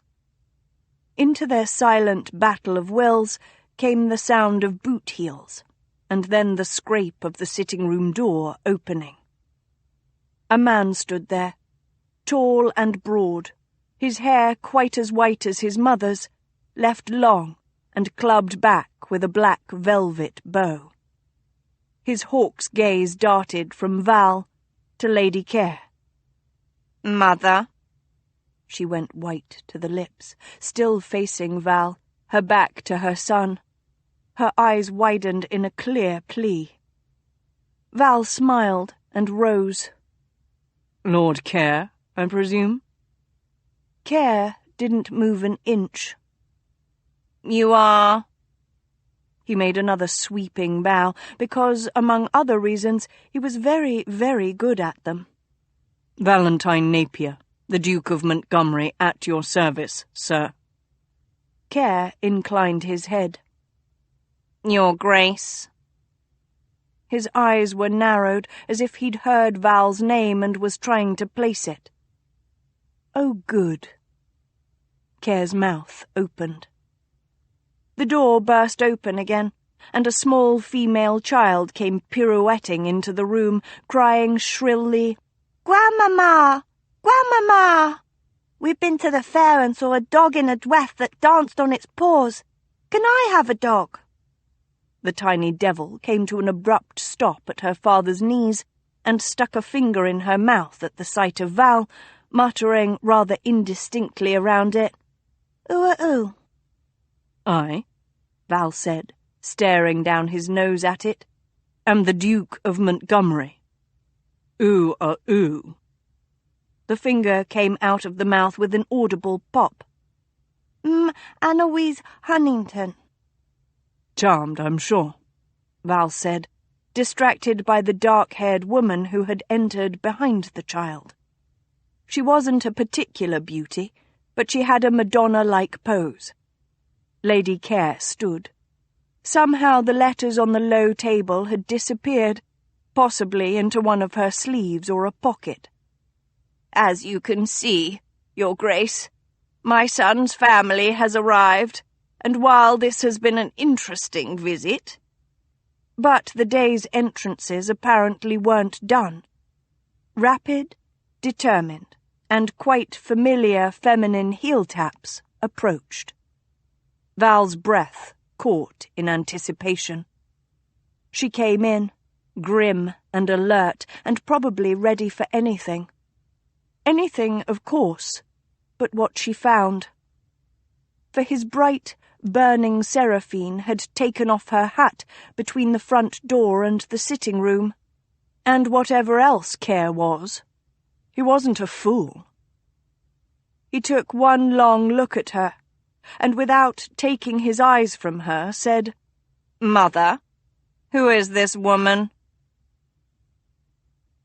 Bridget had found where Val was headed, only because of an off-hand comment by Mehmed made half an hour before.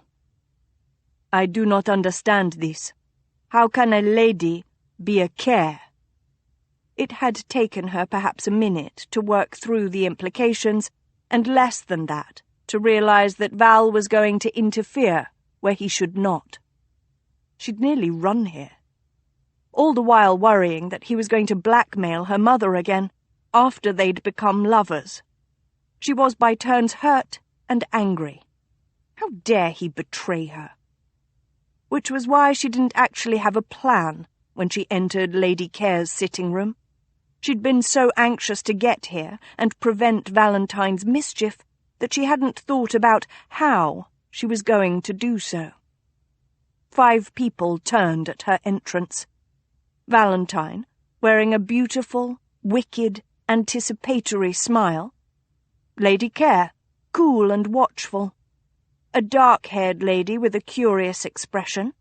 A darling little girl with her finger in her mouth, and her hand on the knee of a tall man. A man who had hair so white it looked silver. She knew at once who it must be, of course. He had the white hair of their mother, the aristocratic bearing, and... well, he was an aristocrat, wasn't he? A baron? He stared at her with clear blue eyes, the same colour technically as Val's, but so very different, and said, "Mother, who is this woman?" "Oh, Lady Care." Bridget couldn't even look at her. She felt heat crawl up her cheeks, for she knew that the lady hadn't ever wanted this, to be confronted by both in the same room together. She very much wanted to burst into tears, but she couldn't, so she bobbed a hasty curtsy to Lord Care. "I'm Bridget Crumb, sir." For some reason, that made Val's smile twist down. "Bridget Crumb," Lord Care said slowly. He was staring at the streak in her hair, and she damned herself for a fool for removing her hat when she'd come in, for rushing here at all. Val caught her eye and arched an amused eyebrow. She scowled at him, and then hastily ordered her face. "Well," she said brightly, "I must be going." "Oh, but you've only just got here," Val, the wretch, said smoothly. "And in such a hurry. I can't have my housekeeper rushing all about London so very agitated." "Your housekeeper?" Lord Care said, his head snapping alarmingly to Val. "Oh, yes, and rather more," Val drawled, taking her hand and kissing her knuckles in the most horrifying manner. Bridget could only stare. What on earth was he doing? "Shall we go together?" he asked solicitously, looping his arm around her waist and drawing her against his side in a far too intimate manner. She stiffened, trying to wriggle away without causing a scene, but the problem was he was quite strong, and she couldn't move an inch. The little girl chose that moment to take her finger out of her mouth and point it damply at Val. "I don't like you." He looked down his nose at her. "No, nor does anyone else. Yet they all seem to be happy enough to let me take sweet Seraphine off to be debauched at my leisure. Do you suppose they would stand around twiddling their thumbs were I to take you as well?"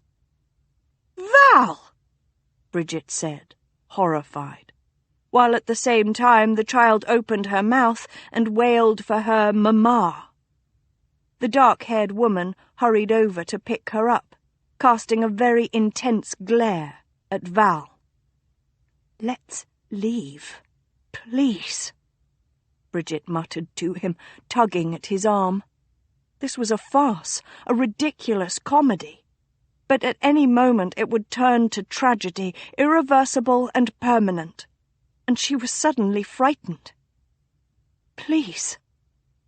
He was an obdurate rock, though, staring at Lord Care, a mocking smile curling the corner of his mouth. "Mother," Lord Care whispered. Bridget couldn't help it. She glanced at the older woman. Lady Care was staring at her, the oddest expression in her blue eyes. It was almost one of longing. That couldn't be, surely. Then the lady closed her eyes, hiding their expression, whatever it had been, and said, "She's my daughter." Suddenly everyone was quiet. Even the little girl stopped crying. Lady Care opened her sapphire eyes and looked into her son's eyes. "She is your sister, Lazarus." He nodded almost calmly. Then he pivoted and struck Val full in the jaw. Val felt his jaw cautiously 10 minutes later in his carriage. All in all, it had been a quite exciting afternoon and thoroughly enjoyable, despite the slight pain.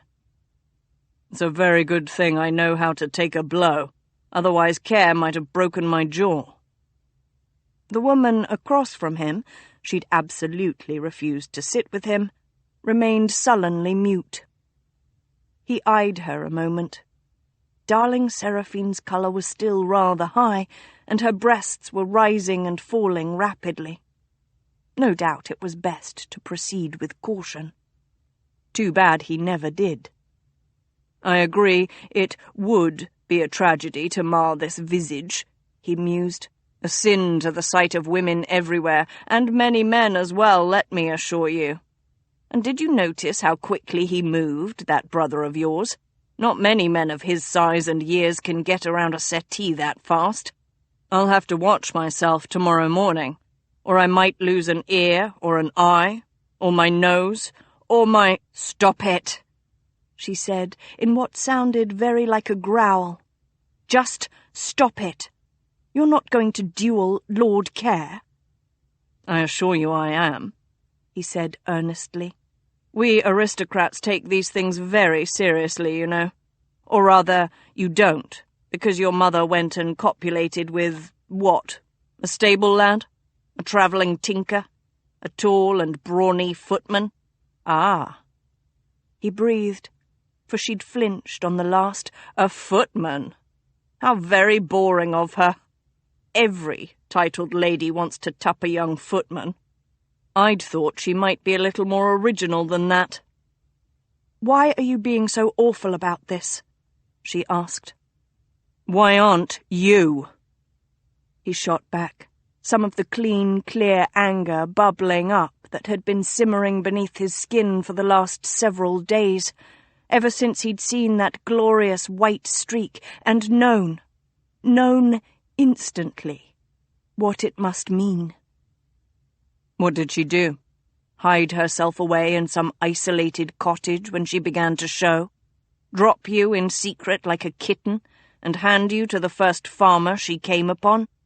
Oh, I say, mind bringing up my daughter while I return to my life and pretend she never happened?" A rose flush climbed her cheeks, and her dark eyes began to burn. That's not how it was." He crossed his legs and assumed an exaggeratedly interested expression. "Oh? Do tell." She lifted her chin, stubborn and proud, and, though she was unaware of it, looking more like her mother than at any other time. "My mam was a good woman, and my foster father was not unkind." He was having a very hard time keeping his anger from boiling over. "A rousing endorsement, if ever I've heard one. Did he hit you?" "No," she scowled. "I told you, he wasn't unkind." He waited. "He used to tell me I was a cuckoo in his nest," she hurried on, "but Mam loved me, I know she did. Lady Care made sure a good family raised me, and she visited me." "Really?" he drawled. This was much too easy. "How often?" Her nostrils flared. 4 times that I can remember. She couldn't do it any more than that. It would have roused suspicion." He clapped his hands mockingly. "How generous. And yet you went into service at the age of 12? "I wanted to work." "Did you?" He leaned forward, and this time he couldn't manage even the mocking smile. "Don't lie to me, Seraphine, not to me. Would you really have preferred work at the age of 12 to books? She could have sent you to a family of her own rank, or one just a little below. Such things have been done before. You could have been raised as a lady, schooled as one, seen the world as one. You could have worn silk and brocade instead of wool. You could have danced your nights away instead of scrubbing the floors of indolent, stupid aristocrats. She stole your rightful life from you." For a moment she stared at him, breathing hard, as if she were the one who had whispered the litany of poison and hatred. Then she closed her eyes, as if weary. "And if I'd been that lady in silks, dancing at balls, unused to work or labour, I'd never have met you." She opened her eyes. You do know that, don't you? Oh, yes, He breathed. and that? That may be her worst crime of all. She shook her head and sat forward. It doesn't matter. Ifs and but-fors and what might-have-beens. This is who I am, and this is the life I have lived. It may be hard for you to understand, but I've rather enjoyed it. I like being a housekeeper. I don't blame Lady Care for my life, and neither should you, Val. And yet I do, He said, quite honestly. Please. She closed her eyes. You cannot duel Lord Care. He smiled without any humour at all. I can, and I will, I assure you. She inhaled, her face going white. I'll take your mother's ivory box to the Duke of Kyle. A thrill went through him at the thought, but he shook his head gently. Oh, Seraphine. I will, she said, staring straight at him, her mouth firm, her chin lifted and resolved. I don't want to, but I will if you go through with this. Call it off, and I won't have to. He sighed. She was such a wonderful woman. He could have spent his entire life searching the world and never found her. Who would have thought such a marvel was right under his nose in his own house? I am not going to call off the duel, because you will not betray me. Tears glittered in her eyes, and the sight made his frozen chest ache, almost as if something awoke inside him. Don't make me do it, Val. Please. I don't want you duelling Lady Care's son. Your brother, he said. Lord Care. Your brother. She looked at him. Does it really matter? Oh, yes, he said grimly. And tomorrow I'll prove it. If I have to kill him to do it. Chapter 17. In the morning, the magician viewed the resulting misshapen cloth and said, And now, Your Majesty, you must embroider this cloth by the light of the moon. King Heartless snapped. Yes, I know. But despite 2 nights' lost sleep, I feel exactly the same. Where is my heart? Closer than you think, the magician replied, looking wise. Prue rolled her eyes. From King Heartless. She tried reasoning. She tried shouting. She tried begging. Nothing worked. Oh, he was charming. He was witty and beautiful, and he was mad. But he was stubborn and bent on his own wicked and strange path. And he meant to kill Lord Care, who, after all, was indeed her brother. Even if Bridget couldn't bring herself to call the tall aristocratic stranger that. So, after hours and hours of arguing and shouting and weeping until she was hoarse, she did the only thing left to her. It was long after dark, and she was hurrying along a brightly lit London street, the wind trying to catch at her hat and bringing tears to her eyes. That was what she told herself, anyway. It was just that she knew Val was doing all this for her, that in his own way this was a bizarre show of loyalty, perhaps even affection. To Val, killing her brother was a bit like handing her a bunch of posies. She laughed bitterly under her breath and swiped at her cheeks. She was almost to St. James's Square. She stepped into the square, looking nervously around. Even at night, London's streets teemed with people. The square was flickering with shop lanterns and small bonfires lit to warm waiting carriage drivers, chairmen and loiterers. But she couldn't see him. What if he hadn't received her message? What if he wasn't here? She'd have to somehow— Mrs. Crumb. She started a little, for she was that nervous, and turned. She'd forgotten how big a man the Duke of Kyle was. He loomed from the shadows, and she wondered how he'd come so close to her without her knowledge. He bent his head, as if trying to peer into her face, and she very much hoped that he couldn't see her countenance clearly. Mrs. Crumb. Your Grace, she replied. Thank you for meeting me. My pleasure, he replied, a polite man lying. He didn't say anything more, merely waiting for her to speak. She inhaled. Val, that is, the Duke of Montgomery, was challenged to a duel today by Lord Care.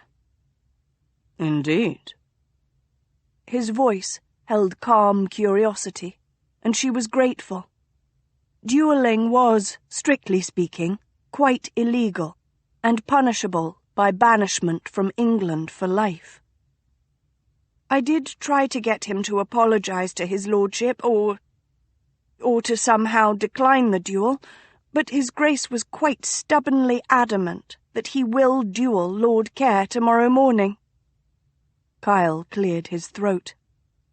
Yes, well, such things are normally rather binding, you understand? She peered at him in the darkness. Were all men idiots? He seemed to sense her silent criticism. Was that why you called me here, Mrs. Crumb? No, she said, fumbling with the soft bag she carried. Now that it came to the point, she found she was shaking. I have something for you. If you show it to the Duke of Montgomery, he will be forced to quit the duel. She drew out the ivory casket from the bag. Kyle went very still. She tried to see his expression, but it was impossible in the flickering light. You must promise me, Your Grace, that you won't use the contents of this box against the Duke of Montgomery. I'm entrusting you with his life, you see, and his— She closed her eyes and swallowed. He's very dear to me indeed. Mrs. Crumb, he said sternly. What makes you think I would undertake this task for you? Because, she said, once you've got him to quit the duel, you can exchange this box for the rest of the King's blackmail letters. The contents of this box are very important to the Duke of Montgomery, and— She bit her lip, ordering herself not to cry. And I think you'll help me because you're a good man, Your Grace. You'll do what's right, and you'll keep your word to me. There was a slight pause. Then Kyle took the ivory casket from her hands. Quite correct, Mrs. Crumb. Quite correct. She clasped her hands before her. I only know that the duel is on the morrow, not when or where exactly. I will find the place and time. Never fear. He turned to go, and then abruptly turned back again, and bowed. Take care of yourself, Mom. I would not wish anything ill to befall you.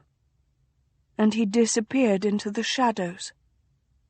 Bridget wrapped her arms about herself and hurried back to Hermes' house, even colder now. She felt empty inside, as if she were missing something. She wondered a little despairingly if this was how Val felt all the time. A carriage rumbled by, splashing freezing muck on her skirts. Her eyes were dry and aching, and she kept thinking that she could still run back and catch him, explain that it was all a mistake, and beg Kyle to give her back the casket. But she didn't. She stumped on toward Hermes' house instead. Once, when she took a narrow, dark lane, nearly deserted now that it was so close to midnight, she thought she heard footsteps behind her. She almost picked up her skirts and ran then. The night, and dark, and grief overtook her. But she firmly fought down her own hysteria and made the outlet of the little lane, which came to a brightly lit street. And then she was at Hermes' house, the front entrance this time, which, as a servant, she rarely entered. She looked up and saw the grand pediment, lit eerily from the lanterns at the front door below. Within the pediment was a bas-relief of the god Hermes, holding his snake staff and with a cloak over his arm. He looked just like Val. Because, of course, he had been the one to build the house. He'd ordered his likeness carved into stone above his own doorstep for all of London to see. In the nude. She bit her lip, staring at the sculpture, half smiling, half trying not to cry. Such a vain man. Such a beautiful, mercurial, vain man. And she was going to be the one to bring him down. She climbed the front steps and knocked softly. Bob the footman answered almost instantly. He was on duty in the hall tonight, and she'd alerted him that she'd be out on an errand. "Thank you," she said to the footman. "Be sure to lock up, please." "Yes, Mrs. Crom." She took off her hat and shawl, walking back to her little room next to the kitchens. The Hermes house kitchens were dim this time of night, the boot-black boy asleep on his pallet by the hearth. He had a pallet mate now, the ginger cat from Ainsdale Castle, curled with her 8 multicolored kittens in an old basket lined with cloths. Mehmed had smuggled the cat and her offspring into the carriage on the ride home to London, something they'd discovered only after several hours' travel from the castle, when the kittens had waked and begun mewling. Pip, who had been sniffing suspiciously at the covered hamper beside the boy, had jumped back comically at the small sound and begun barking frantically. It seemed the terrier had run across cats in his wanderings about London and regarded them with a combination of wariness and awe. Bridget pushed open the door to her room and was greeted by Pip, standing on her bed and wagging his tail. Despite his friendship with Mehmed at Ainsdale Castle, he'd reverted to sleeping in her bedroom once they'd returned to Hermes' house, even if she didn't retire here. Bridget hung up her hat and her shawl and went to the small looking-glass beside the door. Her reflection regarded her soberly. Her brows straight and a little too heavy, too dark. Her nose narrow and unremarkable. Her mouth as well. Her chin just a bit too aggressive. She wasn't at all like her elegant mother. She wasn't plain, but she wasn't a beauty either. She looked working class. And yet this was the face the gorgeous Duke of Montgomery had chosen to bed, would fight a duel for tomorrow. Silly, wonderful, beautiful man. Bridget sighed wearily. Her eyes were a little reddened, her cheeks and nose pink from the cold outside. She turned and splashed cool water on her face, then blotted it with a cloth. She returned to the looking-glass, carefully smoothing a few errant strands of her coarse hair back into place with her fingers. She tried a smile. There. That almost looked natural. She gave the sleeping Pip a last pat and closed her bedroom door quietly behind her. The house, her house really, for she was the one who cleaned and polished and maintained it, cared for it, was sleeping.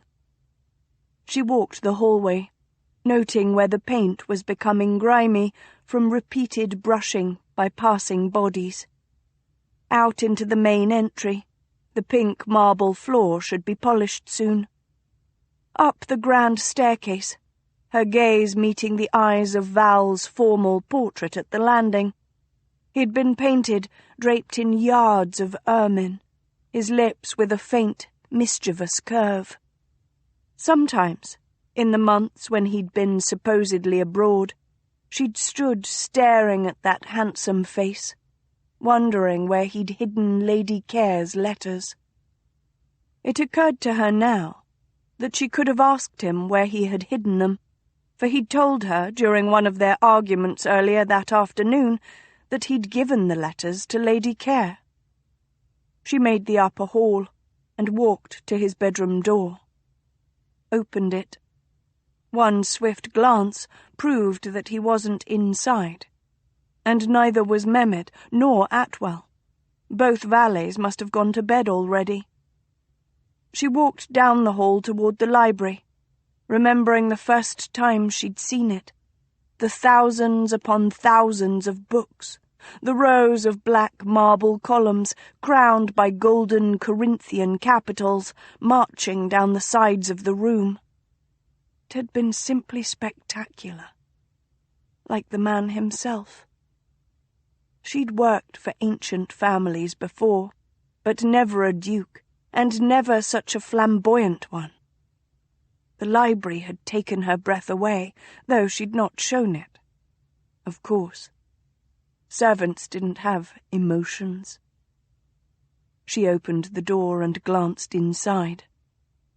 He was by the huge, ornate fireplace, lounging on a pile of jewel-coloured velvet cushions. He wore his favourite purple silk banyan, the one with the gold and green dragon on the back. At his side, on the floor, was a glass of red wine.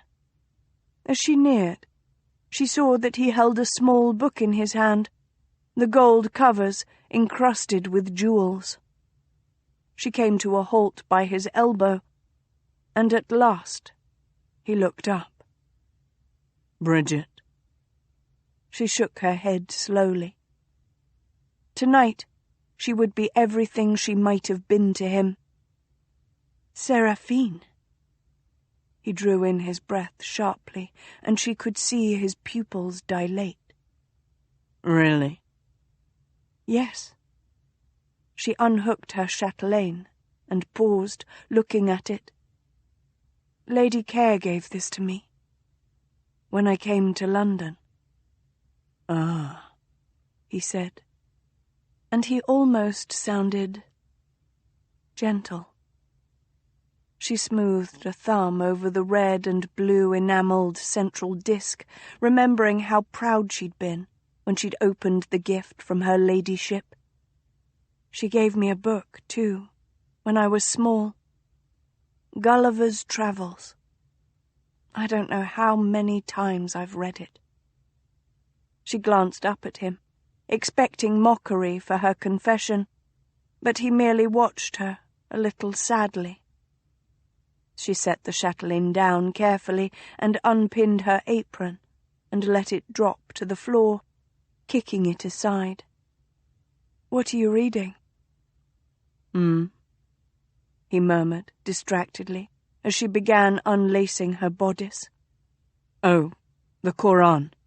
It's the holy book of Mehmed's people, and mostly very boring, but maybe that's because my Arabic needs work.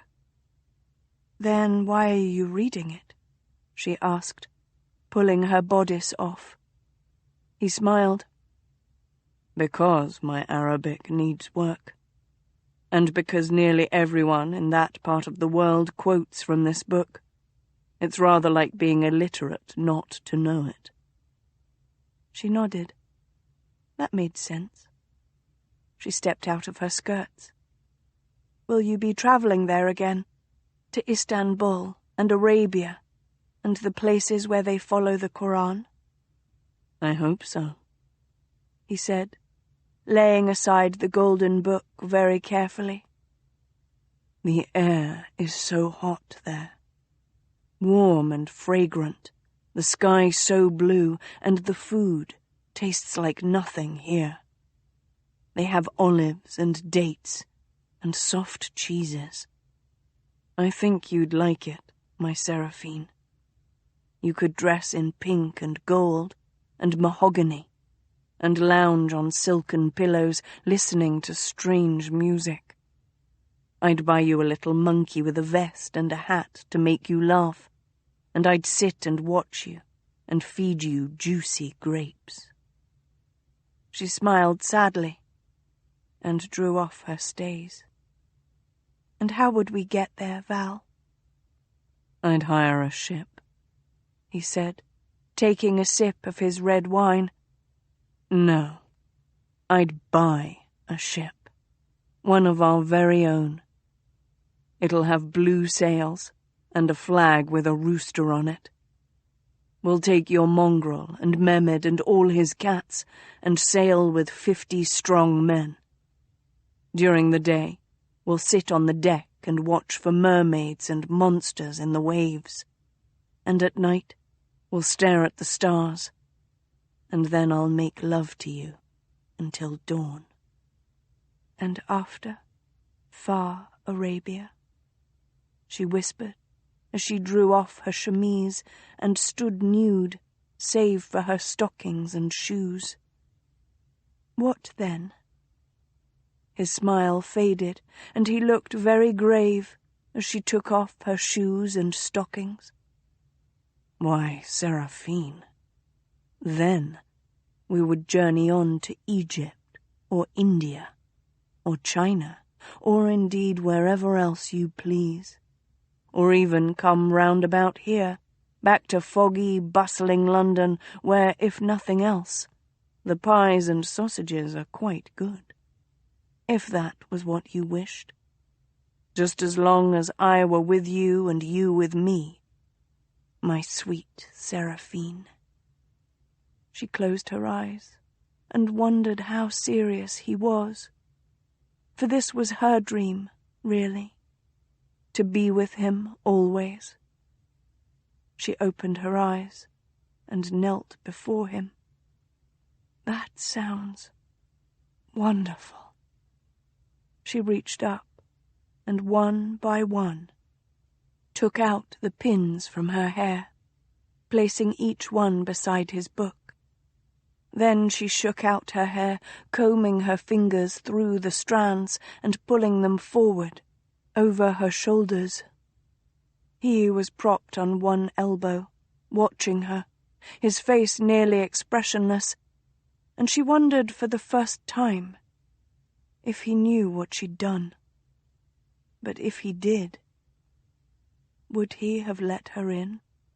Would he have talked of Istanbul and olives and ships with blue sails? Maybe he would. He was Valentine after all. Perhaps it didn't matter. She'd done it and could never undo it. She leaned forward and crawled to him, nude, her hair brushing the floor. When she reached him, she curled beside him and carefully, delicately, unbuttoned his purple silk banyan from the bottom. Then she spread the edges wide, so that he lay on the smooth, glossy fabric, nude save for his arms. He arched one eyebrow at her. She began at his pink nipples, licking softly, only that, one at a time. Then she drew back and blew on them, eyeing her work as they tightened under her breath. He swallowed, but didn't say anything. She bent and grazed her teeth over the jut of his hip. He smelled of cloves and some exotic perfume, and she imagined him in those faraway lands, smoking from his water pipe lounging on his colourful silken pillows, speaking in a foreign language. Without her. She tasted salt at the corner of her mouth as she licked to his navel, his belly contracting under her tongue. She inhaled and moved downward, without raising her face, without letting him see her eyes, and cupped him between her hands. Such a beautiful cock.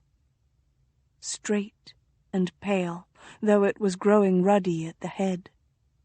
Veins wrapped the column around as he stood between her palms, hard and proud, his foreskin pulled back, the broad tip a little wet. She kissed him there, mingling their salt, mingling their tears, though he didn't know it. Her hair fell forward, shielding her, giving her a little privacy as she pressed her lips against his heat. Slowly, she opened her lips over him, letting him in, until he lay on the flat of her tongue. Then she suckled, her eyes closed, concentrating on his taste, the feel of him in her mouth, more intimate in a way than his penis between her legs. This was an act that she chose, one she didn't have to do, one that gave her no innate pleasure. And yet it did. She could feel herself grow wet as she sucked and sucked again, moaning a little, her mouth filling with water and his taste, her thighs clenching, her fists squeezing along his shaft. He muttered something, and she felt him brush her hair aside. She opened her eyes and saw him watching her, his face flushed. Slowly, as if she were a deer that might startle, he reached out and took her head between his hands, gently but firmly. "Careful," he whispered, his voice cracking. "Your teeth." He pushed his hips up, shoving himself a little farther inside her mouth. "Can you—" He swallowed. "Can you move your hands? Up and down?" Watching him, still holding him in her mouth, she did as he asked, moving the soft skin along the hard shaft. "Yes," he said on a hiss, "like that. Just like that, Seraphine. Oh, but suck me, my darling one. Suck me as well. Dear, sweet God." She watched him as he threw his head back, giving himself over to his pleasure. How many women had seen him like this before? How many would see him like this in the future?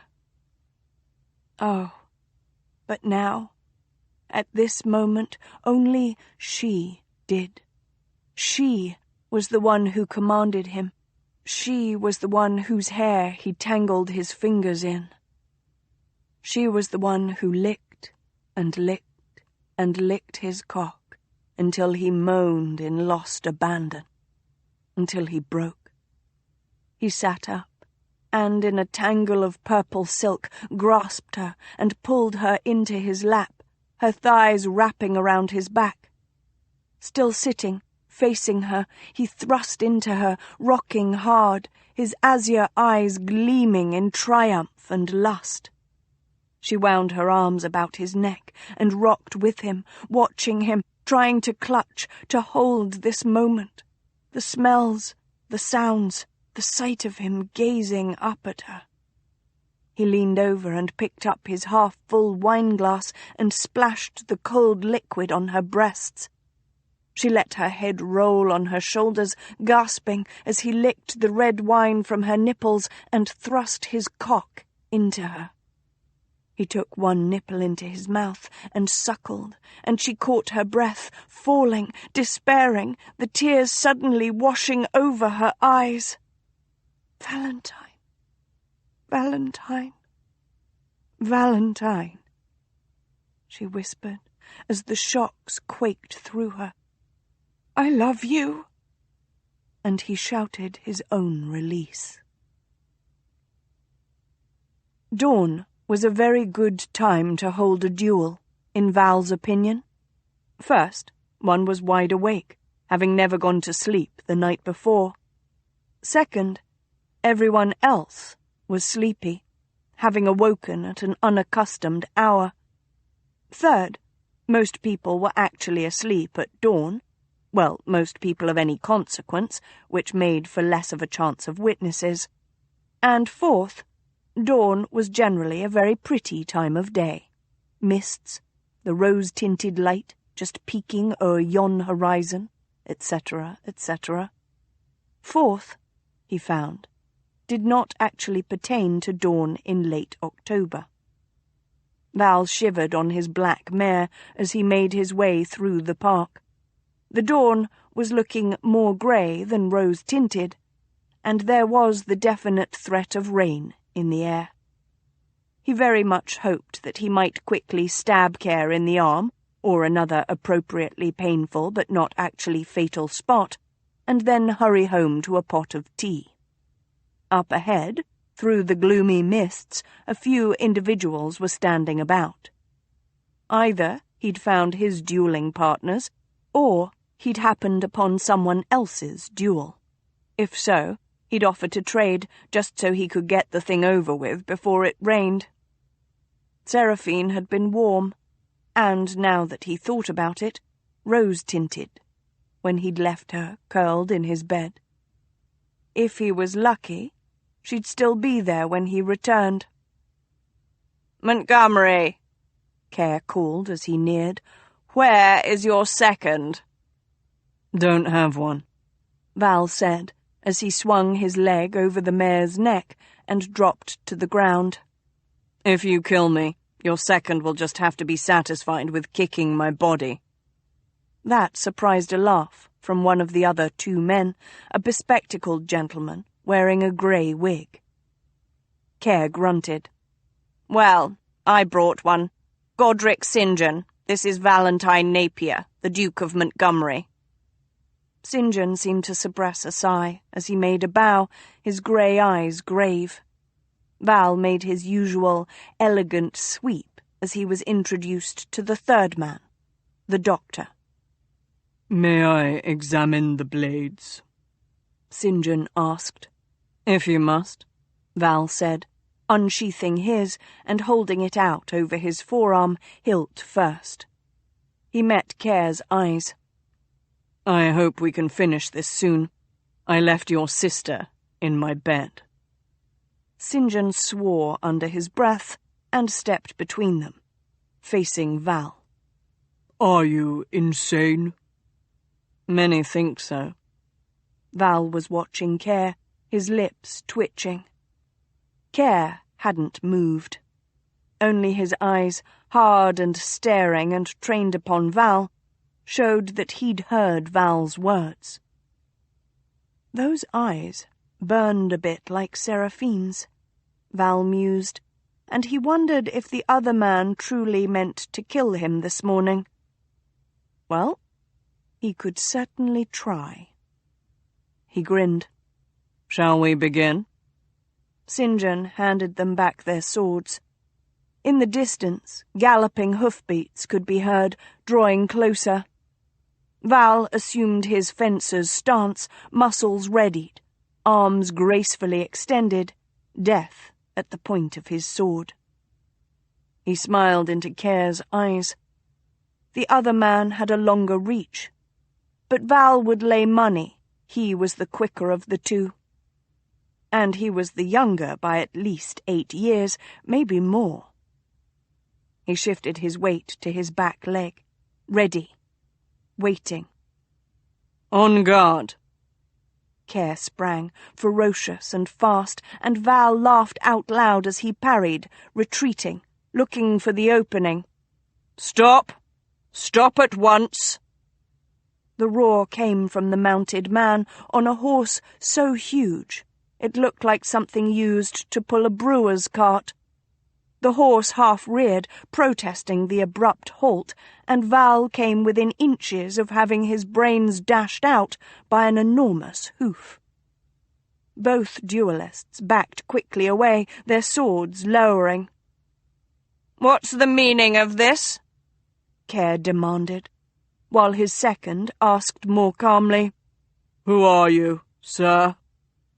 "I'm Hugh Fitzroy, the Duke of Kyle," said the rider, who certainly was. He looked at Val. "And I need to speak to you." Val waved his sword. "Busy?" "Now." Val arched an eyebrow, but walked over, out of curiosity if nothing else.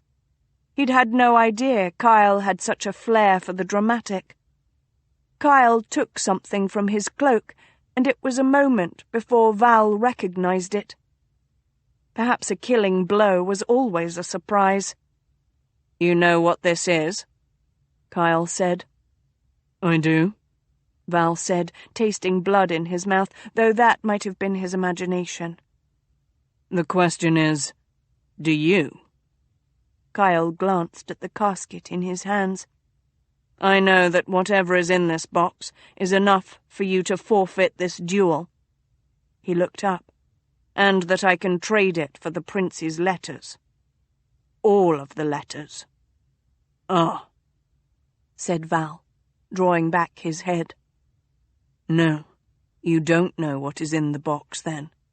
If you did, you'd use it for far more than paltry letters." He turned and looked at Care, unsmiling. "I forfeit the duel.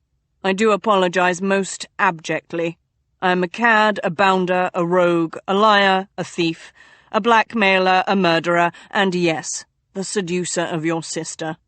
I regret causing offence to your house and to your honour." Care looked at him and nodded curtly. Val bowed and turned to Kyle. The Duke was watching him speculatively. "What's in the box?" "Oh," Val said as he mounted the black mare. "That? It's my heart. Or what's left of it. She gave you my heart." Chapter 18.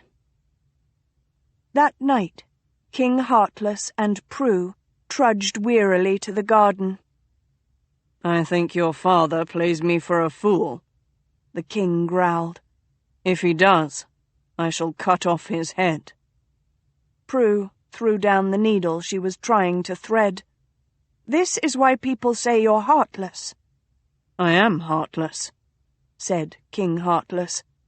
"What more should you expect?" From King Heartless.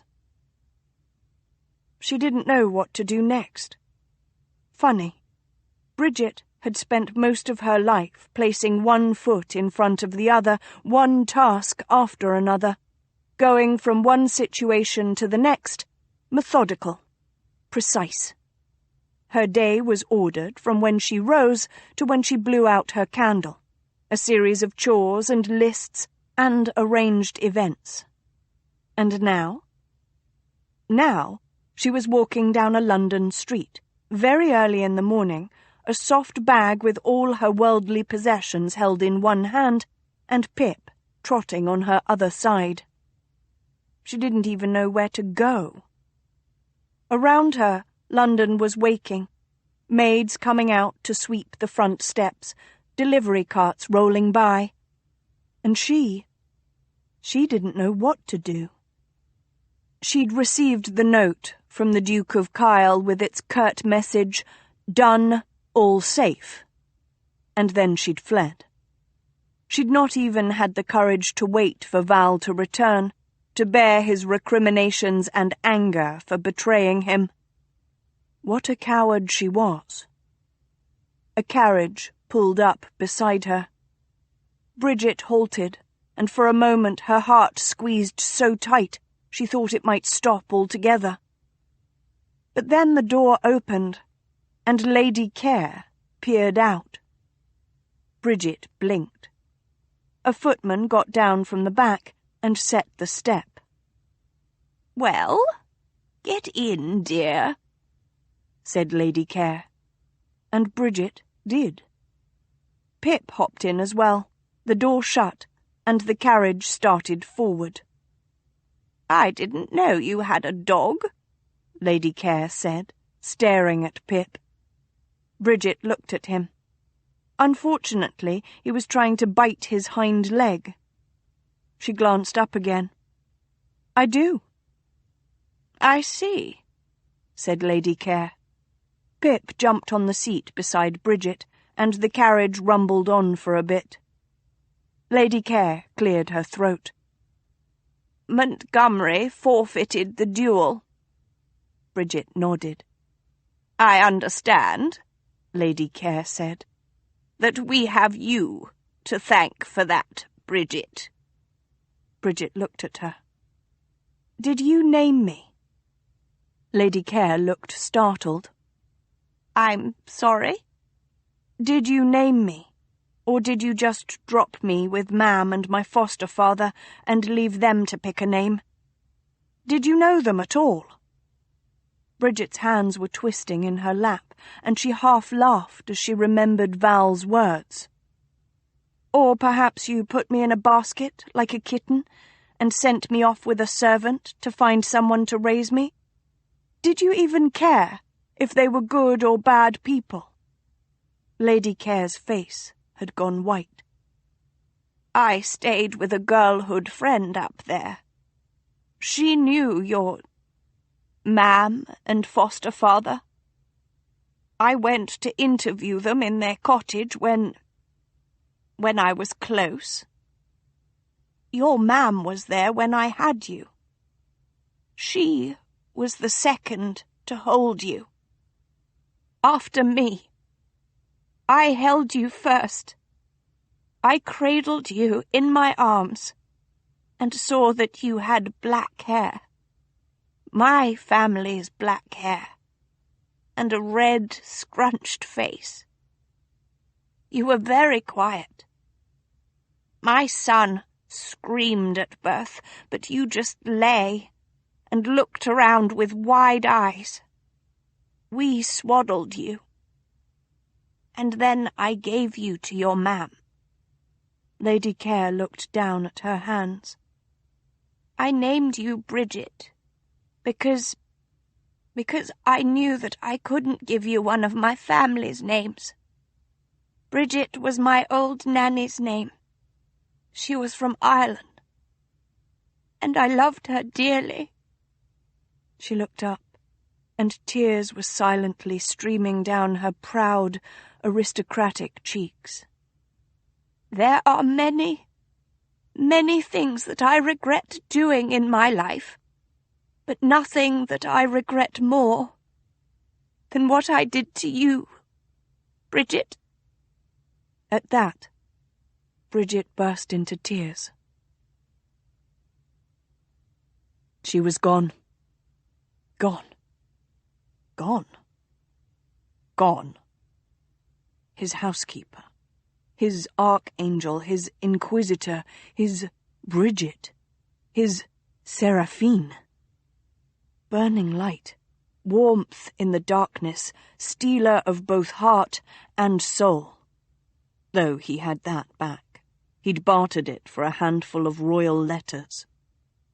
Val stared at the ivory box as he drank from the bottle of wine, straight from the bottle of wine, for he seemed to have misplaced his wine-glass, and none of the servants would come near him, no matter how loudly he bellowed. Such were the things that happened when one's housekeeper left. She'd said she loved him. Loved him. What a strange and wondrous thing. And how it hurt, this love. What pain it caused, like tiny knives in the veins. He didn't think he liked it much, but he'd endure it. Yes, he would, if only she'd return and stab him again. He held out his arms and looked at the ceiling of his library, his grand library, his very favourite room in his magnificent house, the house he'd had built to his very, very specific plans. The ceiling was painted and gilded and grand, very grand. And cold. Everything was cold. The fire wasn't hot enough, that was the problem. So he took some of his books, his beautiful, beautiful books, and burned them. Gilt edges curling, illuminating pages turning brown, fine leather smoking and stinking. And thought, that must be a shame. Seraphine would scold him, were she here. She would snatch them from the fire and never burn her plump fingers, for she was a creature of fire herself, burning, burning. But she wasn't here. Gone. Gone. Gone. And when he looked up from the embers of his precious books, he saw that he'd somehow smashed the bottle of wine. He'd trod on the glass in his bare feet, and his blood had mingled with the wine on the floor. Or perhaps it was the opposite. Perhaps the wine had mingled with the blood in his veins, and now he was part grape. Fair Seraphine had tried to explain to him the difference, right from wrong. It made sense to her because she burned and was an angel. But to him, a creature of hollow ice and pain, it was sound and confusion without her to filter it for him. And she wasn't here to care anyway, either for him or for his victims. So he wrote to Dymore. "I'm so glad you agreed to stay with us," Temperance Huntingdon, Lady Care, said the next morning at the breakfast table to Bridget. Bridget bit her lip, looking up from the eggs she hadn't touched. Yesterday, after an incredibly awkward carriage ride, the elder Lady Care had deposited Bridget at her son's townhouse and then almost immediately left. Bridget had been a very poor guest so far, having spent the previous day mostly in her room, exhausted and sleeping, too depressed to venture forth and confront strangers who must think the very worst of her. This morning, though, she'd determined not to be such a coward. "Thank you for letting me stay, my lady. I do appreciate it very much, and I promise it won't be for long, just until I can find a new position, and— Oh!" The lady's brows knit over her gold-brown eyes. "First of all, you're more than welcome to stay as long as you wish, indefinitely, really. You're Lazarus's sister, and please, call me Temperance." She smiled, her entire face lighting. "We're sisters after all, aren't we?" Bridget had to look away from the kind face. The tears threatened again, damn it. She'd never been one for weeping, and now she was a veritable watering pot. She inhaled shakily. "You're very kind." The sudden scrape of a chair made her look up. Temperance was standing. She held out her hand. "Will you come with me? I want to show you something." The elder woman led Bridget up a staircase, splendid, but not as flamboyant as dear Val's. Push that thought aside. Down a passage that obviously held the private apartments of the family, and to a set of large double doors. She opened them, and Bridget blinked. This was the master bedroom, and most obviously used by both the lord and the lady of the house. Bridget looked at Temperance, but the other lady was calmly walking to a tall chest of drawers. On top were arranged a few items, and she picked up one and turned, holding it out. "This is Annalise," Temperance said. "The first Annalise, Lazarus's younger sister, and your elder, I suppose." Bridget took the miniature, for that was what it was, and looked. A small girl peered up at her, dark-haired, brown-eyed, wearing a severe, square-necked bodice and a ribbon around her throat. She looked all of 4. Bridget glanced up and met Temperance's sad golden eyes. Their father was, well, as far as I can gather, he was quite awful, Temperance said matter-of-factly, very strict, possibly mad, and he ruled the household with an iron fist. When Annalise was 5, she caught some sort of fever. He refused to call a doctor. Amelia, Lady Care, pleaded with him. But he... Temperance shook her head, pressing her lips together. Annalise died. Lazarus was 10 years old. Bridget swallowed and looked Temperance in her golden eyes. I'm not Annalise.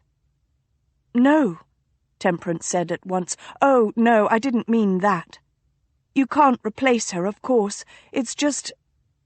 She sighed. He never had anyone else, you see. He rather blamed Lady Care for Annalise's death, even though... Well, children can be so stubborn in their prejudices, can't they? She said, somewhat obscurely. Anyway, it's only been recently that they've been able to talk at all. For years he was so alone, so lonely. I know he can seem quite intimidating, so sharp and, well, looming. She rolled her eyes.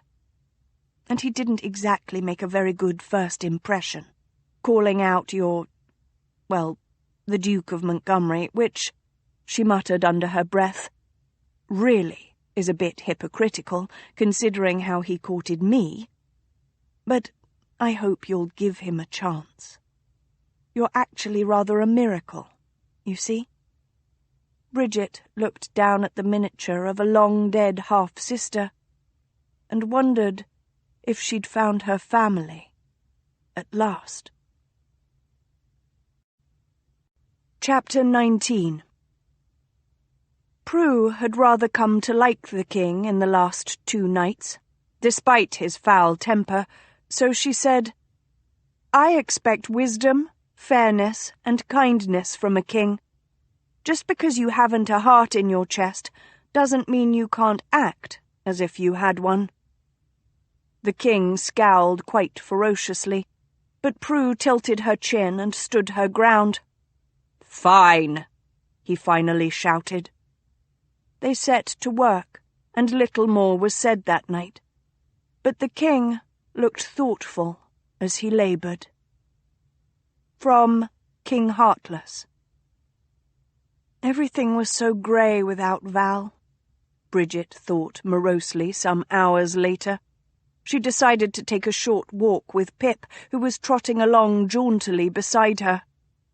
Apparently, now that she was the sister of a baron, she merited a footman to follow her, something that she might find amusing, were it not for the fact that everything was so grey, despite the fact that the sun was shining. If only she could have one more chance to talk to him, to try to explain while he painted swirls of colours with words, to kiss him tenderly while he told her she burned, to tell him again and again that she loved him, even if he couldn't quite return the words yet, his head cocked, his azure eyes glittering and alive.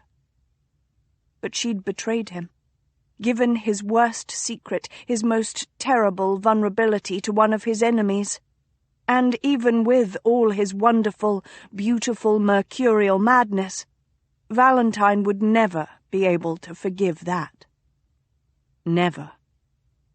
She felt the tears threaten her already sore eyes again. She bent her head to hide them, which was probably why she didn't see the carriage until it was already beside her, the door flung open.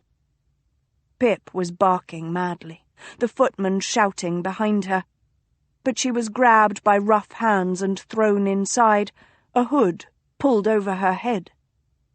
And then She felt the carriage pull away as she fought to breathe, to free her arms from the strong hands as Pip's barks faded into the distance.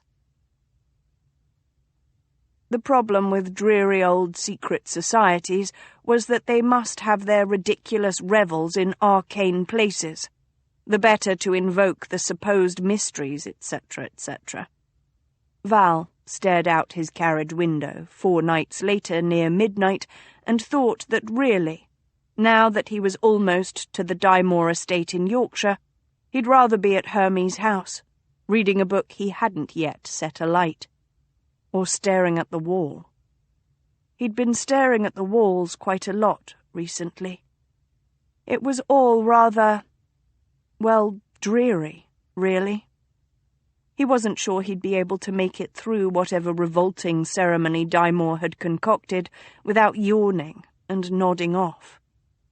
He kept wanting to turn and ask Bridget her thoughts on matters, and she wasn't there, was she? She was never there. Even fulfilling his vow to go through with it, to become the centre of the Lords of Chaos and gather all that raw power and illicit knowledge for himself, now seemed a tedious chore. Without Seraphine there to rant at him with burning eyes, to tell him why he shouldn't do this or that, and to explain so seriously that it was wrong of him, and that he really, truly ought to try to do the right thing, the whole procedure was really rather tiresome.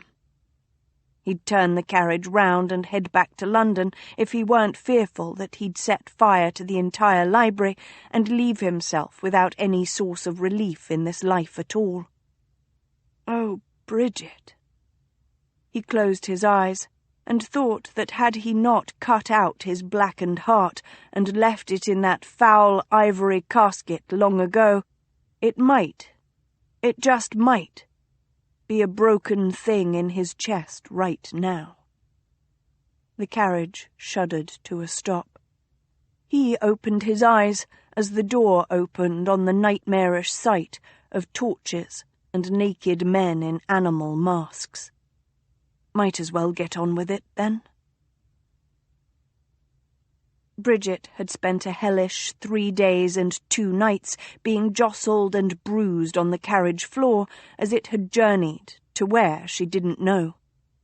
She'd had time to be terrified, imagining rape and murder, to become so tired she'd dozed on the quaking floor, almost uncaring, only to be awakened, terrified once more, every time they'd stopped. She'd been allowed to relieve herself at intervals, humiliatingly at the side of the road, in front of whatever men had kidnapped her. They'd given her water and bread. They'd not offered anything else. Which, on the whole, rather alarmed her. If they meant to keep her for ransom from her brother, surely they'd want to feed her better. She didn't want to think about what they might want her for, if not ransom. But it had been a very long journey. They didn't talk much, but she could discern 4 voices, 2 within the carriage and 2 riding outside. All, to her surprise, sounded refined. That didn't make sense. They'd tied her wrists behind her back when they'd first caught her. The rope was rough and tied quite tight. She was lying on her side on the carriage floor, and she'd tried several times to surreptitiously rub the bindings off.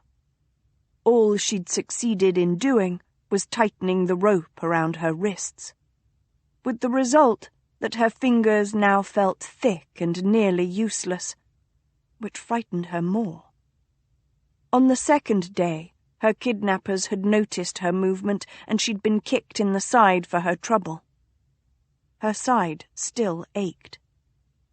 By the time the carriage stopped for the final time, she'd moved past terror, past exhaustion, past terror again, and on to determination. Bridget decided that really, this wasn't how she was going to die. So, when the carriage door opened, when they took the hood off her head and she saw the torches burning and the nude men in masks. She fought. She kicked, and she bit, and she lowered her head and brought it up violently into the chin of the man standing over her. He swore and staggered back, blood dripping from beneath the rabbit mask he wore. 3 others seized her bound arms, though.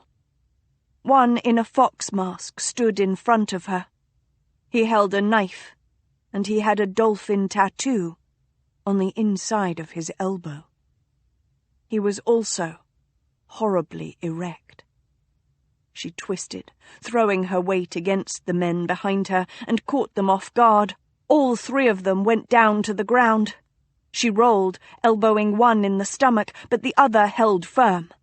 The fox brought the knife down, cutting, slicing her clothes from her body. A thrill of horror went through Bridget.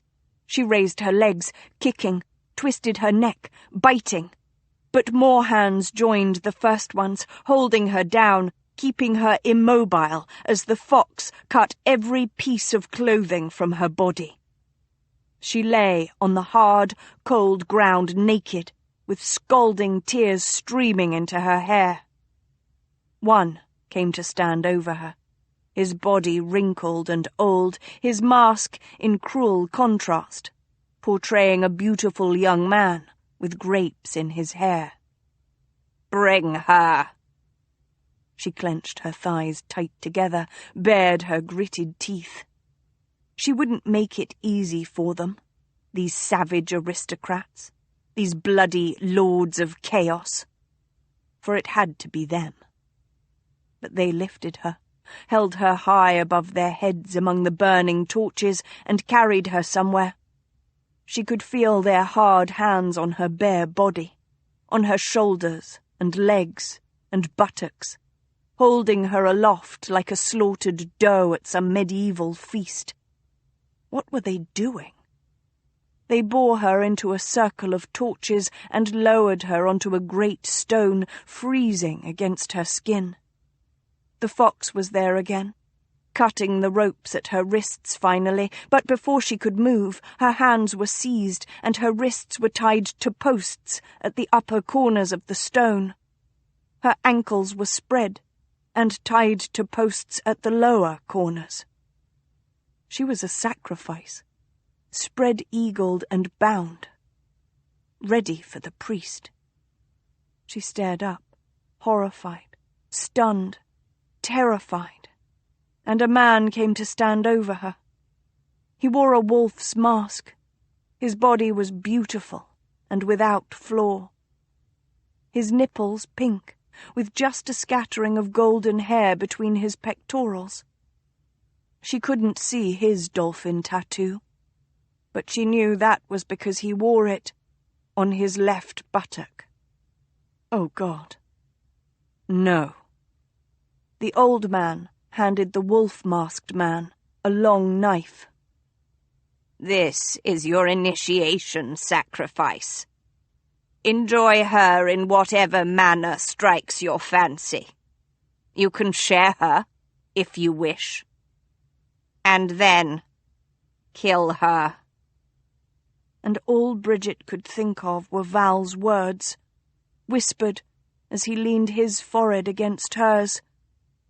"You have to kill the thing you love." Val raised the knife above her. Chapter 20. In the morning, Prue and King Heartless showed their embroidered cloth to the magician. "Well," said he, turning the cloth this way and that. "this is quite a fine, Lion, the king said, yawning. Or possibly a pig, muttered Prue. "I've finished the 3 trials," the king said, and he summoned the royal physician to listen to his chest. But though the physician tried and tried, he heard no heartbeat. From King Heartless. Val raised the knife above Bridget. His Bridget, and gazed into her burning eyes and thought, "You have to kill the thing you love." She might never forgive him this. Never, ever, in all eternity. But he must do it anyway, for though he'd lost her love, he couldn't lose all of her.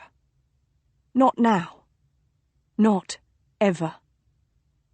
He whirled and plunged the knife into Dymore's gut, looked into the old goat's wide eyes, whispered, "Mine," and twisted the knife, drawing the blade up and out, disemboweling him. Val stepped nimbly back to avoid the entrails, kicked over 2 of the torches, bent down to slice through Bridget's bindings and pull her into his arms. The wooden stage around Dymore's graceless altar caught flame as Foxy came at him with his knife. Val swung at his balls, sadly missing, but carving a nice slice into the meat of his thigh. Foxy went down in a gush of arterial blood. That stopped the rest of them short. They milled in confusion, leaderless, unable to decide quite what to do. The thing was, even in masks they were a cowardly lot. Why else hide their vile desires in a secret society? Val ran with Bridget, nude as Adam and Eve, into the night. They passed more revellers in masks, either rushing toward the commotion or unaware that anything had happened. 2 more nudists on this night and at this place weren't anything out of the ordinary. Dymore had used the ruined abbey on his estate as the location for the revels. Val hadn't far to go before he found the old road where the carriages had been left to wait. Aristocrats, even nude revelling ones, don't like walking far. His carriage was, thankfully, already pointed in the right direction. "Ainsdale Castle," he shouted at his startled coachman before bundling sweet Seraphine into the carriage. He immediately turned to her as the carriage rocked into motion, wrapping her in his cloak and examining her. She had bruises on her shoulders and on her arms, her wrists were bloodied. He growled under his breath as he examined them, picking away the remnants of the ropes. Her plump little toes were muddied and cut and cold. He warmed them with his hands, crooning to them. She had quite a nasty bruise on her left side, and he tenderly pressed his fingers around that, soft sounds leaving his lips helplessly. Oh, that he had been there when this had been done! He would have put out their eyes, he would have cut off their noses and made them eat them. He would have... Valentine. He blinked and realized that she had the palms of her hands on his face and was looking at him. Valentine, I'm all right. His eyes narrowed as he looked at her face, for he was no fool. They must have had her for several days to bring her here. "Are you, though?" She looked at him very firmly. Yes. "They didn't rape you?" No. "Or touch you in any way?" She sighed. They grabbed me when they took me. They tied me up. He thought about that. He didn't like it. "Did they make you do anything you didn't want to?" She hesitated. He went icy cold. "Tell me." They... She went a deep red and looked away. When I needed to urinate, they didn't turn away. "Ah." Well, that settled that. He wrapped his arms around her. "I am truly sorry you had to endure such horrific events, my Seraphine. Had I the ability, I would travel through time and strangle these men as infants." That's... She gulped and laid her head against his bare chest and began to shake. Perhaps she was having some sort of fit, brought on by the nightmare of this evening. He looked at her with alarm. She raised her head, and she was laughing. "Oh, Valentine, whatever shall I do with you?" He looked at her calculatingly. She seemed soft, amenable, perhaps even open to suggestion, after her shock. He smiled as charmingly as he knew how. "You could marry me?" She smiled back a little sadly. "Could I?" "Yes," he said earnestly. "You could." But she merely shook her head and laid it again on his breast. He thought and thought. Many considered him quite a genius, including himself, and at last he thought of something he could say. "I'm sorry." She lifted her head. "What?" Yes, this was obviously the correct thing to say. "I'm sorry for killing Dymore." He remembered the pool of blood around Foxy. And possibly the man wearing the fox mask.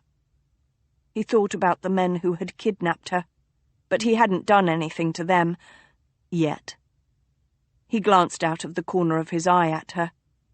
Surely she didn't have some nonsensical rule about future murders. Just in case he crossed his fingers, and smiled at her. But she was looking at him rather oddly now. "You don't have to apologize for killing the Duke of Dymore, or the man in the fox mask." He blinked. "Come again?" "You were acting to save me, and yourself." She knit her brows. "Although I do hope you won't be charged with his murder." "Who is going to do so? All the witnesses were at a naked pagan orgy. Try explaining that in court." He came back to the more important point. "But I don't understand. You're saying that at times it's perfectly all right for me to kill a man?" "Well," she bit her lip, and he could tell she was trying not to say it, but in the end she had to. "Yes." He smiled very slowly at her. "Seraphine, are you making these rules up?" "No," she said. "No, I am not." And her burning saint's eyes were so earnest that he had to draw her back into his arms and kiss her, moving his mouth over hers possessively because he'd lost her once already. Lost her, and he might not have regained her. She drew back finally and looked up at him, all dark eyes in her pale face, and said, "What is in your mother's letter, Val?" Over an hour later, Bridget sat before the fire in Ainsdale Castle, wrapped in Val's purple velvet coat, the same one she'd worn to escape him on the moors. It had been rescued by Mr. Dwight, who had seen to its cleaning. It smelled only faintly of bacon now, and was deliciously comfortable. She'd had a warm bath and eaten a meal hastily prepared by Mrs. Smithers, and now she was sitting with her hands in her lap, contemplating the terrible ivory casket. Apparently, Val had kept it with him ever since Kyle had traded it back to him. Val had given the casket to her after the bath, after the meal, and then left the room. She had the suspicion that he couldn't bear to stay and watch her read the letter. That made her very sad for some reason. She sighed and reached for the thing, turning it over and finding the carving on the underside, as she'd seen him do only weeks before. She pressed into it with her thumbnail. The sliver of ivory popped out, and she slid it over, and then opened the box. The letter within was still there, opened. She blinked and then narrowed her eyes. Well, At least the Duke of Kyle had returned it. She picked it up and unfolded it. His mother had had a beautiful hand, flowery and precise, like beautiful embroidery upon the page. She'd used it to describe her son as demon-possessed since birth, and a patricide, giving a date and details that sounded quite truthful. Bridget let the letter fall to her lap as she stared into the flames thoughtfully. Then she nodded and put the letter into the fire. She watched it burn, and then went in search of Valentine, her true love.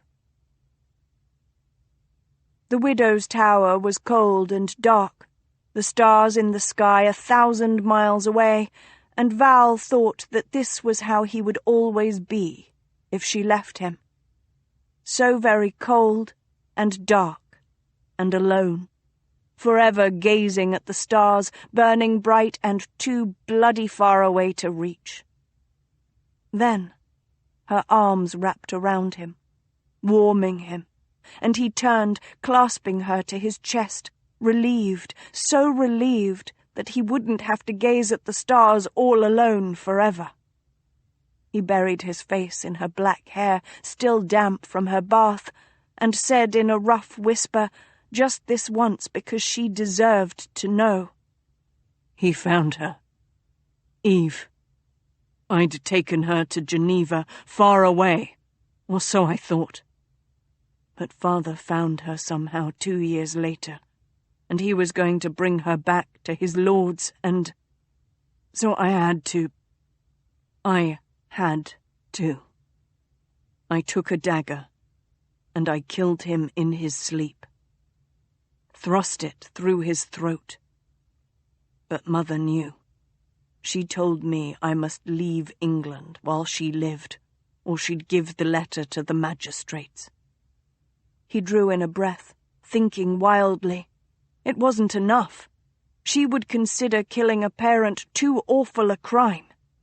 "It was him or Eve, Seraphine. You must understand. If I hadn't killed him, I would have had to kill Eve. And I couldn't do that. I couldn't. Not Eve." "Hush," she whispered, pulling back from him though he tried to keep her close. "Hush. I understand. Do you hear me, Valentine? I understand." And then he saw her burning eyes. They gazed at him calmly, and he saw in them benediction. He fell to his knees before her, pressing his face to her purple velvet-clad belly. "Seraphine, Seraphine, Seraphine, oh, most beloved of women, most fiery of saints, never leave me, please. I'll erect columns of white marble to you, build gardens of delights for you, cause ships to sail and warriors to rise for you, if you'll only remain by my side." She smiled down at him and cupped his cheeks. "Valentine, do you love me?" Oh, God! It was like a shot to the gut. He squeezed tight his eyes. To come so close and lose her because of this. "If I were able, I would love you as no man has ever loved a woman, since the beginning of time." She knelt then to face him, and whispered, "But you are able." He clutched her. He wouldn't let her go. No, not even when she realized. "Seraphine, my darling, burning one. Do you not remember?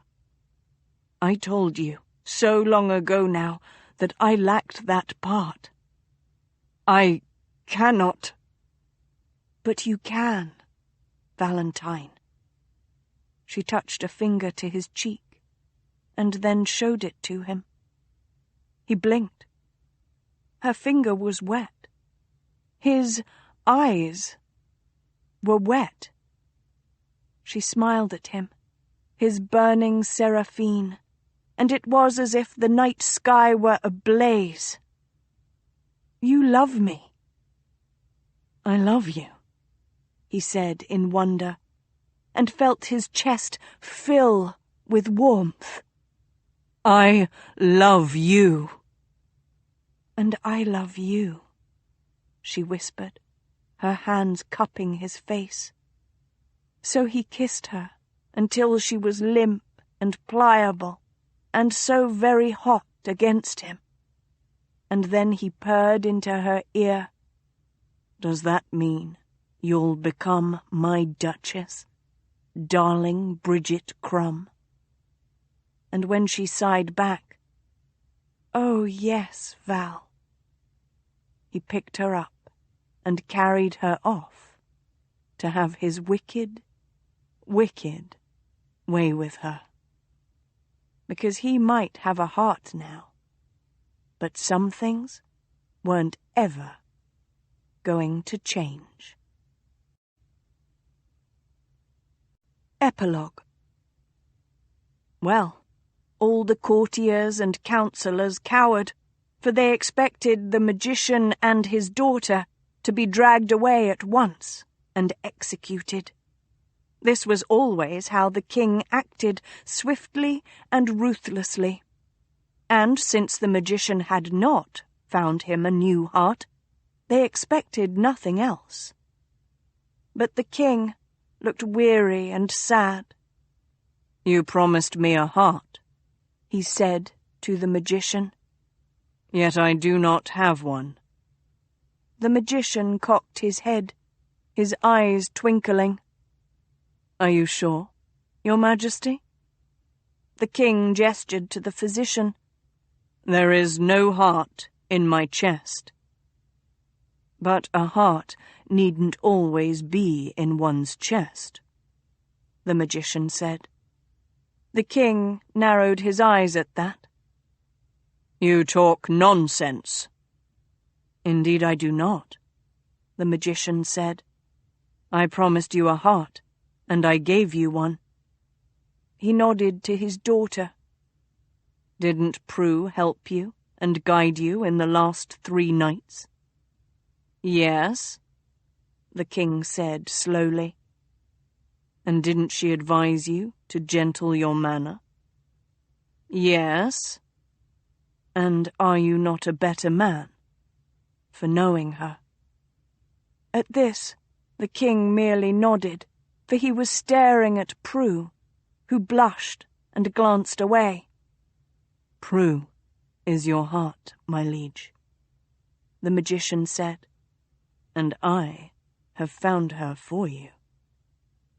Well, the king might once have been heartless, but he'd never been foolish. He bent his knee to Prue and took her hand. "Will you marry me, Prue, and be my queen and heart and helpmeet all of our days?" Prue opened her mouth and closed it. "But I'm not a princess. I'm just Prue." At that, the king smiled for perhaps the first time in his life. "Aye, but you're my heart, sweet Prue, and a man cannot live without his heart." Prue could only agree to that, and so she married the king in the most splendid wedding anyone had ever seen. The king was no longer heartless, but became King Heart instead. And as for the magician, well, 'twas said that he never did any true magic, but I think the gossip's wrong, for what better magic is there than to bring 2 hearts together? Don't you agree? From King Heartless. 2 months later, at St. James's Palace. "Ambassador to the Ottoman Empire?" Hugh stared at Shrug. "The Duke of Montgomery?" Surely that's like sending a lit powder keg over there. He might be a lit powder keg, but he's our lit powder keg. The older man took a sip of his tea. Besides, Montgomery's usually a bit more subtle than that, especially now that he's got that wife by his side. Have you met her? Used to be his housekeeper, apparently, but you know Montgomery. Went and married her, scandalizing everyone. Never mind that it's the most sane thing he's ever done. Which reminds me, he gave me this to give to you. Shrug rummaged in his desk until he found a rather grubby bit of paper, which he shoved across the desk to Hugh. Hugh peered down at it. The paper held the names of 4 gentlemen, all aristocrats. He could see no particular connection between them. He looked up inquiringly at Shrug. What am I supposed to do with this? I'm not sure exactly, Shrug said slowly. But Montgomery wanted you to know that they're all members of the Lords of Chaos. Meanwhile, there were a great many children in his garden, Val thought with disapproval. He'd come out only because there were a great many adults in his house, a large number of whom had, at one time or another, actively tried to kill him. They were celebrating Eve's wedding breakfast at Hermie's house, and Bridget had forbidden him from poisoning anyone, not even Wakefield. Val thought he really ought to have special dispensation for Wakefield. "I don't like you," said a familiar infant voice. Annalise Huntingdon gazed up at him, the pink bow in her hair only giving a certain élan to her scowl. Val looked down thoughtfully upon the spawn of Lazarus Huntingdon, Lord Care, one of the many who had once tried to kill him. Despite Val's making an honest duchess of his sister, Care still seemed to hold him in much dislike. And Val had often caught the older man watching him with a disquieting look of contemplation on his face, rather like a hawk deciding how best to dismember a cat. Val smiled evilly at the child and reached into his pocket. "Do you," he asked, "like kittens?" He held out a black, fluffy kitten with a white chest. Annalise blinked at the kitten's green eyes. The kitten blinked back. "Oh, yes," said Annalise. Val deposited the kitten into the plump little arms and strolled to the kitchens, where Hecate and her kittens were in residence, swinging his gold walking stick. There were several more kittens remaining, and a garden full of his enemies' children. 1 month later, in Istanbul. The bright Mediterranean sun shone outside, but the interior of their vast ballroom was pleasantly cool, thanks to the deep arches shielding the floor-to-ceiling windows. The arches were intricately tiled in blue, yellow, and white, with a motif that continued on the floor, over the ceiling, and atop some of the thin columns that marched across the floor. Somewhere, an imam was calling the faithful to prayer from high atop one of the minarets that dotted the city, his voice rising and falling hauntingly. Bridget adored this time of day.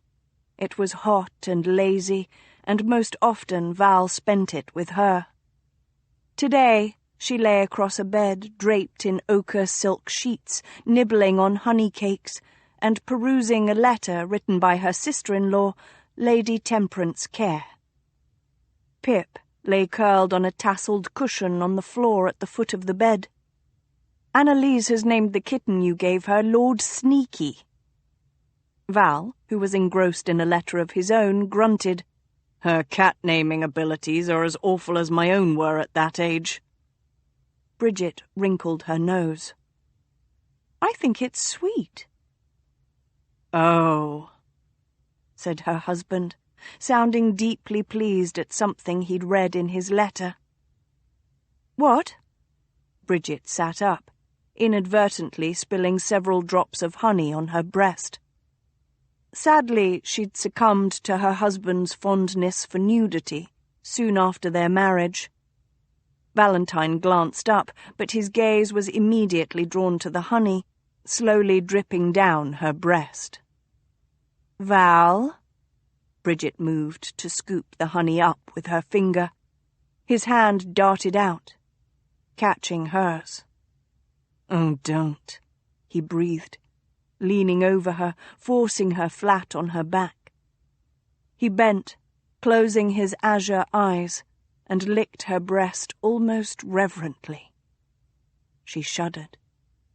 It's the middle of the day, she whispered. His eyes opened, wicked and amused. I know. Your favorite. She smiled up at him, threading her fingers through his golden hair. I love you. And I love you, he murmured against her lips before taking her mouth hard and possessively.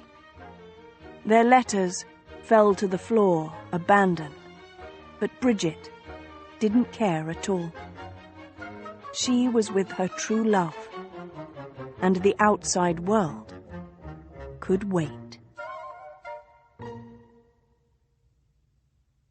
The sizzling Maiden Lane series continues. Please keep listening for a preview of Duke of Pleasure. January 1742. London, England. Hugh Fitzroy, the Duke of Kyle, did not want to die tonight, for 3 very good reasons. It was midnight as he eyed the toughs slinking out of the shadows up ahead in the cold alley near Covent Garden. He switched the bottle of fine Viennese wine from his right arm to his left and drew his sword. He'd dined with the Austrian ambassador earlier, and the wine was a gift. 1. Kit, his elder son, and formerly the Earl of Staffin, was only 7. Far too young to inherit the dukedom. Next to him was a link boy with a lantern. The boy was frozen, his lantern a small pool of light in the alley. The youth's eyes were wide and frightened. He couldn't be more than 15. Hugh glanced behind them. Several men were at the entrance to the alley. He and the link boy were trapped. 2. Peter, his younger son, was still suffering nightmares from the death of his mother only 6 months before. What would his father's death so soon after do to the boy? They might be footpads. Unlikely, though. Footpads usually worked in smaller numbers, were not this organized, and were after money, not death. Assassins, then. And 3. Hugh had recently been assigned an important job by His Majesty's government. Bring down the Lords of Chaos. On the whole, Hugh liked to finish his jobs. Brought a nice sense of completion at the end of the day, if nothing else. Right then.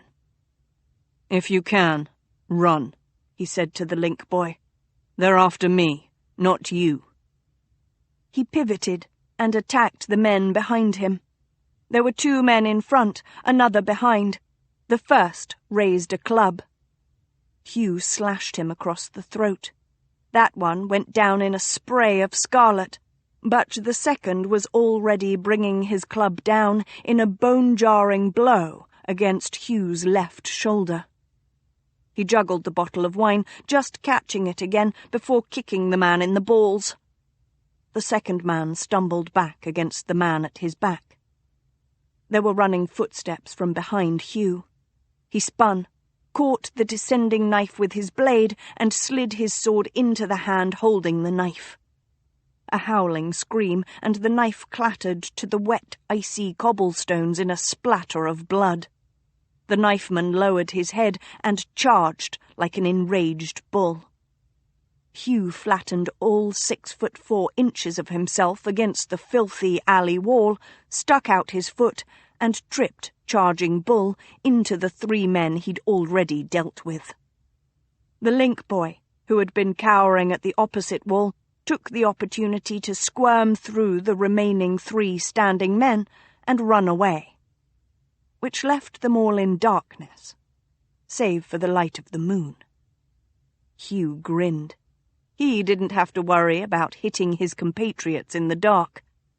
He spun and rushed the man next in line after the bull. They'd picked a nice alley, his attackers, no way out save either end, but it did have one small advantage for Hugh. No matter how many men were against him, only 2 could fit abreast in the alley at any time. Any left over were simply bottled up behind the others, twiddling their thumbs. Hugh slashed the next man and shouldered past him, got a blow upside his head for his trouble, and saw stars. Hugh shook his head and elbowed the next, hard, in the face, and kicked the 3rd in the belly. Suddenly, he could see the light at the end of the alley. Hugh knew men who felt that gentlemen should never run from a fight. Of course, many of these same gentlemen had never been in a real fight. Besides, he had those 3 very good reasons. Actually, now that he thought of it, there was a 4th reason he did not want to die tonight. Hugh ran to the end of the alley, his bottle of fine Viennese wine cradled in the crook of his left arm, his sword in the other fist. The cobblestones were iced over, and his momentum was such he slid into the lit street, where he found another 6 men bearing down on him from his left. Bloody hell. 4? He hadn't had a woman in his bed in over 9 months, and to die in such a drought seemed a particularly unkind blow from fate. God damn it! Hugh nearly dropped the bloody wine as he scrambled to turn to the right. He could hear the men he'd left in the alley rallying, even as he sprinted straight into the worst part of London, the stews of St. Giles. They were right on his heels, a veritable army of assassins. The streets here were narrow, ill-lit, and cobbled badly, if at all. If he fell because of ice or a missing cobblestone, he'd never get up again. He turned down a smaller alley, and then immediately down another. Behind him, he heard a shout. Christ, if they split up, they would corner him again. He hadn't enough of a lead, even if a man of his size could easily hide in a place like St. Giles. Hugh glanced up as he entered a small courtyard. Overhead, the moon was veiled in clouds, and it almost looked as if a boy were silhouetted, jumping from one rooftop to another, which was insane. Think. If he could circle and come back the way he'd entered St. Giles, he could slip their noose. A narrow passage, another courtyard. Oh, Christ! They were already here, blocking the 2 other exits of the courtyard. Hugh spun, but the passage he'd just run out from was crowded with more men, perhaps a dozen in all. Well, he put his back to the only wall left to him, and straightened. He rather wished he'd tasted the wine. He was fond of Viennese wine. A tall man in a ragged brown coat and a filthy red neckcloth stepped forward. Hugh half expected him to make some sort of speech. Instead, he drew a knife the size of a man's forearm, grinned, and licked the blade. Hugh didn't wait for whatever other disgusting preliminaries knife licker might feel were appropriate for the occasion. He stepped forward and smashed the bottle of very fine Viennese wine over the man's head. Then they were on him, He slashed and felt the jolt to his arm as he hit flesh, swung and raked the sword across another's face, staggered as he was slammed into by 2 men. Another hit him hard in the jaw, and then someone clubbed him behind the knees.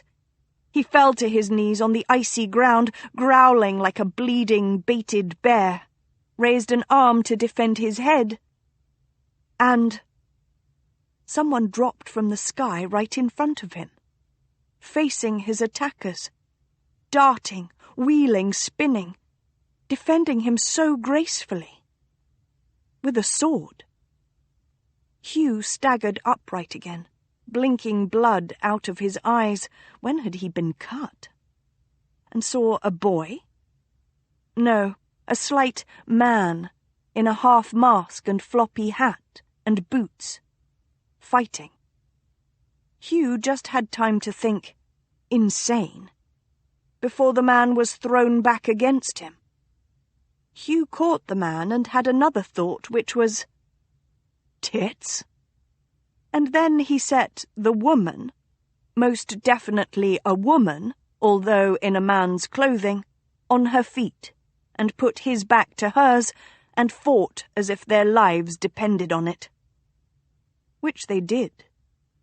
There were still 8 or so of the attackers left, and although they weren't trained, they were determined. Hugh slashed and punched and kicked, while his feminine saviour danced an elegant dance of death with her sword. When he smashed the butt of his sword into the skull of one of the last men, the remaining 2 looked at each other, picked up a third, and took to their heels. Panting, Hugh glanced around the courtyard.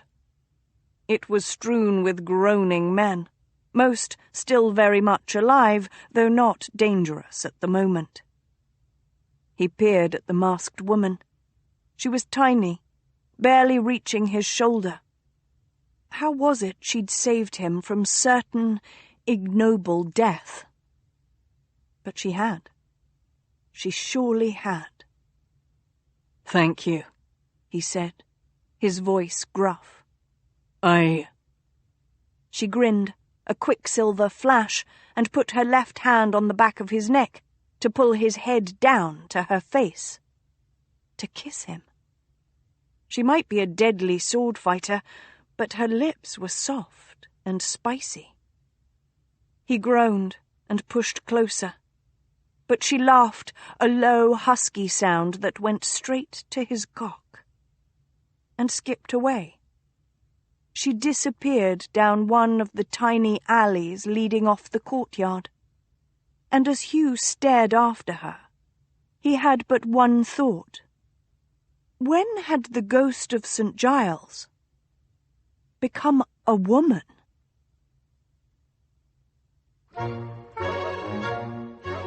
This has been a Hachette audio production of Duke of Sin, written by Elizabeth Hoyt, read by Ashford McNabb, produced by Elise Green, directed by Charles McCrory, recorded at Hachette Studios, post-production by Nikki Banks. Duke of Sin is also available in print and digital formats from Grand Central Publishing, a division of Hachette Book Group. For more Hachette audio productions, visit us at hachetteaudio.com. Thank you for listening. Text copyright 2016 by Nancy M. Finney. Audio production copyright 2016, Hachette Audio. All rights reserved. Excerpt from Duke of Pleasure copyright 2016 by Nancy M. Finney. Audio production copyright 2016, Hachette Audio. All rights reserved. Hachette Book Group supports the right to free expression and the value of copyright. The purpose of copyright is to encourage writers and artists to produce the creative works that enrich our culture. The duplicating, uploading, and distribution of this book without permission is a theft of the author's intellectual property. If you would like permission to use material from the book, other than for review purposes, please contact at hbgusa.com. Thank you for your support of the author's rights. This audiobook is a work of fiction. Names, characters, places, and incidents are either the product of the author's imagination or are used fictitiously, and any resemblance to actual persons, living or dead, events, or locales is entirely coincidental.